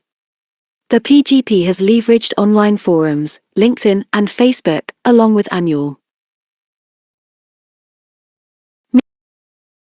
meetings, to provide a highly interactive experience and education for the participants who are largely without any background in science. Sage Bionetworks, a research institute dedicated to promoting open science, has come up with portable legal consent, which enables any individual who signs up to participate in a clinical trial to also agree to sharing his genomic and health data with all scientists who agree to stipulated terms. This is essentially a commitment from the participant to be part of open source data, although, unlike PGP, it is done anonymously. Anonymity is still not certain. As we'll discuss in the next chapter, there is the potential of re-identifying an individual via one's genomic data, so anonymity cannot be guaranteed. Other initiatives pay individuals to share their data. The website of one such group, DataCoo, declares, "Our mission is to democratize personal data by establishing an open, fair marketplace for individuals to sell their personal data." While large enterprise gets wealthy from monetizing our personal data, we as consumers are left with little more than a targeted ad. The consumer has been completely lost in the shuffle of advertising, technology, and big data. Another alternative known as Data Donors, a non-profit organization run via the Wikilife Foundation, promotes data sharing on an altruistic basis and has accrued data donations from over individuals. Now that we've established that most people would indeed share their medical data, and that there are other mechanisms to incentivize this willingness, the question is, would it do any good? Let's start with the diagnosis and treatment of cancer, then move on to other ways that it might work. Cancer MOM. Back in TechCrunch published an article, "The Cloud Will Cure Cancer." It seemed like overreaching. But just a year later, what I would classify as the FIRST Cancer MOM was formed. It wasn't called that. It was headlined as "Patients Share DNA for Cures." For difference-errant institutions came together with difference-errant, complementary roles, Oregon Health and Science University as the coordinating academic unit, the Leukemia and Lymphoma Society as the grantor and patient advocacy group, Illumina for the sequencing, and Intel for the data processing and information resource development. With an $1 million grant over 3 years, this consortium is enrolling 900 patients with leukemia or lymphoma, known as liquid tumors, to have their cancer cells sequenced. All that data, combined with their clinical, treatment, and outcome data, will form a new information resource. This is graphically represented in Figure, creating a MOM for cancer. Source, adapted from A. Brannan and C.L. Sawyer's N of Case Reports in the Era of Whole Genome Sequencing, Journal of Clinical Investigation. Which is meant to portray a tumor that is sequenced, along with the individual's native DNA, and this is compared to the database of 900 AFF-acted patients. The point is that when patient number comes along, his or her physician can tap into the database to see what treatments worked best for patients with the same or similar tumor mutations, altering the information according to age, gender, and other potentially relevant characteristics. Now several more cancer MOOMs are taking hold. The Multiple Myeloma Research Foundation has organized a similar 1,000-patient study with $1 million support. The American Society of Clinical Oncologists is supporting such initiatives, and its director, Alan Lichter, said, "There is a treasure trove of information inside those cases if we simply bring them together." Their project, called CancerLink, is culling records of treatments and outcomes from 100,000 patients with breast cancer from 20 even oncology groups around the country. While it does not yet contain genomic information, the project reflects the recognition that big data is an imperative for the future of medicine. Within just a few years, Flatiron Health has quickly been able to access data from over 200 U.S. cancer centers with over patients, with the intent to analyze and share data for improving treatment decisions. Although the information resource does not include tumor sequencing or omic data, the software company has substantial investment by Google Ventures and plans to incorporate this in the future. Indeed, a cancer MOM isn't just something that could add extra value to medicine. It is necessary to make the promises of genomic medicine a reality. When cancer tissue is sequenced, thousands of mutations are found. Ideally, the individual native DNA is sequenced, too, and that also identifies millions of variants as compared with the reference human genome. Sorting through all these variants to find the signal, the mutations driving the cancer, is impossible if you only look at one tumor genome, which will have many mutations that are not causative. That makes it impossible to tailor the therapy genomically. All of these challenges can be best addressed by an information resource that has all the data. A global crowdsourcing initiative, called the DREAM Somatic Mutation Calling Challenge, was launched to tackle this complexity, using the Google Cloud Platform and its compute engine. The goal is to create a living benchmark for mutation detection. But that's just one component of the package. Indeed, a platform is only as strong as the information on mutations, treatments, and outcomes, coming from the largest sample of people possible, that it has to work with. And as exciting as these various small-scale MOOMs are, open medicine could be considerably more powerful still. Imagine that all the patients who have a diagnosis of cancer become part of a global knowledge resource. Each patient's GIS, scans, treatments administered, and outcomes were all entered into this MOOM. There would be hundreds of thousands and then millions of individuals of diverse ancestry and baseline features with granular, essential information on each one. Every difference errant type and subtype of cancer, every mutation and pathway and their combinations would be represented in the resource, and it would be automatically updated and upgraded as each individual, her treatment and outcome, is entered. We've moved from the N of to the global population of all people who develop cancer and, by developing and maintaining the MOOM, we've now doubled down on the democratization of cancer, N of millions. Yes, a MOM knowledge base might serve as a momentous advance for improving the outcomes of patients. Lives are never saved, we're all mortal. But precision treatments anchored in this way might be far more effective in preserving the quality and length of life. Yes, this is a fantasy, a dream that is unlikely to ever get fully actualized. It would require taking all the walls down between countries and cultures, and there's not a real precedent for this kind of global cooperativity and data harmonization. For tearing down walls, we have certainly seen it with MOOCs, which have enrolled individuals from every country on the planet. We can't even effectively deal with the many centers in the United States that aggressively sequence tumor tissue from cancer patients.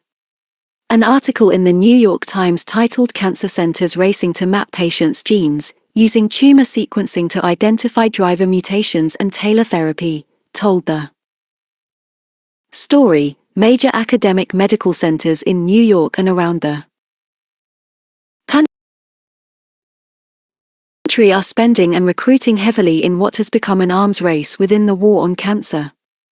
As Susan Desmond-Hellmann, who chaired the National Academy of Sciences panel on precision medicine opined, with advances like electronic health records and low-cost, high-throughput DNA sequencing, there is an opportunity to take advantage of routine episodes of clinical care for biomedical and clinical research. Yet most of the data are not collected, not pooled or never connected to the explosion of molecular data. But if we were serious about winning a war on cancer, a MOM approach might be just the winning tactic and ticket. There are also expansive ideas of how to create a MOM from multiple sources, as shown in figure. Not only would data come from physicians but also it would be pouring in from patients themselves, from direct-to-consumer testing companies, such as AndMe, patient advocate foundations, online health communities, such as Patients Like Me, and the large number of clinical trials that are perpetually being conducted without taking full advantage of the enormous information that is generated. An oft-cited example of a highly productive collaboration between a patient advocacy organization and biotech was the development of the drug Kalydeco by Vertex Pharmaceuticals. The Cystic Fibrosis Foundation provided all their patient information, which ultimately led to a successful genomically guided treatment in 5 years, almost a third of the usual time span for new drug development. As Patrick Soon-Shiong, the billionaire biotech founder of Abraxas, put it, in the past, the scientific, technological and digital pieces did not exist to assemble the whole. Now they do. I like to look for patterns in science and life. It's what I do. Only figure, a multiple source way to create a MOM. Source, Jeanette Odman, bringing patient data into the open, Science Business Exchange, http://www.nature.com/journal/vn full-sibs.html. Reprinted with permission. An interconnected, instantaneous, molecule-to-manufacture managed care system can tap science and save money. A.B. Other medical MOMs. The same concept that drives the cancer MOMs can be used across the board in medicine. One early application of the model has been in advancing therapeutics in rheumatoid arthritis. A single course of therapy using drugs such as Remicade, Enbrel, or Humira, which target a molecule called tumor necrosis factor, can cost $. Even worse, the overall clinical response rate is only about %, yet there is little known to predict who will or will not benefit. By crowdsourcing data from large patient cohorts with integrated genetic data, treatment, and outcomes, the Rheumatoid Arthritis Responder Challenge is meant to change that. The challenge will help provide better guidance and precision for patients and doctors in the future. It could even determine the biologic underpinning of poor response and set the foundation for new drug development. Another opportunity involves medical scans. Alan Moody, the chairman of medical imaging at the University of Toronto, writes, "Many medical images are used once then filed away. This trove of clinical data should be made available to biomedical researchers. Filed away is too polite a term. That data is squandered. A population-wide image data resource could be useful in the millions of individuals who get MRIs or other scans when being evaluated for memory loss or possible Alzheimer's disease. Collecting the data, as Moody argues, could enable the weak signals emanating from subclinical disease to rise above the background noise.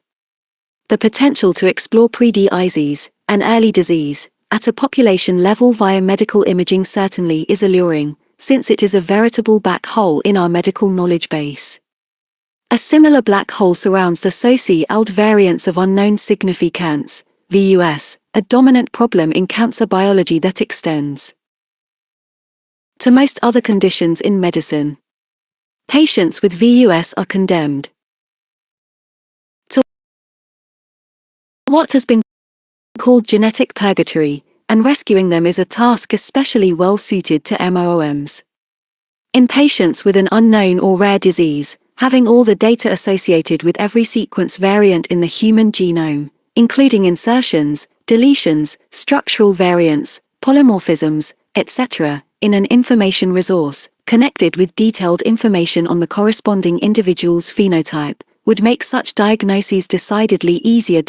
Even genes that have been intensively studied for over 25 years, such as CFTR, which causes cystic fibrosis, can leave many patients in genetic purgatory, as the gene has thousands of variants, many of which are VUS. The best way to solve those VUS is to pool the data. Pooling can also help tackle rare or unknown diseases. Rarity may make them seem a low-priority target, but there are 30 million individuals with a rare or unknown disease in the United States alone, and their cumulative incidence approaches % of the population, while cancer's cumulative burden is under %. When you add all the rare folks together, there's a serious unsolved common problem of diagnosis. If only we could add all the medical efforts and resources together, break down the silos, and crack the cases. One area of particular interest to me for MOMs is the application for performing a molecular autopsy for sudden death, each year in people between the ages of and die suddenly. Physical autopsies have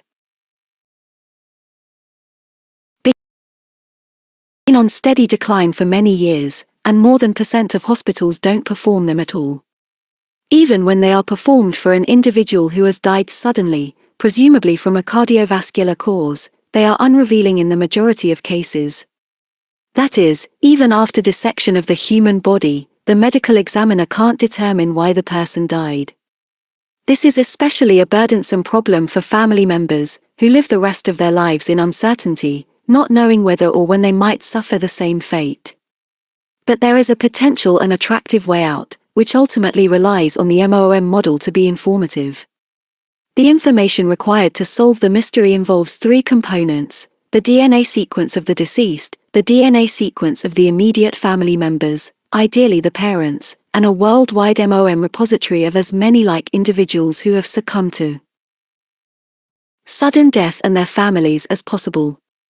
While there will be many families that carry rare, classic mutations in one of approximately 100 genes that are known to potentially cause sudden death, which would be immediately informative and helpful to family members, the vast majority of the genomic variations will be uncertain.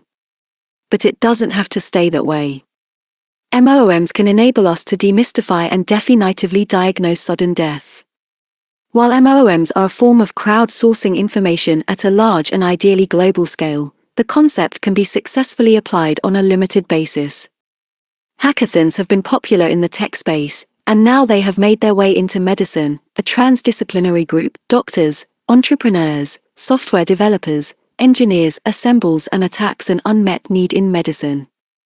An example of an outgrowth of this type of open medicine is PillPack, conceived at a medical hackathon.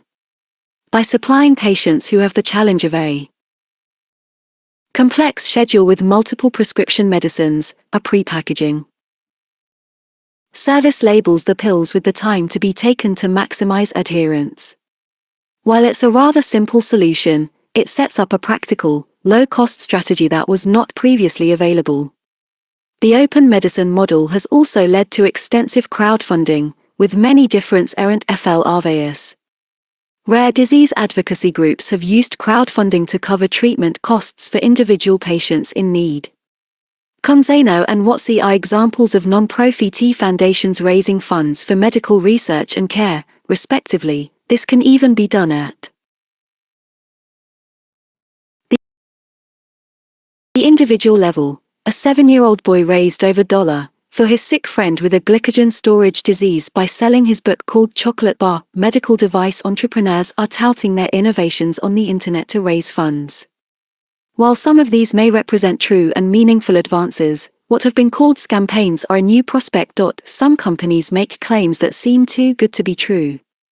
The company Healby pitched a wristband device called Gobi that was the only way to automatically measure caloric intake and raised over $1 million via Indiego's crowdfunding platform.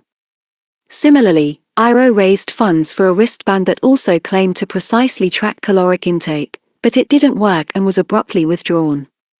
Another example is TelSpec, which raised $1 for a handheld food scanner that would tell exactly the nutritional contents of any food you were eating. It remains uncertain as to whether these innovative devices are working as advertised. So while open is often perceived as virtuous, there's clearly a potential flip side to the story. We'll also get into the dark side of selling data obtained through open medicine in the next chapter. The government and open medicine. We've seen the kimono opened by the US government with initiatives such as Open FDA, the release of the Medicare database, and other data resources. The FDA now allows public access to information regarding 4 million adverse drug reactions and medication errors over the past decade.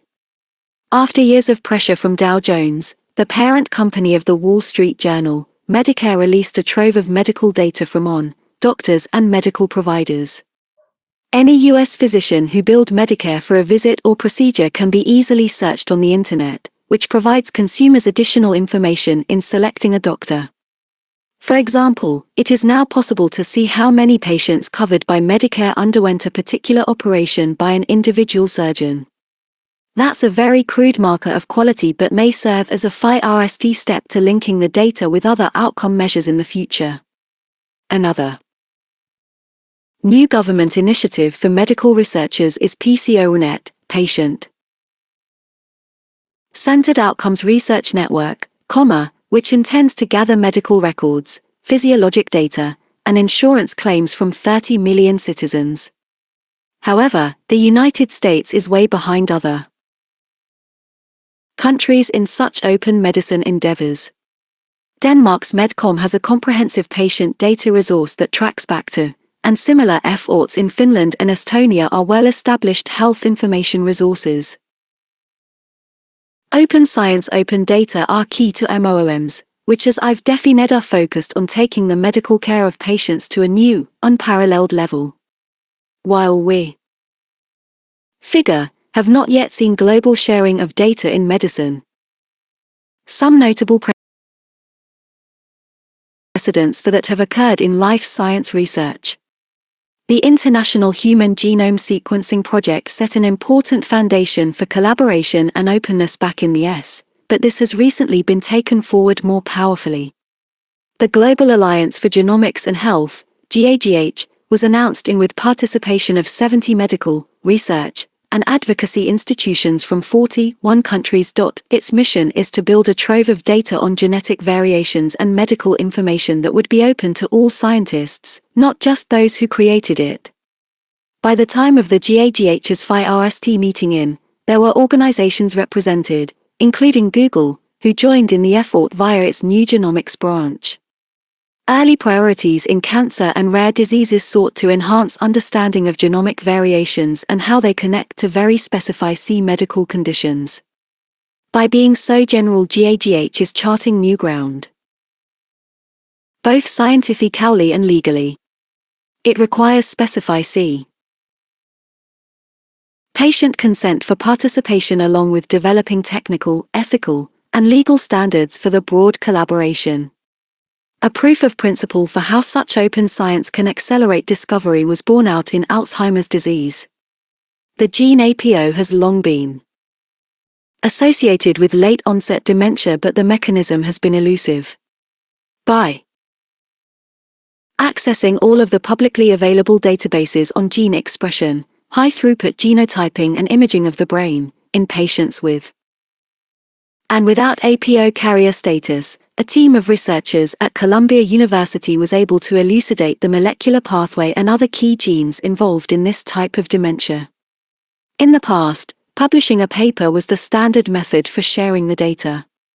That is completely outmoded in the era of enormous datasets, whereby sharing is enabled by the digital infrastructure, including secure cloud servers and open-source collaborative platform software such as Galaxy, Figure. While the backbone for such a shared data pipeline involves some significant upfront costs, as the data resource grows there are remarkable economies of scale. With the potential of such a vast information resource, there will also likely be new ways that research grants and budgets are allocated in the future. Open access. While on the topic of cost and data, it's time to address the sticky problem of access to biomedical publications. Public monies, via the National Institutes of Health or other government agencies, have funded a very large proportion of these research efforts.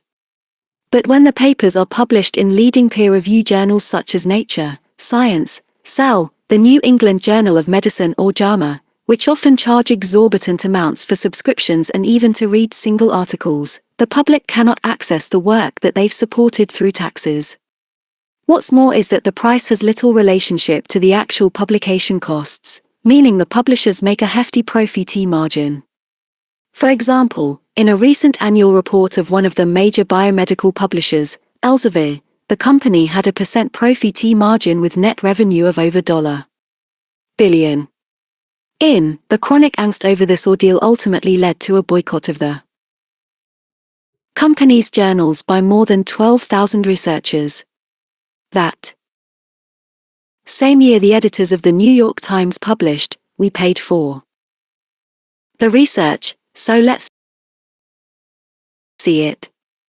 To counter the dominance of this old model, a number of open access journals have cropped up over the years, including Public Library of Science, PLOS, Biomed Central, PeerJ, and eLife. There are also public archives where papers can be uploaded, such as R14 and bioRxiv. Soon after the announcement of the Nobel Prizes, the new laureate in medicine, Randy Skeekman, a professor at the University of California, Berkeley, wrote a column in The Guardian titled "How Journals Like Nature, Cell and Science Are Damaging Science." He wrote, "Like many successful researchers, I have published in the big brands, such as Nature, including the papers that won me the Nobel Prize for Medicine, which I will be honored to collect tomorrow. But no longer. I have now committed my lab to avoiding luxury journals, and I encourage others to do likewise." The article sparked remarkable controversy in the science community. The disparaging term luxury journals was new, but the denouncement by Skeekman, the editor of eLife, an open access journal, seemed to represent an overt conflict of interest. And the idea that once someone wins the Nobel Prize, it's okay not to publish in the luxury journals, did not escape harsh critique from young scientists, who worry that not publishing in the luxury journals would hurt their chances of finding permanent jobs. Nevertheless, the push to open access has intensified. 2 undergraduate medical students launched the open access button for when someone trying to download an article hits the proverbial paywall, which typically means from $1 to over $1 per article PDF. When that all too frequent problem is encountered, the button initiates a workaround plan by either finding a free author deposited version or sending an email to the author to get the PDF of the paper. Other opportunities for peer-to-peer sharing include ResearchGate, an online social network for scientists to share papers and find collaborators, and academia.edu, which has over 9 million researchers signed up to share their papers despite being slammed by takedown notices from Elsevier. Open access journals continue to grow as well. The annual volume of open access articles rose from articles in the Directory of Open Access Journals, http://www.doge.org, now lists more than 8,000. The site codes the journals with 2 colors, green and gold. Green means the article is published in an open access repository, such as within a university or central resource like PubMed Central. Gold denotes publishing in an open access journal. The momentum, despite considerable expense to government, universities, and to authors, who are levied fees to publish in certain open access journals, is clearly building. And Walpert of MIT, in a perspective in the New England Journal of Medicine, wrote on the inevitability of universal open access. There is no doubt that the public interests vested in funding agencies, universities, libraries, and authors, together with the power and reach of the Internet, have created a compelling and necessary momentum for open access. It won't be easy, and it won't be inexpensive, but it is only a matter of time. There are other related reverberations. A demand to have all references publicly accessible is resonating with open citations corpus. Recent data suggest we have a long way to go here, as, of the 50 million scholarly journal articles, only about % have their bibliographic citation data accessible. There's also the open patent movement, with the new database lens that intends to cull together information for more than 90 worldwide patent jurisdictions. Although not related to medicine or life science, the recent release of all of the patents held by Tesla, the electric car manufacturer, in the spirit of the open source movement, is noteworthy, and a call for open access to medications that were supported with federal funds, but not developed or made available to those in need, has also been registered. Like with research and publication that are government-funded, the premise is that taxpayers should have rights to this. Intellectual property. Opening up medical research. When you put together open medicine, open science, open access, open source, and open data all sorts of new channels of research activity become available, and existing ones become exponentially more powerful. One form is citizen medicine that is progressively enabled by having universal, free, immediate access to discoveries and innovations. It's not just about access, it's also about driving discovery and innovation.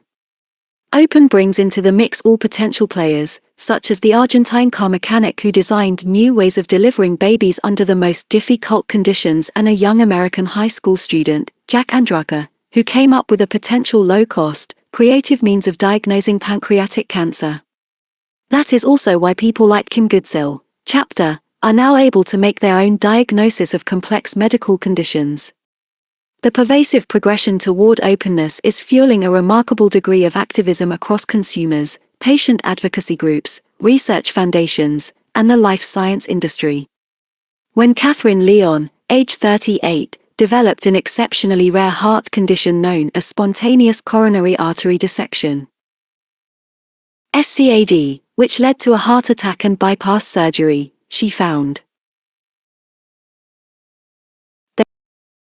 there was little known about the disease. She took to the internet to find other individuals who carried the same diagnosis. Partnering with the Mayo Clinic, she was able to find others who were searching Google for information on SCAD. She set up a virtual patient registry so that affected individuals could submit their medical records and scans online. Over time, more than 70 individuals with SCAD were identified, and now the cohort is expanding to 200. Sharon Hayes, the Mayo Clinic cardiologist who has worked with Leon, said, "This is not investigator-initiated research, this is patient-initiated research, and to a certain extent has been patient-sustained research in the case of our study." Elena Simon, a teenager who had been diagnosed with a rare form of liver cancer at age 12 and had successful treatment and surgery, later undertook finding the genomic root cause of her cancer as a high school science project, mentioned in chapter. Just before her high school graduation, she published as a co-author an article in Science, OK, Not Open Access, that revealed the mutation that caused her fibrolamellar liver tumor, by setting up a website known as the Fibrolamellar Registry, which served as a repository of information and a means to find other AF-affected patients. She found 14 other patients who had developed this rare cancer, and they became part of her report, confirming the same gene with mutations as was found in sequencing her tumor. Simon said, "It's their information, it's their health, so they should have the right to do with it what they want. Perhaps the best thing patients can do is to give their data away for free to work, bit by bit, toward a cure." The open access movement has worked for software and genetics, it can work for medicine, too. By leveraging the open digital infrastructure through internet searches and online social networks, these activist patients with rare diseases are advancing medicine, especially by enhancing our understanding of the basis for the condition. Citizen medicine can also lead to attempts at treatment. Here again, open may not necessarily be considered optimal. One of the most dreaded medical conditions is amyotrophic lateral sclerosis, ALS, Lou Gehrig's disease, which is characterized by a relentless neurologic deterioration. The loss of muscle control eventually leads to severely impaired breathing and swallowing, and death 2 to 5 years from diagnosis. Although there is no treatment available or approved by the FDA, there have been reports from early, small studies that are publicly accessible. Studying them enabled one patient with ALS to conclude that the active drug in one of these early, phase studies, was sodium chlorite. AF-affected patients began treating themselves with this chemical, which is obtained by bleaching paper pulp. Collectively, via the social online health network Patients Like Me, a rapid crowdsourced clinical trial took form, albeit without controls, patients not receiving sodium chlorite, but showing no sign of efficacy. In fact, taking sodium chlorite was associated with an adverse FECT. Using clever algorithms, Patients Like Me can simulate a randomized trial within their database and had already demonstrated that another candidate drug for ALS, lithium bicarbonate, was ineffective using this method. That finding was subsequently validated by a traditional, expensive, and time-consuming randomized trial. Although open is not a guarantee of good outcomes, social online networks of e-patients with like conditions do have real advantages over classic clinical trials. A major one is that they provide unique, real-world, relevant crowdsourcing information. The real-world setting needs emphasis, since it is altogether different from the classic clinical trial with highly select patients, often undergoing frequent and close follow-up. All in all, they are receiving care under a set of contrived, non-representative conditions. For this reason, too often clinical trials are not adequately predictive of a drug's or device's true FECT when commercially available. Accordingly, an electronic community that tracks individuals in their natural setting may be a particularly useful, alternative resource. Although Patients Like Me, with more than members, is the largest of the online health communities that provide this resource, there are hundreds of them that have cropped up in recent years, with cumulatively well over 1 million participating patients. Some are quite specialized, such as Chronology, for patients with Crohn's disease and ulcerative colitis, which was started by Sean Ahrens, age 20 FIVE. Patients share medications, dietary treatments, and alternative medicine on the website, and, according to Ahrens, are recognizing that they can and need to take an active role in managing their health, instead of just sitting by and going to doctor's appointments. The life science industry, and specifically the pharmaceutical companies, has clearly taken notice of this resource. In recent years, Patients Like Me has worked with Merck and Sanofi to facilitate recruitment of patients for clinical trials. Such collaboration took a big step forward when Genentech announced a 5-year contract with Patients Like Me. The FI-RST broad research collaboration between Patients Like Me and a pharmaceutical company to work together on multiple fronts beyond simply providing access to patient recruitment, of the participating patients. The Patients Like Me CEO, Jamie Hayward, said, "They're not just using the network for personal understanding.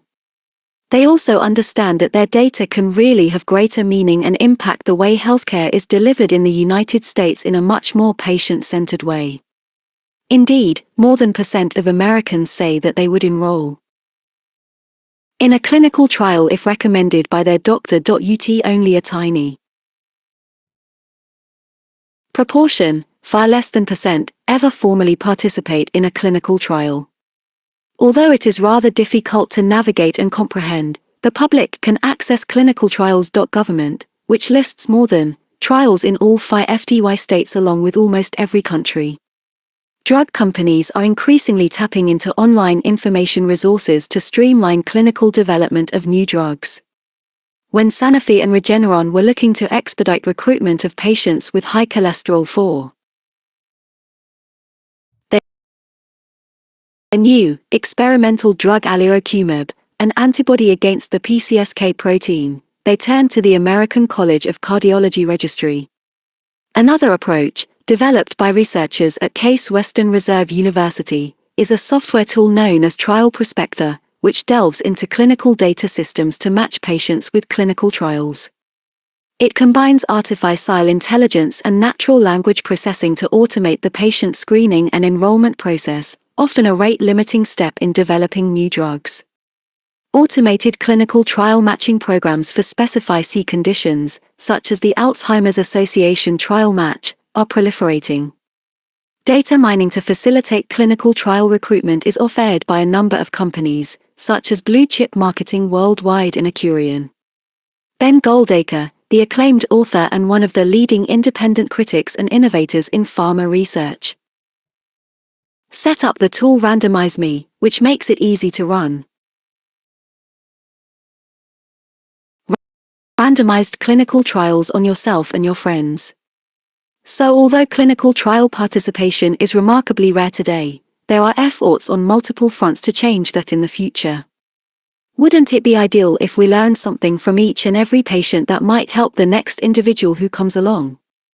That brings up one of the biggest reservoirs of waste and lost opportunity in medical research, the data that has been hiding within the life science industry stockades. Half of clinical trials are never published, and when they are, the data presented is often quite incomplete. Only in did this long-standing chokehold of industry begin to let up, when waves of open science finally reached the shores of the life science industry. Researchers at Yale, working through a group known as Yale Open Data Access, YODA, were granted access by Medtronic to the entire patient-level data on the company's bone morphogenetic protein, BMP, dataset. Back in, an entire issue of the Spine Journal was dedicated to a takedown of BMP spinal fusion, a drug and device combination used to fuse the vertebrae in patients undergoing back surgery. The papers called out multiple serious complications that were occurring, including uncontrolled bone growth, infection, damage to the nerve supplying the bladder, infertility, and cancer. There was also the charge of conflict of interest among the researchers who were involved with BMP research that led to its FDA approval nearly a decade earlier as one of the authors had received more than $1 million in royalties and consulting payments from Medtronic. Given the controversy, it seems likely that the release of data was not solely altruistic. But it was still noteworthy, especially given the outcome. When systematic reviews were independently performed by the Oregon Health and Science University and the University of York, coordinated by Yale, it was determined that BMP had no overall efficacy, but might be useful in select patients, such as when a piece of bone could not be harvested from a patient's hip. The review also suggested that side effects had been understated in prior published reports. Yale's Harlan Krumholz, who leads the effort, wrote an op-ed in the New York Times entitled "Give the Data to the People," citing YODA as an extraordinary donation to society and a reversal of the industry's traditional tendency to treat data as an asset that would lose value if exposed to public scrutiny. Representing Medtronic, Dr. Rick Kuntz said that as a result of this experience, we will move away from the paradigm in which a single research entity, such as industry or academia, exclusively possesses and analyzes the data from a clinical study to arrive at a singular set of conclusions and interpretations about the benefits and harms of a medical intervention. Certainly, if they had shared their data they might have spared themselves a major black eye. Following this precedent, Johnson & Johnson signed an agreement with Yale to share patient-level clinical trial data for hundreds of their drugs and other products. The worldwide chairman for Johnson & Johnson Pharmaceuticals said, "To get really credible, we took the leap to set up an independent way to make sure people get access to the data." The pharma march to transparency has also included GlaxoSmithKline and Roche, both making announcements of their plans to share data about products that are already on the market with qualified researchers. The National Institute of Allergy and Infectious Diseases, a division of the NIH, has made one of its data resources, which includes participant-level data, open to the public, without the need for a specified research plan or approval of the qualified cations of the investigators, highlighting the critical role of the individual level Granular data, the European Medicine Agency, equivalent to the US FDA, has issued their policy to promote this practice. The Institute of Medicine published a report on clinical trial data sharing to help promote this trend. Funding agencies like the Bill and Melinda Gates Foundation and the National Institutes of Health are trying to push for data sharing and transparency of clinical trials. Taking the call further, Atul Butte at Stanford wants this to be obligatory, mandating the release of raw, clinical trials data, with identifying details removed to preserve patient confidentiality, would enhance transparency and provide us with a better understanding of human biomedicine. This isn't the only new major trend happening to open up clinical research.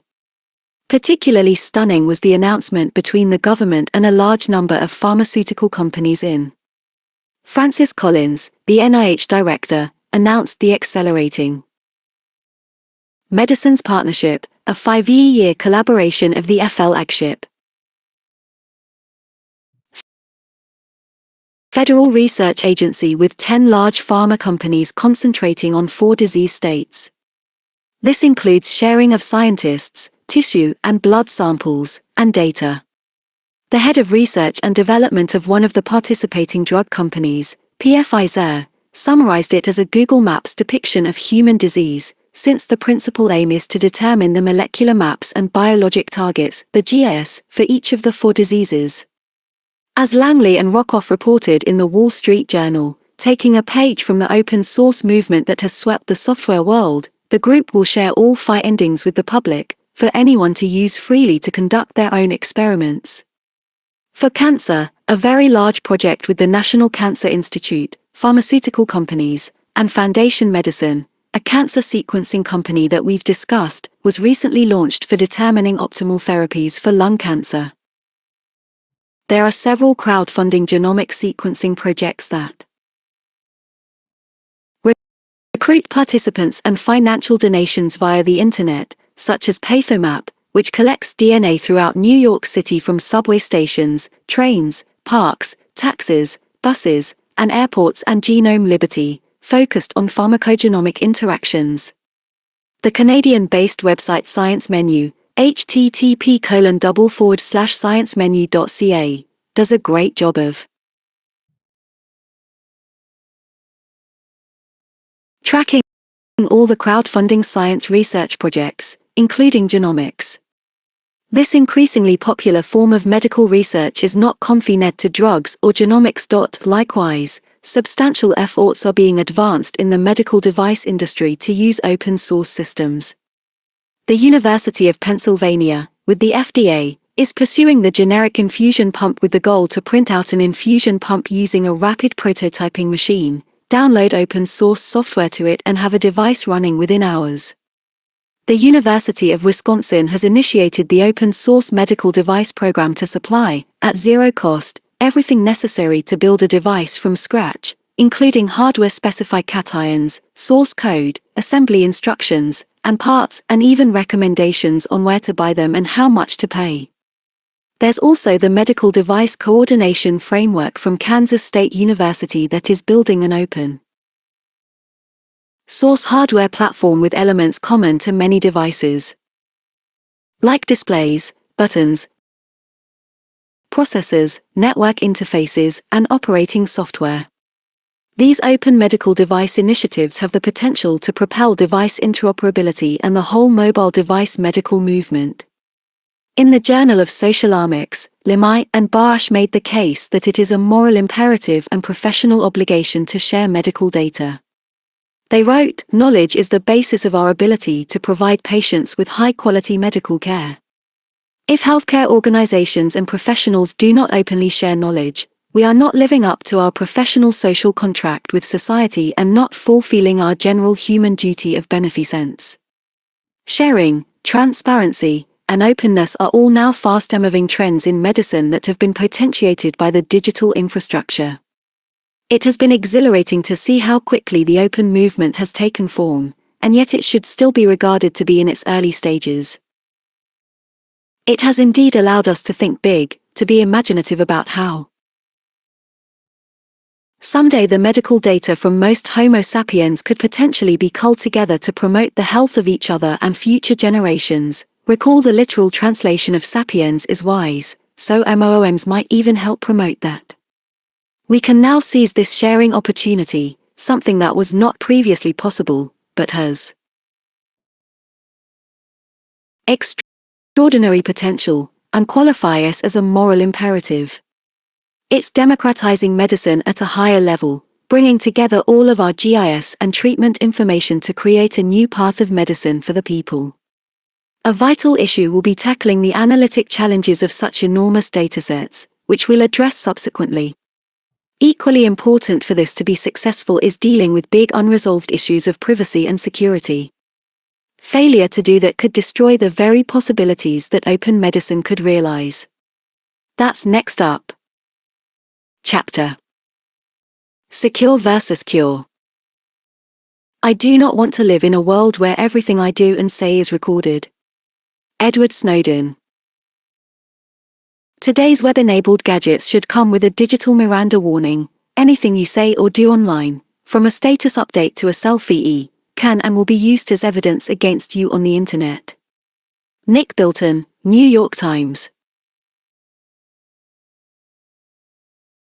In a world of Julian Assange's WikiLeaks and Edward Snowden's exposé of the National Security Agency, we are progressing towards zero tolerance of governmental non-transparency. At the same time, massive internet security breaches are occurring or being discovered, from retailers like Target to the Heartbleed bug. Just as everything is getting digitized, making it eminently portable and accessible, we're betwixt and between. We want openness, but we also want to preserve our privacy. We want a government that is transparent but that will not compromise safety and enable predators. We want full access, but we also demand complete security of our personal information.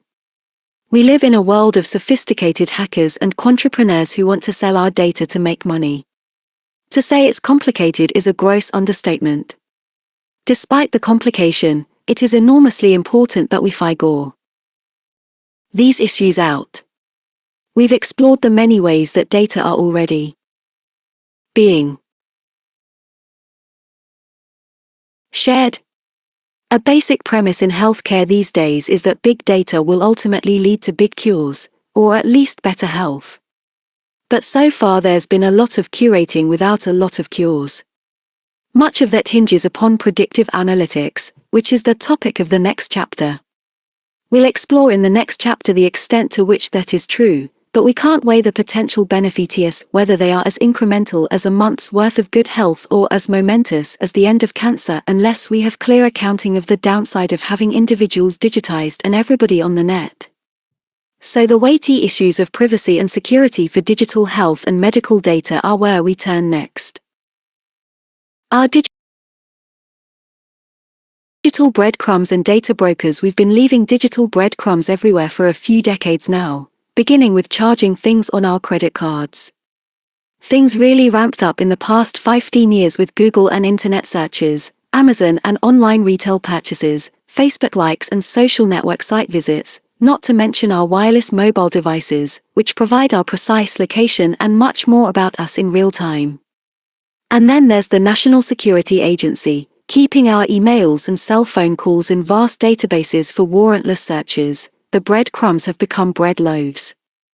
Avoiding this surveillance is at best highly inconvenient. In Dragnet Nation, a quest for privacy, security, and freedom in a world of relentless surveillance, Julia Angwin, a ProPublica investigative journalist, explains why she quit using Google search. My searches are among the most sensitive information about me. She was annoyed about Google's decision to combine information from its various services, such as search and Gmail, giving advertisers more opportunities to promote things personalized to you. So Angwin moved to DuckDuckGo, a search engine that doesn't store the user's IP address or other digital footprints. This small search engine, with 1 billion searches a year compared to Google's 100 billion a month, has grown quickly due to the growing interest in private searching. It does post ads related to your search. It is exceedingly difficult to protect one's privacy when tapping at a keyboard or mobile device. You can try to buy some privacy with such tools as the Black Phone, an Android smartphone costing $, which has specialized software for users to make encrypted calls and send encrypted texts, the OFF Pocket cell phone case that $4 blocks the signal from the phone to avoid location detection. The Snapchat app promises the automatic deletion of data, removing texts, photos, and videos from the recipient's device and the company's servers 1 to 10 seconds after the data has been reviewed. There are also secret, Confida, Unity, Glyph, and Wicker ephemeral apps. Efforts to limit data collection on a national scale have had little FECT. The Do Not Track tool for consumers to opt out of web tracking is not at all effective, and the Consumer Privacy Bill of Rights, originally proposed by President Obama has not gone past the idea stage. Alexis Madrigal wrote about his experience of being tracked by companies on the web. He pointed out that people haven't taken control of the data that's being collected and traded about them. Despite President Obama's proposal, which was meant to allow users to exercise control over what personal data companies collect from them and how they use it, things have gone from bad to worse since. Stephen Wolfram, the consummate informaticist, has demonstrated how much we reveal to potential hackers and e-predators when we register on Facebook. Although the sharing is voluntary, it is uninformed. Few users know that even after users make privacy settings more restrictive, it's quite easy to retrieve previously entered data. Then there are the constant attempts to hack into some websites, such as online banking, by computer programs that guess the user's password. Programs like the Wireshark network analysis tool can make the danger visible, revealing all the internet data packets directed to attacking your computer. They are captured and file-altered so you can inspect them and get even more depressed. When you leave your desktop or laptop environment and decide to go to a store or a shopping mall, you're certainly used to tight surveillance by closed-circuit TV, CCTV, cameras, but that's not the half of the surveillance going on. For example, your smartphone talks to many retailers and grocery stores to let them know you have entered. With knowledge of your profiler, those companies can generate personalized promotional pictures in the form of texts or coupons. You may well have your location privacy settings on, but that doesn't matter. The pings that are emitted by a smartphone looking for a WI.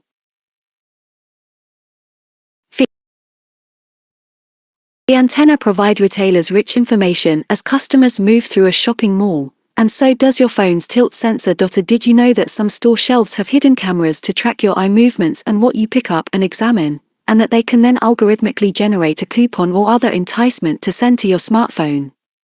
Kind of personalized, eh?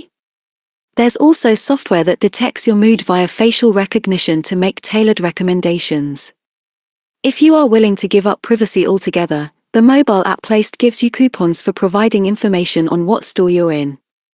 As you get out on the city streets and public places, there's now an unprecedented array of sensors, CCTVs, and vast wireless networks that are set up to detect your motion, sense your car, read your license plate, and capture key biometric information such as facial recognition.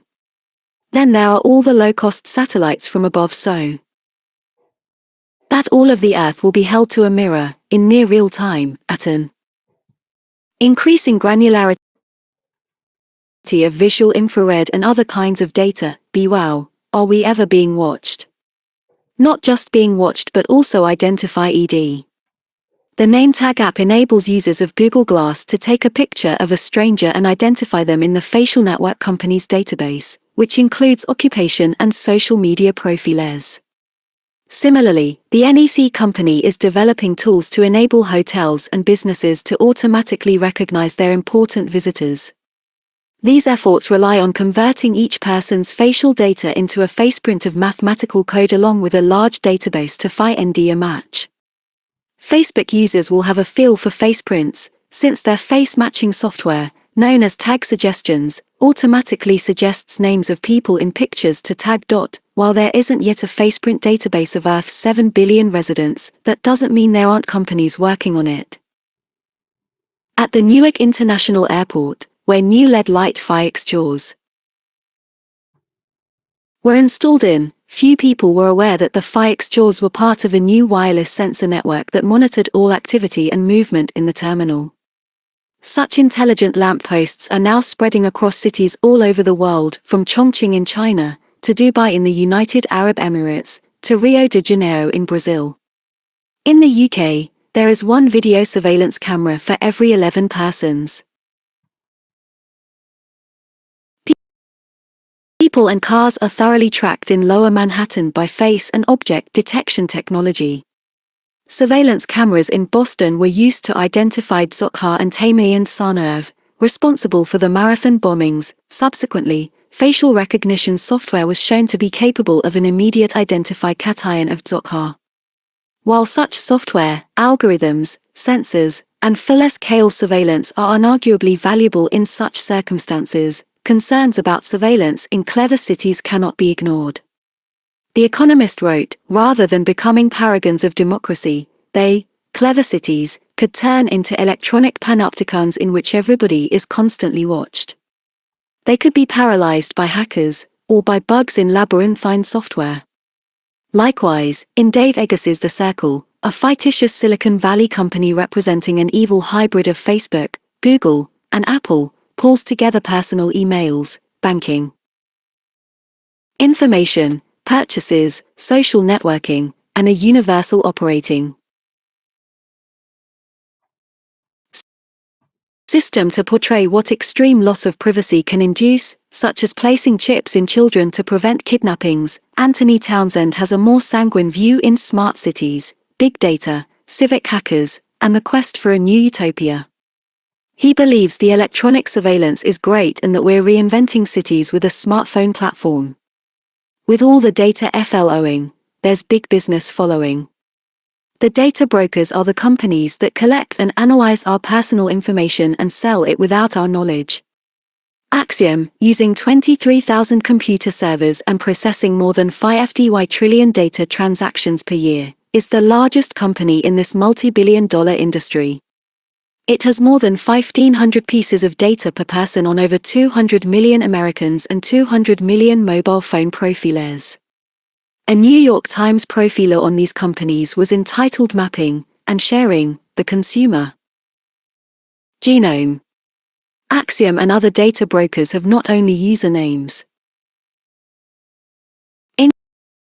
income, religion, race, education level, sexual orientation, political affiliation, home valuation, vehicle ownership, how many children you have, your recent purchases, your stock portfolio, and whether you are a vegetarian, but also family medical history and medications.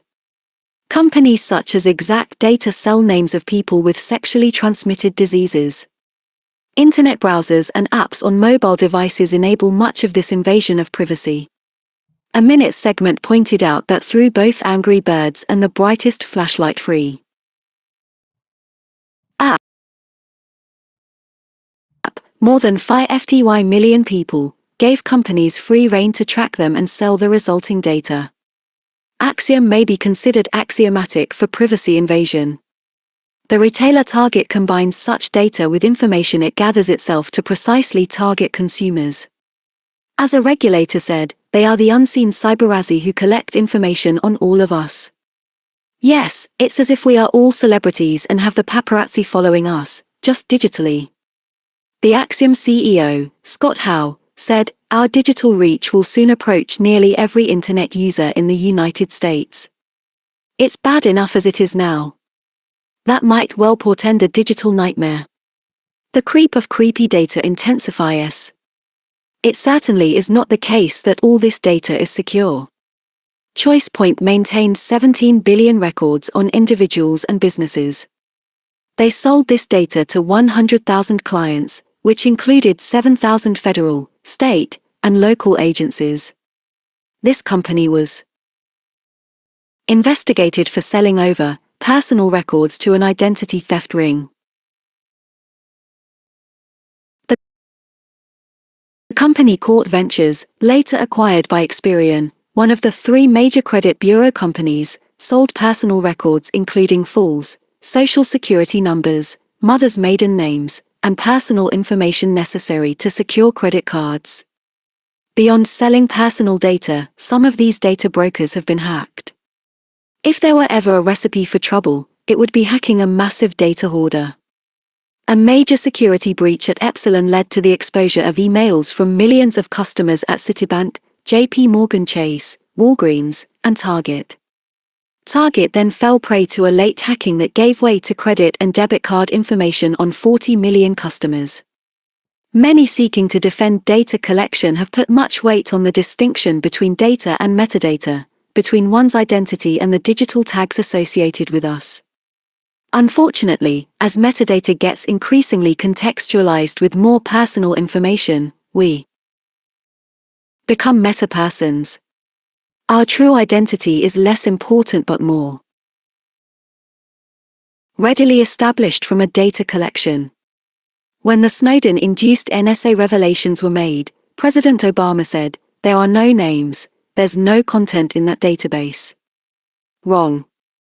It turns out it is remarkably easy to identify an individual by one's phone number, as Stanford researchers demonstrated. This very brief overview of the predominantly non-medical landscape is a prelude to where healthcare is headed. Many hospitals are using video monitoring to observe patients who are, for example, at risk for falling or for committing suicide, as well as to be certain that doctors and nurses are washing their hands. As with retail, the business implications are enormous. When I visited Stephen Colbert, I told him about the work we are doing at Scripps to embed a nanosensor in the bloodstream that would detect a heart attack days to a couple of weeks before it would otherwise occur, and relay this signal to your smartphone. Colbert quickly responded, "Now with this information I'm sure it'll come down the line that insurance companies will give you a cut if you have a monitor on you to stay healthier.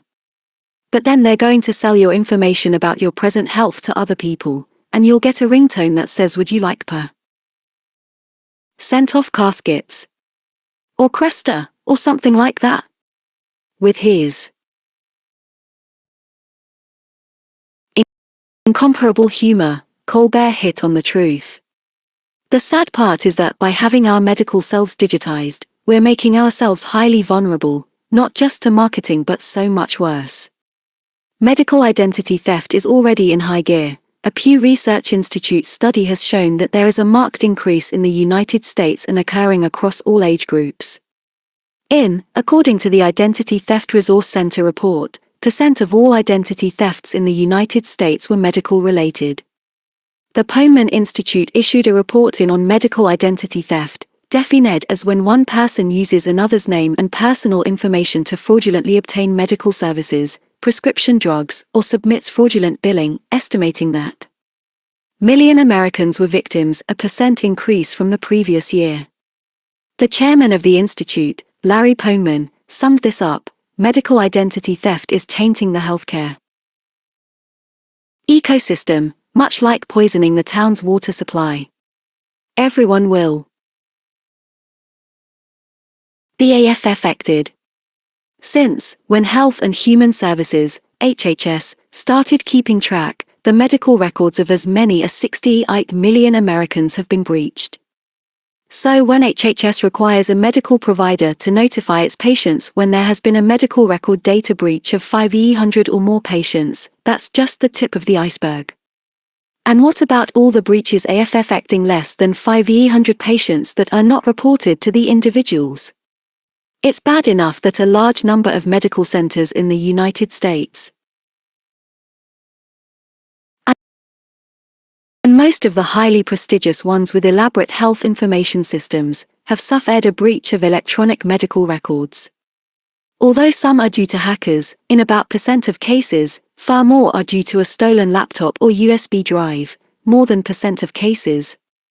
Further, according to Edward Snowden, the NSA has cracked the encryption that is used to protect medical records for Americans.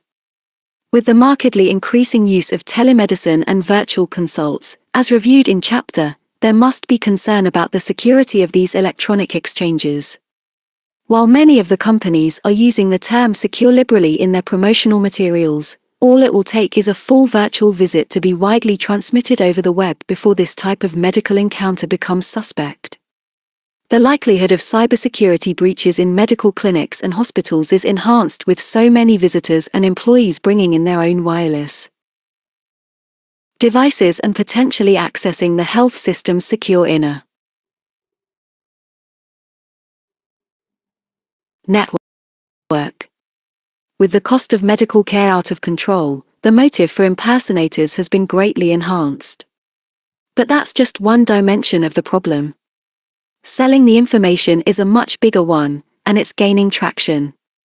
As Sam Imandoust from the Identity Theft Resource Center said, with a click of a few buttons, you might have access to the records of patients. Each bit of information can be sold for $to $. Medical identity theft is a thorny issue beyond its financial consequences. You can get a new driver's license and credit cards when the victim of run-of-the-mill identity theft. A medical theft is quite a different errant ordeal. As one expert put it, it's almost impossible to clear up a medical record once medical identity theft has occurred. If someone is getting false information into your filer, theirs gets laced with yours and it's impossible to segregate what information is about you and what is about them.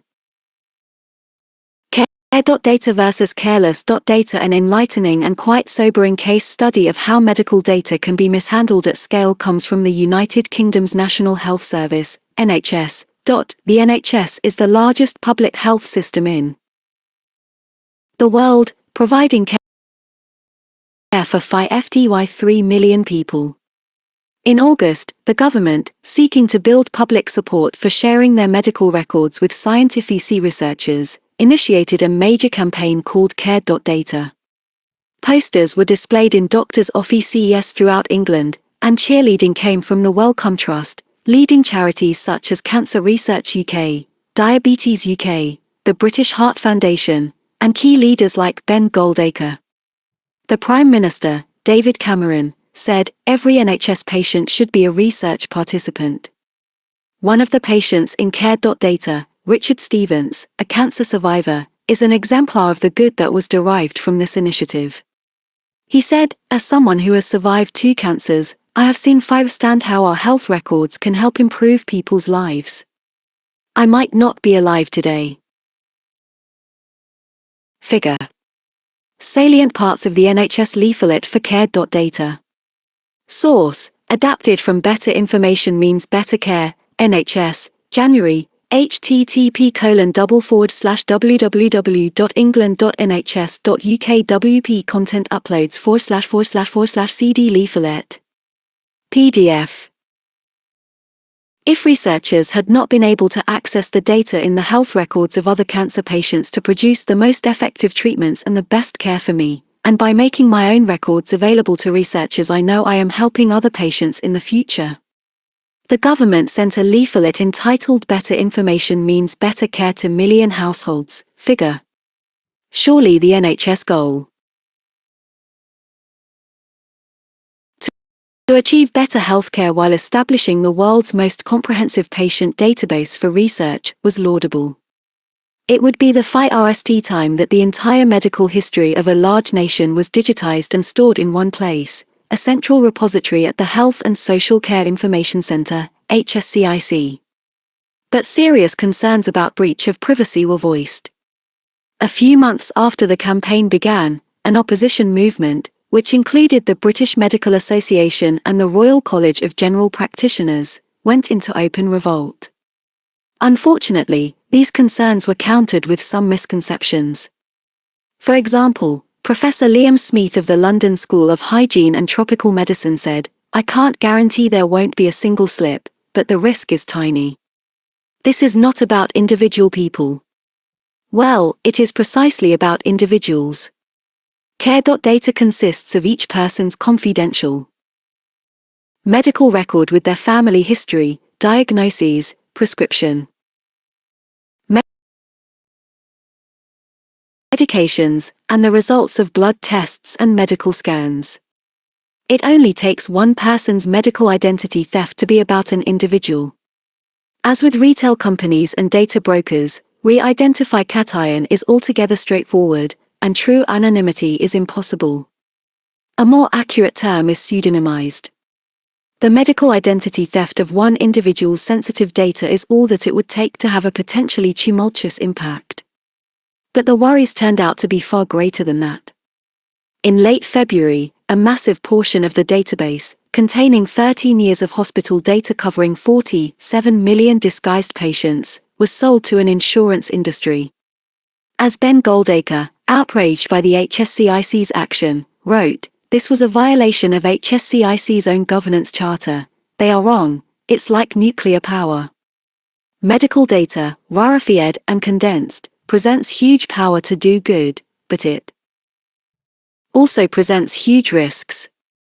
When leaked, it cannot be unleaked. When lost, public trust will take decades to regain." Jonathan Friedland wrote in The Guardian, "We now trust no one with our data, not even our doctors." Although the Care.Data program was botched, it is highly instructive. It epitomizes the potentially antithetical goals of developing an immense medical information resource to help patients, but at the same time making them available to purchasers and, unfortunately, vulnerable to predators. Medical data and mobile devices. The biggest source of an individual's health data is not a MOM or a national health repository, but a smartphone. The good news is that internet cookies don't work well with mobile phones, so they can't follow people from a computer browser to a phone browser. The bad news is that e-advertisers, e-predators, and data brokers have found new, sophisticated ways of exploiting all of one's activities and engagement with a smartphone or tablet. Companies like Drawbridge can match several devices to an individual user by processing the data, including websites visited, apps used, date and time stamp, and location. Privacy Rights Clearinghouse performed an in-depth study of 43 mobile health apps that exposed considerable privacy risk for users. Without the user's knowledge the information was apt, perhaps we should use the term apt here, to be unencrypted, transferred over insecure networks, and used by the app developer as well as by third parties. Only % of the free apps posted a privacy policy. A University of Colorado study showed that consumers would be willing to pay a fee to be certain their app data were kept private. I had the chance to discuss this issue with Mike Lee, the inventor and CEO of MyFitnessPal, one of the most widely used mobile apps for weight loss and promoting fitness. He strongly assured me that they do not pass on any individual's information to third parties. That is quite likely to be true but apparently not representative. The mobile app Fitness ELD certainly did not get off to a good start when Fitbit, back in, inadvertently exposed their users' sexual activity stats. We know too well that when mobile apps are downloaded, the user never reads the terms and conditions but just taps on agree. Employers are a big part of the mobile device privacy story. While trackers have been tracked moment to moment by GPS tracking devices for location and duration of driving time for several years, that was just the beginning of a more pervasive movement by employers to apply wearable sensors to their workers. One example is the Hitachi Business Microscope, a device that is marketed to large employers to promote increased efficiency. It fits into the employee ID badge and includes infrared sensors, an accelerometer, a microphone sensor, and a wireless communication device. As employees interact with one another, the badges record and transmit to management who talks to whom, how often, where, and how energetically. Another wearable alternative for tracking employees is smart glasses, such as those made by Vuzix that have a microphone, GPS, accelerometer, and data display. Life-logging apps like Saga incorporate a barometer, camera, microphones, and the smartphone's location sensors to provide a more comprehensive, automatic record of your life and know precisely where you are and what you are up to. The barometer helps distinguish exact location, along with deep acoustic and light signals for context. But the most commonly owned wearable sensors are the wireless accelerometers like Fitbit and Jawbone. These companies are now selling their activity trackers to thousands of employers for corporate wellness programs. One large health insurer pointed out that data collected from those gadgets may eventually impact group insurance. Pricing. Groups, how about individuals? Besides your employer, who may become interested in tracking you, your gym or fitness club is already on it. For so many people who buy a membership and don't use it, they might not be able to hide in the future. Lifetime Fitness, with fitness clubs in 24 states, has a national program manager of devices encouraging every member to allow the gym to monitor their every move. The members are reassured that they can choose which friend to share their data with, and there's always the Full Shield Weekend in Vegas option. Medical device hacking. While we have yet to see wide-scale consumer use of continuous blood pressure and vital sign monitoring, enough patients have implanted medical devices to reveal many potential liabilities. As Sadie Creese, professor of cybersecurity at the University of Oxford, put it, if you think it's enough of a chore trying to stop thieves stealing your credit card details and hacking your Facebook, imagine trying to stop them getting into your pancreas. Indeed, this has already been shown to occur with both insulin pumps and heart defibrillators, both of which have wireless connectivity to allow tracking and updating software. The manufacturers have not used any security measures in these devices, but new concepts of encrypting the defibrillator with the patient's own heartbeat signal, or salting the data in other ways, have been proposed. The databases from 3 of the largest medical device manufacturers in the world, Medtronic, St. Jude Medical, and Boston Scientific, were hacked, allegedly from China, and the companies were unaware until federal authorities notified them. The FDA has raised awareness on the need for cybersecurity for medical devices, which are particularly vulnerable since they are interconnected to the internet, hospital networks, smartphones, and other medical devices. The Heartbleed bug, discovered in, is a major reminder of the vulnerability of popular open source, widely used software. Called OpenSSL, we know that this code was used for encryption in a wide variety of embedded devices, making them vulnerable. Such FLAWS in code can certainly also happen with any closed-source software, such as all of our electronic medical record systems, like Epic, Cerner. Allscripts, which are used throughout U.S. hospitals and health information systems.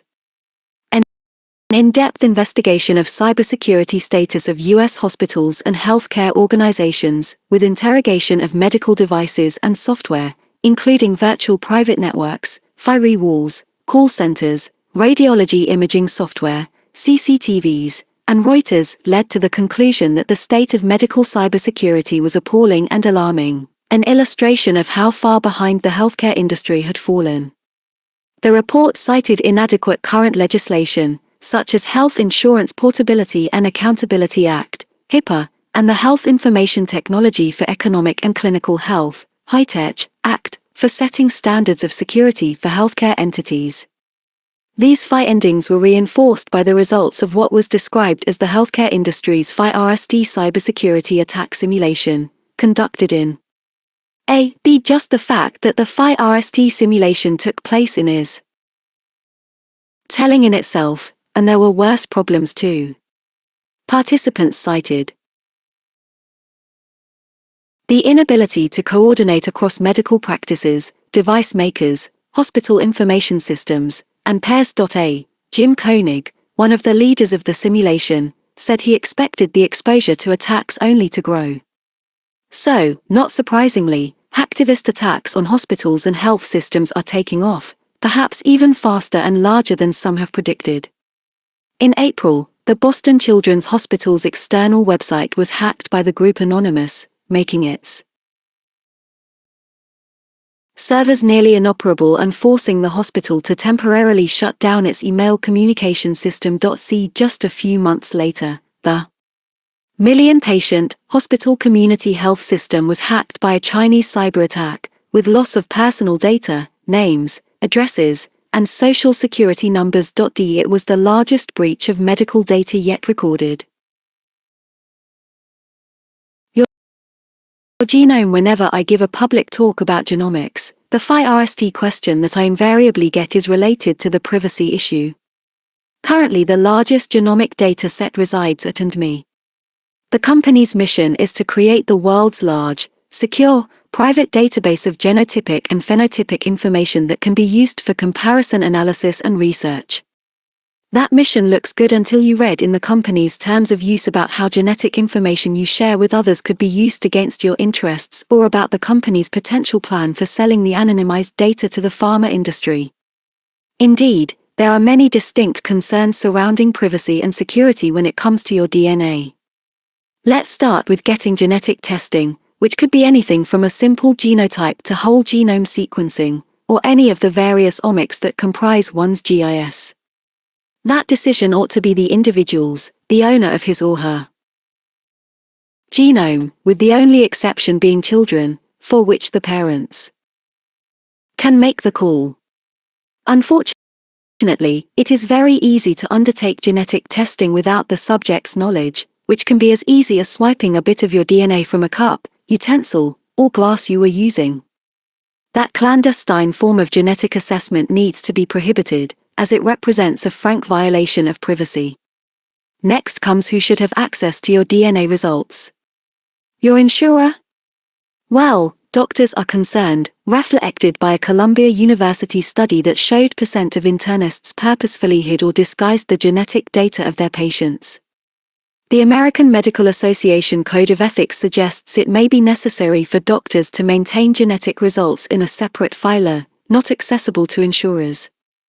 And certainly you might be rightfully concerned about having your genome sequence results in your medical record. The electronic record could be hacked or breached, as we've reviewed. Or an insurance company could use the information to either deny coverage or demand exceptionally high premiums. After 14 years of U.S. congressional dysfunctionality, the Genetics Information Non-Discrimination Act, GINA, was finally passed in. While that law protects individuals from having their genetic data turned over or misused by employers or health insurers, it left out life, disability, and long-term care forms of insurance. By exempting these other important types of insurance from genetic privacy and discrimination, it has engendered considerable controversy and confusion. Some experts, such as Bartha Maria Knoppers, the director of the Center of Genomics and Policy at McGill University, points out that no study has ever clearly established the existence of systemic genetic discrimination by insurers and concludes it is doubtful that another piece of legislation to address life, disability and long-term care insurance could really prevent discrimination. Indeed, Jolie and colleagues performed a systematic review of all that has been published on genetic discrimination and life insurance and concluded, with the notable exception of studies on Huntington's disease, none of the studies reviewed here brings irrefutable evidence of a systemic problem of genetic discrimination that would yield a highly negative societal impact. Of the 15 large life insurance companies, only one, Northwestern Mutual, currently asks potential customers in certain states about their genetic test data, if any was performed. And the company points out that refusing to report the results may lead to denial or a higher rate for coverage. One life insurance broker stipulated that if an individual failed to disclose his high genetic risk for Alzheimer's dementia, such as having 2 copies of the Apoy allele, that would be considered a critical omission that might invalidate a policy. Fortunately, some states have taken initiative beyond GINA to provide a more comprehensive genetics privacy law. In 16 states, there are laws for life and disability insurance genetic privacy, in 10 states for long-term care insurance, and in some states, such as California and Massachusetts, there is privacy protection for all 3 types of insurance. In the United Kingdom, insurers have thus far agreed to ignore genetic tests because hereditary conditions that would have a major impact are rare. Nevertheless, some leading American insurance companies believe it is appropriate to have all of an applicant's health information, including their genomic data, since that is the only way to fairly and accurately assess risk. So this debate is largely unsettled. In addition, we are in a state of major flux with respect to how to interpret genomic information. Mutations that have a high probability of an individual manifesting a serious disease are predominantly rare. Far more typical are the common genomic variants with uncertainty of the individual's natural history, only a probabilistic, not deterministic chance of ever developing a condition. Take apoy as an example. Carriers are common, at around % in the population, and have a threefold increased likelihood of developing Alzheimer's. But that still is a risk of % to %, not %.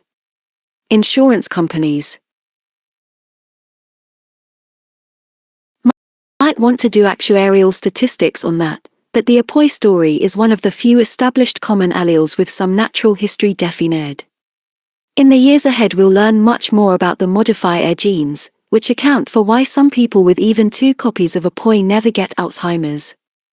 Only when millions of individuals with diverse medical conditions and ancestries undergo whole genome sequencing will we start to have better information on risk. Until then, we're in a zone of uncertainty, and that is impeding research. Almost % of individuals who are approached to enroll in genomic research studies decline because of worries about insurance issues. Yes, most people are willing to share their DNA information for research purposes, as long as it is anonymized, but there's a problem with that proviso. Several studies have shown that with extensive genomic data from an individual, it may be possible to re-identify the person. It's not easy, and it's certainly not always possible, but the point is that one cannot guarantee a willing participant in a genomics research study that it won't ever happen. Recent studies that have shown it is getting increasingly possible to reconstruct one's facial identity, a genetic mugshot, from a genome sequence add another layer of privacy concern. And from facial recognition algorithms, genetic abnormalities can be identified. A few different approaches to counter this predicament have been offered. Misha Angrist from Duke University summed up the 3 options: better encryption, making re-identification unlawful, or just making genotype and phenotype public. Having participated in the Harvard Personal Genomic Project, PGP, which is completely open, he acknowledges that most people would be uncomfortable with the last option, since your DNA could be used to frame you, among other risks like revealing non-paternity. Encrypting genomes is a real possibility.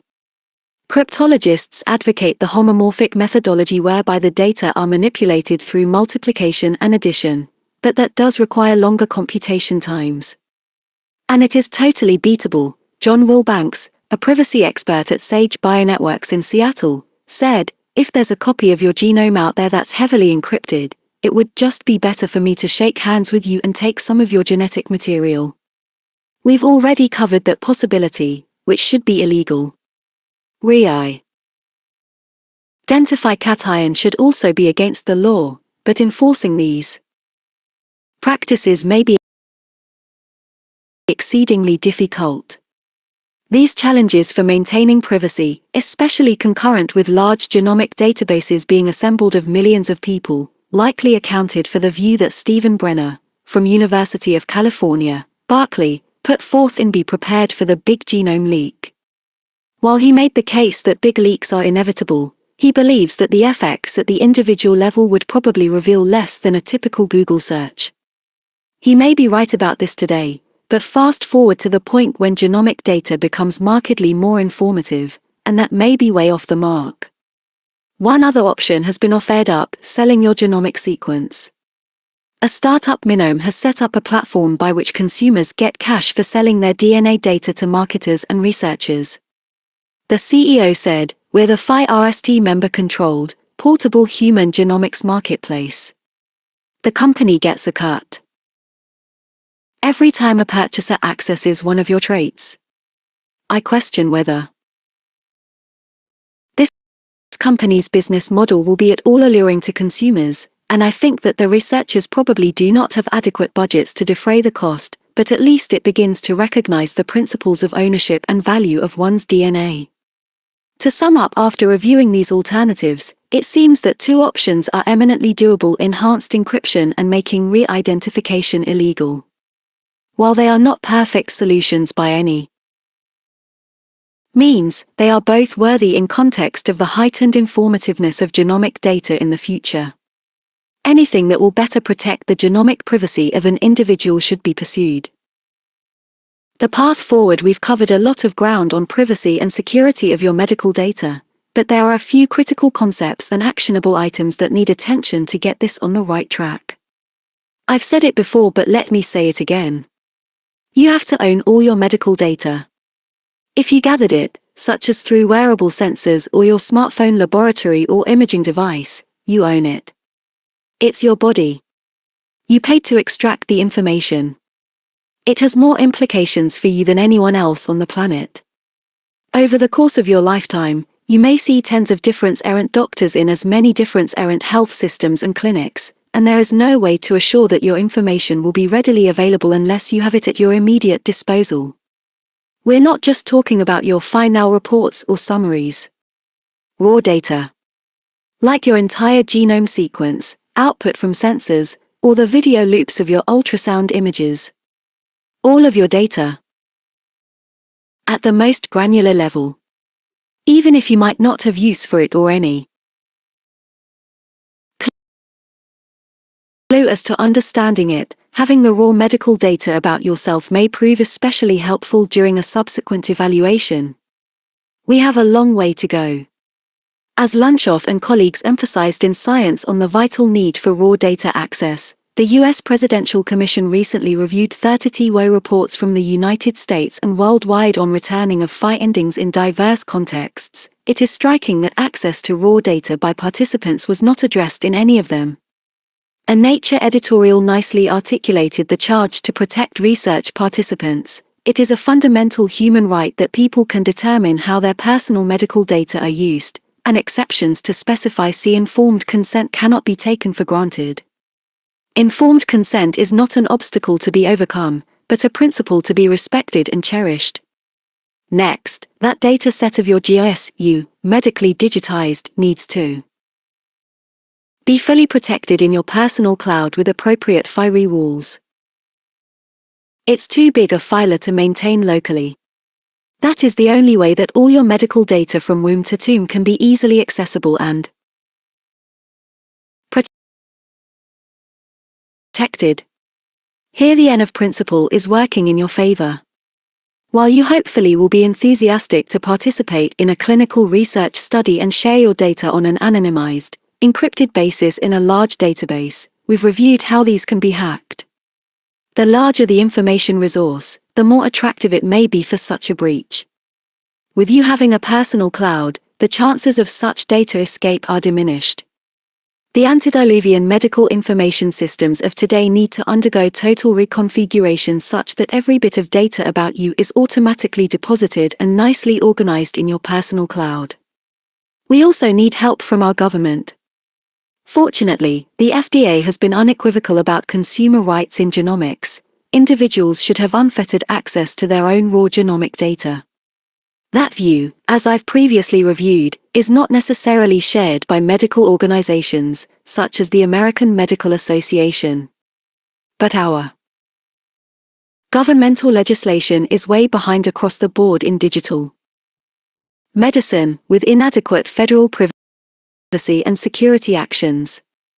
We need a new act that transcends HIPAA and HITECH, one which provides critical balance for privacy protection while at the same time promoting medical research. The White House Consumer Privacy Bill of Rights and Do Not Track legislation desperately needs to be made law.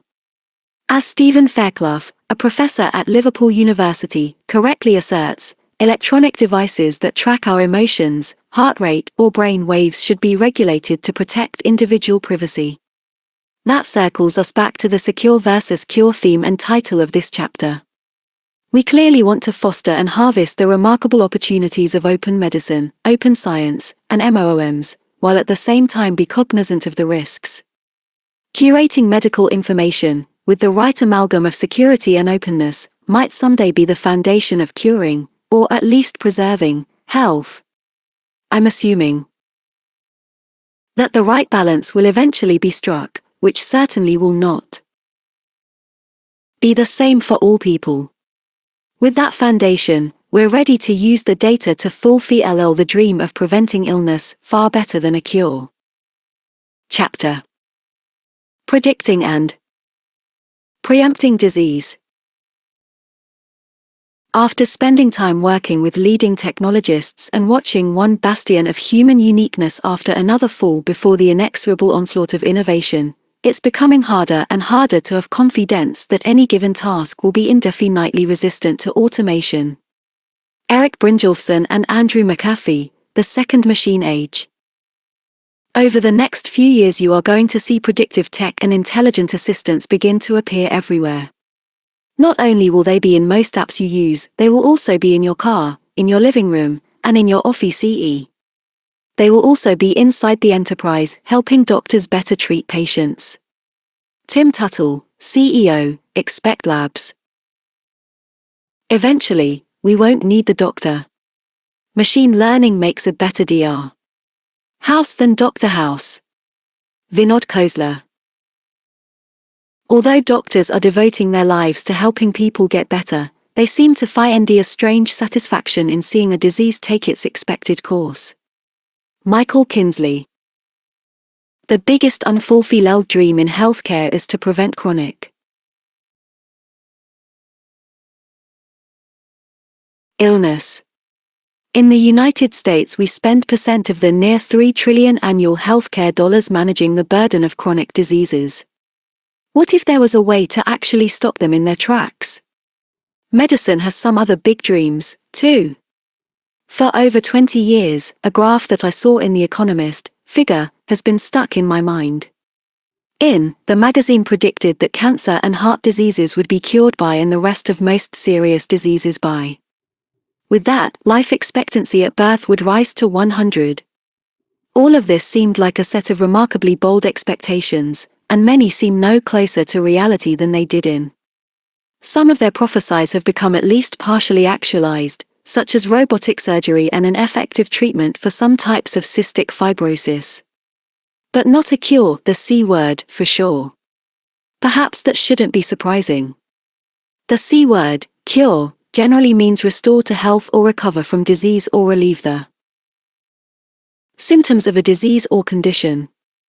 There are remarkably few cures in medicine. Some examples are ablating an arrhythmia like atrial fibrillation, in some fortunate patients, antibiotics for pneumonia, or one of the newer treatments for hepatitis C, which has a % cure rate for the most common genotype viral subtype. Generally, once a disease strikes, it's a story of managing it. Indeed, The Economist prediction notwithstanding, most researchers actively pursuing cancer therapies hope to convert it to a chronic disease, as they have downgraded their ambitions for cures. Once there is congestive heart failure, chronic obstructive pulmonary disease, kidney failure, cirrhosis, dementia, or any significant organ failure, there's no real hope for a cure. That seems a pretty grim prognosis. But medicine is morphing into a data science, now that big data, unsupervised algorithms, predictive analytics, machine learning, augmented reality, and neuromorphic computing are coming in. There's still an opportunity to change medicine for the better and at least a chance for prevention. That is, if there was a surefire signal before a disease had ever manifested itself in a person, and this information was highly actionable, the individual's illness might be preempted. This dream isn't simply one of better data science, however. It is inextricably linked to the democratization of medicine. The prospect here would figure increase in life expectancy and projection for most diseases cured. Source: adapted from a survey of the future of medicine. Not be possible without exquisite tracking of individuals by themselves. Recall the double entendre of the term individualized medicine. Picking up a signal long before there are any symptoms relies on one's GIS, not an annual visit with the doctor.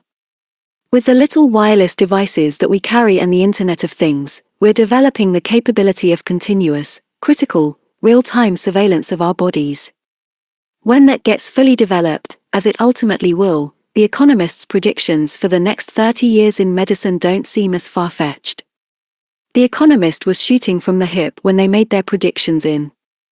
The terms data mining and predictive analytics were certainly not in vogue and likely hadn't even been invented. But the concept of using data to predict things, like actuarial statistics for life insurance, has been around for ages. What's different now is that the data sets are digital, exponentially bigger and richer, and matched by remarkable computing power and algorithmic processing. That's what enabled Target to predict who among their customers might be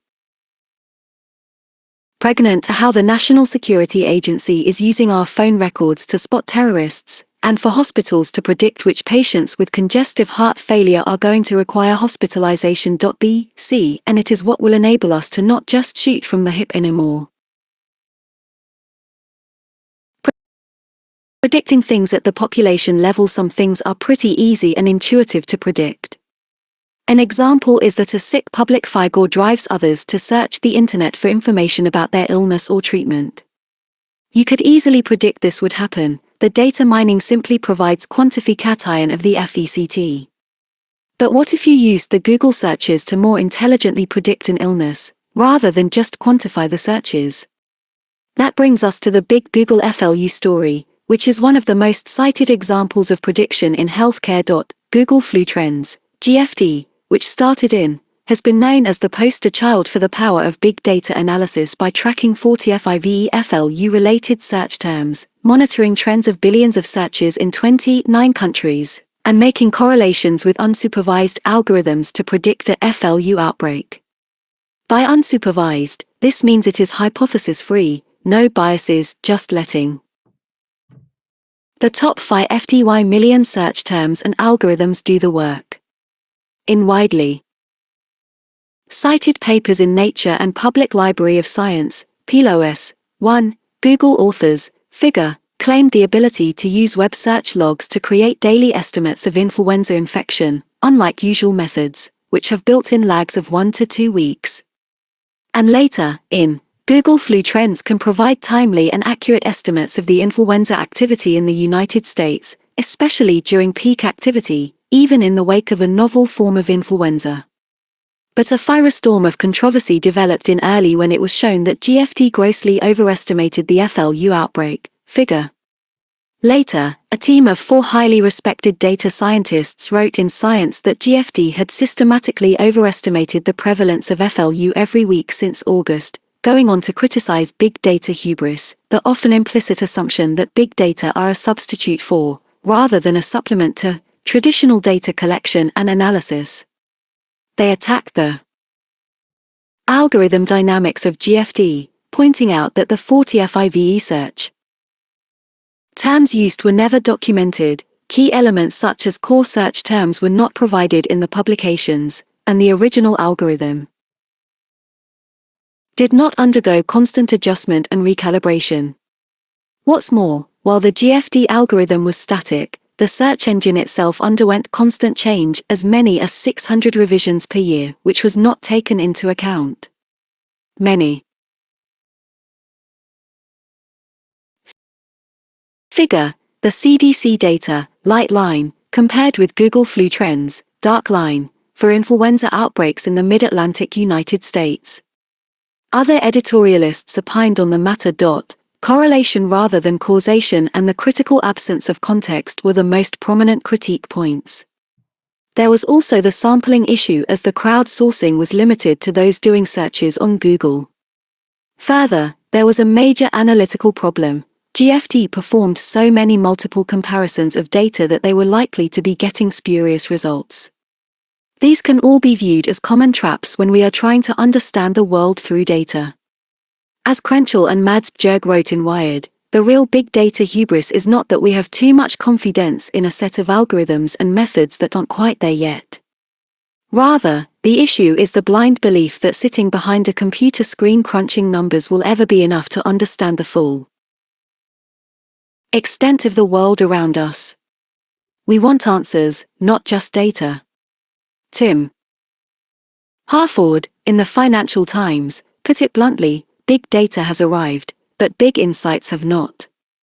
Some rallied to the defense of GFD, pointing out that the data were additive to the Centers for Disease Control and Prevention, CDC, and that Google never claimed they had a magical tool. Gary Marcus and Ernest Davis expressed the most balanced perspective in their op-ed 8, No. 9. Problems with Big Data. I've reviewed most of their issues already, but Marcus and Davis's point about the hype of big data and what it can, and can't, do deserve their emphasis. Big data is suddenly everywhere. Everyone seems to be collecting it, analyzing it, making money from it and celebrating, or fearing, its powers. Big data is here to stay, as it should be. But let's be realistic, it's an important resource for anyone analyzing data, not a silver bullet. Figure, the GFT Overestimate of FLU, flew near you is another initiative launched in. Despite the problems with GFD, this kind of effort isn't going anywhere. An alternative and more recent approach to predicting a contagious outbreak used a smaller base of individuals who were well connected on the Twitter network, so-called central nodes, essentially exploiting these individuals as sensors. This enabled detection of viral outbreaks 7 days faster than looking at the general population. Similarly, the Health Map algorithm, which scours tens of thousands of social networks and news media, was capable of predicting the Ebola outbreak in West Africa 9 days before the World Health Organization. I've delved somewhat deeply into this Google FLU story and related infectious disease outbreaks because they represent the early stages of where we're headed, and how we can get off track, in using large data sets to predict things in medicine. But knowing how we got off track is important if we're ever going to stay on. Predicting things at the individual level more powerful than data from whole populations, as with GFDs, is the combination of granular data of an individual with the granular data of the rest of the population. You've encountered this before. For example, Pandora maintains a database with the song preferences from over 200 million registered users who have pressed collectively the like or dislike more than 35 billion times. It knows who listens while driving or on an Android device or an iPhone, and it knows where every listener lives. As a result, it can predict not just the music each listener likes but even political preferences, which it has used for political ad targeting in presidential and congressional campaigns. Eric Bieshke, Pandora's chief scientist, summed their data program up as providing magical insights about their users. And they can do it because they integrate two big data layers to derive these insights, your data and the data from millions of other people. Using data brokers such as Axiom, discussed in the previous chapter, the University of Pittsburgh Medical Center performs data mining of their patients, including their shopping characteristics, to predict the likelihood of their using the emergency room facilities. So, does the Carolinas health system, by mining the consumer credit card data from 2 million people in their region to identify high-risk patients, example, via purchases of fast food, cigarettes, alcohol, and drug LLS. The Pittsburgh predictive model showed that households using mail order and internet shopping the most were more apt to use emergency services, something that health systems are trying to discourage. The data mining builds on itself over time, when extant patients have repeat encounters and more patients come into the system, to be better at predicting certain features. But the privacy and ethical issues are looming. These examples can be considered a rudimentary form of artificial intelligence, AI, machines or software exhibiting human-like intelligence. Other examples that you might have around you already include personal digital assistants such as Google Now, Future Control, Cortana, and SwiftKey, which cull together information from emails, texts, calendars, address books, search history, locations, purchases, whom you spend time with, your taste in art, and your past behavior. Based on what they learn from that information, these apps pop up on your screen to tell you to leave early for your next appointment and to provide the traffic pattern for your upcoming drive or the FLIT status of your imminent trip. By reading your contacts' Twitter feeds, Future Control can pick up the state of mind of your contacts. Your girlfriend is sad, get her some FL hours. SwiftKey even figures out how you type to compensate for consistently pecking on the wrong letter. Google now partners with airlines and event organizers to access ticketing. Now partners with airlines and event organizers to access ticketing information and can even listen to the sound of your television to provide advanced programming information. As you might know, these capabilities represent far greater power than does the hunt for correlations that powers GFD, and they have great relevance to medicine. Such predictive power relies upon machine learning, a key aspect of AI. The more data fed into the program or computer, the more it learns, the better the algorithms, and supposedly the smarter it gets. Techniques from machine learning and artificial intelligence are what powered the triumph of the IBM Watson supercomputer over humans on Jeopardy! This relied upon quickly answering complex questions that would not be amenable to a Google search. IBM Watson was taught through hundreds of thousands of questions from prior Jeopardy! Shows, armed with all the information in Wikipedia, and programmed to do predictive modeling. There's no prediction of the future here, just prediction that IBM Watson has the correct answer. Underlying its predictive capabilities was quite a portfolio of machine learning systems, including Bayesian nets, Markov chains, support vector machine algorithms, and genetic algorithms. I won't go into any more depth, my brain is not smart enough to understand it all, and fortunately it's not particularly relevant to where we are going here. Another subtype of AI and machine learning, known as deep learning, has deep importance to medicine. Deep learning is behind Siri's ability to decode speech as well as Google Brain experiments to recognize images. Researchers at Google X extracted 10 million still images from YouTube videos and fed them to the network of 1,000 computers to see what the brain, with its 1 million simulated neurons and 1 billion simulated synapses, would come up with on its own. The answer: cats. That the internet, at least the YouTube segment, which occupies a lot of it, is chock full of cat videos. More than the cat diagnosis, this revelation exemplified the operation of cognitive, or what is also known as neuromorphic, computing. For if computers can emulate the human brain, as the theory goes, they can be taken to the next level of performance for perception, action, and cognition. Progress in neuromorphic computing is occurring at a dizzying pace. In the past year, the accuracy of computer eyesight, such as the recognition of a pedestrian, helmet, bicyclist, car, has improved from 2%, with a drop in error rate from to less than %. Despite the achievements of Google Brain, we clearly aren't there yet. The human brain works on low power, just about 20 watts, but the supercomputer needs millions of watts to operate, whereas the brain doesn't need to be programmed, even though it seems that way sometimes, and loses neurons throughout one's life without much functional attrition. Computers that lose a single chip can be wrecked, and they generally can't adapt to the world they're interacting with. Gary Marcus, a neuroscientist at New York University, put this neuromorphic mission in perspective. At times like these, I find it useful to remember a basic truth: the human brain is the most complicated organ in the universe, and we still have almost no idea how it works. Who said that copying its awesome power was going to be easy? Nevertheless, there has been quite a bit of progress in speech, facial, gesture, and image recognition, which are strengths of the human brain and soft spots for computers. Having attended conferences and lectured in foreign countries, with simultaneous translations, I was struck by one achievement in particular. Richard Rashid, then Microsoft's top scientist, gave a lecture in China that was not only simultaneously translated by a computer into Mandarin characters but also rendered in Rashid's own voice, as simulated, in Chinese. Facebook's Deep Face program, with the world's largest photo library, can determine whether two pictures of a person's face represent the same individual at % accuracy. The medical implications are already becoming manifest.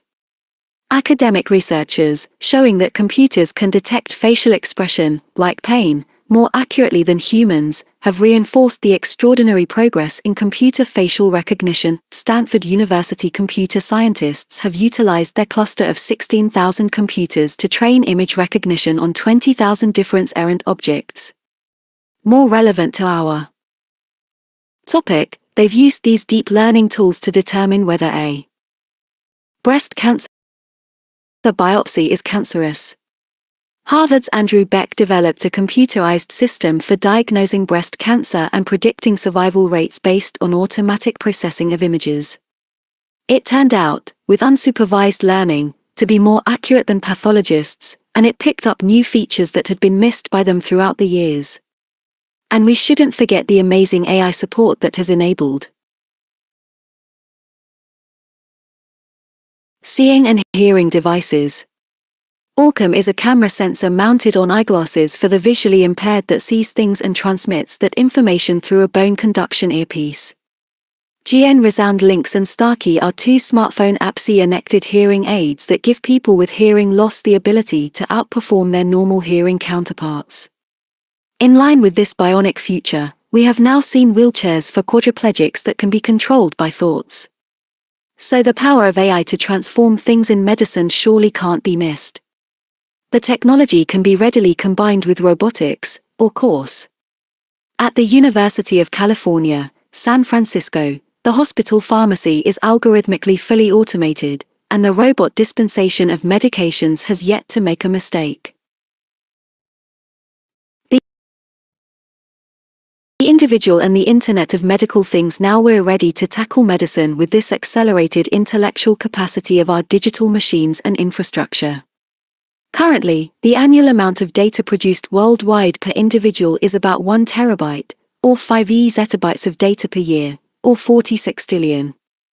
But remember from chapter when we drilled down the human GIS, just the omics from an individual will add at least another 5 terabytes, and we haven't even gotten to real-time streaming from biosensors, which would quickly supersede sequencing for amount of data generated. That still barely gets things started when you add the other components of one's GIS, especially the data FLU'd from the pixels of medical imaging and the coming deluge from the Internet of Medical Things. But this is clearly not just an end of story here. As reviewed in chapter, although lots of data about you would be useful, the optimal condition for making the data maximally informative is to compare it to all the data from every individual on the planet. Figure. While we'll never get to all the people, the more, the better, and companies like Facebook show what can be done. The key is that machine learning of the sort behind IBM Watson and other systems enables us to go broad, N of B, and deep, N of, not just in search of knowledge but in search of prediction and understanding. For each individual, we need to know what are the triggers and complex interrelationships at many levels, genomic, biologic, physiologic, and environmental, that account for liability to develop an illness or episode. The goal is not simply an estimate of risk during the course of one's life, but figure, really big data from the individual and comparing that individual's data with all of the Earth's population, IOMT equals Internet of Medical Things. The two levels of data acquisition, comparison, and machine learning, individual and population, are critical across all of the components of one's GIS. At a particular time or moment. We'll also learn a great deal by examining in depth as many people as possible for their cues, enriching our understanding of what it takes for a condition to manifest or to be prevented. Only now that we can capture such panoramic data on each individual, and in populations of people, along with the ability to manage and process such enormous sets of data, are we in the enviable position of predicting illness and maybe, just maybe, once we get good at it, even preventing diseases in some individuals from ever happening. Predicting disease: who, when, how, why, and what? First, let's make sure we differentiate prediction from diagnosis. Online symptom checkers are getting increasing electronic traffic and attention on the internet to help people computer-assisted, diagnose, but they don't predict an illness. At best, from a cluster of symptoms that a person inputs, a differential diagnosis is offered with the right one on the list. That's useful and practical, but not predicting anything. Likewise, the biovideo developers, who are building an app for the IBM Watson supercomputer so that a mother with a sick child at home will be able to use IBM Watson to ask what is wrong with her baby and get a accurate response, may create something useful, but that something is not about prediction. We have a very serious problem with diagnosis of a patient with the wrong disease or the correct one too late, affecting million Americans per year. See, we can look to technology and contextual computing to help alleviate this struggle. The popular TV show House is very instructive on this point. The central character, Dr. Gregory House, is a brilliant diagnostician who solves all the rare, mysterious cases that stump other doctors. To accomplish this, he actually uses a Bayesian approach in which all of the information, history, physical examination, lab tests, scans, is contextualized with all previous known relevant information, what is known from Bayes' theorem as the pretest odds of a hypothesis. A yes or no answer is not obtained. Rather, there is a probability that the patient has X or Y diagnosis. That compares with the frequentist approach, yielding a yes or no based solely on probability statistics, like P. The Dr. House model is ideally suited for computer automation in medicine, and it is precisely the output from IBM Watson. The pretest probability includes all of the medical literature that has been published, up to date. When you submit to IBM Watson all the pieces of evidence about a particular patient in search of the diagnosis, you get a list of the possible ones. Attached to each is a weight or probability, likelihood ratio. Further, the Bayesian model for computer-assisted diagnosis is quickly becoming part of clinical care and can extend to treatment recommendations. A web-based information resource known as Modernizing Medicine has collective knowledge from over 15 million patient visits and 4,000 physicians with treatments and outcomes of each patient. So added to IBM Watson's differential diagnosis capability, a list of treatments with weighted assignments of probability could be generated that matches the patient at hand to all the patients in the database. By the way, the data scientists who work in this field don't like to have their health information resources described as databases. Oops. These exemplify the use of artificial intelligence for differential diagnoses and treatments in medicine. But again, they do not represent prediction. Then let's make sure it is clear that collecting oodles of data doesn't mean you are going to be able to predict something meaningful. At the time of Alan Turing's 100th birthday, Science ran a number of articles, including one about a home fully equipped with cameras and audio equipment, that continuously recorded the life of an infant from birth to age 3, amounting to hours of audio and video recordings, representing % of the child's waking experience. Okay, that's a triumph in data collection, but certainly not with the intent of or any likelihood of predicting illness. This is not a hypothesis-free exercise or experiment. Similarly, there are many new large-scale genome sequencing projects of 100,000 people, such as the Geisinger Regeneron, Human Longevity Incorporated, Genomics England, and Institute for Systems Biology initiatives. While these programs will undoubtedly contribute to genomic science, the individuals that are being enrolled are of no specified phenotype and there is no real hypothesis. Instead, it's the idea that these endeavors are possible and worthy, and that perhaps a discovery from the data will lead to a new drug. In order to predict illness, however, specified hypotheses and very deliberate goals need to be drawn up, as we'll get into. Otherwise, we'll be blinded by a low ratio of signal to noise, lulled into thinking we have a complete picture of the data universe, and misled by spurious relationships. Another important point is that we're trying to predict a major medical condition, not a biomarker. We're not trying to say someone will have a bad cholesterol level or an abnormal liver function test. Overall, these protein or gene markers have been particularly misleading, with a FLUD of candidates put out in the medical literature but very few that ever pass muster in the clinic. That's because, while lab results may be useful in helping to predict the onset of a disease before it happens, they are not the endgame. A step in the direction of big data to understand disease progression was undertaken by researchers in Denmark, who had 15 years of data on the country's million citizens. They were able to map out many disease arcs, or as they called them, trajectories, such that one condition was apt to eventually lead to another one that was seemingly unrelated. These were temporal associations without any established cause-and-effect relationships. The fundamental goal is that we're trying to predict so we can prevent. If it's not actionable, then predicting is more of an academic exercise. For example, considerable work is going into trying to predict who will get Alzheimer's disease long before any cognitive deficit has occurred. It's unquestionably one of the most important public health issues we face, but to date, despite considerable efforts, there are no clear, validated preventive strategies.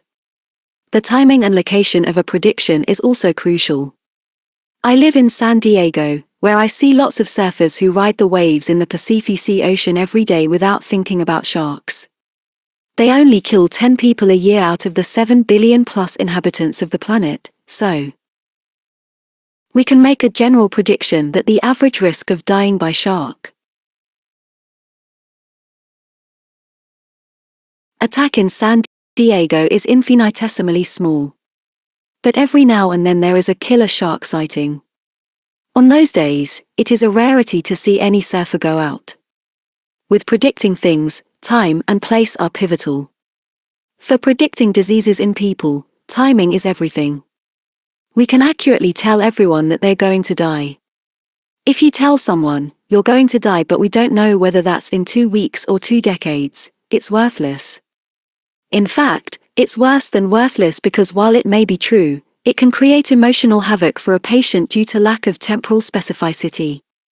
So in an attempt to prevent a medical condition, both who and when are paramount. A useful analogy for successful medical prediction is to think about predicting the failure of jet engines. Companies like General Electric place their aircraft engines under continuous surveillance. They use sophisticated unsupervised algorithms, AI, and multidimensional analytics to identify predictive precursors like a hairline fracture. Because there is demand for a zero probability of failure when every flight puts hundreds of passengers at risk. Most medical conditions, like a heart attack, asthma attack, stroke, autoimmune attack, are just like plane crashes happening inside the human body. We can use the same computational tools. The biggest difference is that the medical monitoring will save plane loads of people, but only one passenger at a time. Now let's go through some medical conditions that might be predicted and preempted in the future.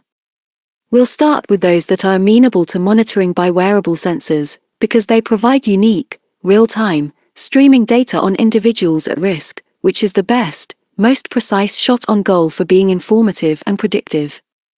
First, I'll look at wearable sensors that are likely to be widely available soon, and then move on to conditions that would chiefly rely on bloodstream-embedded sensors. Let's first turn our attention to asthma. Asthma attacks are one of the leading causes of deaths and life-threatening emergencies in children, and certainly are a major health issue in millions of adults. Each asthmatic individual has different errant triggers for what tips their airways to go into spasm. For some it's pollution, for others it's cold, exercise, pollen, or other allergens. If we can sense when muscles in the airway start to change in tone long before the first wheeze, we can stay in front of an attack. This might be possible by a cluster of sensors, wearables for air quality, pollen, analysis of the use of the inhalers and geolocation, the breath for the presence and quantitation of nitric oxide, and measuring lung function through the microphone of the smartphone or suitable adapter. Because immune function is tied in tightly with the gut microbiome, sampling and analysis of this omic may be useful and deserves study. Along with this, passive monitoring of respiratory rate, temperature, oxygen saturation in the blood, blood pressure, and heart rate could all be captured via a wristwatch device. Now comes the machine learning for the individual, from all these data inputs, of what characteristics are precursors to an asthma attack. That pattern, once recognized, can be used to alert the individual to take additional medication, avoid a particular exposure, or some combination of action steps. Moreover, this information becomes even more valuable once this is learned from thousands and hundreds of thousands of people with asthma. We've never before had the ability to monitor all this stuff for people in the wild. New trigger patterns and links will inevitably be discovered. Ultimately, individuals who have never had an asthma attack but are at high risk, as determined by genome sequencing, family history, and immune system screening, will have the capability of using a sensor approach to stave off an event. How about depression and post-traumatic stress disorder, PTSD? Let's say a soldier has returned from Afghanistan and is being screened for PTSD. Today that is done by a questionnaire with subjective responses provided by the individual.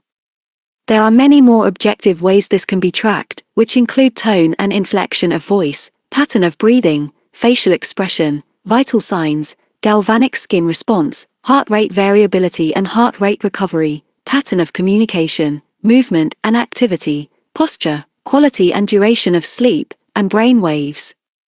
This panel of metrics would likely diagnose susceptibility to PTSD. Similarly, depression affects over 20 million Americans, with marked impact on quality of life and functionality.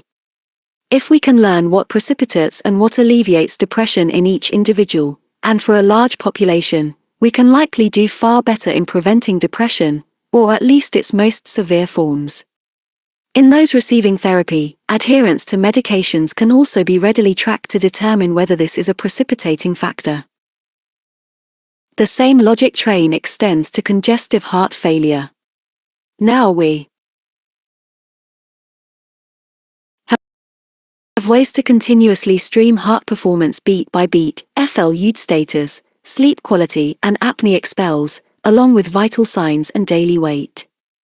The smartphone can be used to measure labs like brain natriuretic peptide and kidney tests such as blood urea nitrogen or creatinine, which ref ECT both FLUD status and heart muscle strength.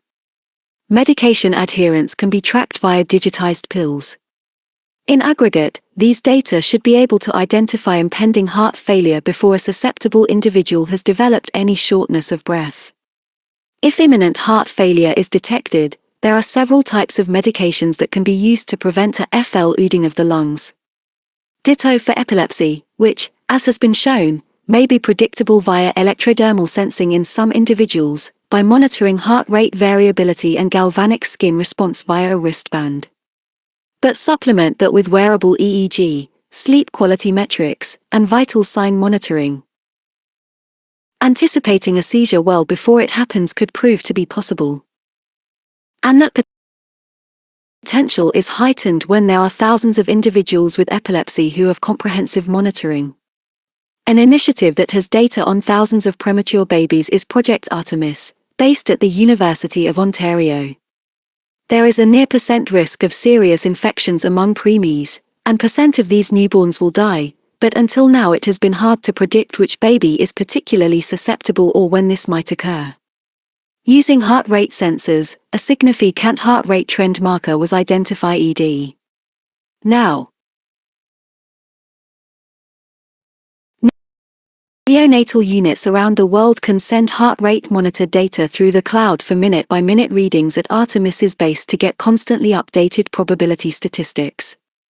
Similarly, there are programs to detect which frail, elderly individuals are likely to fall, And when using various sensors in the FL or what has been called a magic carpet, it appears possible to spot a trend for a person's deterioration in gait and progressive temporal risk of falling.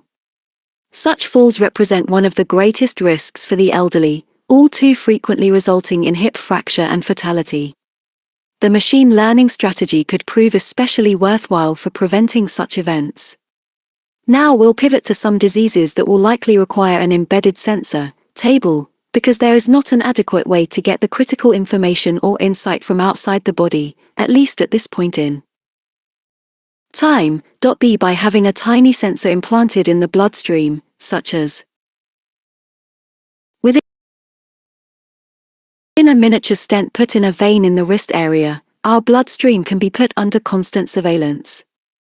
For autoimmune diseases that include diabetes, type, multiple sclerosis, lupus, rheumatoid and psoriatic arthritis, Crohn's disease, and ulcerative colitis, the immune function, both the social adaptive and innate immunity pathways, could be monitored. On an individual basis, lymphocyte B cells and T cells could be sequenced along with any autoantibodies, antibodies directed to oneself, to determine modes of immune attack. Once that is accomplished in tens of thousands of individuals with immune disorders, we'll have a much broader view of the things to be monitored in the bloodstream for those at risk or who have already been diagnosed with one of these conditions. Similar to asthma, intermittent microbiome assays, particularly of the gut, will likely be helpful. If an immune attack is known to be developing, well before there are symptoms or any destruction of tissue like islet cells, nerve tissue, or joints, for diabetes, multiple sclerosis, and rheumatoid arthritis, respectively, there are many different errant therapies that can turn off the relevant portion of the immune system. That would lend itself to a far more intelligent way of preventing the toll of these diseases than our current approaches of crisis intervention or chronic therapy, even when the immune system is quiescent. The molecular stethoscope and machine learning, as we've reviewed, the original stethoscope is quite limited with respect to the data it collects. But the concept was that it looked into the body and was an integral part of the physical exam and checkup on an individual's health. Although it didn't actually look into the body, it at least provided one's internal sounds and shaped 200 years of medical practice. We are at an interesting point in really looking into the body and perhaps getting information that is surprising, difficult to interpret, or just Table, examples of 7 diseases that may be prevented by multidimensional monitoring at both the individual and population levels. S equals sensor type, W equals wearable, E equals embedded, HRV equals heart rate variability, HR equals heart rate recovery, GSA equals galvanic skin response, FEV equals forced expiratory volume in 1 second, ctDNA equals circulating tumor DNA, cEDNA equals circulating endothelial DNA, EEG equals electroencephalogram, NO equals nitric oxide, CT equals computed tomography, CTC equals circulating tumor cells. Too much. For example, when an expectant mother has a non-invasive prenatal test to determine whether the fetus has chromosomal abnormalities such as Down syndrome, the blood sample contains both her DNA and the baby's. Now there are many cases where tumor DNA has been found, and further evaluation of these pregnant women has confirmed that they have cancer.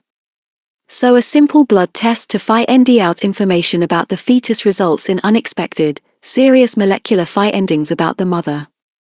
But this represents just the tip of the iceberg, because as we move forward it is highly likely that blood samples for the cell-free DNA and RNA that is circulating in our blood will become a routine lab test, a molecular stethoscope. We'll be really looking into the body, as we've never been able to do before. When that happens, an increasing number of people will show tumor DNA. But do they have cancer? It may well be that as part of our normal aging process, and housekeeping functions in a healthy body, a few cells here or there develop mutations that could ultimately lead to cancer. But there are defense mechanisms, such as the immune system, that see these limited number of abnormal cells and stop the process from going further. Nevertheless, the abnormal tumor-free DNA shows up in the blood. We really don't know what to make of it. This could lead to very extensive and expensive evaluation with scans to find out whether the individual really has cancer, and where it is located. Alternatively, we could turn to machine learning to understand the problem. Samples taken at different errant time points in each individual, and the same in large cohorts of individuals, with various omics, including DNA and RNA, would likely sort this conundrum out. With deep learning, we should eventually be able to say to any given patient that this tumor DNA is innocent, just a sign of the healthy body doing its thing, or that it represents the earliest detection of the real deal. One might question why we should get into this over-detection mode. And the answer would be that if we are to be able to detect cancer long before it can be seen on a scan or cause symptoms, this might well be the optimal path. Especially if it is shown that catching cancer so early results in excellent outcomes. This is just one example of many for the molecular stethoscope. In an individual who has had an organ transplant, there is always the risk for rejection, and this complication can be very difficult to detect, typically requiring a biopsy.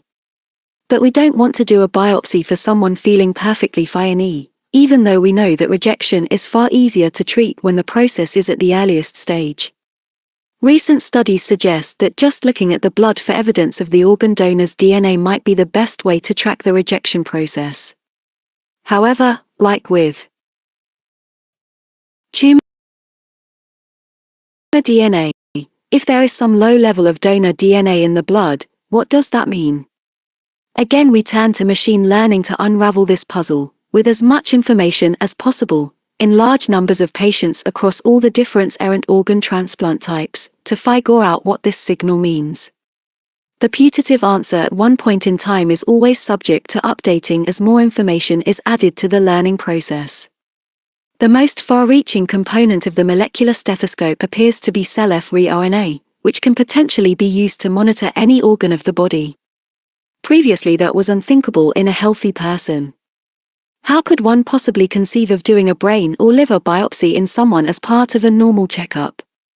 Using high-throughput sequencing of cell-free RNA in the blood, and sophisticated bioinformatic methods to analyze this data, Stephen Quake and his colleagues at Stanford were able to show it is possible to follow the gene expression from each of the body's organs from a simple blood sample.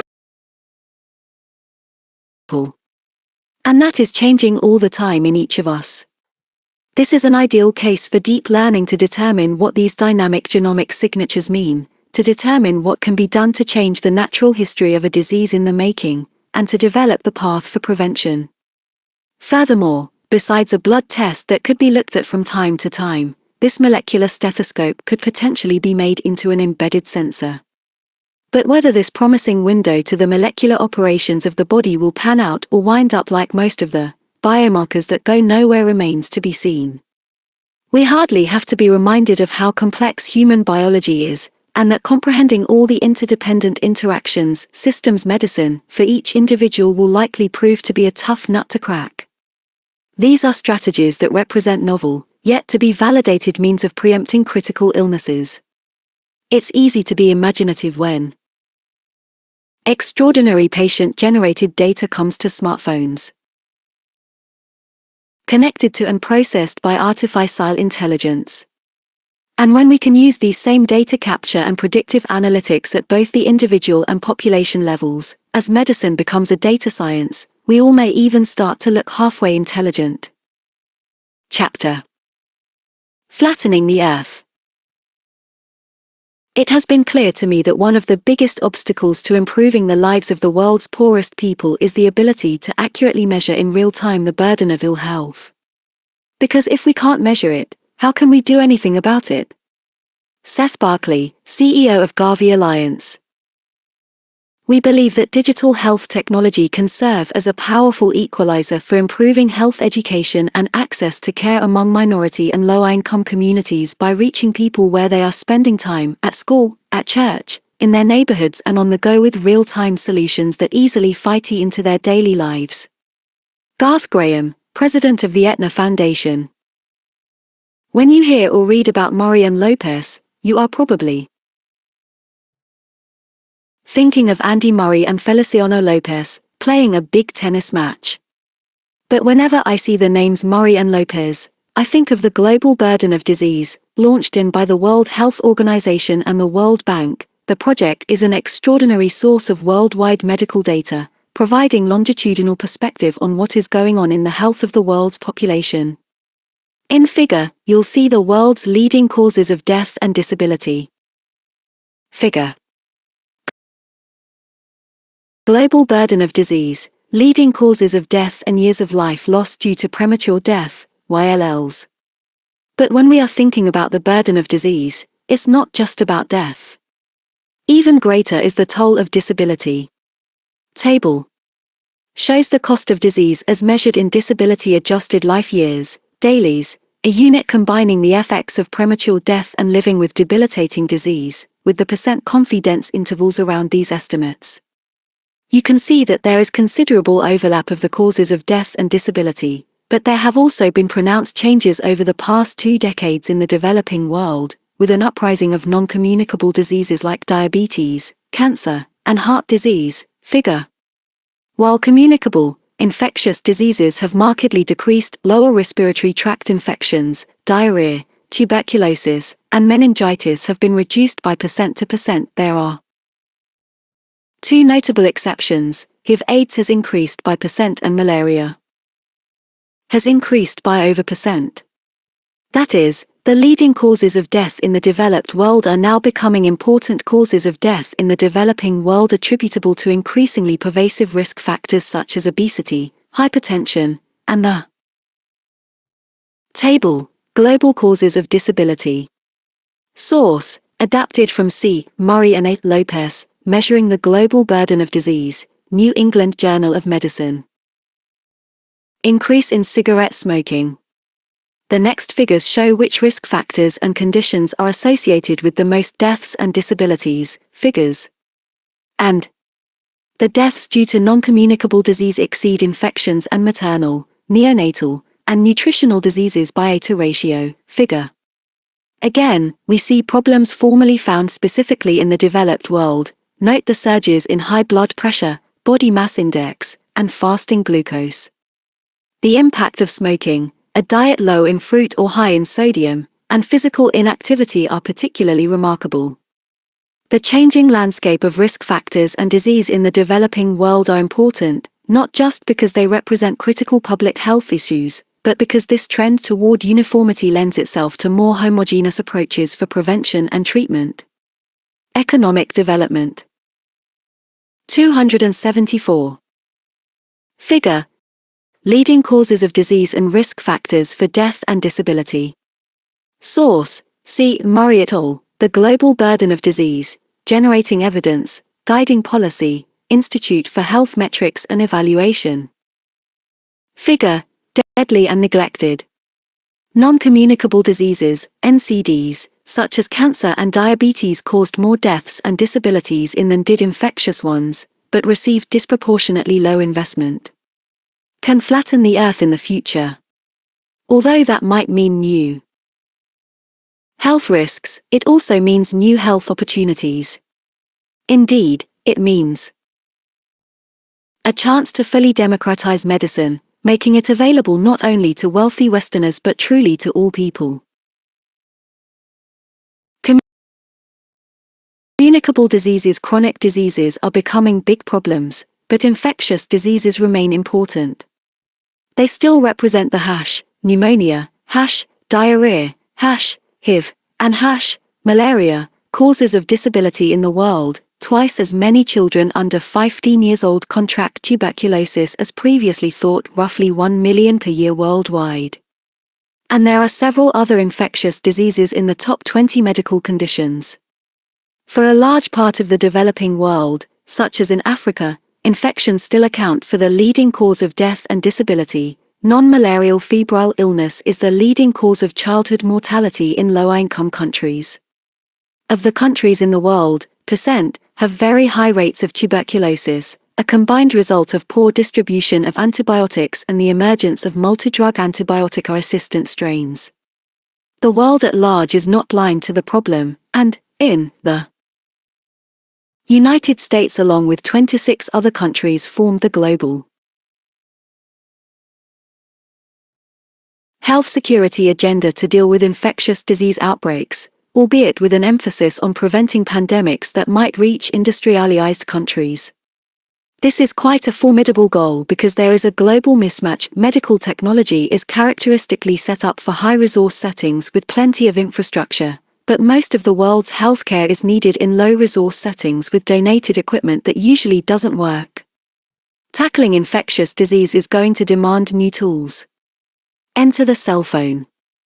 As of, there were over 1 million cell phone subscribers in Africa, with million of them using smartphones. And these numbers, especially the individuals connected to mobile internet, are rising quickly.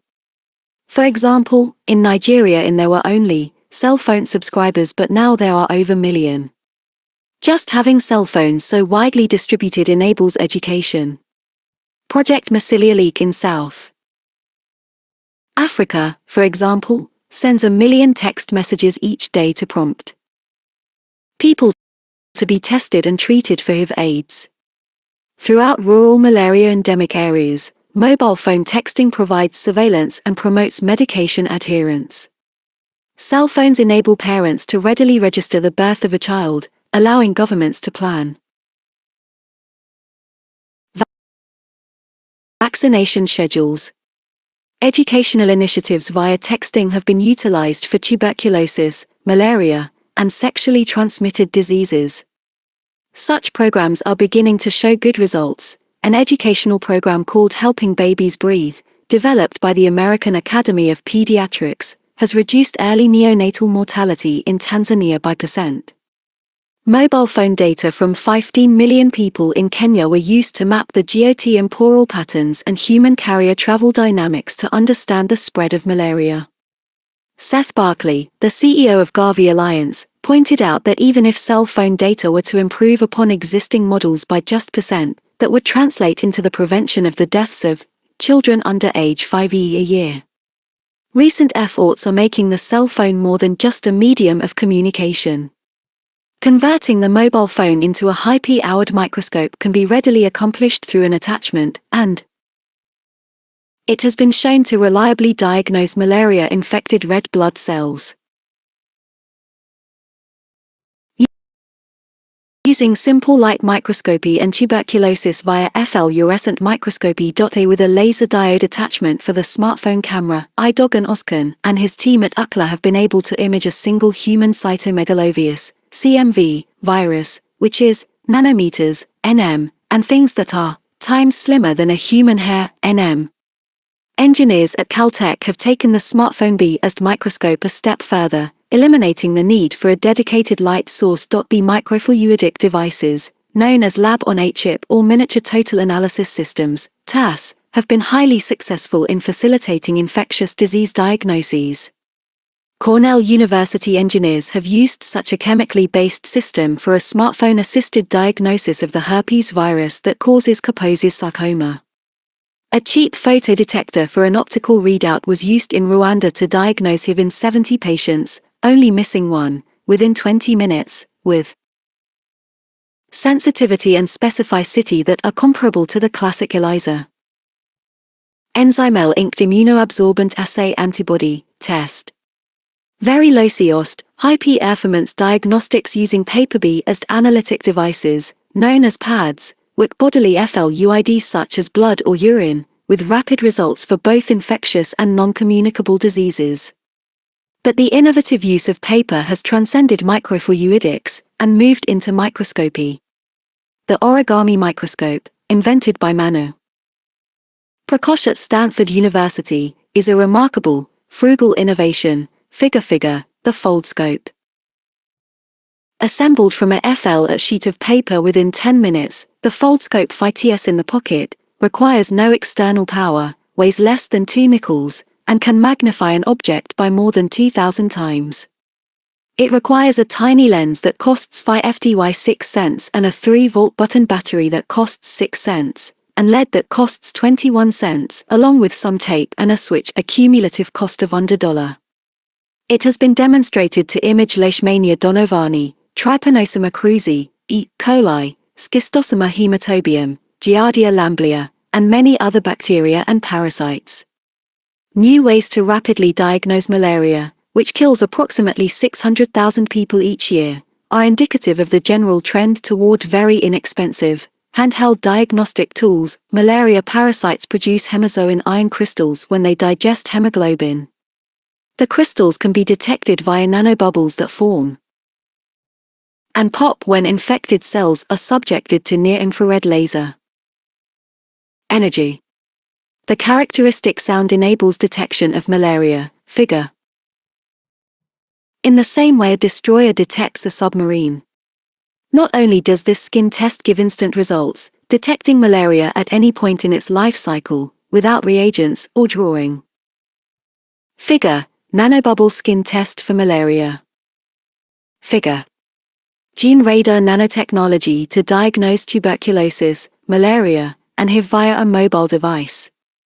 Source: M. Farrell. Blood tests in minutes, not days or weeks. Blood, but remarkably the sensitivity is at a level of detecting a single infected red blood cell out of 800, without false positives. It takes 20 seconds and costs 5 FDY cents. While Phi RSD validated in mice, it is now well into clinical trials. Another malaria detection device is worn on the wrist and detects the malaria-induced hemazoin through a reusable, combined magnetic and optical sensor. There are several other novel malaria diagnostics using a quantitative polymerase chain reaction, qPCR, of a pinprick of blood, such as the startup Amplino. Particularly attractive is incorporating qPCR into a handheld mobile device such as NanoBiosim's Gene Radar, QuantumDx, and Biomeme. Figures. And the point-of-care sequencing capability expands the potential to do handheld DNA sequencing for a variety of pathogens, including gonorrhea and Figure. QuantumDx and Biomeme handheld qPCR devices. Sources: http://www.quantumdx.com and http://biomeme.com. Figure. The Colorimetrix app from University of Cambridge. Source: A. Yetison, a smartphone algorithm with interphone repeatability for the analysis of colorimetric tests, sensors, and actuators. B. Chemical. Reprinted with permission. Other sexually transmitted diseases: West Nile virus, dengue, and tuberculosis. An even simpler method using a colorimetric assay for tuberculosis, malaria, or HIV, performed directly with a test strip and a smartphone camera, was developed by the University of Cambridge. Figure. Other tools are becoming available in low-I infrastructure environments. The precipitous drop in the cost and time required for genome sequencing provides the newfound capability to diagnose antimicrobial resistance by sequencing the pathogen from culture, and even more quickly from a sample such as sputum. While body FLUIDs are a great source for molecular diagnostics, so is breath. Mass spectrometry analysis of breath has been used to diagnose tuberculosis and was shown to have concordance with traditional sputum smear microscopy. The latter is not especially a gold standard, as it missed the diagnosis in % of cases. Although breath analysis has not been subject to large-scale testing, a Specify C.0 FCR test known as SPIRT, which uses DNA amplified cation to pick up tuberculosis along with rifampin resistance, was assessed in a randomized trial in South Africa, Zimbabwe, Zambia, and Tanzania in over 1,500 individuals. While it did not improve overall morbidity, the primary endpoint, the SPIRT test resulted in higher rates of initiating treatment, lower rates of dropout, and was easily accomplished with non-specialized personnel. The pathogen, bug, is not the only point deserving attention. Indeed, there is vital evidence that has mounted on the importance of the host, person. Malnutrition is exceptionally important in the developing world both because it predisposes individuals to infection and because the cause of many infections is highly influenced by the gut microbiome. More than 20 million children worldwide suffer from severe malnutrition, and fatality rates for hospitalized children with kwashiorkor, a protein-deficient form of malnutrition, is as high as %. A randomized trial in rural Malawi, representative of sub-Saharan Africa, tested 2 different antibiotics and matching placebo in children, ages 6 months to 5 years, figure. There was a significant reduction in fatalities with antibiotics, but it is clear the number of deaths is still exceedingly high on treatment. But in another study of twin pairs from Malawi, with only one of the twins suffering from acute malnutrition, the gut microbiome showed that the imbalance in bacterial populations could be restored with fortified peanut butter. That represents a significant change from the typical Malawian diet, which is very high in starch. When the less diverse gut microbiome from children with kwashiorkor was transplanted, via fecal samples, to mice, the animals reacquired their lost weight when fed enriched peanut butter. These 2 impressive studies demonstrated the interrelationship between diet, the microbiome, and the host for acute, severe malnutrition, along with critical salutary intervention with diet and antibiotics. But in another sense they can be seen as just the first step now that the underlying culprit has been identified. In the future, cheap, point-of-care sequencing tools, figures, and may be able to precisely and rapidly define the causative bacterial species and imbalance and lead to tailored use of specific probiotics. A perhaps even more amazing application of mobile technology will come when it is paired with the upcoming ability to send a vaccine over. Figure: antibiotic randomized trial in severe, acute malnutrition management. Source: Trahan, Antibiotics as part of the management of severe acute malnutrition. The Internet.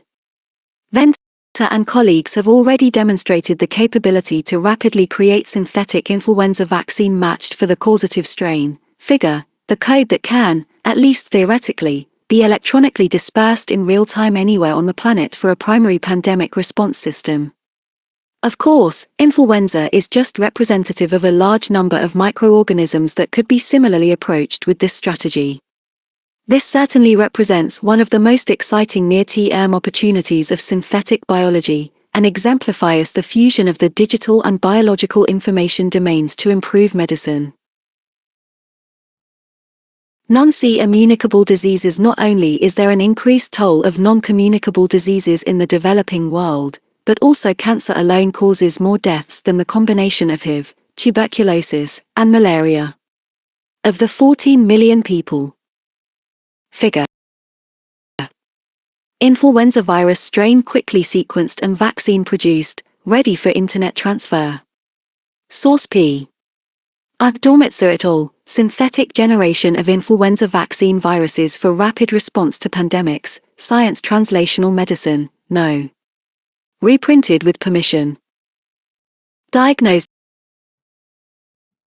with cancer each year, % are individuals from low and middle income countries, and they account for approximately % of the deaths attributable to cancer, and % of avoidable deaths, worldwide. Such is the case for breast cancer, now clearly a global disease. Of the 20 million cases projected to occur in the upcoming decade, more than half will be in low and middle income countries. Not only are oncologists and healthcare professionals of any kind desperately lacking in many of those countries, but so are the treatment centers and infrastructure to effectively diagnose and treat cancer in the developing world. But like the paper-based analytics for infectious diseases, similar innovations are appearing for cancer.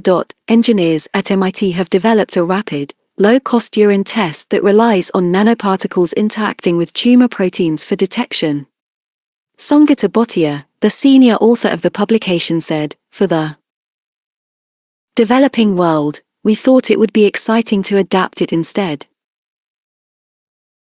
to a paper test that could be performed on unprocessed samples in a rural setting, without the need for any specialized equipment. The simple readout could even be transmitted to a remote caregiver by a picture on a mobile phone. So patients would receive an injection of the nanoparticles and urinate on a paper test strip coated with antibodies that detect the nanoparticles bound to abnormal cancer proteins. In practice, once validated, it would function a lot like a home pregnancy test. The researchers are even gearing up for long-term, as opposed to 10FF, measurements, with a nanoparticle formulation that would be implanted under the skin. Another creative means of detecting cancer uses a smartphone, sunlight, and a tiny DNA sample. Instead of the usual way a PCR is performed, requiring electricity, a primer, and precision electronics to heat and cool the sample, this Cornell-developed method simply taps into sunlight via a lens and disc to drive the PCR. Besides application in cancer testing, another paper-based device, with a petitest cost of 10 cents as compared to the usual $1 per test, has been developed to measure liver function tests. A drop of blood FLLs within the paper that has patent hydrophobic barriers embedded in it. The results are analyzed and transmitted with a cell phone camera. The digitizing, GIS approach that has been developed earlier in the book involving sensors, imaging, and omics fully applies to individuals with non-communicable diseases in the developing world. But getting this technology requires more than a mobile phone signal, and a number of crowdfunding projects have been launched to get the sensors, such as the Sensor Project, and the imaging devices, such as Imaging the World, necessary for medical GIS to work. One impressive example of handheld, high-resolution ultrasound imaging has been demonstrated for reducing perinatal mortality. By giving the device to a group of nurse midwives along with just 1 day of education on recognizing the top 5 imaging risk factors for pregnancy, such as placenta previa or breech fetal position, there was a greater than % reduction in fatal events in Ghana and rural India. Newborn health has been addressed via mobile devices in many ways throughout remote parts of Africa and India, with programs such as texting expectant mother gestational age-timed information and getting women with signs of obstetric complications to have facility-based deliveries. And preeclampsia, a condition that affects % of pregnant women and markedly increases their risk of complications, can be detected early with a low-cost smartphone device for measuring oxygen in the blood. The Sensor Project is raising funds to provide this sensor for 80,000 women in India, Pakistan, Nigeria, and Mozambique. The theme of frugal technology, connected to smartphones, is central to the democratization of digital medicine to the developing world. There are even more tools, including a dollar endoscope that can do an entire exam of the ears, nose, and throat, which has been fieldtest in the rural mountain area of Taiwan, or a Stanford-developed smartphone ophthalmology kit that $4 performs the same testing, including the conjunctiva, lens, cornea, and iris, as the standard devices that cost $, without a slit lamp. It has been dubbed the iPhone, and one of its researchers called it the Instagram for the eye. Using a 3D printer, the Australian National University creates a tiny microscope lens for 1 cent, which when attached to a smartphone achieves equivalent functionality to a dermoscope that costs $. A Harvard engineers invented a universal mobile electrochemical detector, which, for a cost of approximately $2 to manufacture, with a lithium battery, can go for months or even years assaying most routine chemistries like glucose or sodium. This handheld device relies on a smartphone to cloud connection to perform real-time, off-site analysis of the sample. See the MIT Media Lab designed Dynetra, a reusable attachment to the smartphone that refracts eyes and has restored useful visual acuity to thousands of people in the developing world. But even these relatively low prices could be too high, and so as each of the new tools are developed, from vital sign monitoring to genome sequencing, it is imperative to consider how the cost can be brought down to de minimis so that the worldwide opportunity for improved healthcare can be maximized. Lack of health professionals. Technology at extreme low cost alone is not enough. There still is the critical need for enough healthcare professionals. This is a profound global problem, as shown in figure, with all of the darkened areas representing critically low numbers of doctors, nurses, and midwives. The mismatch has been described previously, with the areas of lowest health professionals having the highest burden of chronic disease, as measured by dailies. The World Health Organization estimates there is already a global shortage of well over 4 million doctors and nurses. As a result of the scarcity of health professionals, innovations are occurring. For example, Mozambique nurses have had added training to perform caesarean sections, to become known as técnicos de cirurgia, and achieved equivalent outcomes as physicians. Overall, there has been a major increase in reliance upon community health workers and paraprofessionals in the developing world. Telemedicine is also an attractive strategy and has been getting legs. One of the companies, VC, has set up a telemedicine PhyELD kit with multiple medical devices that enable remote diagnosis. Using eHealth opinion software, the virtual doctor project connects figure, doctors, nurses, and midwives per 10 million people. Source, N. Crispin L. Chen, Global Supply of Health Professionals, New England Journal of Medicine. Rural patients with physician experts in the United States and China. It was initiated in Zambia and has expanded in many parts of the developing world. These pioneering efforts are just the beginning of how patients and healthcare professionals can be connected, and hopefully someday will effectively deal with the otherwise insurmountable problem of inadequate professional personnel. Will flattening increase or decrease health disparities? Nicole Illison, an associate professor in the School of Information at the University of Michigan, predicted, as more of the global population comes online, there will be increased awareness of the massive disparities in access to healthcare, clean water, education, food, and human rights. There are two divergent effects of relying on digital tools to improve healthcare throughout the world. On the one hand, it can, as we've seen through many examples, provide state-of-the-art medicine anywhere there is a mobile signal, and especially with a smartphone with internet connectivity. That proviso emphasizes the importance of the digital divide, which is surely not just a problem outside the United States. Although the Obama administration put more than $1 billion into expanding broadband internet reach throughout America, millions have been left by the wayside. Still about % of adults in the United States do not use the internet via any means, including a mobile device. It isn't just about lack of computer literacy. Access is expensive and seemingly grows ever more so. The underrepresented, minority populations are especially overrepresented in the non-access group. Some will be surprised that the United States ranks 7th among the top 20 global economies for internet adoption. Simply pouring more money into this does not appear to be enough. Joseph Morris, Director of Internet Policy at the U.S. Commerce Department, calls the digital divide a complex, multi-faceted challenge with no simple, one-size-fits-all solution. This makes it all the more important to start investigating multiple responses. Despite this very significant challenge of democratizing broadband access and assuring universal adoption, there are signs that the current infrastructure is helping people we might not have expected it to help. As it turns out, in at least one study, more than % of homeless individuals getting healthcare through emergency departments owned cell phones and were eager to receive texts and calls. The authors of the study concluded, smartphones can meet their internet and application needs as they relate to healthcare when stable housing with landlines, desktops, laptops, and Wi-Fi access are not available.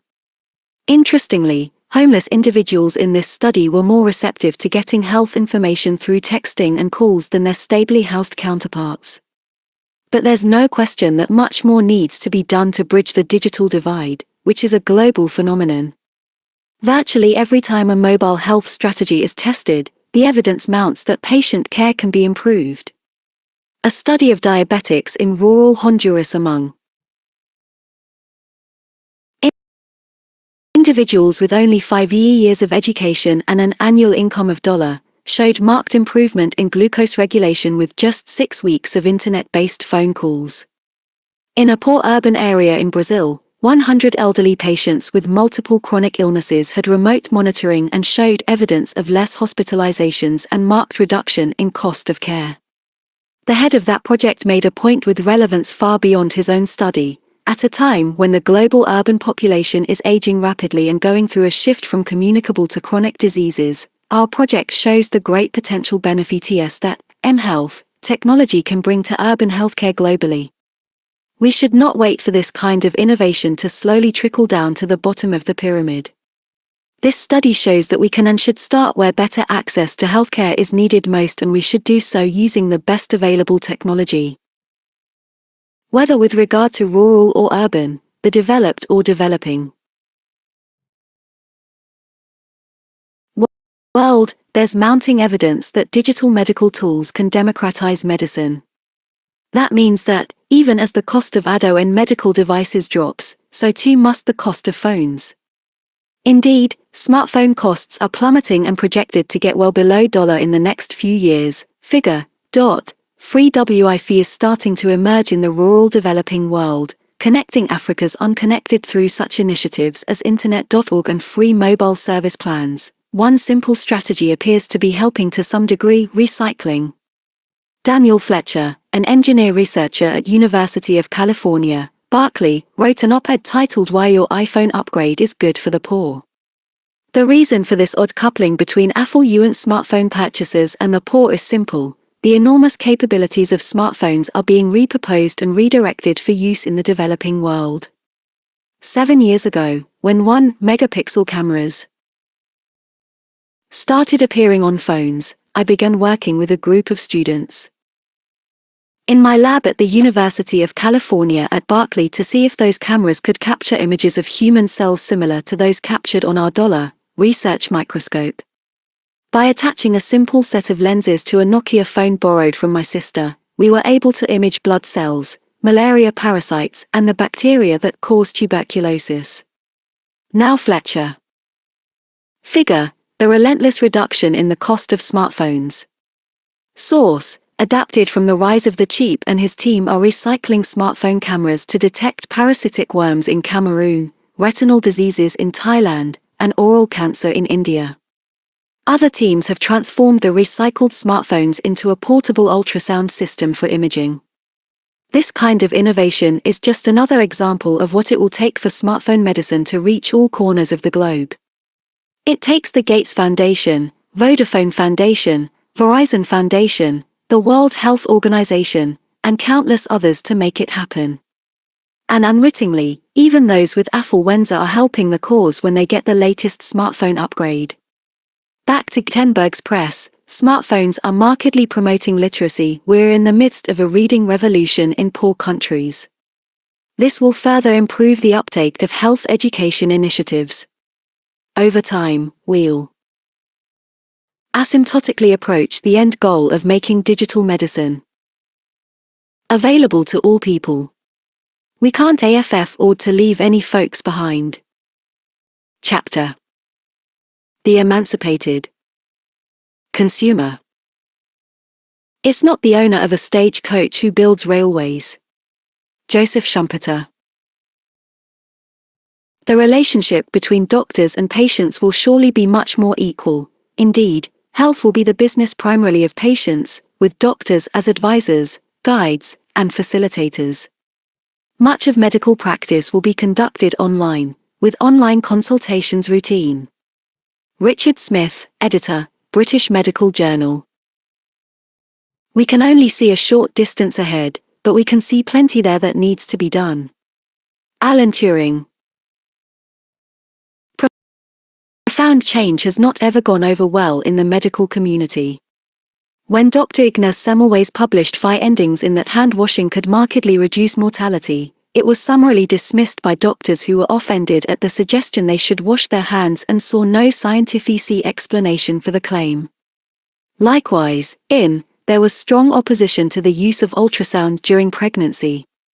In the American Journal of Obstetrics and Gynecology, the leading medical journal of the specialty, in response to an article touting its use, Uigman and colleagues wrote, these authors' ethical argument that patient autonomy justifies us off-airing ultrasonography routinely would lead to unrealistic expectations of physicians and the healthcare system, cause an inappropriate legal liability, and may be harmful to patients. Even the stethoscope, invented by René Laennec was not received well by doctors, to put it mildly. There was an intense rebellion against the new device for interfering with the traditional physical examination. It took 20 years for the stethoscope to be generally accepted, with the proclamation in that auscultation has withstood the most violent assaults that have ever stormed any science. Today, we're in a similar predicament. We are at the cusp of something far more impactful than a stethoscope. My patient, Kim Goodsell, C. Chapter, who has been called the patient of the future, wrote me in a recent email about the changes medicine is undergoing, and the challenges that patients and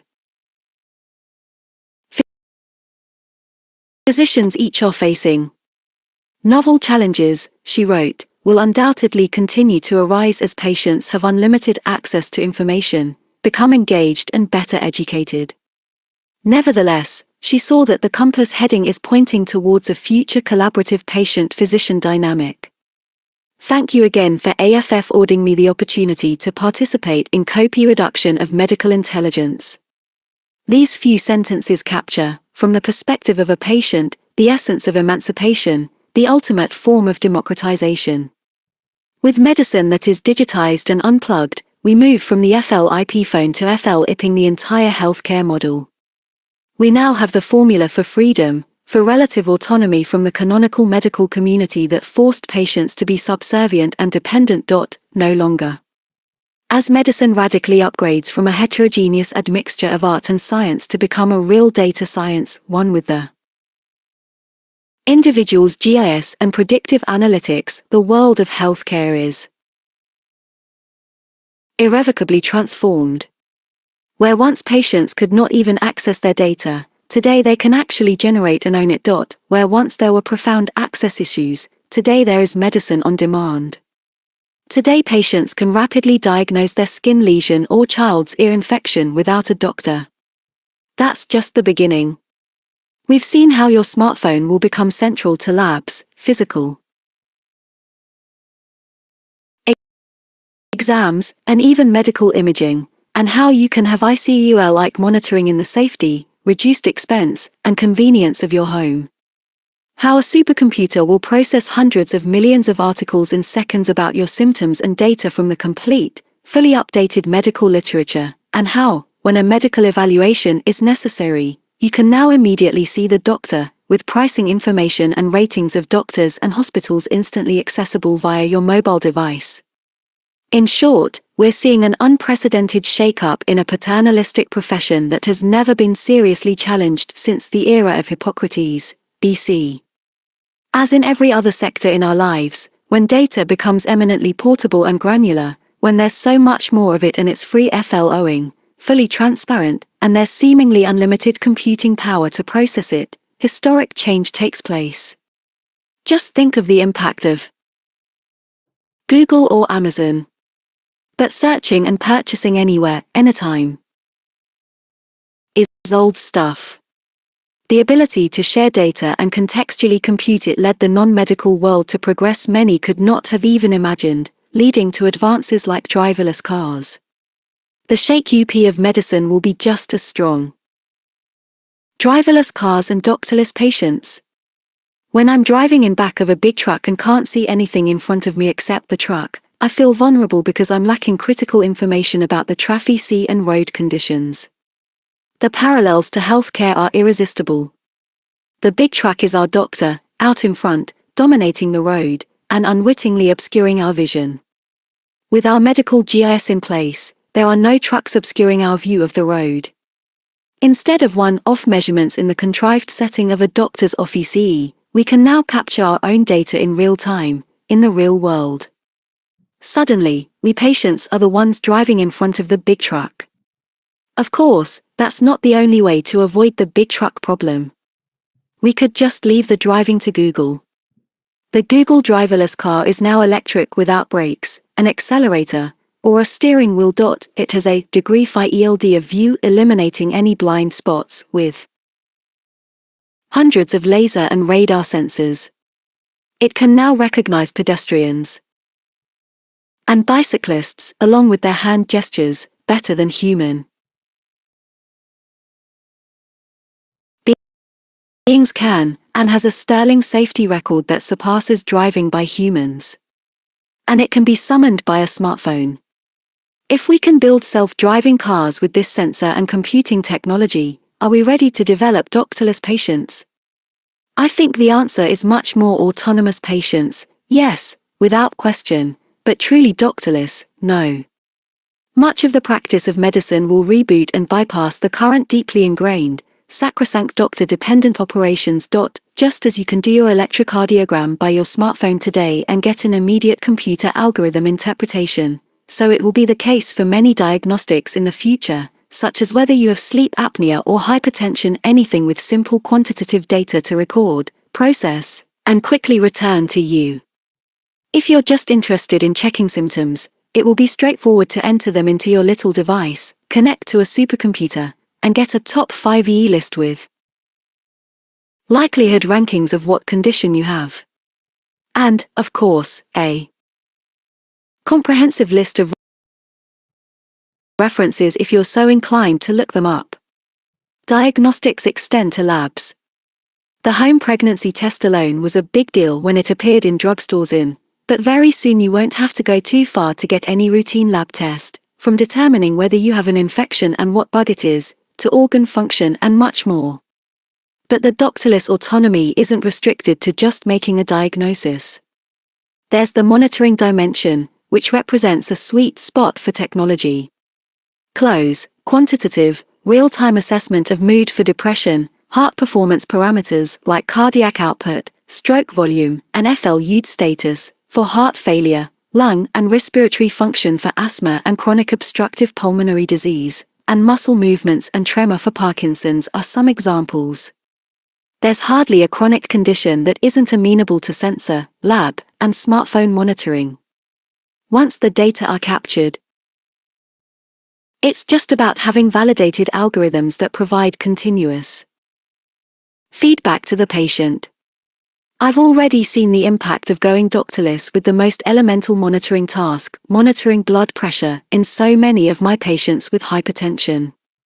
Once the goal parameters are set, such as systolic and diastolic, the patient takes over.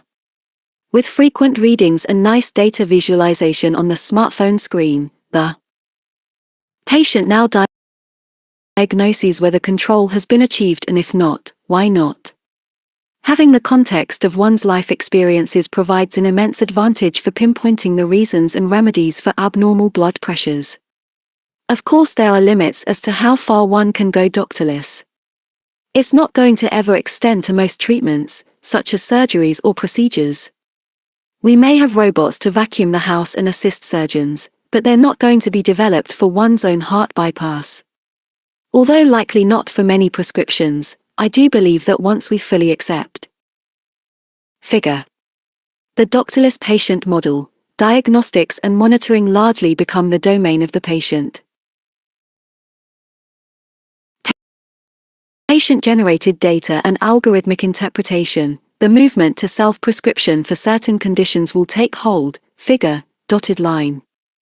For instance, when a parent has objective proof that a child has strep throat, along with a record of allergies and all prior drug exposures, why is a doctor necessary to get an antibiotic prescription?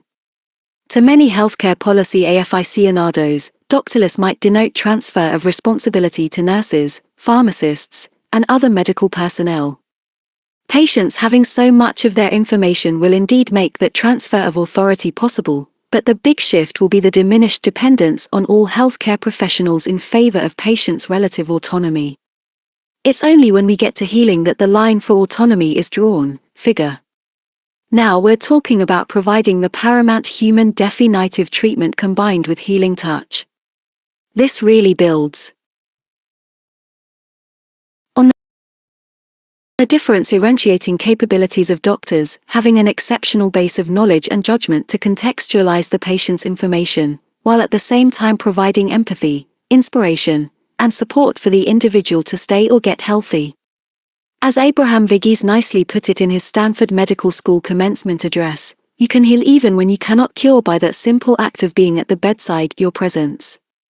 To that end, it's hard to improve upon the words of the 16th century physician Paracelsus. His full name was Philippus Aurelius Theophrastus Bombastus von Hohenheim. This is my vow, to love the sick, each and all of them, more than if my own body were at stake. There will never be algorithms, supercomputers, avatars, or robots to pull that off. The Turing test for medicine won't be passed, and Kurzweil's singularity will remain a plurality. A new wisdom of the body. While some people connect wisdom of the body with the notion that infants can innately self-select their diet for proper nutrition or that food cravings during pregnancy are for critically needed nutrients, the term goes back to Walter Cannon's The Wisdom of the Body book published in. Cannon, an eminent Harvard physiologist and medical researcher, developed the concept of homeostasis, that our body tightly regulates itself, with steady-state levels of blood glucose, electrolytes, pH, body temperature, and many other components. Each of these has feedback loops to promote autoerection and equilibrium, such as sweating or shivering to maintain the body temperature in a narrow range, and thirst or concentrating the urine to preserve FLUD status. Cannon even got into the concept of social homeostasis, understanding the human organism's complex interactions with the environment and one another. These breakthrough ideas reshaped our understanding of human physiology. Now we are ready to move to a new dimension of human homeostasis, because each individual can have direct feedback loops with their medical data. This represents an external rather than intrinsic mechanism of achieving a steady state. Going back to the example of blood pressure, our body often does not do well in maintaining the ideal range. But now that information can be continually fed back to the individual, who can take corrective steps, be it determining one's salt sensitivity, interactions with diet, and the quantitative effects of weight loss, exercise, and sleep, and, if needed, the right medications and doses. It's not just an individual's sensor, lab, or image data, it's also data sharing among peers that can provide yet another feedback loop for the person. While not part of Cannon's original theories about homeostasis, it's not hard to envision a new path toward an improved equilibrium of key health metrics that goes beyond what a doctor could ever provide. Unlike many of the body's functions, this external system of autoregulation is not automatic. It involves active participation of the individual, and can be facilitated by computer processing of one's data with algorithm-derived recommendations for action. These added feedback loops, propelled by having data that was previously unattainable, have the potential to supplement and enhance Cannon's inherent wisdom of our bodies. Ownership of your body's data. Throughout the book I've stressed the importance of ownership of your data. Clearly, the value of one's data in a data-driven economy has markedly increased. You just have to consider the valuation of Amazon, Facebook, and Twitter to appreciate how much personal data is worth now, not to mention the imminent FLUD of individualized health and medical data. To highlight one individual's take on the importance of ownership of data, let's turn to Jennifer Lynn Moore. She has created both a software platform for personal data management and a company, JLM Incorporated, an incorporated person, for explicit ownership and control of her data. Using a multi-sensor device that she wears most of the time, Figure, and software called Dome, Database of Me, the platform can be used to package and sell her biological, physical, and mental services data. This will likely be an end of experiment, but it does reflect the newfound regard for how valuable and how important ownership of your data has become. The ownership of property is central to emancipation. It's unquestionably appropriate, a self-evident truth, that each individual is entitled to own all of his or her medical data. This is not about the intellectual property of patents, it's about the body property of patients. We're not there yet, but just as the value of patient engagement was rather precipitously realized, so will we reach an inflection point that sees right of ownership vigorously pursued. We'll have to get beyond medical paternalism, have the data eminently portable, develop innovative technology for patients to generate their own data, and have the digital infrastructure for sharing it. It's not as simple a concept as it seems. Ownership is not 0 or 1. You think you own your cell phone data, but companies like Verizon or AT&T have control over your account access, your data storage, and what third parties may get to see of your information, like the National Security Agency. We've seen a good model of ownership of genomic data at the Coriell Institute for Medical Research, whereby a person's genome is stored in their computers and can only be selectively accessed by one's providers once owner approved. But ownership, once achieved, is not enough. It is. Figure. Jennifer Lynn Marone's database of me, DOME, that stores and manages all the data she generates. Source, adapted from Jennifer Lynn Moore 1, Inc., accessed August, http://jenniferlynnmarone.com.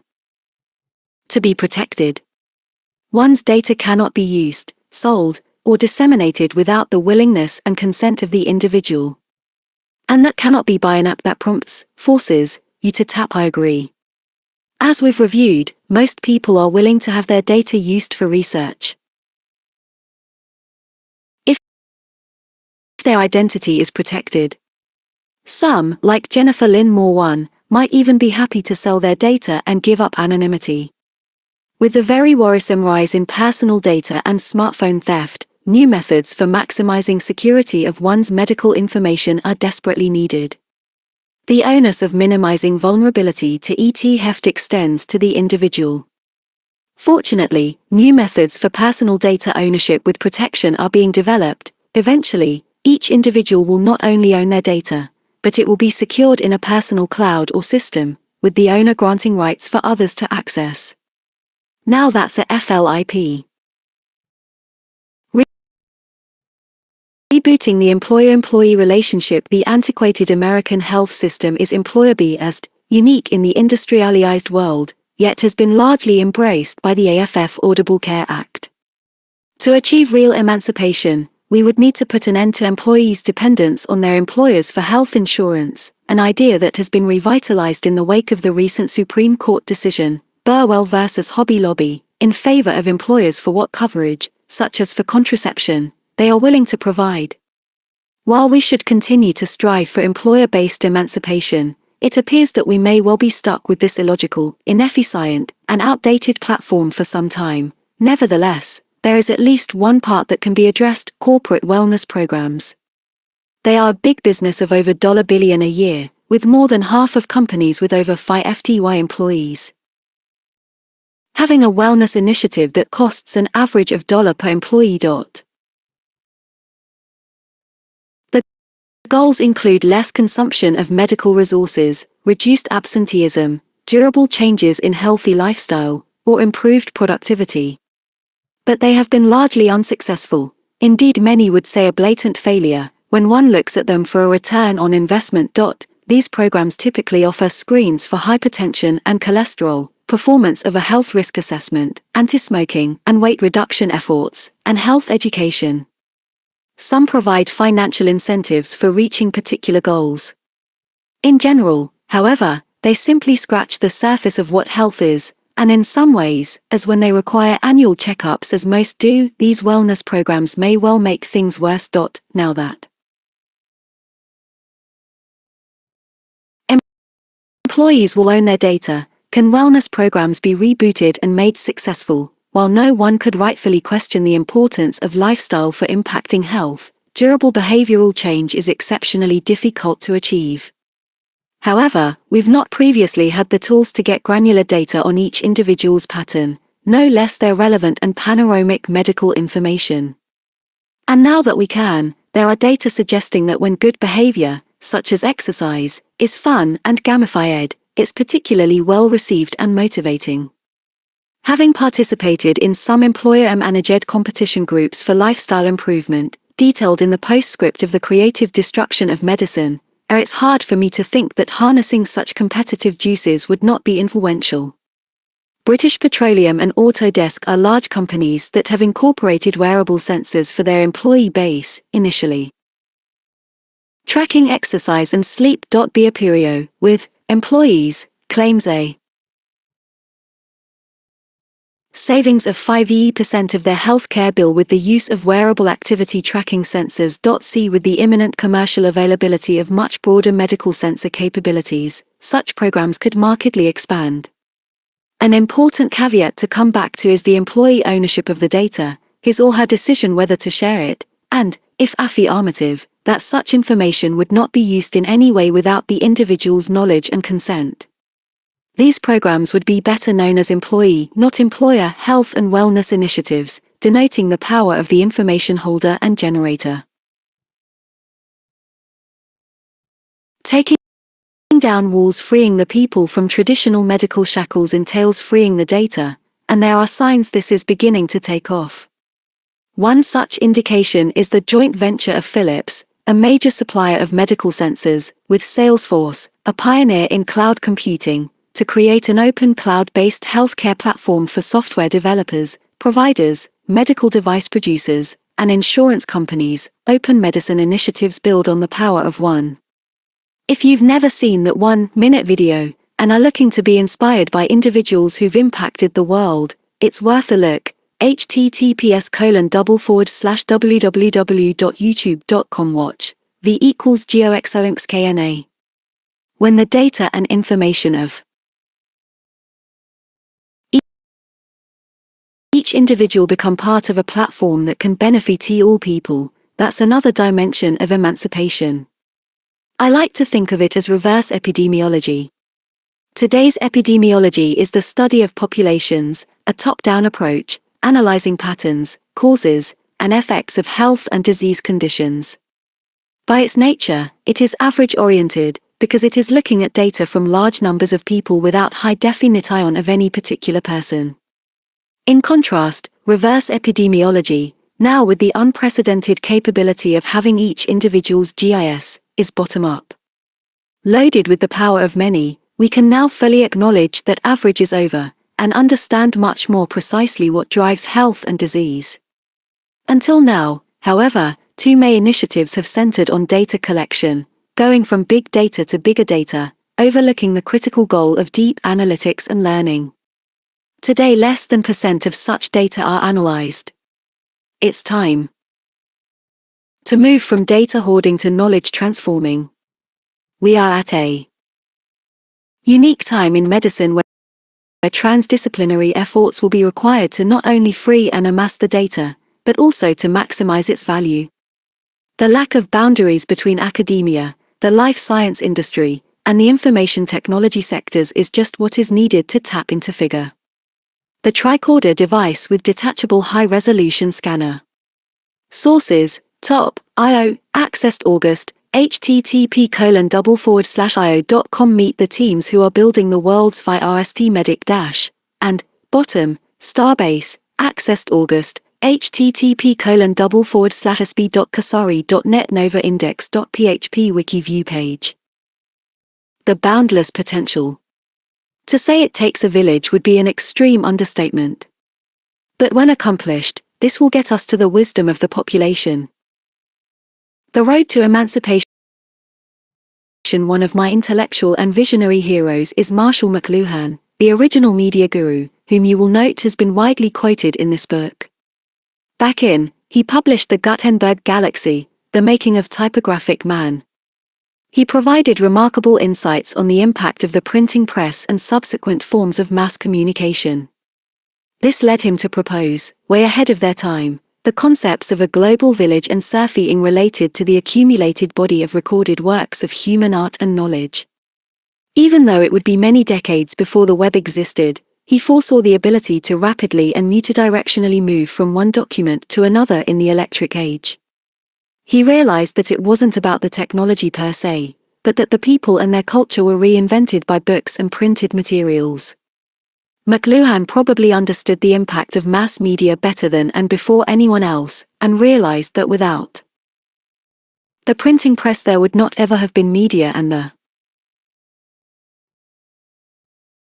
world as he knew it and as it has further evolved today. In a similar vein, there would not be democratized medicine without smartphones, along with the entire digital infrastructure that supports them. The culture stands to change dramatically once the tricorder comes online. In Star Trek's vision of the 23rd century, Dr. Leonard Bones McCoy used the handheld device to immediately diagnose disease with 3 input recording functions: GEO, geographical, MET, meteorological, and BIO, biological, figure. Just before Star Trek's 50th anniversary, Qualcomm is awarding a $1 million prize to the team that produces the best version of a modern tricorder. There's a big difference. However, this device isn't meant to be used by Bones or a doctor, but rather a device that is fully operated by the patient. Moving from autocratic to semi-autonomous medicine, we know the road to medical emancipation is within our reach. The technology to digitize human beings has required innovation. It's here and continuing to rapidly evolve. But that's relatively easy compared with its implementation and achieving the democratization of healthcare. So I propose the iMedicine Galaxy figure as a model to bring the requisite interdependent forces together and achieve transformation. Let me briefly review what we need from each of them. Large employers, the biggest companies, have hundreds of thousands of employees and are paying billions of dollars a year on health care. Rather than having these companies leave the United States to reduce their tax burden to be able to pay employee healthcare costs, such as Arvd or Medtronic, or go bankrupt, like General Motors, this book provides a far more attractive option. Lead the charge, buck the system. If they promote democratized medicine for all their employees, it would strip down the costs of care for office visits, hospitalizations, lab tests, imaging, and other diagnostic procedures.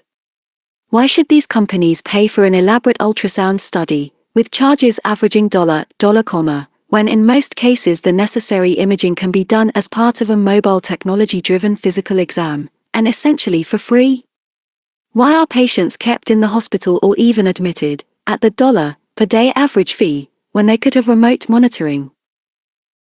Why pay for sleep studies in a hospital laboratory that cost at least $1, when they could be performed for free, at least a screening exam, in the patient's home? Why haven't such employers enforced all of the hundreds of Choosing Wisely's modest but clear-cut recommendations of unnecessary tests and procedures? These are but some of the ways large figure. The iMedicine Galaxy. Source: adapted from the Whirlpool Galaxy, Spiral Galaxy M, NGC, imaged by NASA and ESA using the Hubble Space Telescope. Employers can exercise their massive muscle to reduce costs and catalyze bottom-up medicine. They also can have marked influence over the big health insurance companies they hire, like United Health, WellPoint, and Aetna, but no big company has moved to use it yet. If just one becomes a first mover, and challenges the status quo along with the baseless charges of rationing, this could take off. Consumers: it may be harder to mobilize the consumer base even though they are at peak frustration and have picked up a considerably higher burden of their healthcare costs in the form of co-PIs. We know they want their data, want better engagement and interaction with their doctors, and are the prey for countless unnecessary tests and procedures every year. There hasn't yet been the one big thing or the public figure with overpowering clout to rally the public. But that doesn't mean it won't happen. A large international survey of adult smartphone users in 14 countries, including the United States, has shown that % of consumers want to interact with their doctors on mobile devices, and nearly % would prefer to get medical advice on their mobile devices instead of going to the doctor's office. The social network is in place. There are multiple precedents for a grassroots revolution. When Apple debuted their new software campaign that included the Health and HealthKit apps, It was called You're More Powerful Than You Think, and they sure got that one right. Collectively, more like a sleeping giant waiting to erupt. The power of people indeed seems palpable when you see that parents of kids with muscular dystrophy are the key drivers in writing the regulatory guidance documents for new drug approvals, or the magnificent spike in research fundraising for the Amyotrophic Lateral Sclerosis Association driven by social media and the Ice Bucket Challenge. See government. Although tremendous political capital was used to get the AFF Affordable Care Act passed, and access has improved as a result, nothing has been done to truly democratize American medicine. We have an outmoded Center for Medicare and Medicaid Services, CMS, with codes for describing needed care, even 9 for different errant injuries caused by turkeys. Estimates of fraud run as high as $1 billion per year, giving rise to the notion that the only people who love America's healthcare system are its thieves. Tackling even a fraction of that fraud could free the $1 billion investment needed to drive the use of interoperable electronic medical records that include each individual's GIS. So too would doing something about CMS reimbursement, which needs a complete overhaul with proper information systems in place, and a simplified, rational system that fosters rather than suppresses consumer empowerment. Why does CMS reimburse $ for a simple drug interaction genotype when it costs pennies to perform? And why doesn't CMS negotiate pricing of drugs, devices, and diagnostics like every other country in the developed world? If you ask health policy wonks or legal eagles why, the answer is that's the law. Well, it's time to change the law. Patient ownership of data also demands changes to the law.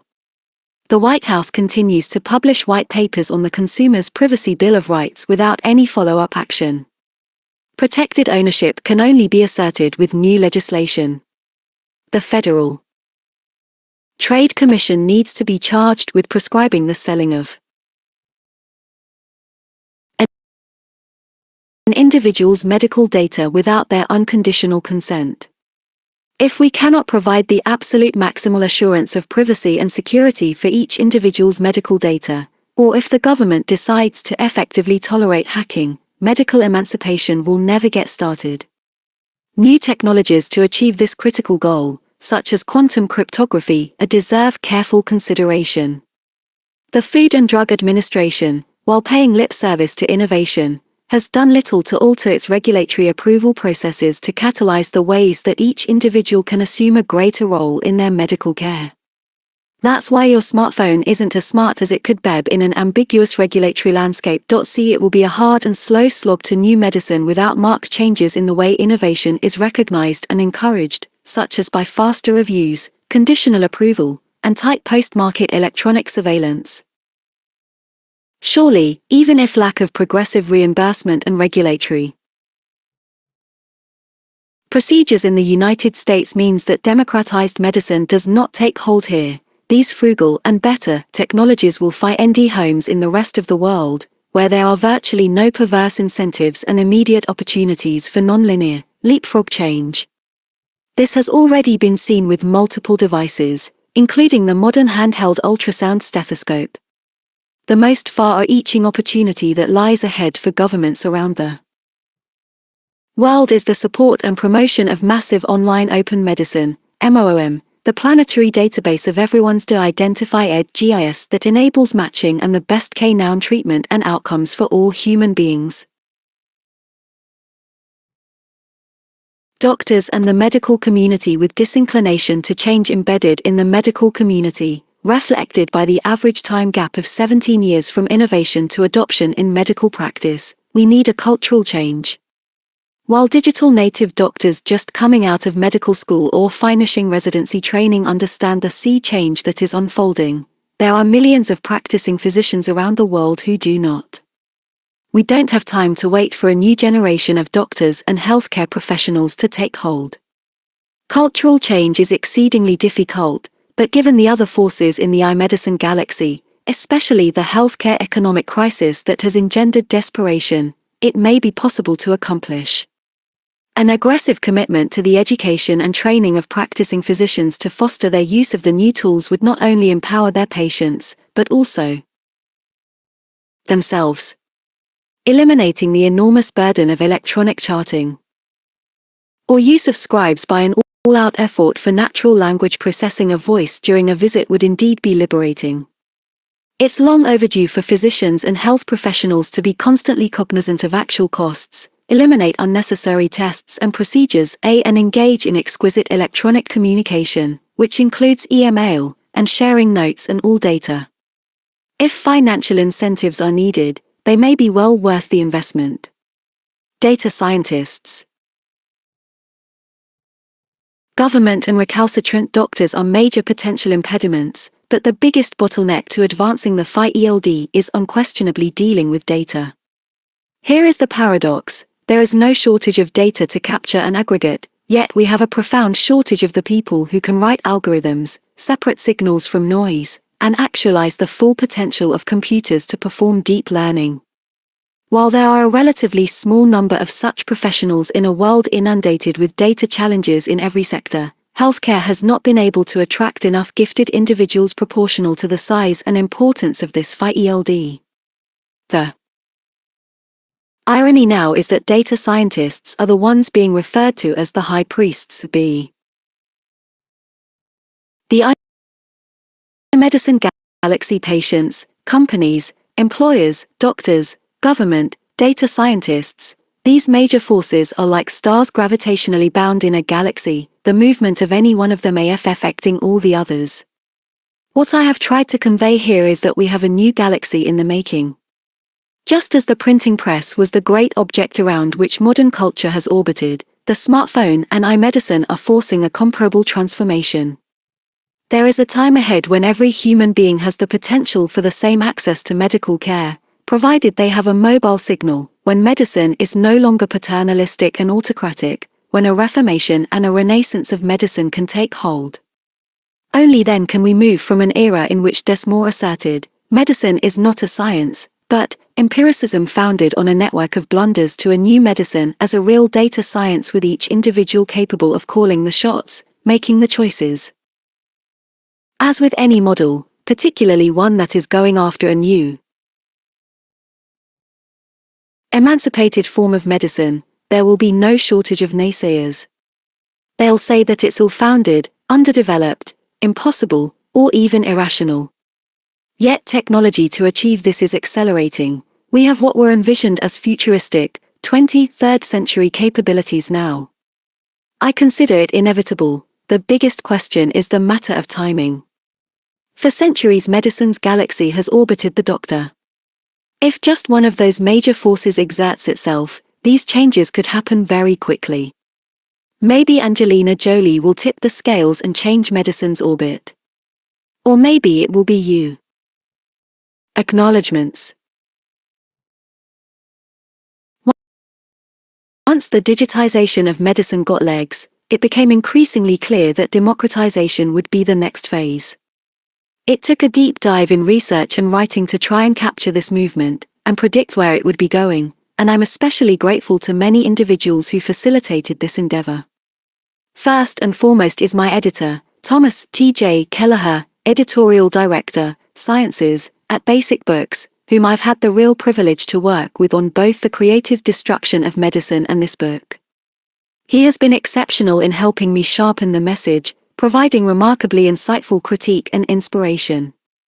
Next is my family, my wife, Susan, and our adult kids, Sarah and Evan, who have tolerated my long periods of hibernation in order to get this project accomplished. I'm especially thankful to my colleagues at Scripps, including Michelle Miller, who helped me get the references and figures ready for publication, which numbered over before cutting. Proved to be necessary, Stephen Steinhubble, who reviewed the manuscript and provided great feedback and emotional support, and Janet Hightower, who worked on the graphics. Our Scripps Translational Science Institute, STSI, grant from the National Institutes of Health, NINCATS ULTR, has been critical for energizing all of us to be innovative in thinking about the future of medicine and how human health can be improved. My literary agent, Katinka Matson, president at Brockman Incorporated, has been a great resource at many points along the way. I want to acknowledge my bias and potential conflict of interests. Clearly, I have a bias that technology will radically transform and improve health. Acknowledgements.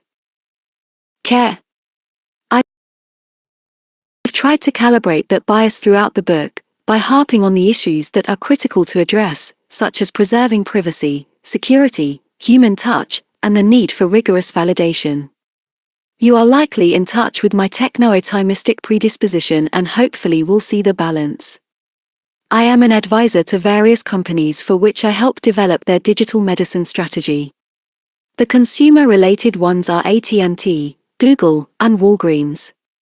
The digital sensor companies are Dexcom. I'm on the board of directors, Sotera Wireless, Qantas, and Permanova. I also work with the genomics companies Illumina, Edico Genome, Genapsys, and Cipher to help get sequencing technology integrated into medical care. Cipher Genomics, in particular, was co-founded by 3 STSI colleagues and me to automate interpretation of whole genome sequences. At STSI, we were fortunate to receive a grant from the Qualcomm Foundation to advance our research efforts in digital and genomic medicine. Working with these diverse consumer, life science, and information technology companies has given me enhanced perspective about the opportunities and challenges for democratizing medicine. I have zero interest in promoting any of these companies or their products in this book, and have done everything possible to prevent that from occurring. Nevertheless, the relationships are important for you to know about. I'd like to express my appreciation to all of you who read this book and actively contribute to the democratization of medicine. It'll take a galaxy, not a village, to get this achieved. But when it happens, we'll all be in for better health. What could be more important and far-reaching?